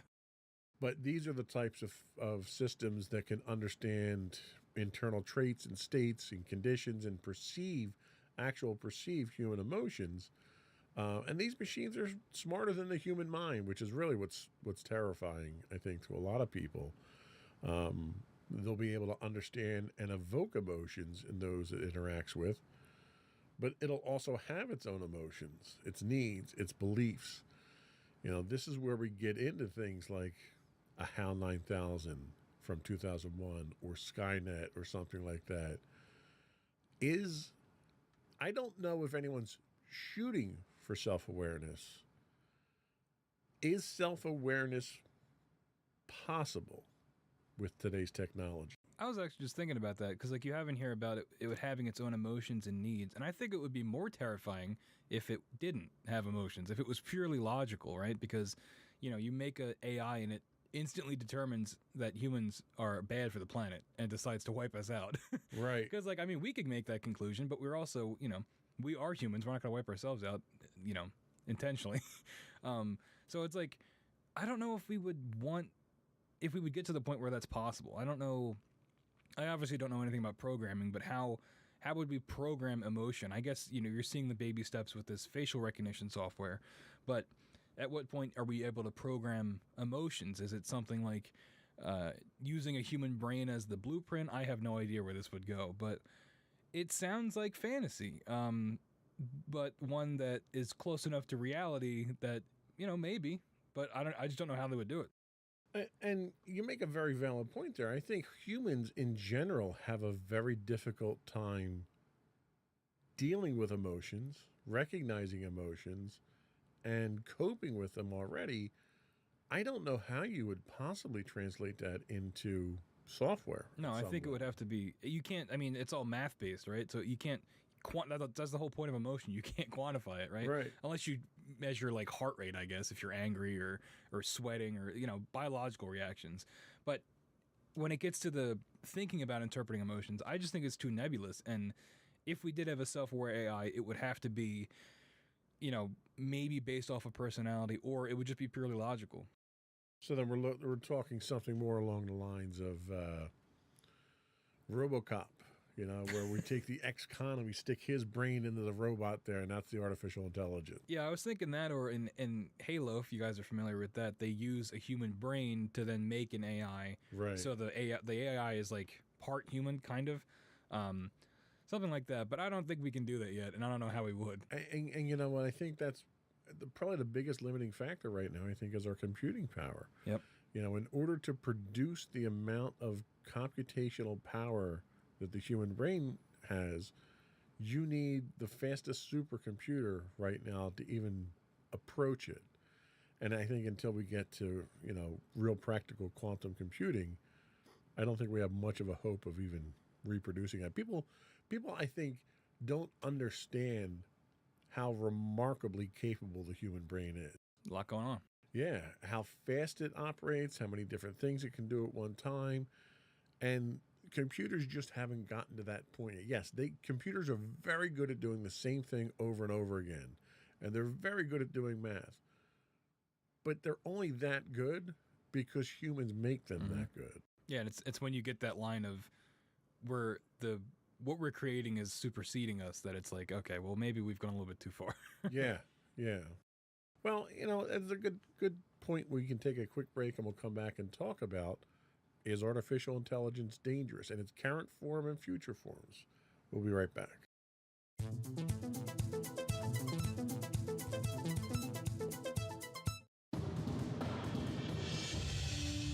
For over 7 years, the Second Sith Empire has been the premier community guild in the online game Star Wars: The Old Republic.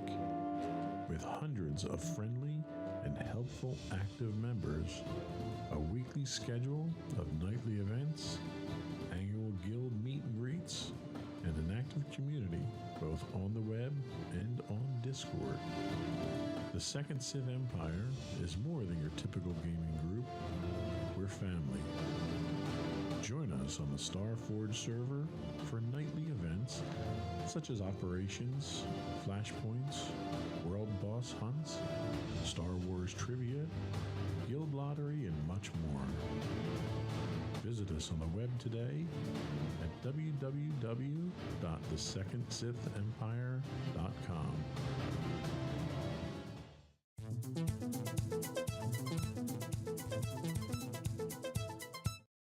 So Elon Musk wrote, the pace of progress in artificial intelligence, he says, I'm not referring to narrow AI, is incredibly fast. Unless you have direct exposure to groups like DeepMind, you have no idea how fast. It's growing at a pace close to exponential. The risk of something seriously dangerous happening is in the next 5-year time frame, 10 years at most. Where was this quote from? So this was from Elon Musk. I didn't see where the quote. I just wanted to see if we were still in the window or not. I didn't get a date on that, but I have to imagine we're pretty close to that window. Any day now, the robot uprising is going to happen. Well, the fact that he made cars that are self-driving and running people over and killing them tells me right now that AI actually physically is dangerous. He can make himself sound smarter by just becoming a self-fulfilling prophecy. So, what do you think of that? I mean, I think there's a lot of scholars, there's a lot of scientists that talk about AI. Elon Musk is a guy who's neck deep in it. He's building them. He's releasing them. You see what we do. SpaceX has rockets that fly back to Earth and land themselves. Tesla has cars that can drive themselves and park themselves and stuff. So that's real practical AI that's in the world now. How serious do you think you take this kind of warning from Elon Musk? Not that seriously. Just because I don't see any like real world application of this idea, right?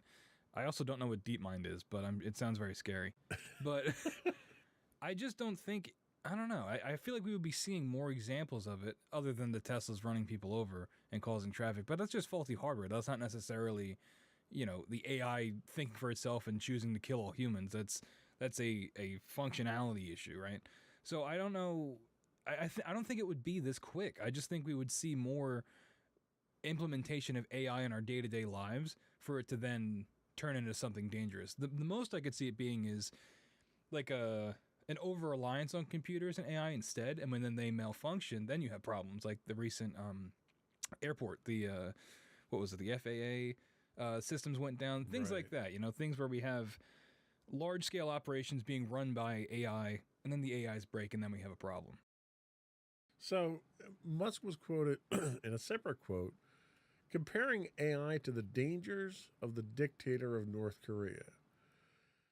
Now, yes, it's Elon Musk, so there's a lot of... Take it with a big old grain of salt. there's a lot of self-promoting, angles that he goes through here.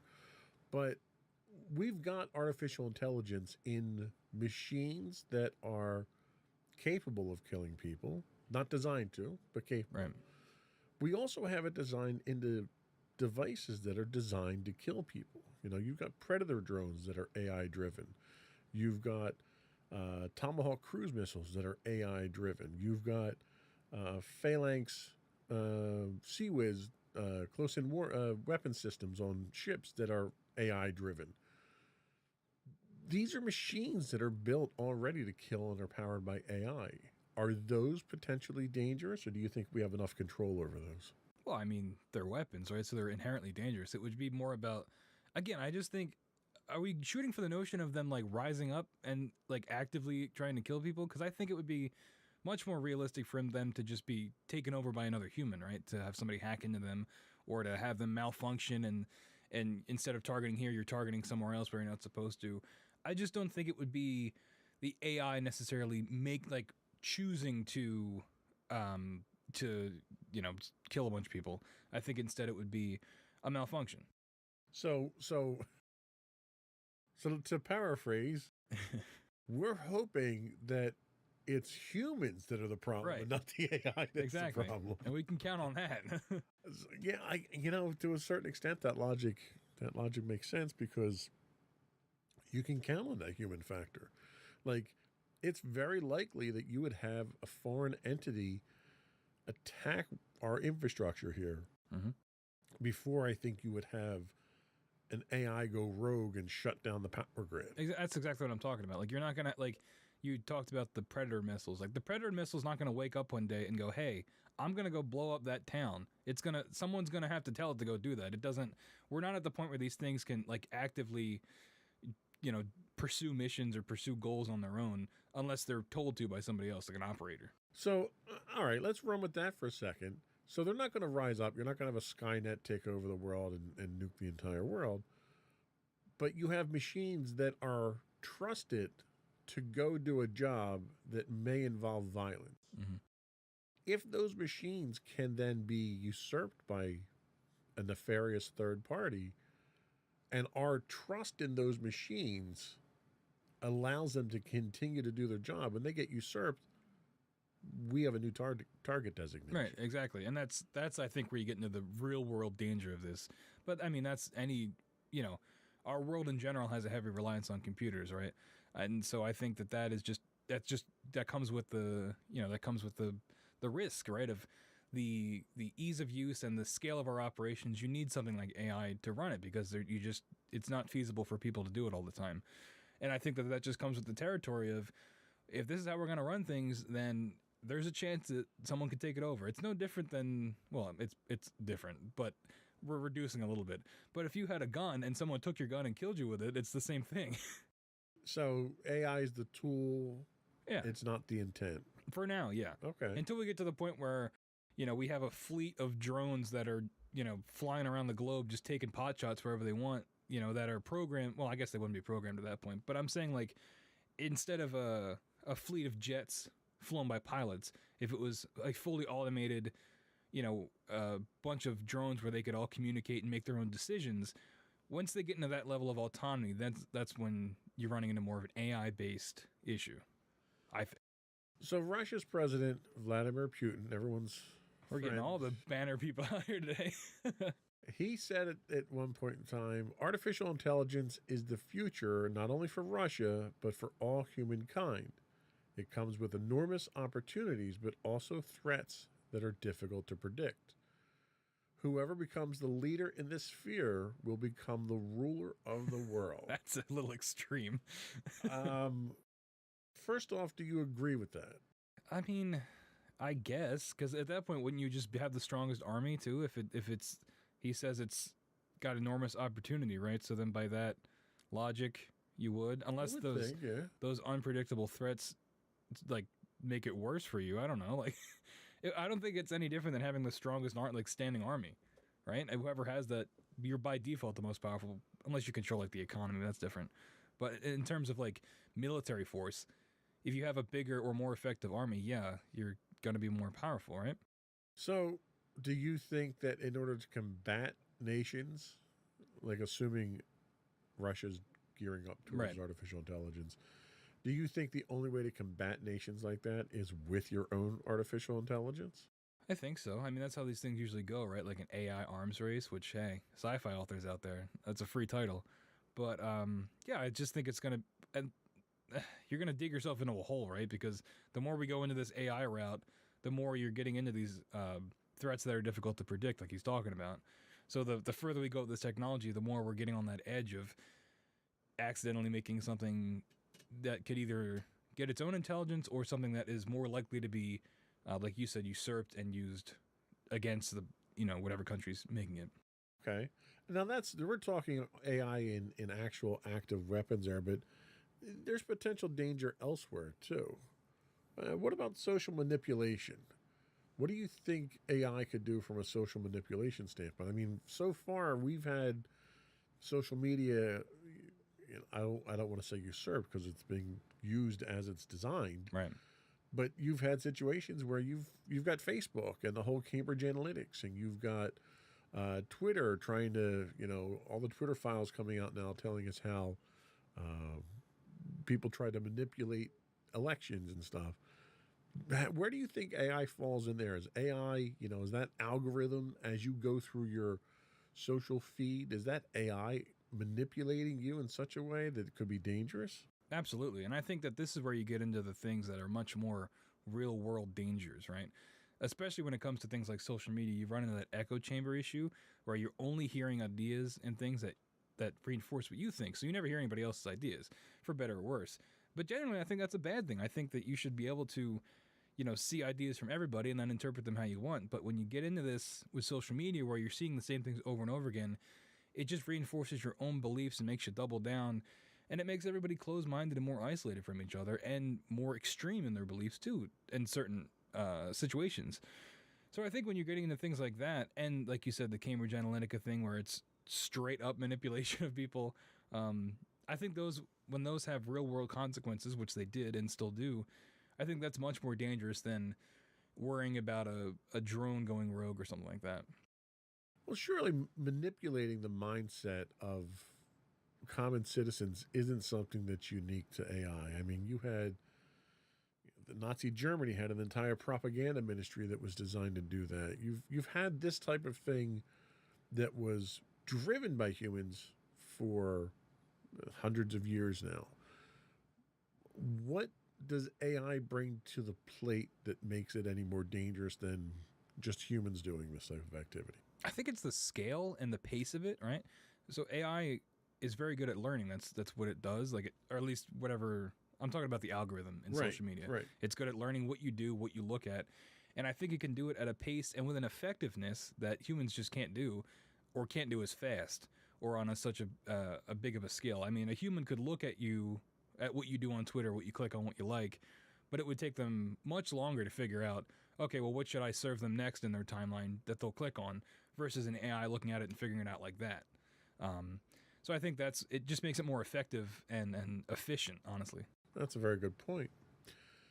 So the other one that they talk about is invasion of privacy and social grading. I don't know if we've never really talked about social grading in the past here. It's being done in some Asian countries already, where depending on what your reputation in social media is how you're treated in society. But I've seen this in sci-fi as well, where it's extremely emphasized in how people treat you. But from an invasion of privacy, you brought up a very good point of, well, everything's listening, and if I say something, I start getting advertisements. Is that a bad thing that you get targeted advertising? I think it depends on how you look at it. I know people that feel like they're being manipulated. They'd rather it be not targeted and just give me what I want. That's what targeted advertising is they give you what they think you want. Without targeted advertising, you're just going to get a bunch of crap thrown at you there. I mean, is that really a bad thing that you get targeted advertising? I think when you, the people that have issues with it, I think they see it as of being manipulated, that even if it's something I want. Well, advertising is manipulative. It's true, which is why it's so effective. That's the definition of advertising. I know. I just think it's I think people have an issue with it because it's that invasion of privacy of, even in my own home, I'm being sampled for data and it's being regurgitated back at me so I can become a better consumer. Eventually it just feels like it's all boiling down to you just pumping money into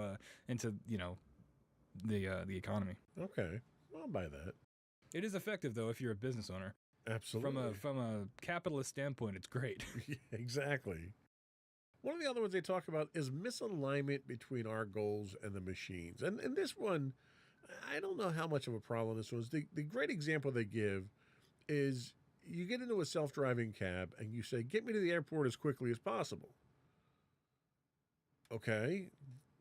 But if the machine itself is doing what it thinks you've asked it to do, that could involve exceeding the speed limit. It could involve dangerous driving.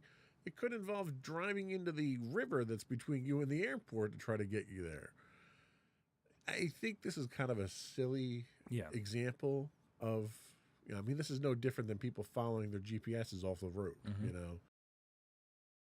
Is this something we need to worry about, where if we're putting our lives in the hands of these machines at some point in time, and they're already talking about having air taxis to the airport and stuff like that. So you're ramping up the level of complexity and the level of danger associated with the reliance on these machines. Is it possible that somebody misses a line of code that says stop at stop signs?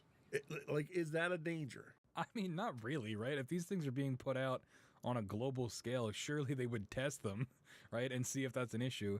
You've had some issues with this with self-driving cars where they have malfunctions, where they'll, I saw one the other day where a Tesla was in a tunnel and just stopped, and I don't know why, and then 8 cars hit it. So things like that will happen, but I think if you're talking about the foundation of the code getting out there, that's something's wrong with it, I don't really think you have to worry about that. I feel like it would be extremely irresponsible of whatever company is making it to put it out there, not having it be fully vetted, especially when you're getting into transportation and things like that.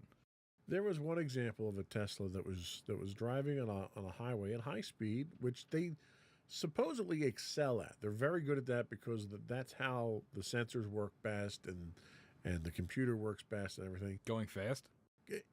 On a highway situation where they're not doing stop and go traffic a lot. And what happened was there was a vehicle that was in the left lane that this thing was driving in, and it wasn't expecting a vehicle. It wasn't expecting a stationary target. And because they use LiDAR and they use radar, and they'll gauge the distance between themselves and the next machine. And the assumption is that machine's going to be moving so we can make calculations based on timing. And what happened was this vehicle was stopped in the left-hand lane. The device, the smart car, saw that the machine was there.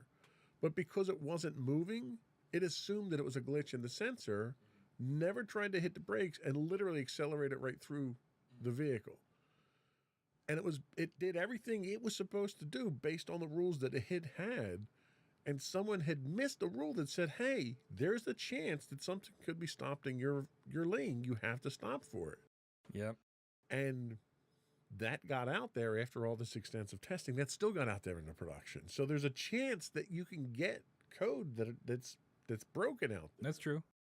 How do you deal with that? Who's liable at that point in time? I mean, probably the company still, right? I mean, it's still their self-driving car that rammed into it. I think the onus is still on them. Even if it's something that they could never predict, then don't make the technology. If there's a chance that something like this could happen, then maybe it's just not meant to be. Or we just go through the trial and error of, potentially people losing their lives until we figure it out and put out enough software updates, if you want to look at it in like a morbid sense. But I mean, there's things that could be a high attrition rate. That's there. what I'm saying. Like, I just think maybe at a certain point, if the body count gets high enough before you get version 4.0, maybe we just don't do it. Maybe we just stick to driving ourselves around, or we limit it to, certain public transportation options instead of every consumer having their own self-driving car. And that's certainly a consideration to solve some of these things. And the last danger I wanted to talk about was discrimination. We had already kind of talked about this to a certain extent with the social grading, and with the malfunction of the Microsoft camera system for minorities. How do you think this would have an impact on society itself from a discrimination standpoint? Either facial recognition AI. We had one situation very recently in our area here where somebody was arrested and held for, I think, 48 hours based on facial recognition that was completely wrong. So it's already happening. Is that a danger that we need to be aware of? Is there checks and balances that can be put in place? Should we not be relying on AI for this type of thing? I mean, yeah, no, we should not be. If this is gonna happen, yeah, I mean, sure, there's mix up with people getting held when they're not supposed to, and that's an issue for another day of the justice system and things like that. But I think that when it comes to things like this, where you're affecting people's lives, you should probably have a double check system or like a backup to be like, okay, well, the robot figured it out, but let's just use our own eyes and see if this is the guy. Yeah, well, and I see something like this being used extensively in high traffic areas, airports, right? So you want to be safe going through the airport, but you want to be expeditious in moving people through. So a lot of things that we do, we rely on technology to accomplish that. If you get a certain failure rate of that system itself, is that tolerable, or should that be 100% accurate? That's a good question. I mean, if you're going to be the 99% effective and you get that 1%, there still needs to be a human element so that person isn't held for 3 days because they got the wrong person. Like, there needs to be, if someone gets pulled up on facial recognition, someone needs to look at it and have that person come and I'm just saying there needs to still be a human element. We can't let it totally be run by the machines if they're not going to be 100% accurate. So you need a path of resolution that is human involved. And I have my own story. There was about 2-3 years ago, I got a ticket at the mail for a vehicle that I didn't even own. And it came back as a red light camera somewhere in North Jersey, which I knew I'd never even been to the town. It was like Amboy or something like that. So they send it with a picture, and you look at the picture, and there's a link to the video for it, and you look at the video, and it had, 5 characters, 6 characters on a license plate? It had all the characters on a license plate that I hadn't had of the vehicle in 20 years. And that plate was originally registered to me, but there was a glitch either on the camera or on the plate. You couldn't read one of the digits in the middle. So the AI just assumed that it was my plate, generates a ticket, and sends the ticket out to me, and I get an order to appear in court. That's AI-driven problems that you have that should have been looked at by a human being, but because of the number of tickets that they produce, you can't. The whole point of having an automated system is because you can't have a human looking at all these things. However, to your point, I was able to call them up, explain to them what it was. They were able to resolve the ticket on the phone, and I didn't have to go for the court appearance. So that system at least had that path to resolution, whereas I think as long as we have that in place, we're safe. But do you want to be that guy that they make that mistake with? No, and that's the territory, right? If we're going to rely on these things, and it's like, it's something similar to getting on a plane or something where you're giving up a amount of control for convenience or for, convenience, honestly. If you're going to give up that element of what you can control, then there's a risk that comes with that, no matter what it is. And I think that this is an example of that. That just sounds like a really poor way of explaining the way airplane crashes. Hey, man, you get on the plane, you got to expect it, all right? We expect the least expected. I bring a parachute every time I travel. All right. I think we've kind of exhausted where we can go wrong with AI at this point from a danger standpoint. Let's take our last break, and we'll come back, and we're going to talk about the impact of AI on our world today and moving forward. We'll be right back.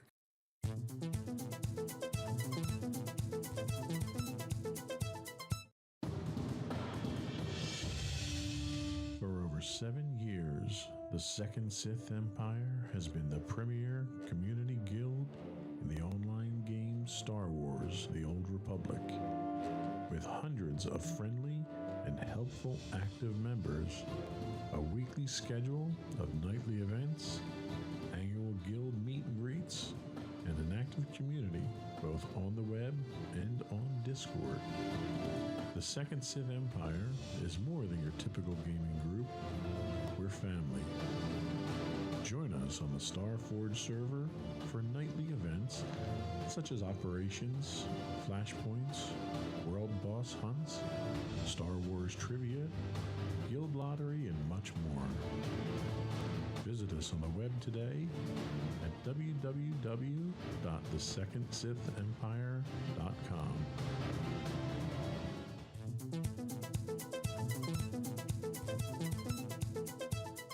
Welcome back to Insights into Tomorrow, and thank you to today's sponsor, the Second Sith Empire. Really paid for all that airtime, huh? They are an awesome guild. I recommend everyone look them up.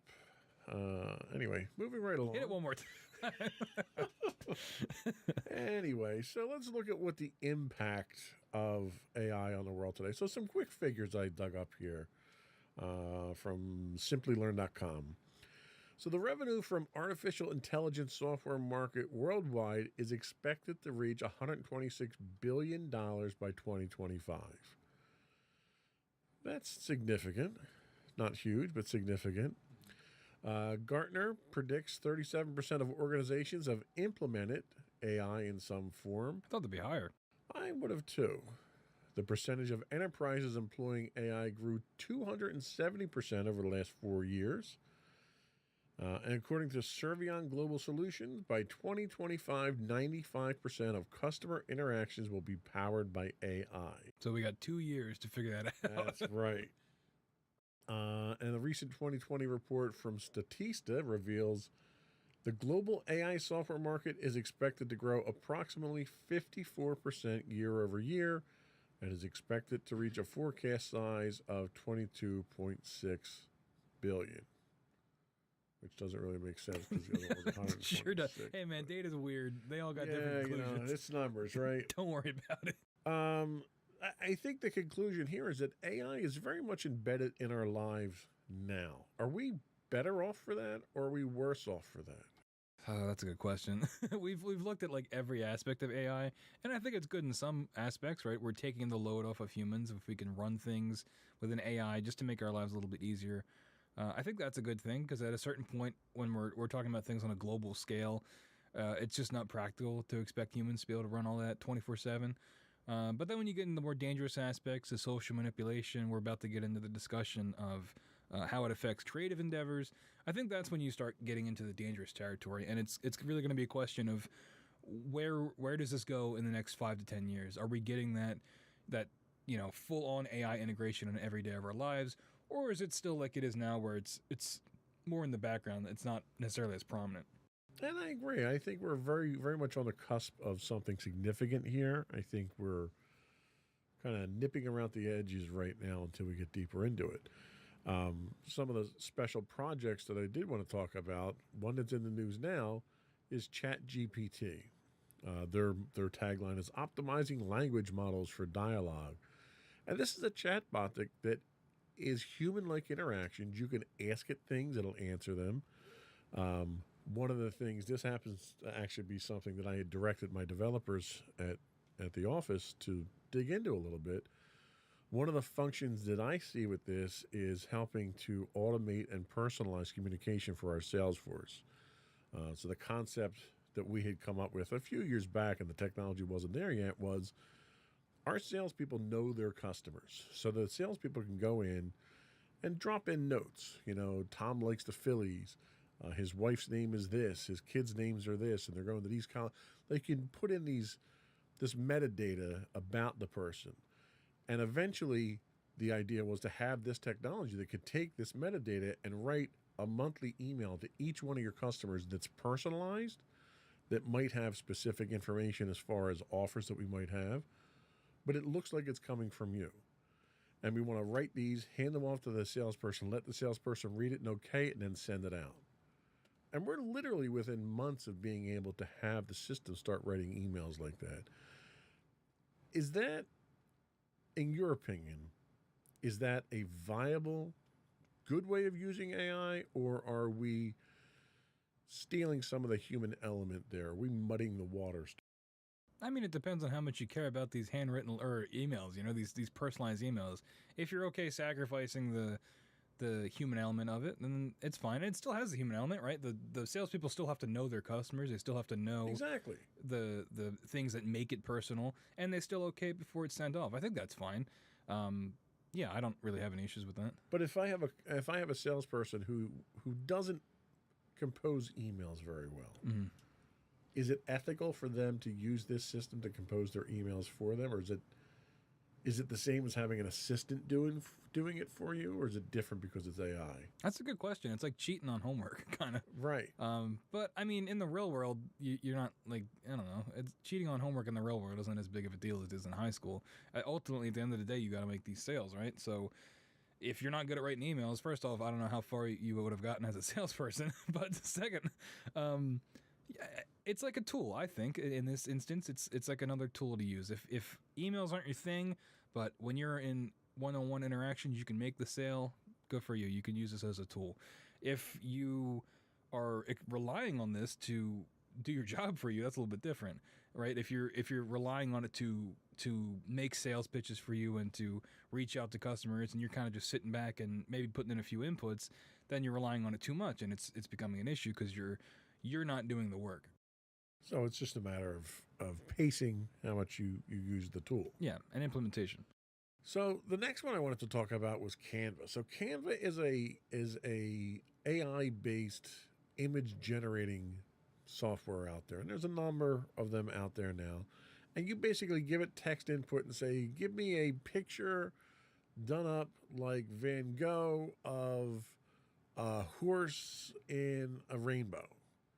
And it'll go out there and it'll source thousands of different images, and it'll come back and it'll generate what's considered an original image for you, so you don't have to make it yourself. But that image itself is a compilation of all these other works. Is that something that is going too far, or are there any moral implications to that we have to worry about? Yeah, this is actually the whole reason I wanted to do this episode was things like this. I know we covered the doom and gloom of AI taking over the world, but this is where I think it really is. It strikes a chord with me of it's essentially making like art sausage, but like if you didn't make any of the components of the sausage to begin with, you kind of just put it in the blender and called it your own. It's really devaluing art and the human element of it. And when people feel that they can get this app and make art like with no effort, it kind of defeats the purpose of it in general. There's also Lensa, which is similar to it. And I had an article linked here where there was cases where you could see artist signatures on the final product what Lensa would create because it was just stealing artwork from other people. And that's how a lot of these AI work, is that you put in what you want and it scours the internet and will take from other artists' pages, usually without permission. It just kind of steals it and then, incorporates it back into itself and spits it out for you, but you feel like you've made this and you really haven't. You didn't do any, you don't know how to do digital art or anything like that. It's like putting it on easy mode, but also the bigger thing is stealing from the people that did make something. And I really think it's an issue. So let me ask you something, and we'll kind of go down the moral path here. If I don't have any artistic ability whatsoever, but I need to come up with a picture, and let's say I need a picture of a tree, and I don't know how to make a picture of a tree. So I'm going to go out and I'm going to look at other people's samples, and I'm going to find one that I really, really like. And then I go and I kind of try to recreate that as my image of a tree. Is that the same moral ambiguity as what a Canva is doing? Because Canva had the same problem. They wound up getting sued by Getty Images. Oh, really? Yeah. I didn't know that. Because they weren't even pulling the watermarks out. Oh, It was man. so bad. Is me using someone else's inspiration to make my own different than these AIs going out there and grabbing these? Because they don't always take a one-to-one image. They may take portions of an image, almost like sampling a track in music, and then they assemble it together from multiple different sources. What's the difference in the two of those? Well, I think, in your example, I'm assuming you're like drawing it yourself. Exactly. Right? Yeah. That's the thing. That's where I think the line is. With the AI generated art, you're just typing in what you want and it just appears, and it's compiled from other images. With the inspiration, you are taking inspiration from that thing that somebody else made and then making your own interpretation of it. Even if it's not very good, you still put in the time and the work to make it something original, even if it's inspired by something else. Like you said with sampling music, you can take a sample from another song that somebody else made, but then you incorporate that section of it and you make a whole new thing out of it. It's its own thing, even if it's borrowing from something else. And I think that's kind of where the line is drawn. That's a good point. The other thing with Lensa is Lensa has one of the big functions Lensa adds is what they're called their magic correction. So you take a picture of someone, you run it through the Lensa filtering. You have the filters with Snapchat and stuff like that that can make the googly eyes and all that crazy stuff that you can do.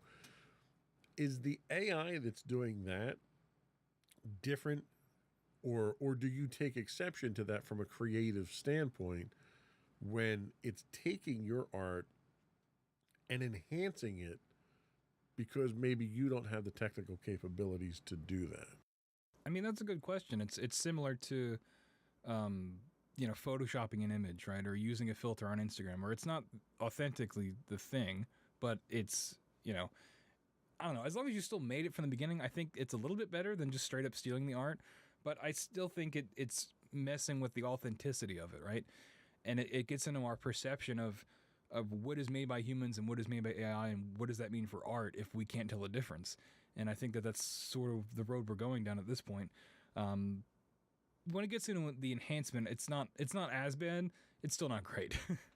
Well, and I'll counter that and say if you can't tell the difference between whether it's man-made or machine-made, isn't that really the ultimate goal of AI at that point, is to make it indistinguishable from human hands? Well, that's the scary part, right? Because if you can't tell the difference, but it still stole a bunch of other people's art, then it is actively devaluing all the art that it just stole from, even if you can't tell the difference. Even if you don't know that it took from, 10 other artists to make this, it still happened, right? And it's still, even if it's indistinguishable, the consequences of it are still real. So the dilemma that you're referring to here is more the sourcing of where it gets its material from, rather than the generation of that material. Right, because it's not magic, right? Like the AI is not making, it's not like physically drawing it, I mean, but it's not necessarily entirely originally from the mind of the AI. It's taking from other people to make it, and that's kind of where the issue is. So it's just creative copying. Yeah. So all right, let me ask you this. If you were an artist and you had a vast portfolio of your own artwork and you use that solely to power your AI, and you decided that you're going to recreate your art in the AI style, is that legitimate? Yeah, as long as it's only taken from your stuff. Like if that's things that you made that are, I'm not going to get into the legal aspect of it. I'm not a lawyer, but if you can guarantee that it's only pulling from your art and you are totally signing off on it, then yeah, that's fine. It gets in it when it's taking other people's art without their consent or knowledge. So, all right, being a Star Wars fan and a Eagles fan, let me throw a couple examples of non-AI out there where both of those entities have taken what they've had, they've modified those and regurgitated it back out to the public strictly for money purposes. There wasn't anything to enhance the art. There wasn't anything to make it better or different or really anything. It was literally, I just want more money, so I'm going to re-release it. Do you have a moral issue with that, with people basically exploiting their own material for money there, trying to, I'm going to say, con people out of buying it again, because I'm one of those idiots who does it. I was going to say, yeah. Not really, no. I mean, morally, yeah, it's not ideal, right? Like, you shouldn't be scamming people, but these things have value, and there's a reason that, they're getting the money that they are. They wouldn't be re-releasing if they weren't making money. But it's not like fundamentally impacting how we view art, right? It's just someone making a quick buck because they're re-releasing their greatest hits for the 1000th time. It's not like, it would be like if the Eagles released a record that was music that was all samples and they didn't credit anybody. Like, that is what we're talking about here. But everybody loved it and acted like it was their original music. So are we really to the point where Canva and ChatGPT and Lensa are making us fundamentally reconsider art at this point? I think we're getting there. And I think the Lensa specifically, at least in my sphere, really took a lot of people by storm of like, this is awesome. Look how cool I look. I'm a cowboy. I'm a robot. But then it came out of how it really works, and everyone was like, oh, so it's not magic. It's not a computer making, like, it's not a computer coming up with this art itself. It's a computer interpreting other forms of art, stealing and chopping it up, and then mashing it into one new thing. And that was kind of where the issue came in. So I think we're getting there. We're getting there, right? And I have, like a soapbox I wrote on here, but looking at things like the Indiana Jones 5 trailer, where it's a wholly digital younger Harrison Ford, and you really can't tell the difference. Like, we're now there where in movies these CGI creations are getting close enough where you can't really tell the difference. We're past the days of Rogue One where it's zombie Tarkin and all that. That was terrible. But we're getting to the point where the CGI creations or de-aging in movies is becoming so realistic that it's becoming legitimately hard to tell the difference. And it's, between that and the AI art generation, it's like, where is there room for people at this point, for the human touch of it all? And that's what really, interests me and kind of scares me. So for years now, before AI existed, before computer generated graphics in movies and TV existed, people have been using makeup to make you look older or make you look younger. That never caused us to question the purpose of the place of art in the world. Why would de-aging someone digitally cause that kind of conflict in the art world now? Well, because for makeup, like, you have to apply that, right? It's a physical thing you have to do. With this, it's less about the de-aging and more about the, like, making someone young again so you can make more movies with them. Like Harrison Ford is like 80 years old. He can't be Indiana Jones like he was in the 80s. But if we can de-age him and like make him look young again, even though he's an old man in real life, we can keep making these movies and keep pumping them out. That's where I think the issue is.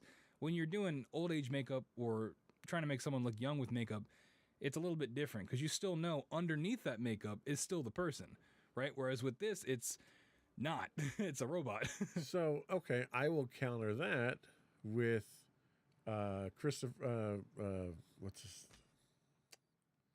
Pine in Star Trek. So they didn't use makeup, they didn't use digital de-aging. They just changed the actor and they relaunched the entire franchise. So it happens. There's different methods of this happening in doing what they did, because they did the same thing with Luke Skywalker. Yep. Where they didn't even bring Mark Hamill in to play the role or even to do the voice, because in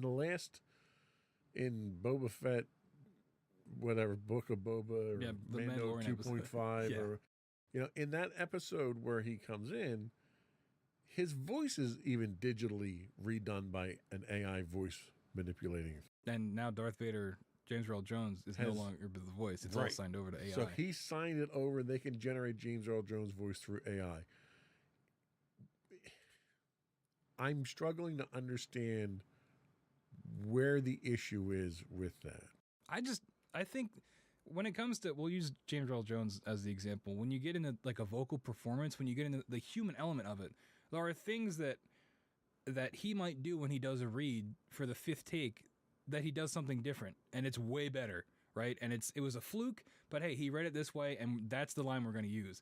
When you get it with AI, I don't think they're going to be able to do, like, there's that human element where you can get that random spark of creativity or performance that elevates a role more than it would just be if it was a human doing it. I think it's really that loss of the human element that I think is the dangerous part. Well, and I think the ultimate goal of AI is to not have the human element injected into it, but have its own unique element injected into it. So I think you still have the potential for that. It didn't just have James Earl Jones record every word in the English dictionary and it just assembles them together like a really bad AI. They should do that. That'd be pretty funny. It basically recorded his inflections and his ability to say certain syllables. It was a much more sophisticated thing than just recording words. And then the AI assembles those sounds, but it doesn't do it the same way every time. But, like, isn't that weird? Like, James Earl Jones is still alive, right? And unfortunately, he's going to die one day. But they're still going to use that after he's dead to make Star Wars movies with Darth Vader. Isn't that weird? It's like putting him in the ghost in the machine. You know what? They embalmed Lennon's body and they stuck it on display in the public square for decades. Yeah, but they didn't Weekend at Bernie's him like a puppet in a movie after he was dead. Like, I don't know. It's something about like when it comes to real life people being like turned into AI generated things, whether it be the Harrison Ford in Indiana Jones 5 or James Earl Jones and now with Darth Vader. When you're taking real people that are in real life and harnessing them using AI for creative things, it doesn't sit right with me. It just seems strange. I don't know. Well, and you know what? To play devil's advocate here, James Earl Jones wasn't just James Earl Jones who was the voice of Darth Vader. There was so much audio work that went into that voice that it wasn't just him talking into a microphone. So there was already more to it than just James Earl Jones. If they can get that out of a computer and James Earl Jones doesn't have to show up and he already got his paycheck. Yeah, but like, sure, there are other elements, but his voice is still the core of it, right? So if he died in the world where we don't have AI, that'd be it. So I will counter that argument with every other element, every other example of Star Wars that Darth Vader shows up in and it's voiced by someone beside James Earl Jones. It's not believable. I don't know, man. We got to figure something out then. Like, at a certain point, you got to, like, the real world has to have some kind of impact. Like, we can't, like, I don't know. Was Carrie Fisher alive when they did that Rogue One thing? I think she was at the time, right? Like, that's so weird. It's so weird that these are real people that are aging, that we are just plucking like the best version of them and putting them in like CGI, and now with the voices is like eternalized. I don't know. It freaks me out. Well, all right. So I'll give you a different angle on that. So you have, as an actor, especially a female actor, you have a finite lifespan that the industry will tolerate your aging to, right? So if you get to a point, let's say you're 50, okay? The number of roles that you run into when you're 50 are severely limited. If someone could extend their acting career and their opportunity to make money in the business by allowing digital manipulation of their features, don't you think that's at least a worthwhile endeavor for it? Yeah, I guess, but like, do we just want to completely give in to like ageism and not try to fix it? Like, do we just want to submit to like the industry-wide like issue? I don't know. It just seems like we're compromising just to not have to like tackle the real problem head on. Well, and I agree that it's a problem that needs to be tackled. But in the meantime, you're robbing people of opportunities if you take that tool away. Yeah, but you're robbing them of opportunities by like being ageist too. So it's like I agree, but the problem is a role may require somebody of a certain age to be convincing. wouldn't you be taking away opportunities from potentially another actress that is right for the part if we're going to instead use AI or robot Carrie Fisher instead of recasting someone that might be good at it? It's possible, but if you were doing a Star Wars film that was after Rogue One, and you needed Princess Leia in there, now granted it's a little different because she's passed away. But if you needed someone that's age appropriate who was that actor, wouldn't it be easier and more convincing to age reduce that actor so they could do that role? No. Well, why not? Because then you'd wind up getting like somebody who looks nothing like Han Solo showing up in a Han Solo movie. Okay, That's true. That movie had other problems. I think that was, I don't know. This is not the Solo podcast, but I don't know. For me personally, I think it should be a recasting. I don't think it should be using AI. People cling, especially when it comes to Star Wars and properties like it, people cling to that past so hard. The past, what did Kylo Ren say? Kill it if you have to. Like, I think, I don't know, we're getting like, it's like the metatextual level of this, but I think like we can't just like keep digging up these people and putting them into computers and like Indiana Jones. But you can. That's the point. That's the beauty of it. We can. We never have to move on. Nobody has to die now. No one's ever really gone. I don't know, man. I guess we'll see when Indiana Jones 5 comes out and they just make a whole movie with CGI Harrison Ford and call it a day. Okay. So hey, man, support your local artist, all right, before the robots come for us all. So that's really what you're getting at here. The risk that you're seeing here is that it could severely negatively impact actual artists with what.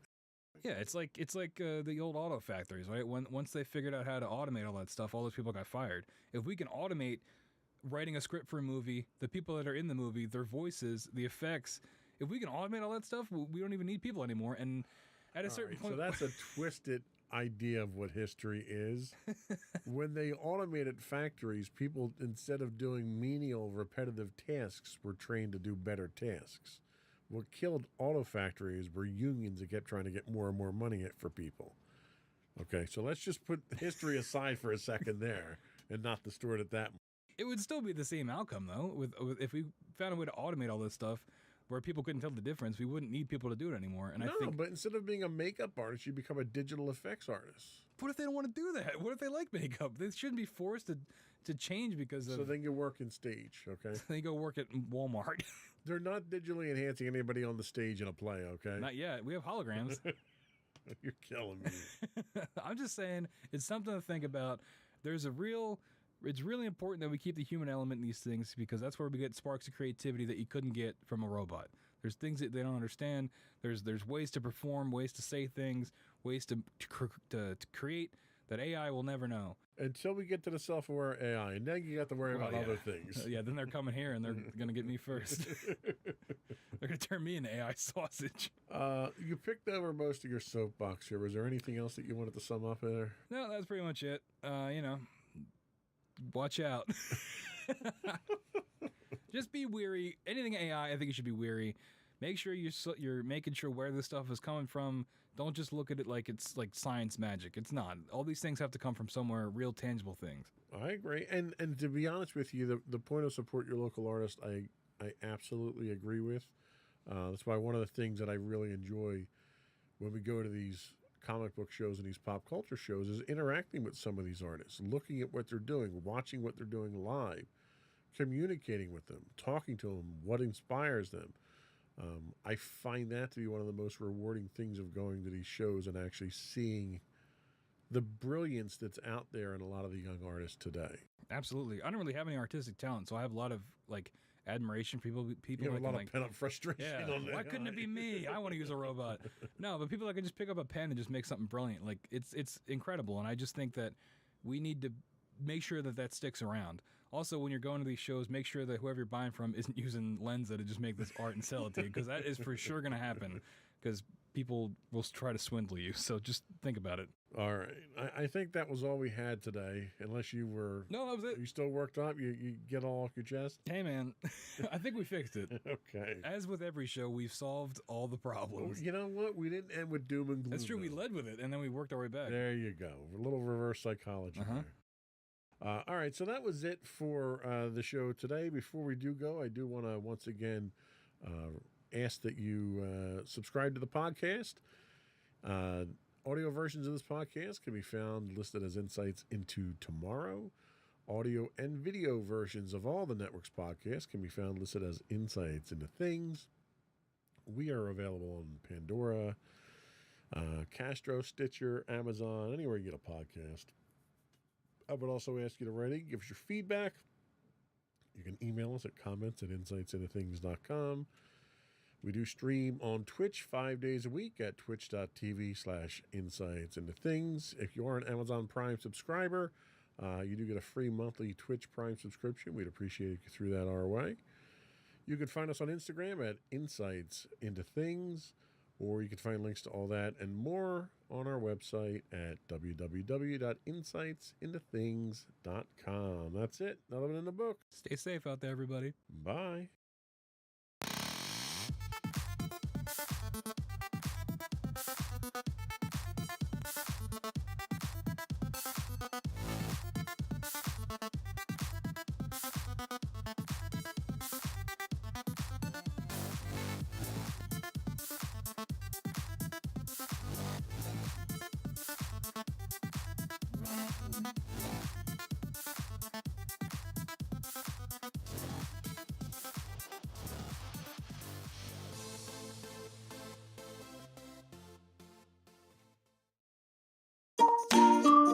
Insightful podcasts by informative hosts.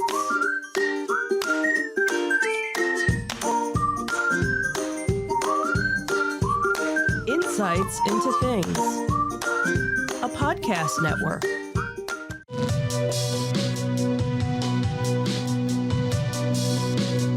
Welcome to Insights into Tomorrow, where we take a deeper look into how the issues of today will impact the world of tomorrow.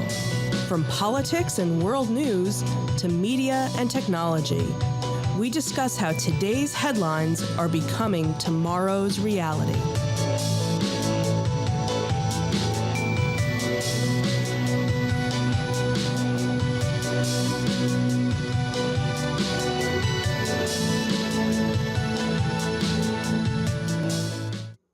Hello, everyone. Welcome into Insights into Tomorrow, episode 19, The State of Microsoft Games. My name is Sam Whalen. I'll be your host today, and alongside me is my co-host, Mr. Joseph Whalen. How you doing today, Joe? I'm doing great, Sam. How are you doing? Figured we keep it, not so formal for the show. I'm doing pretty good. Today's episode is going to be an update to episode 16. If you guys check that out, we talked about Microsoft in that episode, and it's been about a year since that big deal with Microsoft, Activision, Blizzard. That's all still been going on for a year. So we're going to give you a little bit of an update on that, as well as the state of Microsoft and where we think their games are going in the future. So just off the top, have you heard anything big about this acquisition or potential acquisition since that episode 16? Well, I know they've ran into some issues with U.S. regulatory and UK, right? But I think they got green lights in Europe, which I think is kind of ironic that the UK is fighting it, but the EU actually kind of gave them the green light on it. Yes, when our global nations have to interact with our gaming companies, things can get pretty complicated. But just a quick recap before we take a break. On January the 18th, 2022, Microsoft announced they were acquiring Activision Blizzard in an all-cash transaction. I forgot about that part. Valued at $68.7 billion or $95 a share at the time. Like we said, however, in the year since that, there have been lots of changes, lots of roadblocks, and things have definitely not gone as planned for Microsoft. So today we're going to look at some of those recent developments for the games and the state of the deal and the rough release of one game in particular and what the future looks like for Xbox and their games. So before we take our break, just want to remind you can subscribe to our show on Apple Podcasts, Spotify, Google Podcasts, Stitcher, iHeartRadio, TuneIn, Amazon, Pandora. Anywhere you get your podcast, we will be there for you. Contact information, you can email us at comments@insightsintothings.com. Twitter, we are insights_things. Facebook, you can search us there as well. Instagram, Insights Into Things. And all these links can be found on our websites, insightsintothings.com. Anything else to add? I think that's it. All right, let's get right into it. We'll be right back.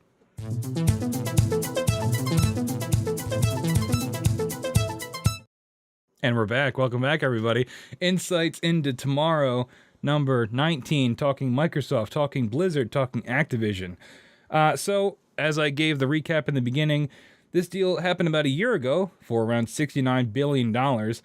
However, there was some recent news which caused us to want to record this episode. So after months of deliberating, the United Kingdom's Competition and Markets Authority, the CMA, which is like their version of the FTC, blocked Microsoft's pending acquisition of Activision Blizzard, primarily citing the potential monopolization of cloud gaming services if the deal went through. Now, we're deep in the Microsoft ecosystem, I'd say. I play Xbox all the time. You've been a Microsoft fan for a lot of your life, I think. Sure. Do you think cloud gaming when you think Microsoft? Actually, no, I don't. As a matter of fact, recently I had canceled my Game Pass subscription. Oh, really? I hadn't been using it. There wasn't any games. All the games that were coming out on Game Pass were uninteresting. There wasn't anything that I liked, and I wasn't playing anything on there because I had moved over to predominantly play, when I did console, I moved over to the PlayStation. But most of my gaming's on the PC to begin with anyway, and I wasn't taking advantage of any of the Game Pass stuff on PC anymore. Like I played through Halo Infinite, and that was like the last big thing that I really did with Xbox, and I was playing Call of Duty and a couple of time killers is what I refer to Right. as, but there wasn't anything that really kept my interest on it, so I couldn't justify the cost. Yeah, I'm partially responsible for your shift to Sony and PlayStation. I've definitely recommended a lot of those games to you. But personally, I use Game Pass all the time. I think it's still the best value in gaming. If you're, for the kind of person that I am when I play games, I like to try all different kinds of things. And I think for the price you're paying, you're getting a great variety as well as, all those things that are already included, and they're updating it regularly. Well, and I don't doubt its value. I just doubt my use for it at the time. Right. And I've taken the same mentality with streaming video now. Like, if there's something that I want to watch, I'll subscribe to that service. I'll watch whatever it is, and then when it's between seasons, I'll get rid of it if there isn't anything else that really interests me. And there hasn't been any games that Microsoft has been coming out that has been interesting enough to me to keep it. Whereas, you had me on PlayStation doing Ragnarok, you had me doing Last Spider-Man. of Us, Spider-Man. So I've been kind of embroiled in all those games now. So I wasn't touching the Xbox for anything other than physical games that I own, like Rock Band and stuff like that. Yeah, you mentioned the lack of games on Xbox, and that's something we're going to hit on a little bit later on the show. But going back to the citing of cloud gaming as part of the reason why this deal was blocked in the United Kingdom, this is a quote from Martin Coleman, who chaired the panel that investigated the deal. He said, "Cloud gaming needs a free, competitive market to drive innovation and choice that is best achieved by allowing the current competitive dynamics in cloud gaming to continue to do their job." Now, where this argument comes from is because part of your Games Pass subscription is something called xCloud, which is Microsoft's version of cloud gaming, where you can, boot up you can stream games to your phone or to your TV without having to download them. And it is very convenient. I don't really use it because I don't have a problem with storage too much. But that's kind of the main thrust of it. And we'll get into it a little bit later, but the numbers were slightly inflated because they're assuming that everyone that uses Games Pass is also using that xCloud service, and that's just not the case. This is from the Gamer article we have linked in the show notes here. The CMA claims that if the acquisition goes through, it would only reinforce the Xbox maker's strong position in cloud gaming, and it could potentially hold control of 60 to 70% of the cloud gaming market. And that's sort of where we get those inflated numbers, right? 60 to 70% of the market. Obviously, that would be a monopoly, and sort of a monopoly. I guess 100% would be a monopoly, but that's a scary number, having one company control 60 or 70% of that market, especially since gaming in general is sort of shifting toward that cloud method of service, where you don't necessarily have to download your games. You can just stream them. You have the Xbox that you have, the one without the disc drive, Right. is primarily meant to have that service, so you don't have to download the games because it has a smaller storage capacity. It's funny you mention that. I've never actually streamed a game to my console. All the games I've had, I've downloaded and played on the local machine itself. If they're talking streaming as their definition of cloud gaming, I don't know how popular that is, because there are technological limitations to that.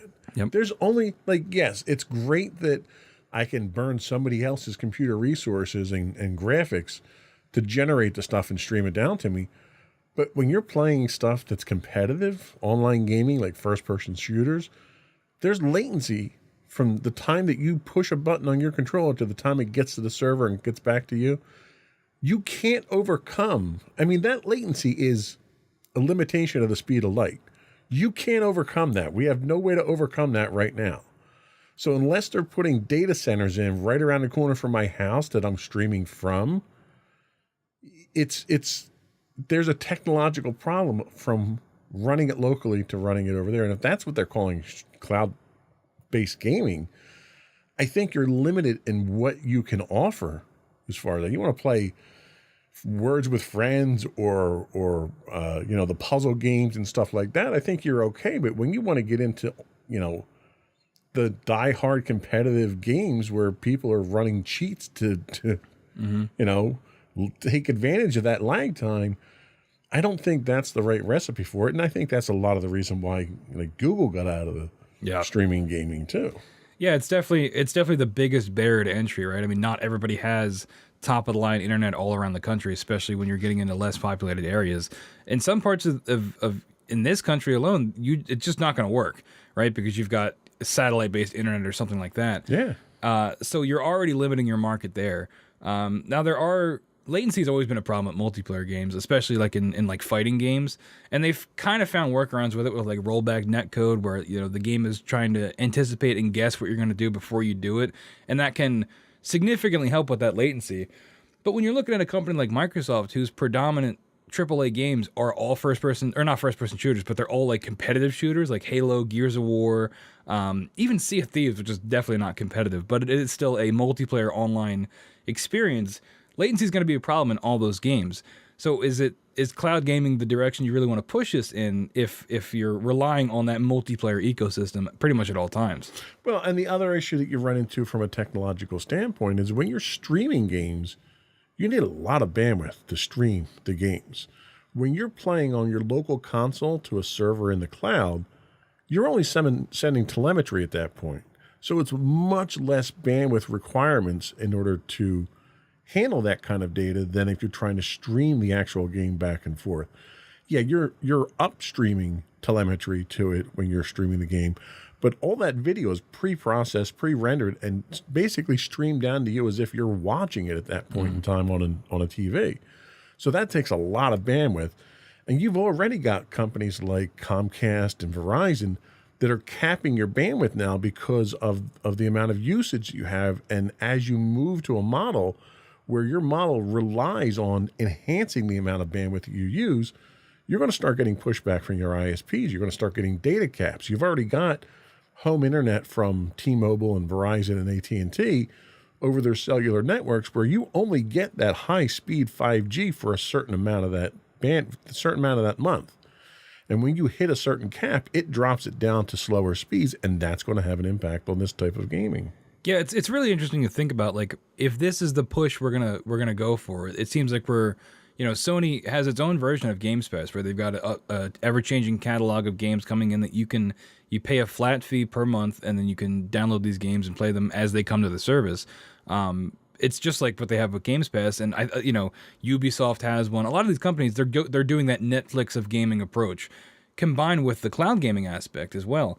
So, if that's the way the industry is going, what is that going to look like with other companies, like you talk about the ISPs and things like that? Is everybody going to have to change if that's where gaming is going in the future? Because this is still, a multi-million-dollar, multi-billion-dollar industry that can throw its weight around if it needs to. Well, and what's going to happen is the same thing that happened with streaming. You're going to have partnerships with the ISPs where the gaming companies are going to have to pay for premier access. Netflix, for instance. So Netflix actually has licensing arrangements with the various ISPs where Netflix puts essentially a caching proxy server inside their network. So when you request a movie for Netflix, you'll go up to Comcast. Comcast will hit the server that they're hosting, and if the movie's there, it'll stream from there. If it's not, it'll go out to Netflix then and get it, but then it caches it inside that network. So everyone else who requests that movie now gets it from the local. You're going to run into them doing the same type of thing where you're going to have exclusive partnerships with ISPs, which is going to cost the gaming companies money, and the gaming companies aren't going to absorb it. They're obviously going to pass it down to the customers, so you're going to see an increase in your monthly cost for that when the ISPs start getting fed up with it. Yeah, we're already seeing increases in prices of Games Pass and things like that. Netflix too is notorious for raising their prices. All streaming services, it's just part of the I guess the business practice is how these things go. And especially you talked about how you'll cancel your service if you're not using it. Most people don't do that. I'm one of them. The companies count on you not canceling and just letting it lapse every month so they can keep getting that money. Well, and they deliberately make it difficult to cancel. You can't say, "Oh, if I don't renew this, I don't want it to auto renew." You can't stop auto renews on these. And when you go to cancel them, you got to jump through, 4 or 5 flaming hoops to go through to cancel these because they're counting on people not to go through that hassle. Yeah, exactly. Getting back to the Microsoft Activision deal, though, this blockage in the UK is a huge blow for Microsoft, and the acquisition continues to face roadblocks from various international regulators. The FTC also is suing to block the deal in the US, citing concerns over Microsoft's habit of acquiring game studios as part of the Microsoft gaming brand. So that the FTC is not necessarily going with the cloud gaming angle. They're more worried about Microsoft buying up all these studios and sort of putting them under the Microsoft umbrella and having too much influence on them. But historically, Microsoft hasn't really done that. They will buy a studio and acquire it, but only so they can have their games on Games Pass. They don't necessarily have direct influence on the creative side of things, which you could see as better or worse, as we'll talk about in our second segment. But yeah, Microsoft has generally had a hands-off approach to a lot of these studios, aside from asking for that Games Pass Day 1 exclusive. So do you have any thoughts about that? Well, and I think that's probably the most dangerous aspect of this entire thing for Microsoft, because it signals a level of scrutiny that they've not been under before. Because the acquisition of development studios for gaming isn't just restricted to gaming for Microsoft. They've done this across the board for all the properties they're offering. Their antivirus software was acquired. Their voice messaging service was acquired. Their team service was acquired. And it was all acquired and rebranded. So if they're going to get government regulation looking into their acquisition of various development companies for gaming, what would stop it at gaming? When they start acquiring things that become competitive in different aspects, because Lord knows Microsoft has already had issues with monopoly, complaints and stuff like that.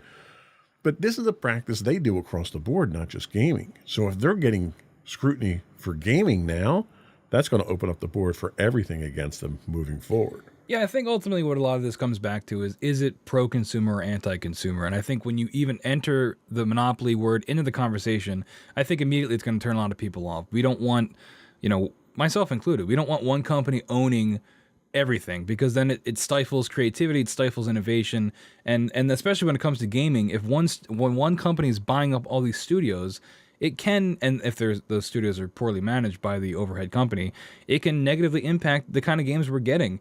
Not to mention all the people that work for those studios. We haven't had a similar issue with Sony. Sony acquiring Insomniac, Guerrilla Games. They've been doing the same thing, but their games are very successful because Sony is much more hands-on with how they're running these studios. They have a very clear vision of what they want a Sony-branded game to be, and Microsoft hasn't really done that. And unfortunately, Sony is kind of winning this arms race of studio acquisitions because of their more hands-on approach. Well, and Microsoft traditionally has had that issue across the board on all their properties, where the only property that they're really being successful at managing is their Azure system, their cloud server providers. Everything else, they don't seem to know what they want to do.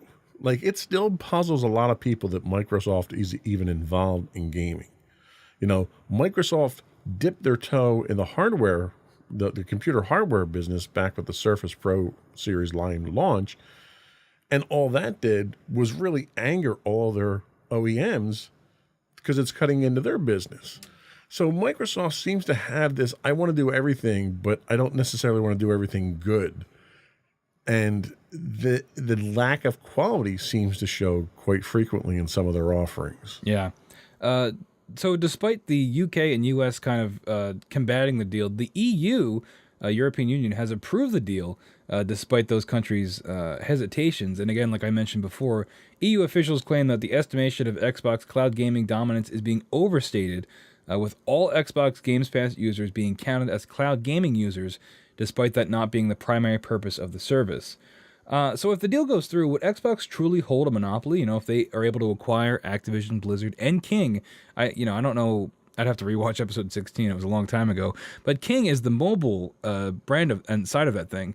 And mobile games make a ton of money. So if, King makes Candy Crush and all those kind of games, if Microsoft were to hold that, would they have a monopoly in the market? And what does this mean for other gaming companies like Sony and Nintendo? Well, and that's the thing. I don't think it would be a monopoly from the get-go. And I think in a market as volatile as the gaming market is and as fickle as the gaming market is, the market will regulate itself for the most part. If it becomes monopolistic, then you can step in and regulate it and break it up. You're not going to stop consolidation in the gaming market. You're just not, because you've got 3 platforms, really. 2 platforms. I don't really count Nintendo as a competitive platform at this point. I don't know. They got that new Zelda game making a lot of money. And that's probably the last good game they're going to come out with on the Switch. With the Switch, yeah. 7-year-old outdated hardware. Yeah. But that's their shtick, really. But you don't have platforms out there that you can release this stuff on. So as a result, you're going to have consolidation.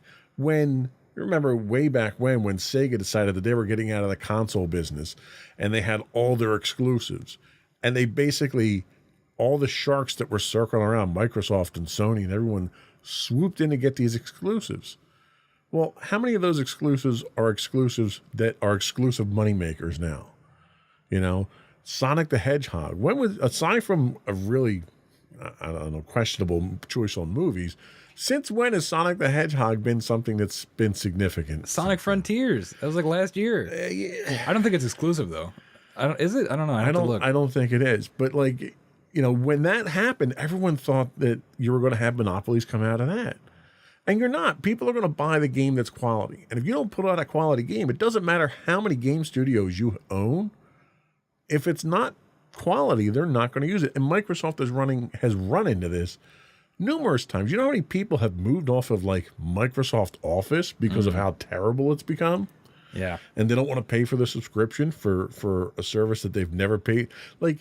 Just questionable business practices is what turns people off. And Microsoft has kind of demonstrated, they've been the poster boy of how not to be monopolistic at this point in time based on quality. Yeah, I mean, it really comes down to that issue of quality, which is exactly what we're going to cover in our next segment. After the break, we'll take a look at the launch of Redfall and other Xbox games exclusives and how they impact Xbox's place in the gaming landscape, and of course, that ever-important question of quality. Right after the break, we'll be right back.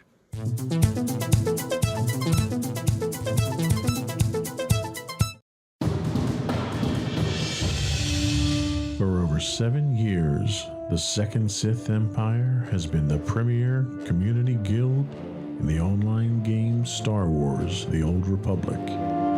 With hundreds of friendly and helpful active members, a weekly schedule of nightly events, annual guild meet and greets, and an active community both on the web and on Discord. The Second Sith Empire is more than your typical gaming group. We're family. Join us on the Starforge server for nightly events such as operations, flashpoints, world boss hunts, Star Wars trivia, guild lottery, and much more. Visit us on the web today at www.thesecondsithempire.com.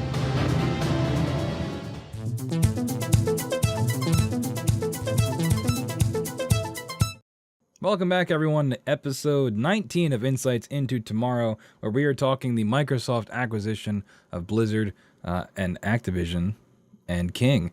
Acquisition and Activision are really hard to say in the same sentence. That is a tongue twister. My name is Sam Whalen, and of course we've got Joseph Whalen on the other side, on the ones and twos. But we just talked about the deal itself. Now we're going to get more into the issue of quality and what that means for Xbox going forward. So the big news story in the past couple weeks, if you follow any kind of gaming news, is the release of Redfall. This comes from publisher Bethesda and developer Arcane Studios. You might know Arcane from games like Prey and Dishonored. All great games. Redfall was released on May the 2nd to disastrous critical and audience reviews. This was kind of a big shock. Well, for a while it was a big shock. There was some IGN footage that had come out before the game came out that people ragged on the reviewer that was playing it because they were doing, it looked like they were bad at games, kind of boil it down. But when the game came out, people realized that that's just the game. The game is not easy to play, and it's really poorly optimized, and it's a big letdown from a studio like Arcane that is known for their immersive sims like Prey and Dishonored. I've played the game myself. I've played Redfall. It's real bad. But it did come out to Games Pass, so I had the opportunity to play it as part of that subscription. Have you seen any footage or reviews or articles about Redfall? I've seen some gameplay footage of it. I haven't played it myself, obviously, because I don't have my Game Pass subscription. And I've read a couple of reviews. In fact, in preparation for the show today, I was doing some research on it. And you're right, the reviews pretty much across the board are pretty consistent. And when you start getting 4 or 5 people that are saying the same exact thing that's wrong with the game, chances are that's probably what's wrong with the game. Yeah. But I'll be honest with you, I'm not shocked, given the hype around this and what the great hope for this was supposed to be. The last 4 or 5 years of games like that have kind of fallen flat. You had Halo Infinite had the same problems. You had Cyberpunk had the same type of problem. Like, you have games that the market is demanding that they come out. You have pressures on development houses that are forcing you to release games before they're ready. And I honestly think that part of the problem with this is largely to do with the cloud infrastructure, because the idea, the philosophy right now is, oh, well, we can kick that out and patch it next week. Yeah. We're fine. We're good. Where before, when you put it out on a disk and you didn't have all the cloud infrastructure in place, it had to work. You didn't have the opportunity to put 5 patches out. We just saw it happen with the new Star Wars game that came out. The first patch that came out was literally 3 times the size of the original game. So it doesn't shock me. I think the problem that we have is the market drivers that are forcing these out. rely too heavily on the fact that they can be patched, but they neglect to take into effect the negative press that your property is going to get in the process. Yeah, I mean, you're absolutely right. Phil Spencer, who's sort of the public face of Xbox, he's not I don't think he's a CEO, but he's like the guy when you think Xbox. He's been doing the rounds. He's been taking the hits for Redfall. But one of the things he talked about was this concept of when to delay a game. And he says it's not always purely based on hitting that economic goal. Sometimes it is for creative reasons. And a lot of what he talked about was ultimately what they say is what it comes down to is if the studio is not meeting their creative goals, then that's when there's a serious issue. And he not so subtly suggested that might have been part of the problem with Redfall, is that the folks at Arcane were not necessarily making the game they wanted to make, but this game was hyped up a lot and it had to come out, and they already delayed it, and it didn't really seem to make that much of a difference. You talk about Jedi Survivor had the same thing. That game got delayed, but still came out with a litany of technical issues, a litany of problems, and a day one patch that was 100 gigs. So, it's the past 3 months have seen multiple releases that are almost fully broken at launch, especially on PC. I mean, you play a lot on PC. Yeah. PC ports are notoriously not as well optimized as a console. But it really starts to raise the question of, exactly what you said, this tarnishing of the brand of, it's almost become standard when a AAA game releases to give it 3 to 4 months to have it actually be functional, especially if it's a multiplayer game. And it's at what point did this just become okay? I'm still the guy, I'm definitely part of the problem. I will buy a game day one if I want it. But yeah, a lot of these games are coming out and they're just not finished. And when a game will take 4 to 5 years to make, do we give it 6 to 7 years at that point? Is that too long? Is it an issue of crunch in development where, developers are getting high pressure to put these games out, so they're slipping up and there's issues there? Is it a marketing problem? Are we showing these games too early? We put out a CGI trailer 3 years before the game comes out, and, people every year are asking at, Summer Games Fest and things like that, where's Redfall? Where's whatever? That by the time the game comes out, it's not at all what people thought it was going to be, which is kind of what happened with Redfall. Nobody really knew what it was, because it was a lot of cool CGI trailers. You knew it was a shooter. You knew it was Arcane, so you can imagine you're going to have some immersive sim elements, probably some supernatural or magic elements. But then the game gets closer to release, and you have these people doing previews, and they describe it as Far Cry or Destiny, and everybody's scratching their heads of what? That's not what Arcane has ever been known for. They're known for single-player immersive experiences, and Redfall comes out, and it's like a Far Cry Borderlands type game, and it doesn't even really nail that, because those kind of games don't really perform as well as they used to. And in the 2010s, that was sort of the formula. Massive open world, play how you want. But Redfall doesn't really do that well either, unfortunately. And, I don't want to sit here and just bash the game, because I do like Arcane. I'm a big Prey fan. I love Dishonored. Redfall just wasn't hitting the mark. It's got a current score on Metacritic, the Xbox version, a 56 on Metacritic, 3.5 user score, with critics citing extremely poor performance, uninteresting mechanics, and it overall just felt rushed. And like I said, I played the game myself. That is very true. From the moment you boot it up, there aren't cutscenes. It's just still images with audio over it, and I'm like, what are we? I don't know, it blows my mind. There's a lot of little issues. There's a lot of texture pop in. You can go watch the Digital Foundry video on YouTube. They did a great breakdown of it, of the nitty gritty technical issues. And it's how does a game like this come out in 2023? It blows my mind. Well, and a lot of people want to rush to judge Microsoft on this for having a game come out that doesn't meet their standards. And like you had said in the previous segment, Microsoft has been largely hands-off on this project and most of their development studios. So I think the problem that you run into is Microsoft is involved from a finance standpoint and from a make sure it gets out the door on time standpoint. But from the creative side of things, I think Microsoft is largely hands-off on a lot of this stuff. And I think that's probably the problem, is that if you're coming out with an exclusive on Microsoft's platform, Microsoft needs to be there. It needs to be part of that process to make sure that it meets their standards. And it makes me wonder, maybe it does meet their standards. Maybe Microsoft's standards are just that low. Yeah.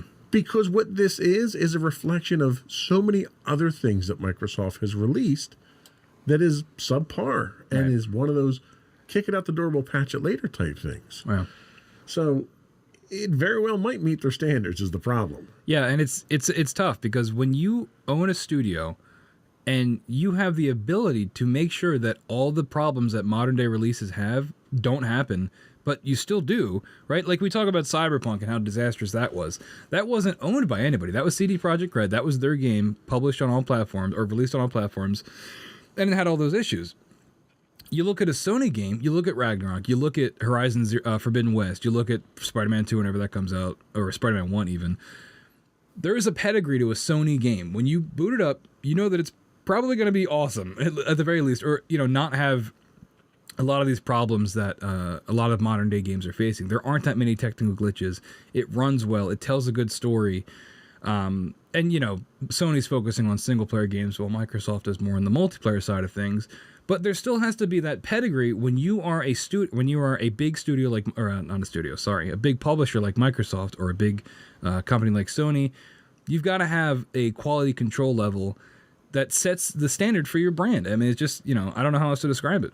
Well, and I'll be honest with you, I have been out of the Sony ecosystem for quite some time until you kind of dragged me back into it kicking and screaming when I was finally able to get hands on a PS5. And the gaming experience, first of all, the user interface on the PS5s is completely different than the Xbox. I found the PS5 to be much more refined, much more, well, it was difficult. There was a learning curve for me. Whereas the interface on the Xbox is juvenile almost. It's cluttered. It's awful. It is. It's hard to navigate.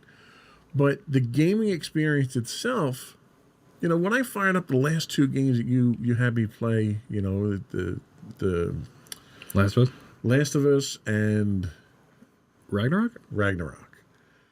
God of War. Yeah. When I fired those up, it wasn't a gaming experience. It was a movie experience from day one. From the time you turned it on, the menus, everything. It was an interactive movie. You felt like you were part of it. The cutscenes, the dialogue, everything, the acting, the story. It was an interactive movie that you were part of. Maybe that's because it was focused for single player. Right. I don't get that. Like, I didn't get that when I played, the sequel to Red Dead. I didn't get that from Red Dead either. But the Sony experience itself, the attention to detail, and the level of quality. Now, granted, Spider-Man had some quality issues in it. No, you think so? Yeah, there's a few things in there that were an issue. But for the most part, everything was cinematic in the experience that I got to play. And it made me really enjoy the experience. And when I play stuff on Xbox, it's literally just to kill time. It's not to enjoy myself, to immerse myself, or anything. So they're two very different types of gaming styles and platforms.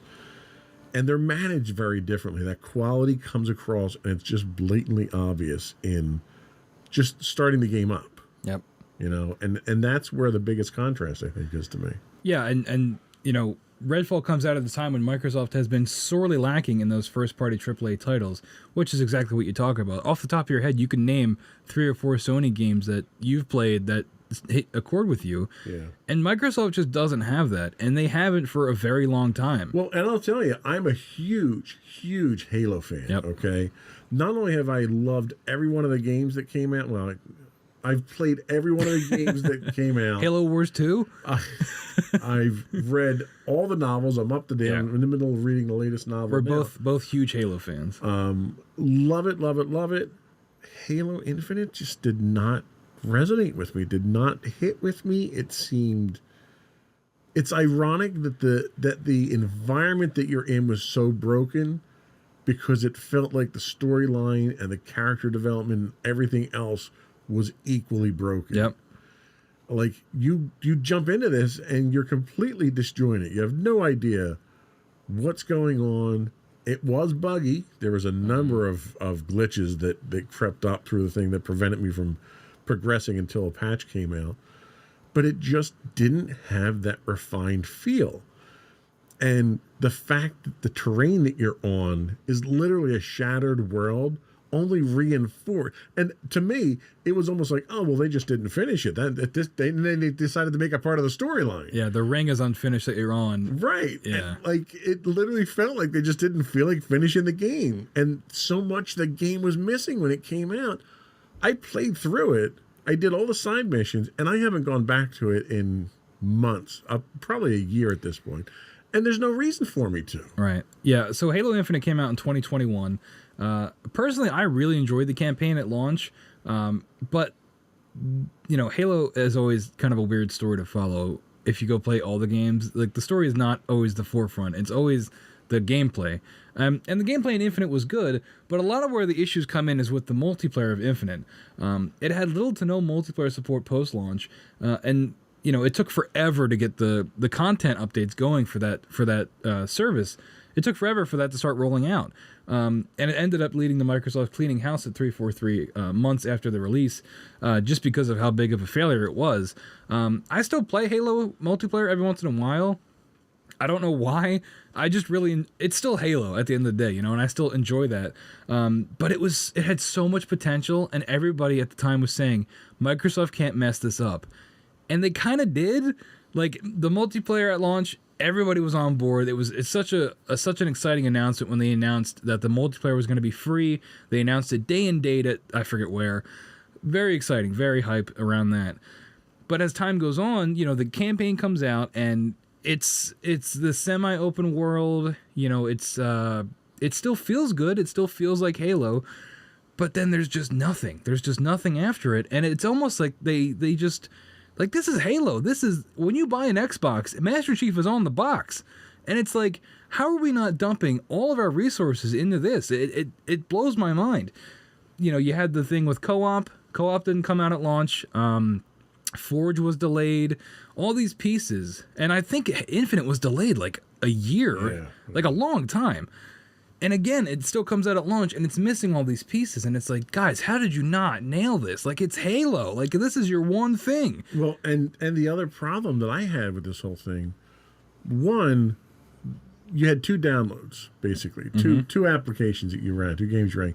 You could either run the multiplayer or you could run the campaign. It wasn't until months later that they were even integrated into each other. So it was a completely disjointed experience. But the other problem they had here, which I think really highlights the Game Pass problem that they're running into, is it was released on Game Pass. Yep, I was just going to mention that. Yep. How do you expect to make money on a premier game if you're going to give it away for free on your subscription service? Yep.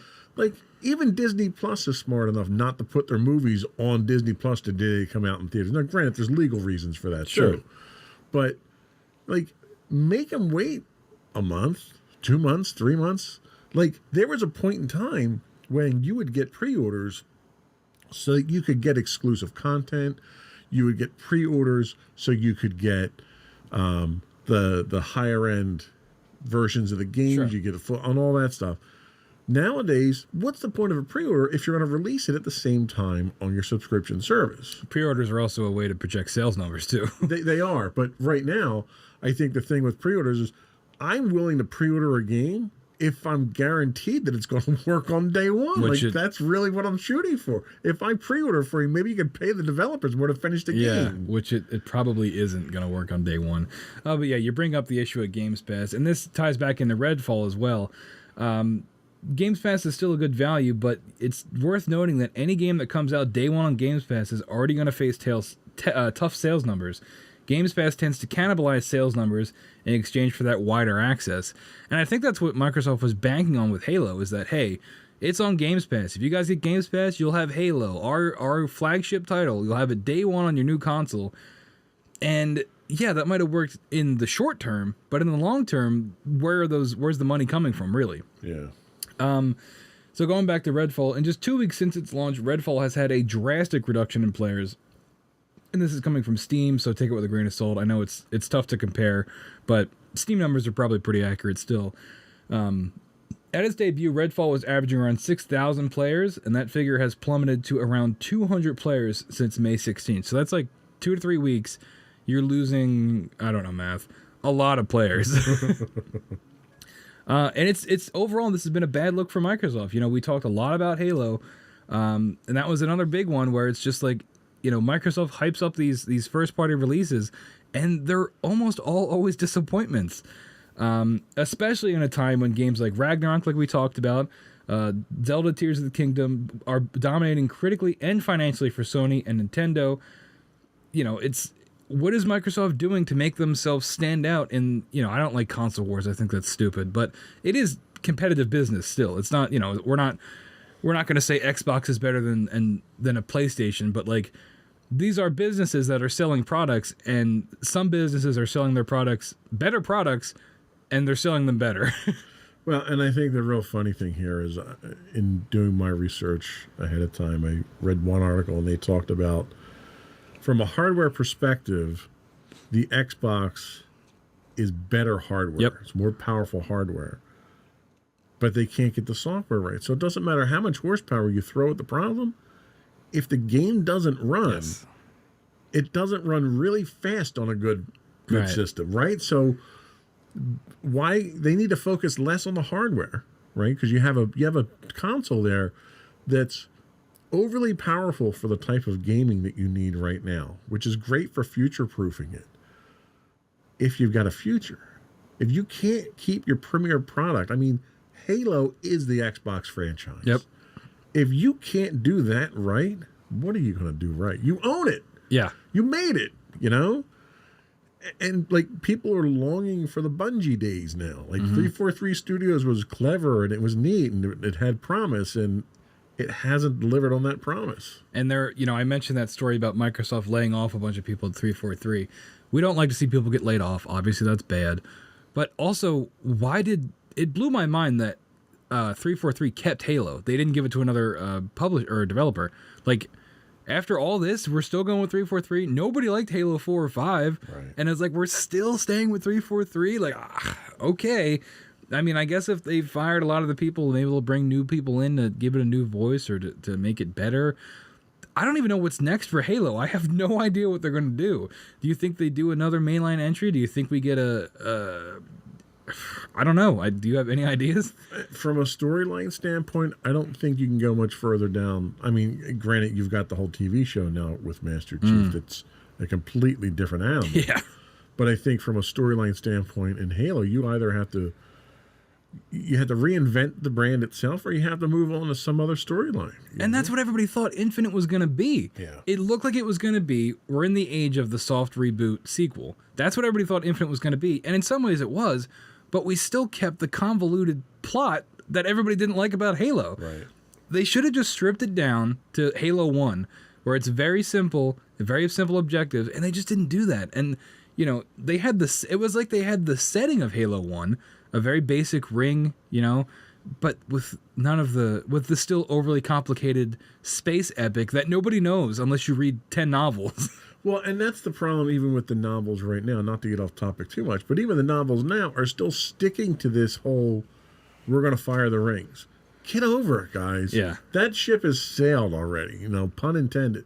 You need to come up with another galactic, and don't do the whole Cortana thing, because that didn't work either. They're still doing that, I think. They are. It's still referenced in all the novels and everything. It's like the story. That's why I say the story itself. They don't even have anything in the wings waiting that they can pull from the novels that's really viable, because even the novels are getting kind of long in the tooth. I think you got to blow the whole thing up. I agree. I think if you're going to do it, don't just come out with a remastered edition of it. Reboot it. Reboot the whole thing. I'm with you there. Yeah. So, you know, as we wrap up this second segment, you know, how can Microsoft reclaim the glory days of Halo? I put Gears of War in here, but I like Gears of War. I don't think Gears of War is anywhere near Halo in terms of mass market appeal. What is next for Microsoft? How are they going to reclaim, you know, the days of they're dominating the multiplayer shooter market? Do you have any ideas? We'll talk about it when we come back. All right, we'll be right back after this quick break.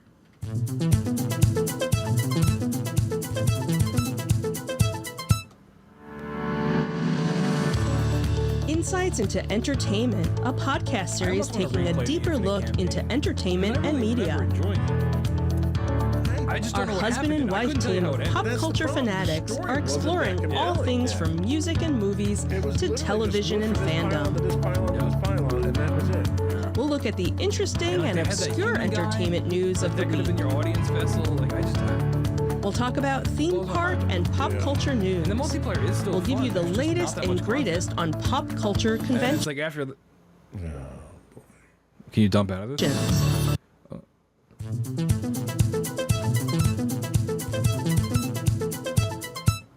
Welcome back, everyone. We had to dump out of the commercial. I'm sure you were wondering what the next topic they cover on Insights into Entertainment is. You'll just have to go watch the show yourself. Welcome back in Insights into Tomorrow. This program, episode 19, we're talking Microsoft and the state of Microsoft. As we teased in the end of the last segment, what is next for Microsoft? What are they going to do? We had the disastrous release of Redfall. Microsoft has one more trick up its sleeve.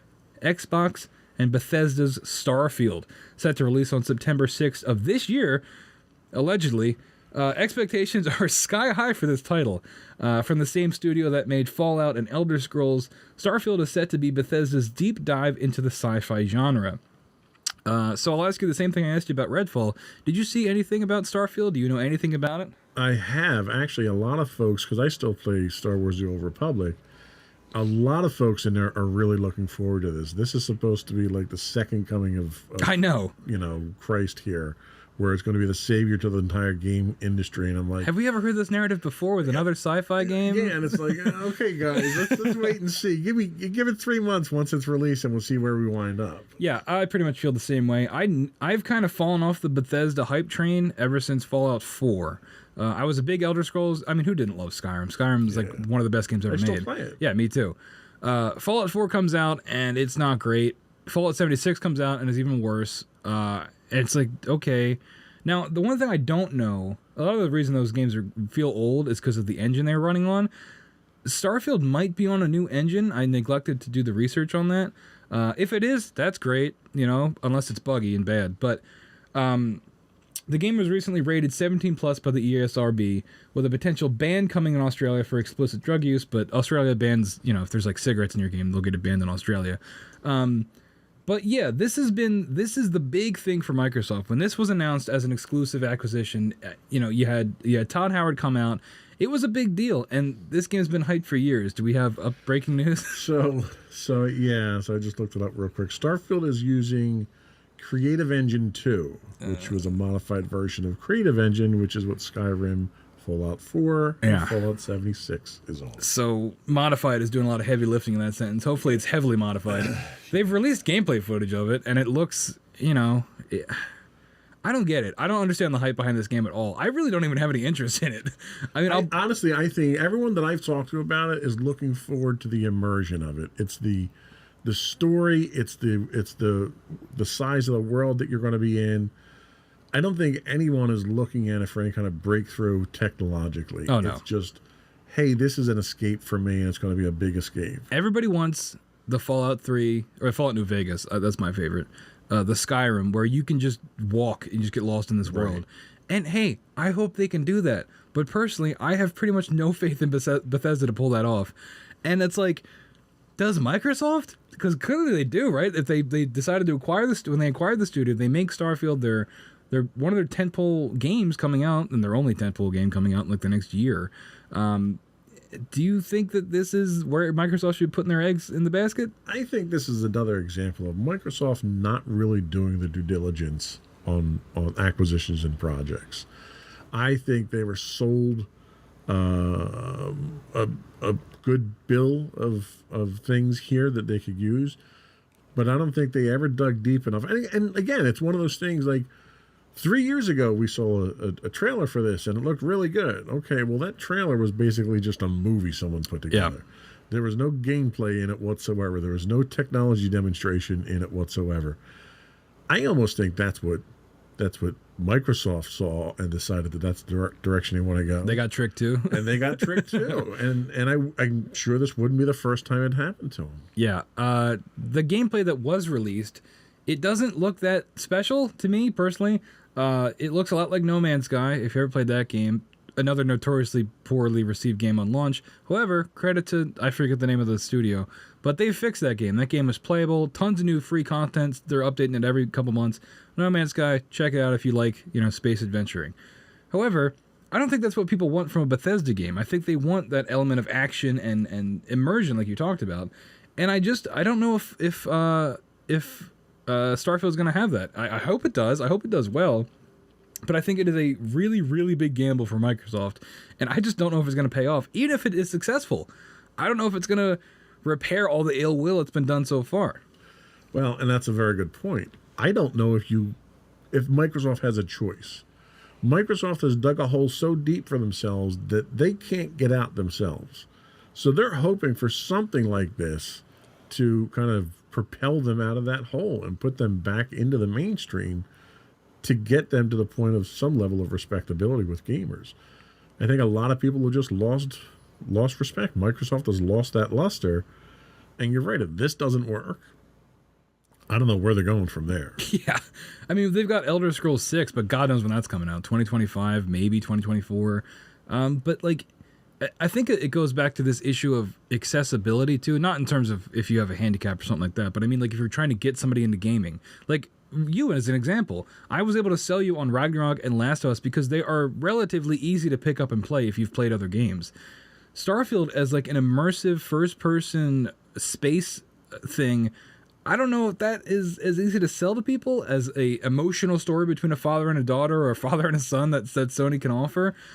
I mean, I know sci-fi has a pretty general broad appeal, and I don't know. I hope it does well, but there have been some technical issues with it. We just talked about the Creative Engine 2 that it's going to be running on. Not great. If you go play Fallout 4 or 76, you can see where they're really stretching. Like you could tell it's old. But this is the sticking point for me. Starfield has been reported to be launching at 30 FPS, with performance mode rumored to be coming later. Very strong rumors that like it might not happen. They might not get that 60 FPS mode. Is this unacceptable in 2023? A AAA game releasing capped at 30 FPS? Some would say yes. I'm one of those people. I can't stand it. I can't stand 30 FPS. I think if you put out your game and it's not 60 FPS, I think that's unacceptable. Well, and I think it also has a lot to do with the resolution that you're putting it out at. If you're talking 30 frames per second on a 4K TV, yeah, you probably should be at 60. There's no reason the technology can't handle 60, that's for sure. Right. If you're talking standard HD and you're doing 30 frames, you're about 10 years behind where you need to be at that point. It goes back to that hardware versus software issue. It's like you have the technology. Yeah. The Xbox Series X is like the equivalent of like a gaming PC, right? Like, yeah. How are we not? And I think Bethesda might have commented on this of saying that like it's an engine thing and also the amount of things happening in the game at once. That's why they got to cap it at 30 FPS. Well, and I'll tell you, from a technological standpoint, it probably is the engine because the options that are available to you on Xbox Series X, even S now, like the DirectX 12, okay? So you have direct memory access available in DirectX 12. So you don't have, so traditionally what happens is when you send video that has to be encoded and decoded by the video processor, that's sent compressed, and then has to be uncompressed in video memory, read in, processed, rendered, and then written back out. DirectX 12 gives the video memory of the video processor direct access to system memory. So it bypasses all that, infinitely more efficient and faster than you can do it. But your engine has to be able to take advantage of DirectX 12. And if it can't, which a lot of them don't at this point in time, then you got a problem. Yeah, it's like you future-proofed everything, but at what cost? What are you going to do? I don't know. Bethesda games in general are known for being buggy and running poorly at release. It would be amazing if Starfield came out day one, runs great, smooth, as smooth as 30 frames can be.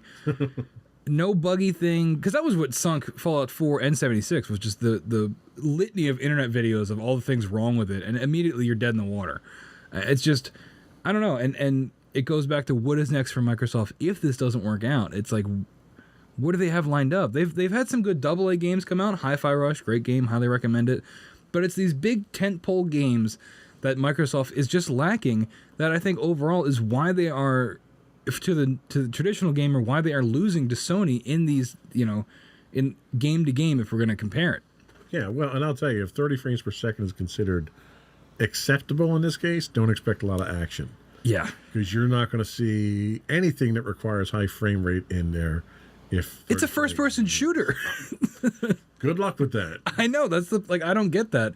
Like, that's why in Fallout you had the Vault, or what was it, the VAC system, whatever the thing where you could stop time and target different areas. It's because Fallout is not a good shooter. Right. That's why you had to have auto aim essentially. Fallout is all about the characters and the characters you meet and the world itself. It's not really supposed to be a shooter.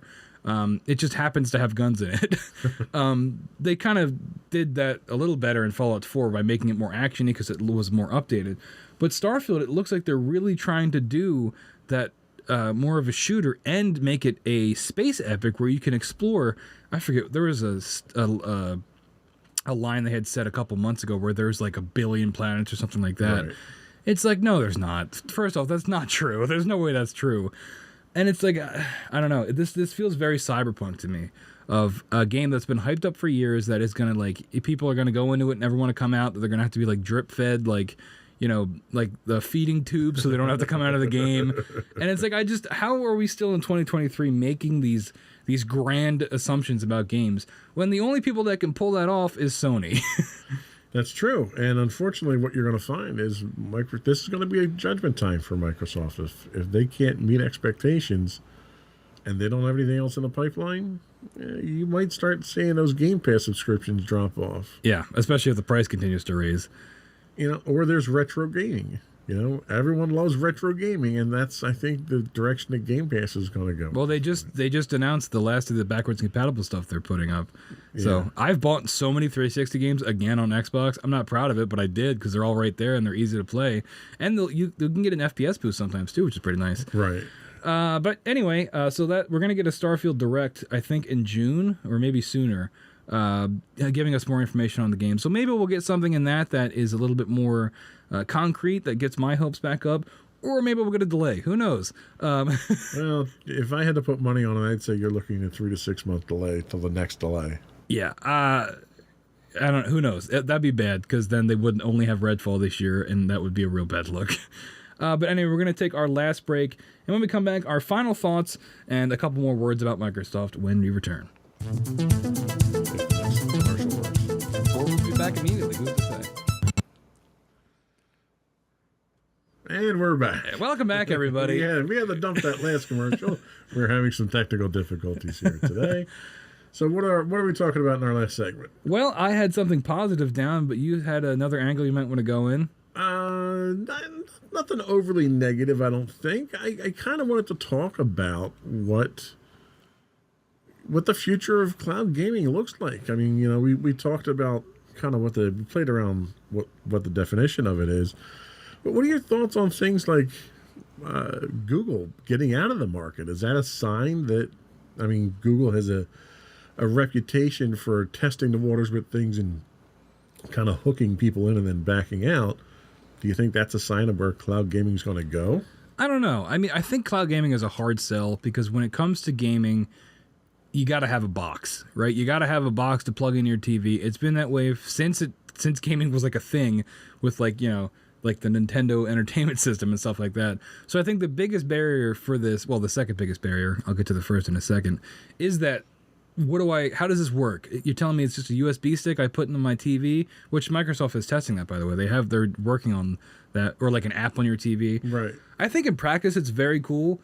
But the biggest issue is the internet, is the infrastructure for it to be able to roll it out. I just don't think we're there yet. And, we're getting there. And I think in small scale it can work, like the fact that I can boot up an Xbox game, an indie game that's on Games Pass on my phone. I think that's great. But I think for it to become the norm, I think we're probably 5 to, if not more, years away from that. Well, and I agree. I think the technological limitation is sort of what we talked about earlier. Because of the type of games that they're talking about here, latency is an issue. And when you transmit something over fiber optic, you get pretty much with the exception of conversions on one end or the other, you get the speed of light. But we can transmit across copper, which most people tend to wind up doing. You know, all your big networks that you're connecting to are copper networks. You're limited to about a third the speed of light with the resistance of the wire. You can't get over that. You can't overcome this. If you're bouncing it off a satellite, you're limited by the physical distance that you have between you and that satellite and back to Earth. There's no way to overcome that unless you start doing quantum entanglement at some level. Microsoft can do it. So I think the cloud gaming aspect is dangerous to try to go in that direction. But I'm curious how mobile gaming will go, because now we've got your Stream Deck out. Asus is now releasing a stronger version, PC-based version of a gaming system.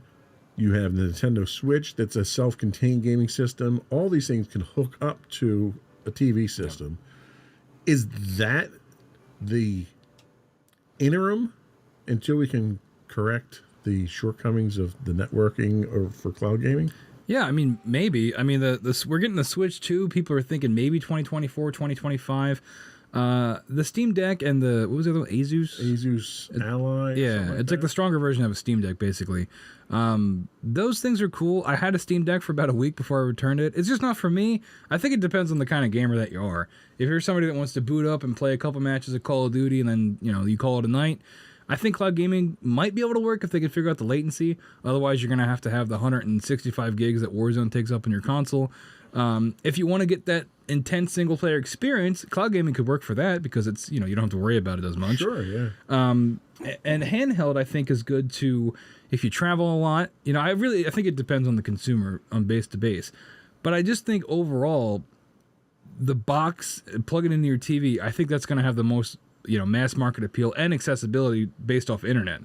I just think cloud gaming is going to be a hard sell everywhere around the country and the world until we can figure out a better infrastructure for the internet. See, and I long for the days of the LAN party when I used to pack up my gaming system and take it to a friend's house or take it into work and hook up to the network. And, that was, we were playing, I think, Quake back then. Mm-hmm. That was paradise to me. You took it with you. Wasn't quite as portable as they are now. No. But you didn't have to worry about the latency issue. Hey, but now Halo launches and doesn't have co-op at all. So it's way better now. But yeah, I think that's pretty much going to wrap things up for today, unless you had anything else to add. No, I think that's it. So maybe in another year or 6 months, we'll come back with another update on this acquisition, because they're clearly going to drag it out as long as they can. I want to thank you all so much for listening. Once again, I want to plug the show notes again. The show subscriptions, rather. Make sure you can subscribe on Apple Podcasts, Spotify, Google Podcasts, wherever you get your podcast. We will be there for you. If you have any comments on today's show, you can email us at comments@insightsintothings.com. Make sure to follow us on Twitter at insights_things. Twitch, where we are live right now. If you've got Amazon Prime, that means you have Twitch Prime. Make sure you give us that Twitch Prime sub, twitch.tv/insightsintothings. On Facebook, facebook.com/insightsintothings, at insightsintothings on Instagram. And of course, all these links can be found on our website, insightsintothings.com. Thank you all so much for listening. For Joe Whalen, for me, Sam Whalen. Have a great day, everybody.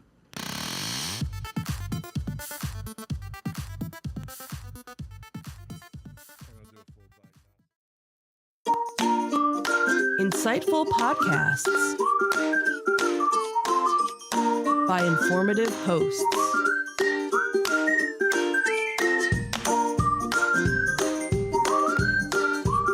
Insights into Things, a podcast network.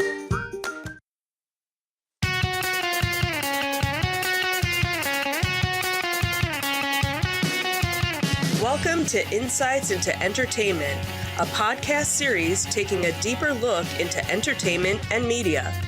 Your hosts, Joseph and Michelle Whalen, a husband and wife team of pop culture fanatics, are exploring all things from music and movies to television and fandom. Welcome to, that was kind of a sudden intro there, wasn't it? Kind of cut that off a little abruptly. A little out of practice. Welcome to Insights into Entertainment. This is episode 149. Franklin, my dear, I don't give a Zolocon. I'm your host, Joseph Whalen, and my rested and relaxed co-host, Michelle. Hi, everyone. How are you doing today, dear? I'm doing well. How are you? I am frustrated because my camera 3 is not working and I had to quickly replace it. I understand. But other than the technical difficulties, I think I'm doing just Well, fine. that's good. So been kind of on a hiatus for a while here. with our Unintentional. entertainment. We just haven't had a lot to talk Yeah, about. we keep kind of trying to, I guess, revamp how we want the show to be, what we want the show to be, and we just haven't really found that right mix of what we actually want to Right. do. We don't want to just regurgitate, the news stories. We want to add value. Right, We want to add value to the things that we talk Right. about. We want to make it so that, also you can go back to a past podcast and re-listen to it again Right. and find some entertainment value Sure. from it. So, And I think the weekly cadence got to be too much of a grind. Mm-hmm. It got to the point where we were struggling to find things. to right. include in the So show. it was definitely we want it to be quality, not necessarily quantity. So if it's something where it's Exactly. once a month, it's once a month. If it's twice a month, it's twice a month. If it's, I think at minimum once a month. I think we can come up with Probably. enough things to talk Probably. about, especially now that convention season's going Yeah, on. yeah. So today we're not really going to be talking about much in the way of news. We're going to be talking about a couple of things that we had attended. We will be talking in our first segment about the Disney 100 exhibition at the Franklin Institute in Philadelphia. Then the next day, actually, we went to ZoloCon. ZoloCon. It's your most favorite convention toy show to go to. So we Just so have you a can little say bit that. of- We have a little bit of footage from both of those. We'll take a look at those. And then I kind of threw something together real quick for our third segment here. I thought it would be worthwhile since our last podcast, we talked about swapping the Bobs again and Bob Iger coming back.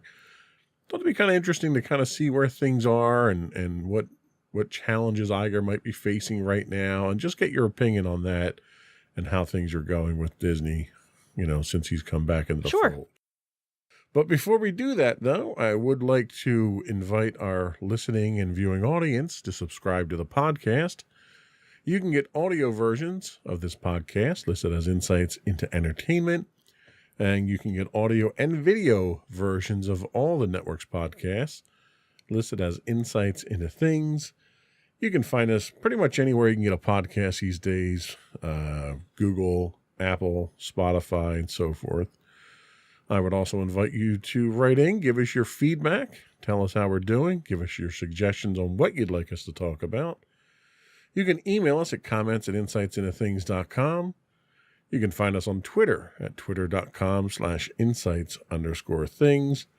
Or you can get links to all that and more on our official website at www.insightsintothings.com. Shall we get into it? Sure. Here we go.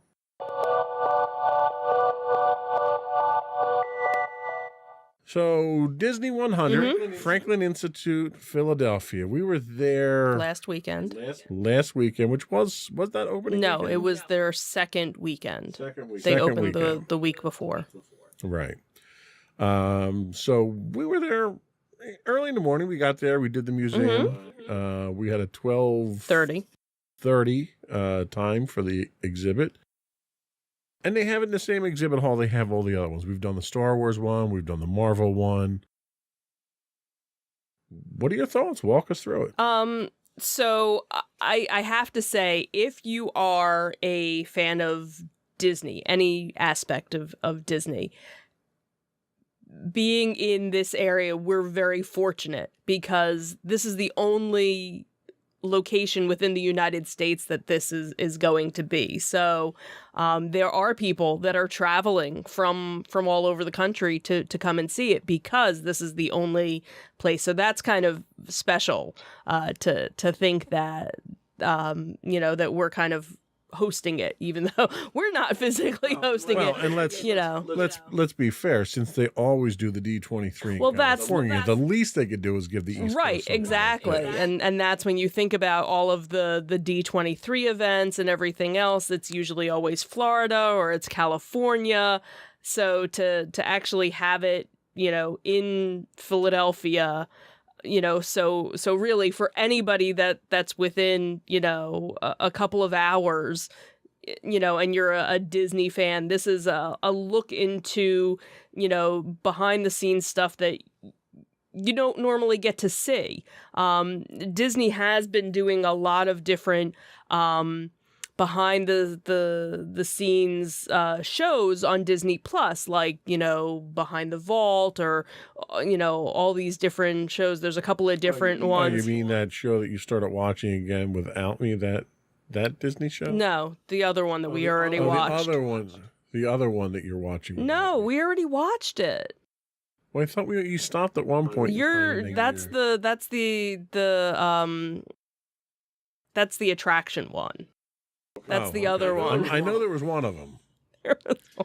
There was one that you left me out of. I know that. Well, anyway, there's various different shows that are on that Disney Plus is running, that they've been running, where they give you some of these behind the scene things from the archives.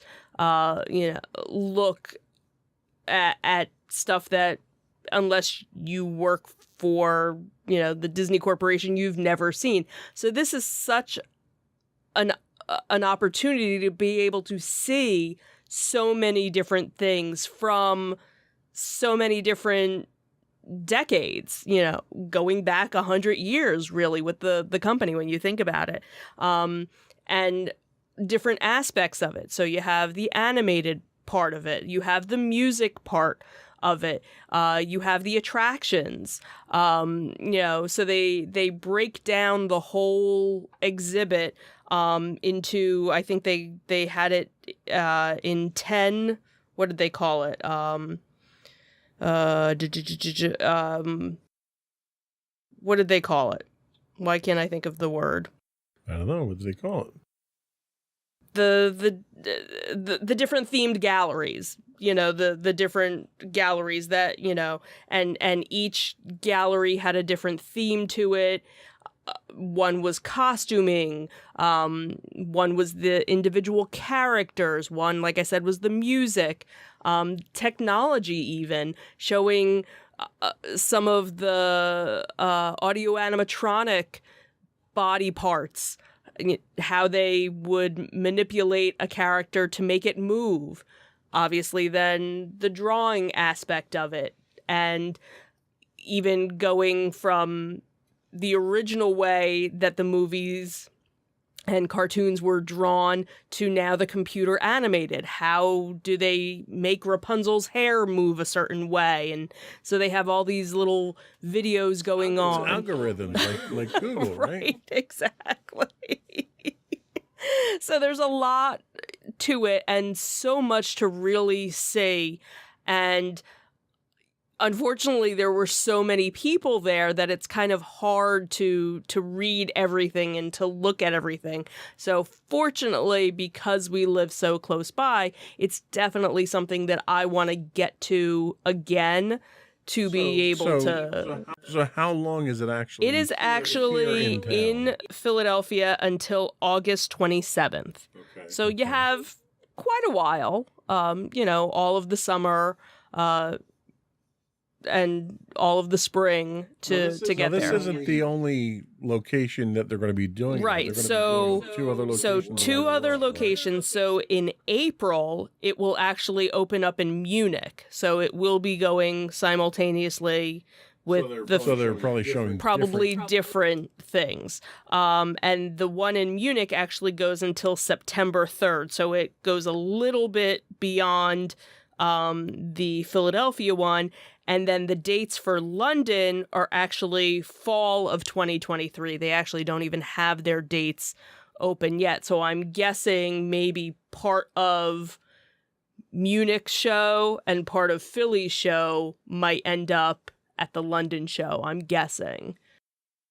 So let's talk a little bit about what was on display. You mentioned there's multiple galleries. What were some of the galleries? How were they themed? What were some of the things that were there that kind of stuck out at you? The stuff that jumped. Sure. So they start off. They go sort of in a linear fashion, starting with the very beginning of everything and how the Disney company started. And you have the Alice shorts, and then Oswald the Lucky Rabbit, and then obviously Mickey Mouse. So that's the progression. So they have some original drawings of all three of those with some videos playing as you're walking through that section. And then they kind of go through, and then it goes on to the whole, Mickey and everything that happened, how he kind of blew up, I guess, and how the company really kind of formed around that and everything. And then they had, the whole music section with the original songs for Snow White and because that was really their first musical. And so they had some of the original sheet music from that, and along with drawings and things like that. So you have that whole aspect. And then they go through the whole character development. How do they develop a character and basically take you through the different iterations of the character. So you have, here's their first sketch of a character, and then where does it go from there? And then to the maquettes, where here's our final model of a character. So now you can actually see it in a 3D form to be able to manipulate it and do other things with it. So the exhibits themselves, there's a lot of static exhibits that are there. There's a lot of descriptive plaques to read, to give descriptions and stuff like that. But not all of it is static. There's some interactive exhibits that they have there. Can you talk a little bit about the interactive? Well, the one interactive exhibit wasn't working, which I don't know if it hasn't been set up yet, if it was too early, or if it already broke down, which is kind of a shame if it's only been within the first week. They have a lot of different ones where you can listen to different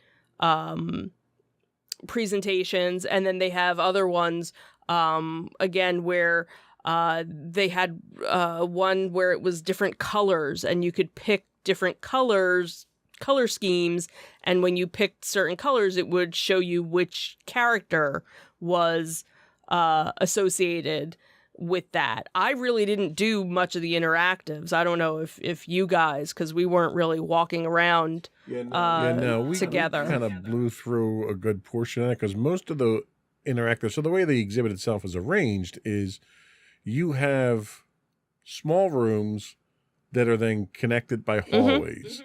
And a lot of the interactive listening things and stuff like that are on the walls in those, in those walkways. So the problem that I ran into is it was very crowded. So those walkways became bottlenecks. So I kind of was rushing to get through those into a more open room. So we skipped a lot of that stuff. Most of the things that we went in and took a look at were just the static. That's the iPod.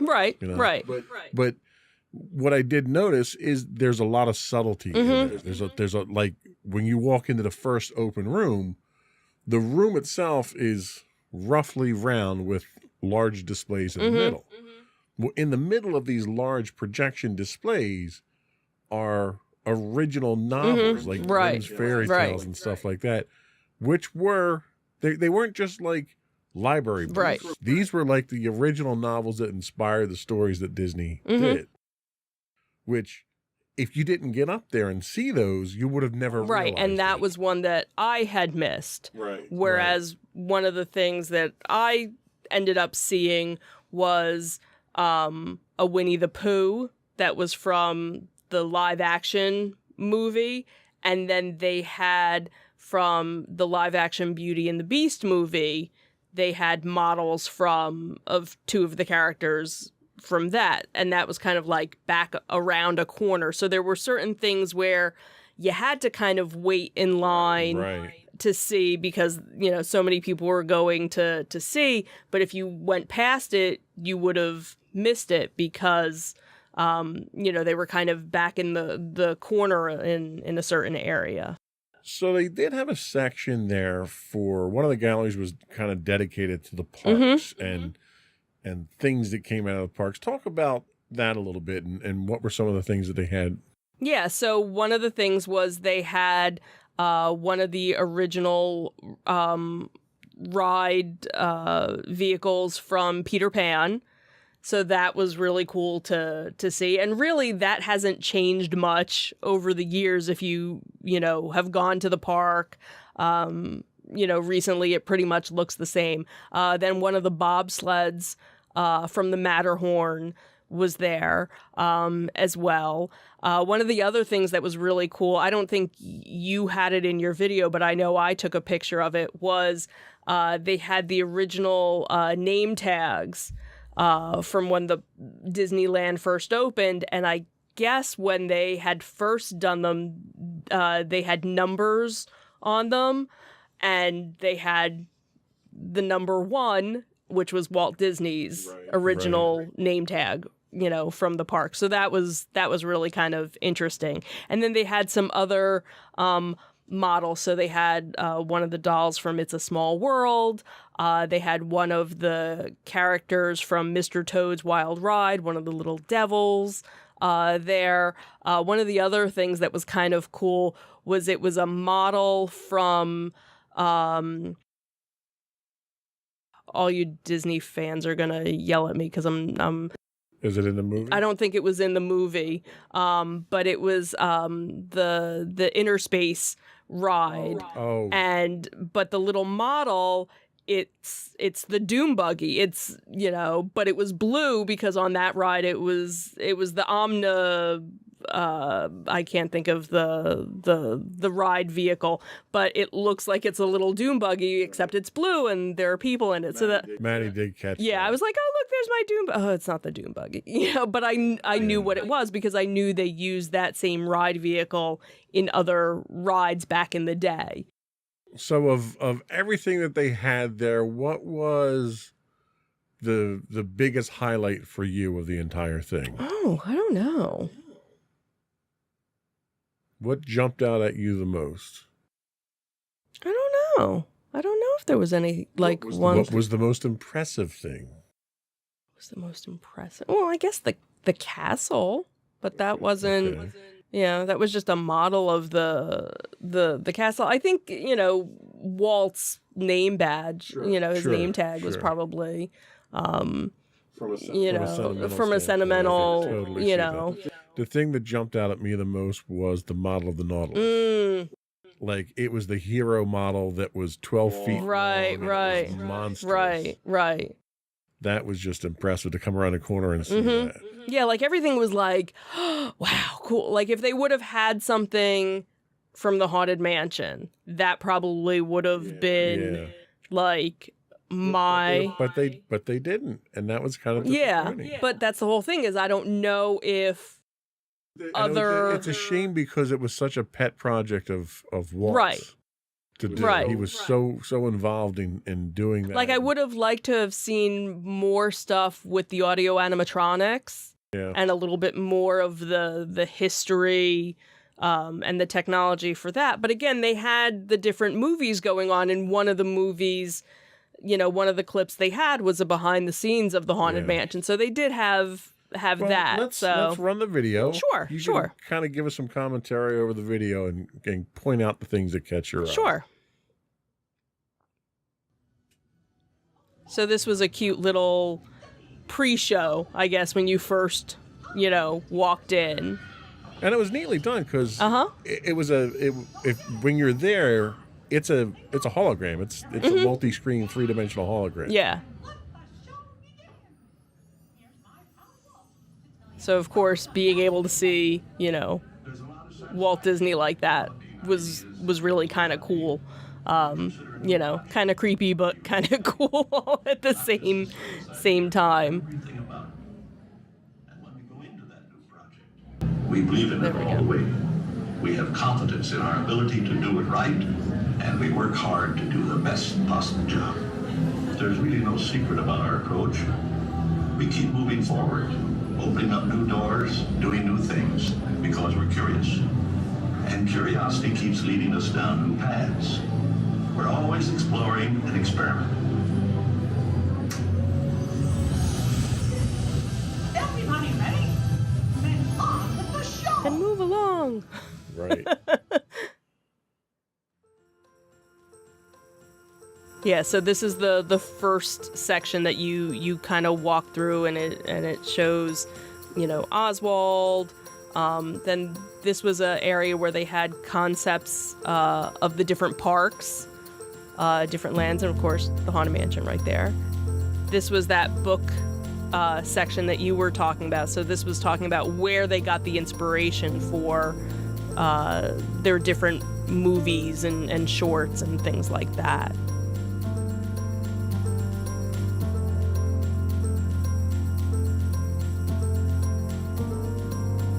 And this was, again, the innovation area and the multiplane, a miniature version of the multiplane camera.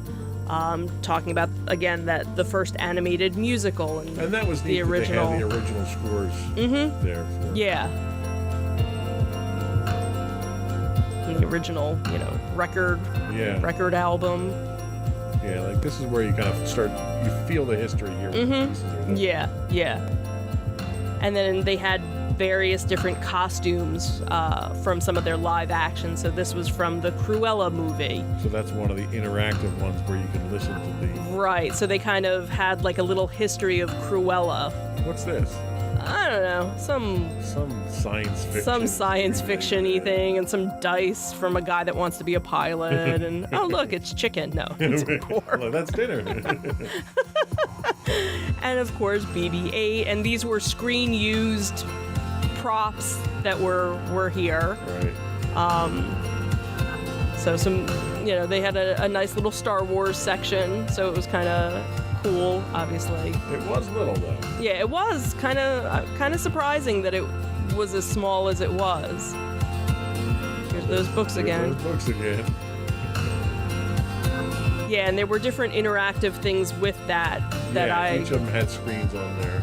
And then this was the music section, talking about how influential music, you know, and how much a part of it music is. There's that creepy doll. There's that creepy doll. It's a small world. And And ride this is neat vehicle. because it actually lights up, like there's a shot of the actual Ride, there, yeah. And they lit up. Ironically enough, the devil not nearly as creepy as the other one was. Yeah, definitely not as creepy as that. And he's from, you know, Mr. Toad's Wild Ride. And then this was interesting, so In a creepy way. in a creepy way. I have a story about the doll that we can talk about after the video. And then they had, you know, a little bit of a Marvel section, so that was kind of nice When to the be movie included. franchise makes as much as it does, you have to put something in from that. And then, of course, you know, when you get to the end, there's a gift shop. There is a gift shop. They're very Disney of them. Surprisingly poorly stocked gift shop, though. Yeah, not as many exclusive things as I would have This was expected. neat actually seeing things from the musicals. Too. Yes, they did a whole, you know, so along with the musical, they also had the Broadway aspect of it. And then there's here's the that hero of Nautilus. the Nautilus. The Nautilus. Like, it's literally 12 feet, 15 feet. Mm-hmm. Yeah, in yeah. length. It's monstrous. And here's a creepy Olaf to go along with the other creepy characters we saw. Because again, this was part of the Broadway show, and had they developed it and made the character. And then this was, this really cool Cinderella's castle that was kind of towards the end of it with, the fireworks. Not so loud fireworks. Not so loud fireworks. And you never get to watch fireworks when we're at the parks. I very rarely do. So this was I never get to see them from the right angle. I'm usually seeing them from the backside of something because our daughter is not a fan of loud sounds.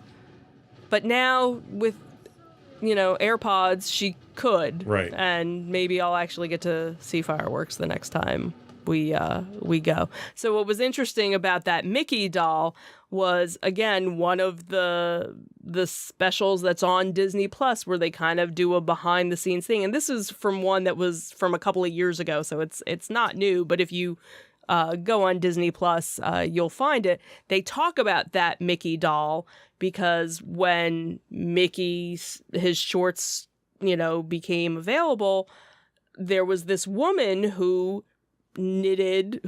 sewed this doll and had sent it to Walt, and he loved it so much that he kind of hired her to make them, but she couldn't make them fast enough, so she actually sold the pattern to McCall's, so that's what that doll represented there, where you could go and buy the pattern to make your own Mickey Mouse doll. So that was kind of, an interesting, side note of seeing that and then seeing it on the television show too. So to wrap it all up, what are your final thoughts on the Disney 100 exhibition at the Franklin Institute? If you're a fan, you have to go. You can't miss this opportunity, especially if you're somewhere within the East Coast, or if you're out on the West Coast and you want to fly out to Pennsylvania to Philadelphia and make a weekend trip of it. There's obviously enough stuff to do in the area. We're pretty historic in the Philadelphia area. We've had a couple of things happen here, so you could definitely make a week, a long weekend trip.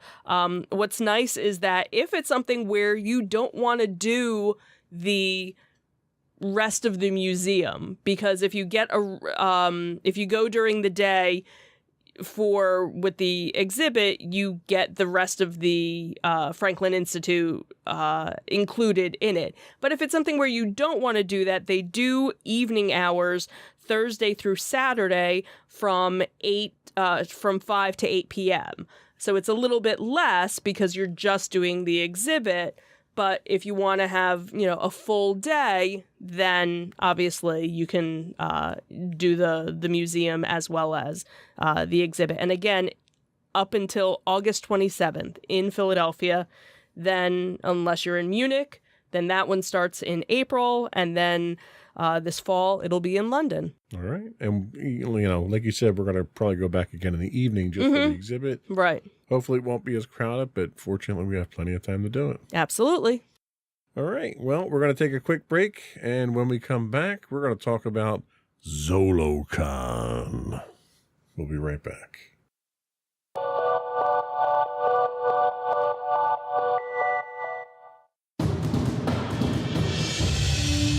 For over 7 years, the Second Sith Empire has been the premier community guild in the online game Star Wars: The Old Republic.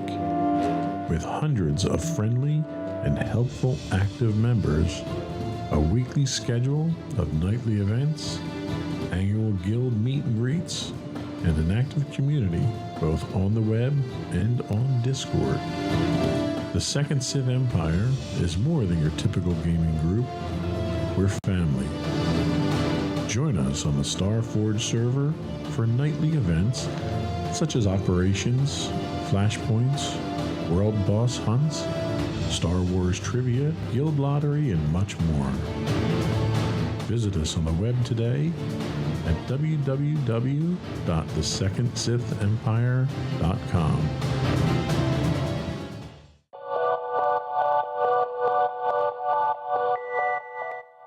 Welcome back to Insights into Entertainment. Now we get to talk about ZoloCon. Sorry, I can't help myself. I know. So, ZoloCon is a sci-fi and fantasy expo that focuses on vintage toys and comics from the 1970s and up. Tell us about it. Tell us about your experience. How did you enjoy it this year? So this past weekend, it's funny because as far as we knew, they only did it once a year. And then I guess last year or the year before, they started doing it twice a year. Now, this year, they'll actually be doing 3 different events. So this happened to be what they consider their winter edition. And it was actually the largest one to date. And we could definitely tell vendors all over the place in various different places, even in some parts of the building we had never even been to before. And every area was jam-packed. I don't think there was really any empty spaces this year. Usually you'd go through there and you'd see like empty vendor tables or vendors that didn't show up for Sunday or something. Everybody was packed. Yeah, everybody was there. You've got you have the main room where the centrifuge is, which is the highlight of the whole thing. Right. You have another room at that level and then a hallway that was packed. Mm-hmm. Then you have the upstairs room. Right. Where you've got 2 rooms split by a bar, which, by the way, they had alcohol on the main floor this time. Right, so right. You can get drinks the whole time and get sloshed while you're buying lots of toys. Right, right. And then down on the first floor, they had vendors there, which they'd never had before. And they were also doing tattoos. And they were doing tattoos. There were a couple of there as different well. tattoo artists, which that seems to be like the new thing at toy shows and conventions is to have a various tattoo artist. Go buy a Luke Skywalker and get a tattoo while you're here. So not only did we find the exhibition area downstairs, we also happened to find the restaurant they had there that we never knew they had. Right. And I think that's relatively new as well. So that might have, been something that they started. Well, I did see the one sign that they were normally open just like Fridays, I guess, during the week. So maybe on the weekends or if they have an event and they know there are going to be people around. Because I can't see just going there for a meal. It's kind of out of the way. Well, and that's it. The complex that they're in is an office complex. Right. There's a school in there. There's a manufacturing in there. So I could see like on a Friday. There's a lot of different stuff that's actually in there. Right. At what used to be the Brewster Aviation plant before World War II, and then it became the naval testing station as well. So again, Philadelphia, a lot of history just in that one little area there. Yeah. How were the crowds? It was crowded, but it wasn't,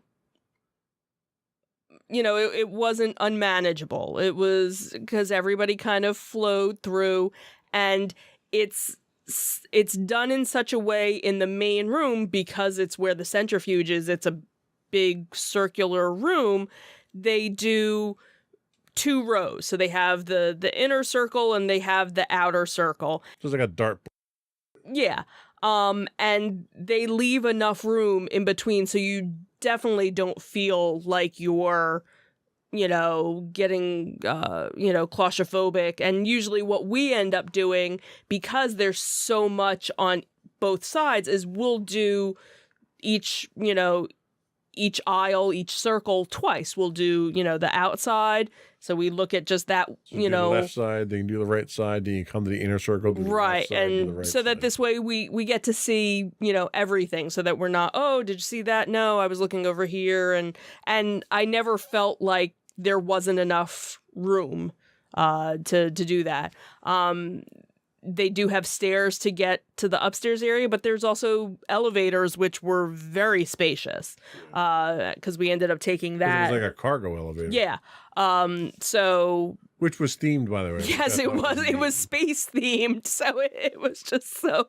That part is kind of cool, but they have something for everyone. They have if you're into Pops, which that seems to be a big seller, almost everybody, you'll find a handful or 2 handfuls of vendors that are selling that. Then you have brand new toys that are out. Obviously, the vintage toys, and that's what a lot of people obviously are going for. There was the one vendor, I think this was the first time we saw who does pins. Yes. Beautiful pins. So between Maddie and myself, we bought a bunch of different pins. Well, and even the pendant guy that I had bought the one Yeah, I was going to thing say at, the which pendant. I don't want to talk about because he hasn't gotten his Right, he hasn't gotten his stuff yet. But the pendant guy that's there who hand makes his own pendants. Right. And it was neat because he's there interacting with it. He's not just selling his stuff. Right. He's soliciting input for what you'd like to see him make Right, in his like next show. what would you like me to make? So that's what's always so cool about these events is it's that unique item that you didn't know existed maybe, or you did and you're like, the one guy who we've seen, because again, we go to so many of these now that we run into a lot of the same vendors, but Right. it's like, okay, well, what do you have for this show?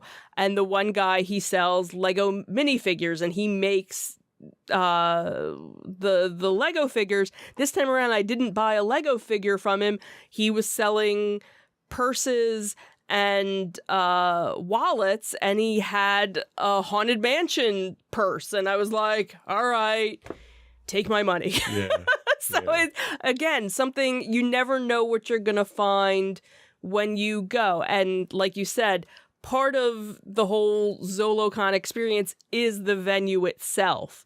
Just, knowing the history of that building and what happened there. And that was what was kind of cool too this time around, was because we were going to these other areas of the building, there were more pictures and plaques and different historical things about what had happened at that building in the past. So that's The one really kind of thing cool. that I had noticed was while it was vendor heavy, it was kind of light on artists this time around. There wasn't many. Like last time, there was probably 3 or 4 times as many artists Yeah. on that inner ring there.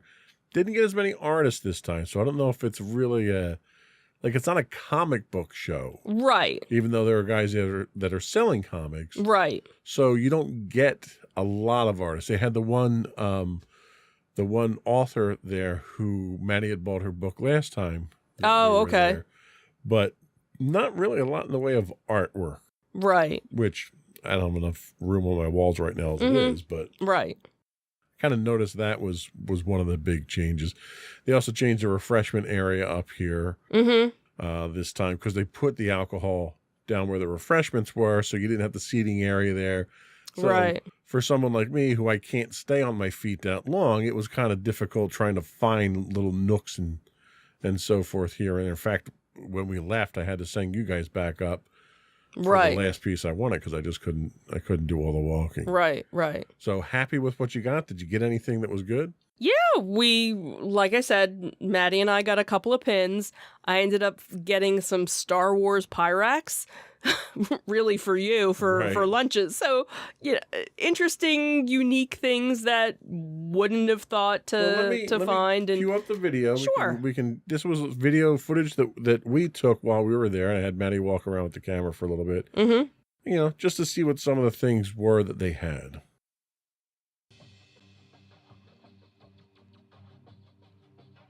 Yeah, so it's neat to see, because again, here's the big giant centrifuge and various space stuff just there while you're walking around. But you could see how wide these aisles Oh, are. So yeah. there's plenty of room Yeah. for the aisles, which is nice. So you're not elbow to elbow with people. like Right, you are at right. Some of the shows. Right.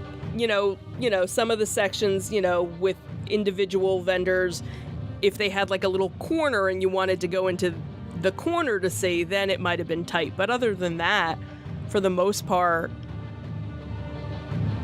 and there were a lot of people there when we were there, so it wasn't like it was And this was Sunday that we were there. right. We usually always tend to go on a Sunday. If we're not going for panels or for celebrities, which we usually don't go for, we'll almost always go on a Sunday. We'll go on the last day of the show because the vendors tend to be a lot more interested in selling their stuff Right. 'Cause they Yeah, don't and wanna you take it have, home. a bunch of the vendors with homemade, A couple of vendors with D&D stuff, dice Right. and dice towers, which, it's kind of nice to see that coming into its own now. right. I really need to coach her on how not to make sudden movements with the camera. A couple of these I had to slow down.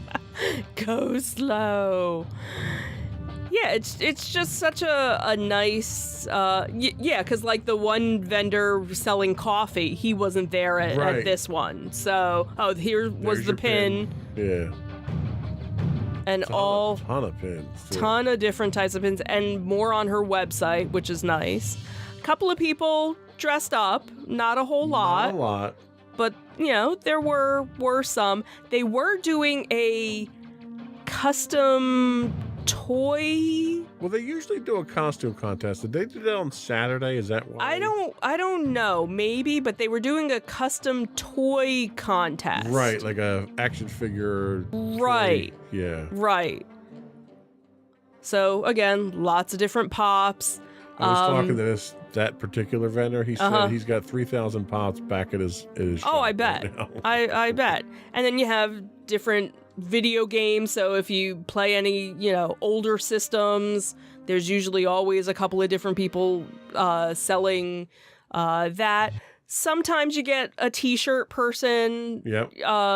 selling things. The one t-shirt guy who does t-shirt artwork and pins, he happened to be there, so I picked up a t-shirt from him. Maddie picked up another pin of his because I follow him on Facebook, so I knew he had an Owl House, which is one of the shows that she and I watch on Disney Plus. So he had a pin that had come out a couple of months ago, so we knew he was going to be there, so we definitely made a beeline to go and get something from him. Well, so. and the thing that's really nice is that when you have that many vendors there, you don't get a lot of duplicate vendors. You get Yes. a lot of variety, a lot of different things to choose from. And the vendors, like the interaction with the vendors, I think since COVID, really, I've noticed, has been very positive. They're very outgoing. They're very engaging now. Because everybody misses being around Yeah. people and talking to people and Yeah. and doing And this. I struck up a conversation with one of the vendors. I was there for 15 minutes just talking about, how the shows have been going and how business has been and, different types of customers. And they're not just vendors. They're people that love the same things that you love Right, too. So right. it's almost like a community at this point. Oh, which is kinda absolutely. nice. Absolutely. And that was, they one of the Facebook groups, they have another ZoloCon Facebook group, and it was one of the organizers of it, and he was just over the moon about how well it went, and that this was their largest attendance to date, and that they couldn't speak, they had so many nice things to say about the vendors that were there, about the guests that were there, about just everything all around, just giving out the love. It's a great show. It's a great venue. It's not far for us. It's in Warminster. Right. So it's 45 minutes. About 45 minutes for us. Yeah. So it's not that far from us, and it's just it's a nice day out. And it's kind of nice to go out there and buy stuff that you can't buy anywhere else. Right, exactly. And that's what's always, and I think for us now, we've kind of, we've gotten to the point where we just have way too much stuff. You've seen our collection, and it's still, since we did that video, a year ago now, there's been more stuff. And that was only a small sampling. That wasn't even all of it. Where we've kind of come to the conclusion, we don't need to buy anything more. So for us to go to a show, it's really to see, it's the experience. It's the We're going for the experience of it, experience. or to find that unique. I'm going to find stuff for other people now. Like I managed to get 2 really cool things for Sam this time. Right. That I couldn't get anywhere else. But right. that's kind of where I'm at. Right. And Maddie ended up picking up a couple of things that she wouldn't have normally been able to find. And the things that I got, again, were that unique, individual, one-of-a-kind the types thing. of things that I would be looking to add to my collection at this point are things that would require me to mortgage the house. So I'm trying not to add things to my collection at this point. Right. And that, or if you find that small little thing that, okay, that's not going to take up, a lot of room, or, Right. Or this adds to somebody else, or something to go with D&D, or, something. Yeah, that's really what I'm looking for now. I was kind of disappointed I didn't find any D&D minis there. Not that I Right. need more minis either. Right, but- you don't need more minis either. But that's the thing is, for us, it's also the experience of just going and being with the community. Absolutely. And again, this is the type of show where there aren't panels, there aren't the celebrities to go see. It's not like Monster Mania or Wizards or, some of the other shows. It's You really, mean Fan Expo. It's Fan- not Wizards anymore. It'll always be Wizards. it'll always be Wizards to me, just like Downtown Disney. You can't take that away from me. All right. So I think we've covered that one pretty well. We're going to take another quick break, and when we come back, we're going to get a feeler for how Bob's doing. The new old Bob. That's what I should have named this. The new old Bob show. We'll be right back.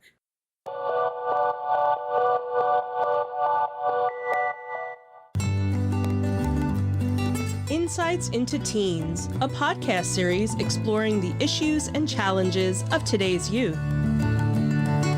Talking to real teens about real teen problems. Explore issues from braces to puberty, social anxiety to financial responsibility. Each week, we talk about the topics concerning today's youth. We look at how the issues affect teens, how to cope with these issues, and how parents, friends, and loved ones can help teens handle these challenges. Check out our video episodes on youtube.com/insightsintothings. Catch our audio versions on podcast.insightsintoteens.com or on the web at insightsintothings.com.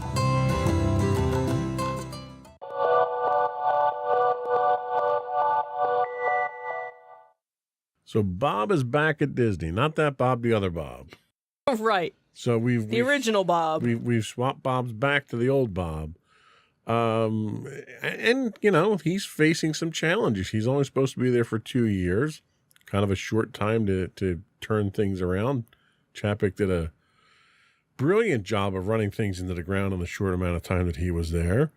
One of the first things that Iger's doing now that he's back is apparently slashing 7,000 jobs, and there's 5.5 billion in cost cutting he has to make somewhere.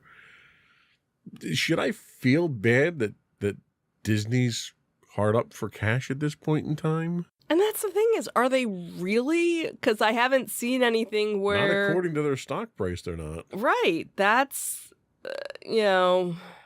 where it's kind of, huh? Right. And it's almost imagined, because you look at some of the things that they're running into, and you're running into sluggish box office sales. Like, for instance, that new Quantumania movie came out and it tanked at the box office. Mm-hmm. Okay, well, box office sales are down in general since COVID. Right. That, plus everyone knows that their stuff's going to come out on Disney Plus in a few months. So Right, so spend the money why- to go to the box office? Right.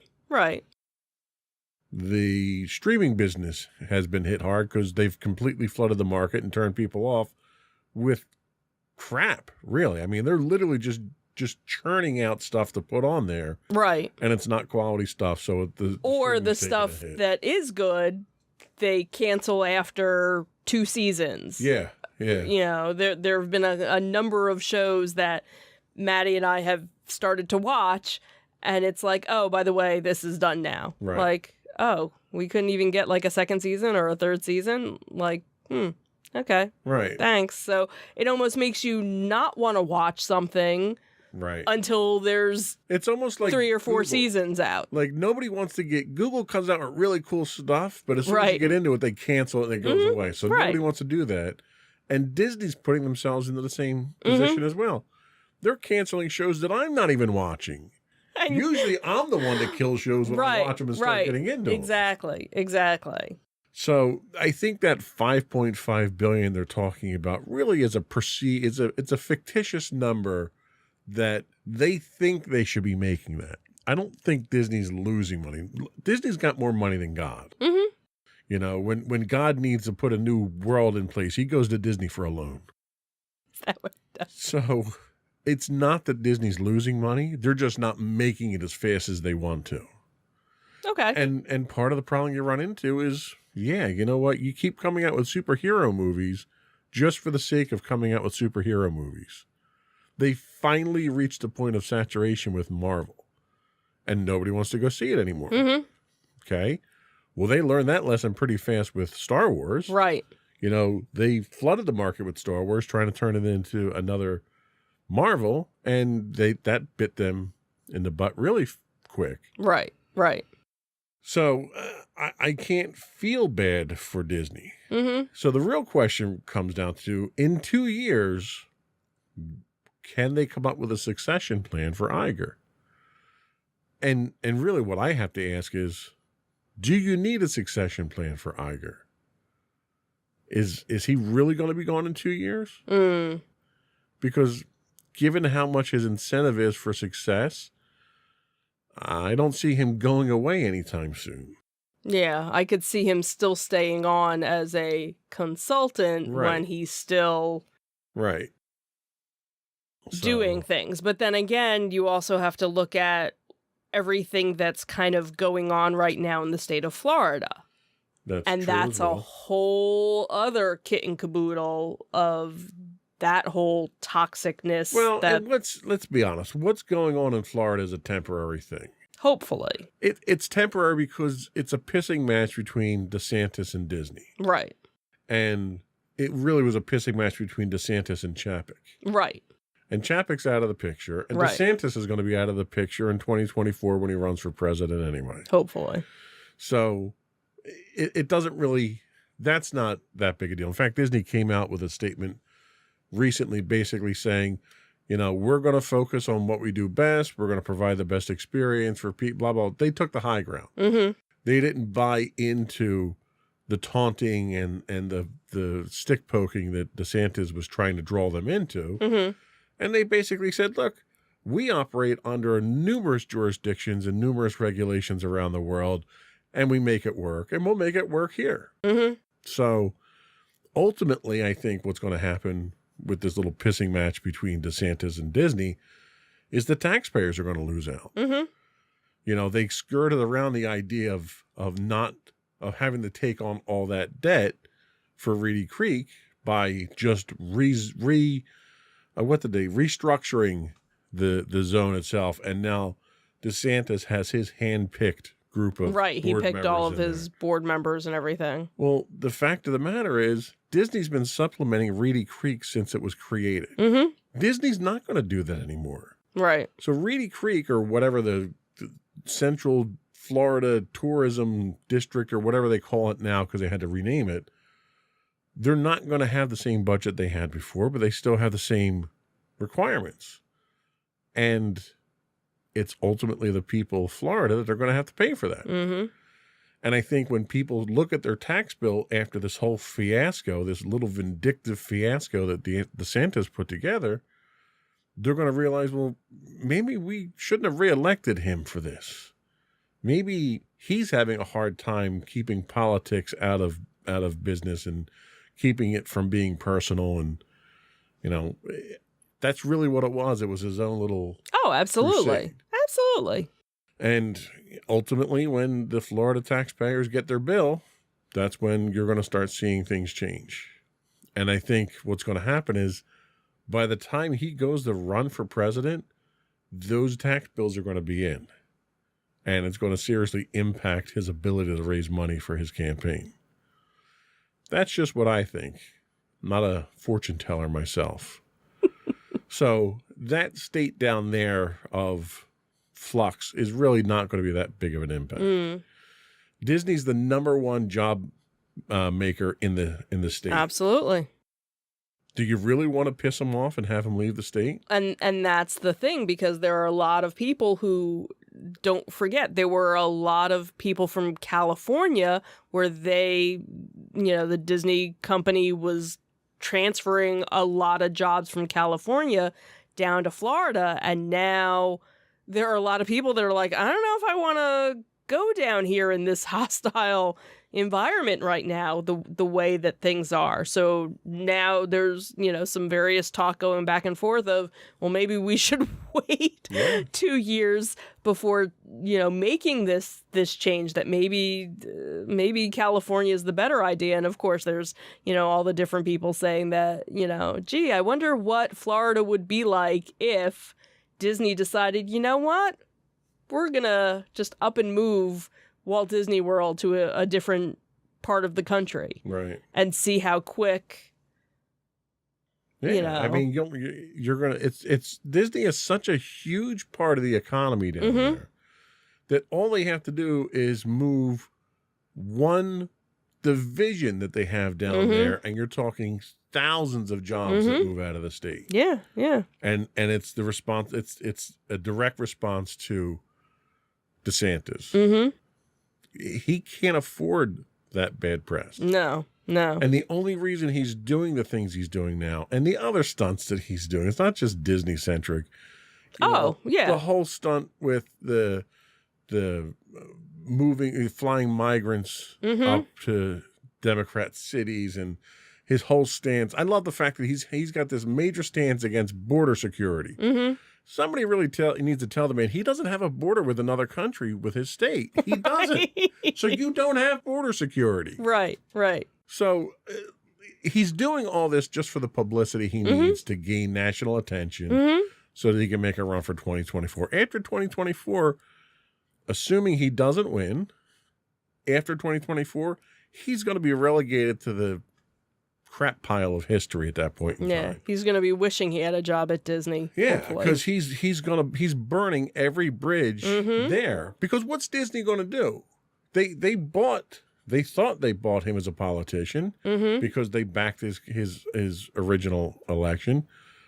What's going to happen when your politician that you bought doesn't vote in your favor? You're going to go buy another politician. Right, exactly. And the last thing you want is to have literally one of the largest corporations in the world, again, a company with more money than God, backing a politician other than you in the presidential race. Yep. That's never going to end well for DeSantis. No. And that's exactly what's going to wind up happening. Here's to hoping. Plus all those voters that they have down there. Oh, all those absolutely. taxpayers that they have down there that are getting screwed by DeSantis. Does he think they're going to vote for him for president? If he gets into a pissing match with Disney when he's just a governor of a state, what's he going to do as president? He's not going to be looking out for these people. No. So he's burning his own bridges. So by 2024, between him and Trump tearing the Republican Party to the ground and literally just burning it to the ground, he's not going to have anything after 2024. So I'm not worried about any of that stuff. Okay. But, Iger's staying out of that now. It was funny how he was commenting on it when Chapek was steering the ship in the wrong direction. Right. To try and get him. Right. Chapek already had the company in the ditch, and he was over there kind of poking a stick in his cage about it. Right. Now that he's back in charge, he's not saying anything about it. He's tight-lipped about the whole thing. Which is the way it needs to be. Exactly. So the one thing I did see is that they're doing away with the parking charge. Right. We did see that was, one of the things that did go away. And that helps me to justify going down. Yeah, absolutely. And that's really been one of the only things I've seen kind of come back. I know they were talking about the reservation system, that they were still leaving that in place, but they were opening it up for more people. The park hopping, changing the time on that to make it more accessible. I think they were starting to do some of the annual passes. Right. They were doing the extra Again, magic hours in the morning. They were expanding out to other resorts. Right. The So problem is Chapek dug a huge hole. that Right. He's got to claw his way out of before he wins people like me back. yeah. And I wasn't a big fan of Vigers to begin with. Right. So he's going to have to, he's got his work cut out for him. Right. I would want to be in his position. And I don't think he's going to be able to fix all of this stuff in 2 years. No, I think a lot of it's going to take time because it's one of those things. They were so quick to make the changes in the first place, and then of course you had the pandemic that kind of escalated it. Kind of breathed down, was So- breathing down everyone's neck about it. Right. So like now you have, they're starting to do dining options again. Like not the traditional dining plan that they had before, but something. And they got to get rid of the Genie Plus. Oh my! They're God. not though. That's the problem. Genie Plus isn't going They'll anywhere. They're never- modifying it They'll again. never win me back Right. with Genie Plus. I'm sorry. Yeah. It was a waste of money. It was a terrible experience. Mm-hmm. I walked out of Disney for the first time in 18 years that we've been going, 15 years that we've been going. Walked out of the first time and felt like I didn't get my money's worth out of it. Mm-hmm. And when you're paying Disney money, Right. you damn well better feel like you're getting your money's worth out of it. No, I agree. I was very disappointed with it as well, but you never even you never felt like you had that with the fast passes. Like you didn't have to really learn how to navigate it. It was there were probably people when Fast Pass first started that had a hard time with it and didn't quite understand how to make it work and that was once you're going to hang a Fast Pass, you could make the system work for you. right. There's no way the Genie Plus works for anybody. I don't know. That's the thing is I think we probably needed to do a little bit more research. But that's it's the a other broken system, though. but that's my whole point is that I shouldn't have to take a college course in how to use Genie Plus before I go on a vacation. That's where and the thing is they build it as being anybody can use it. It's super convenient. You do everything through the app. Everything's wonderful. right. Well, one, I'm paying for it. Two, it has built-in restrictions that doesn't even come close to comparing with FastPass the way it was. Right. Three, the app was terrible. Right. It was confusing. It didn't always work. Oh, and you got to kill your phone battery just so you can get around the park. Right, exactly. Terrible idea. Right. The idea is I'm on a vacation. I shouldn't have to be constantly on Right. my phone. Like when they had FastPass Plus, when they had the FastPass system, as long as you knew what time your FastPass was for, It was simple. It you was didn't easy. need to be on your phone. I could do all that on my phone, or I could go to a kiosk, or I Right. could go to a park cast member in the park. Right. I got options. Right. And that was free. Right. I'm paying for a system that they've deliberately handicapped now. Right. So as long as that's in place, they're not going to get me back. Mhm. It's just that simple. No, I agree. So sorry, Bob, but it's an uphill battle. I wouldn't want his job. Yeah. I wouldn't even want a salary for his job, to be honest with you. It's gonna take a while. It's not something that's gonna. But that's the thing. He doesn't have a while. He doesn't have a while. Yes, I know. Well, So and unless maybe he's making revolutionary changes, they're breathing down his neck about $5.5 billion that they didn't lose, that they want back because they're not making money Right. fast enough. That's what they're concerned about. and that's the thing is where is it that you're cutting these jobs? Is it from certain divisions? Is it Well, a 'cause little they bit? didn't ramp back up from the cuts from COVID. Right, and that was going to be my next thing is I know that there are still cast members from the parks that never got called back because they just never opened up that section of the park or where they had worked before. So Yeah. that's okay. How many are these new cuts, now what are you going to cut? What are you closing? Or is it, Yeah. that's the whole thing. What service am I losing now when I Right. go down? But I'm Because paying you're for. not going to cut the price. Right. You're going to raise the price and cut Because the you need to service make again. them right. Because you need to make the money now. So I'll wait for the dust to settle and figure out who his successor is and how bad they are Yeah. I guess before we'll I have go to back see. down. Anyway. Okay, we haven't had a chance to bash Disney in a while. It was good to See, do you feel better now? I do. I feel like there's a weight lifted off of me now. This was such a great de-stressor for me. I'm so glad. So that's all we had today. Before we do go, I want to once again invite our listening and viewing audience to subscribe to the podcast. Audio versions of this podcast can be found listed as Insights into Entertainment. You can get audio and video of all of our podcasts listed as Insights into Things. We're available on Apple Podcasts, Spotify, Google, Stitcher, etc. I would also invite you to write to us.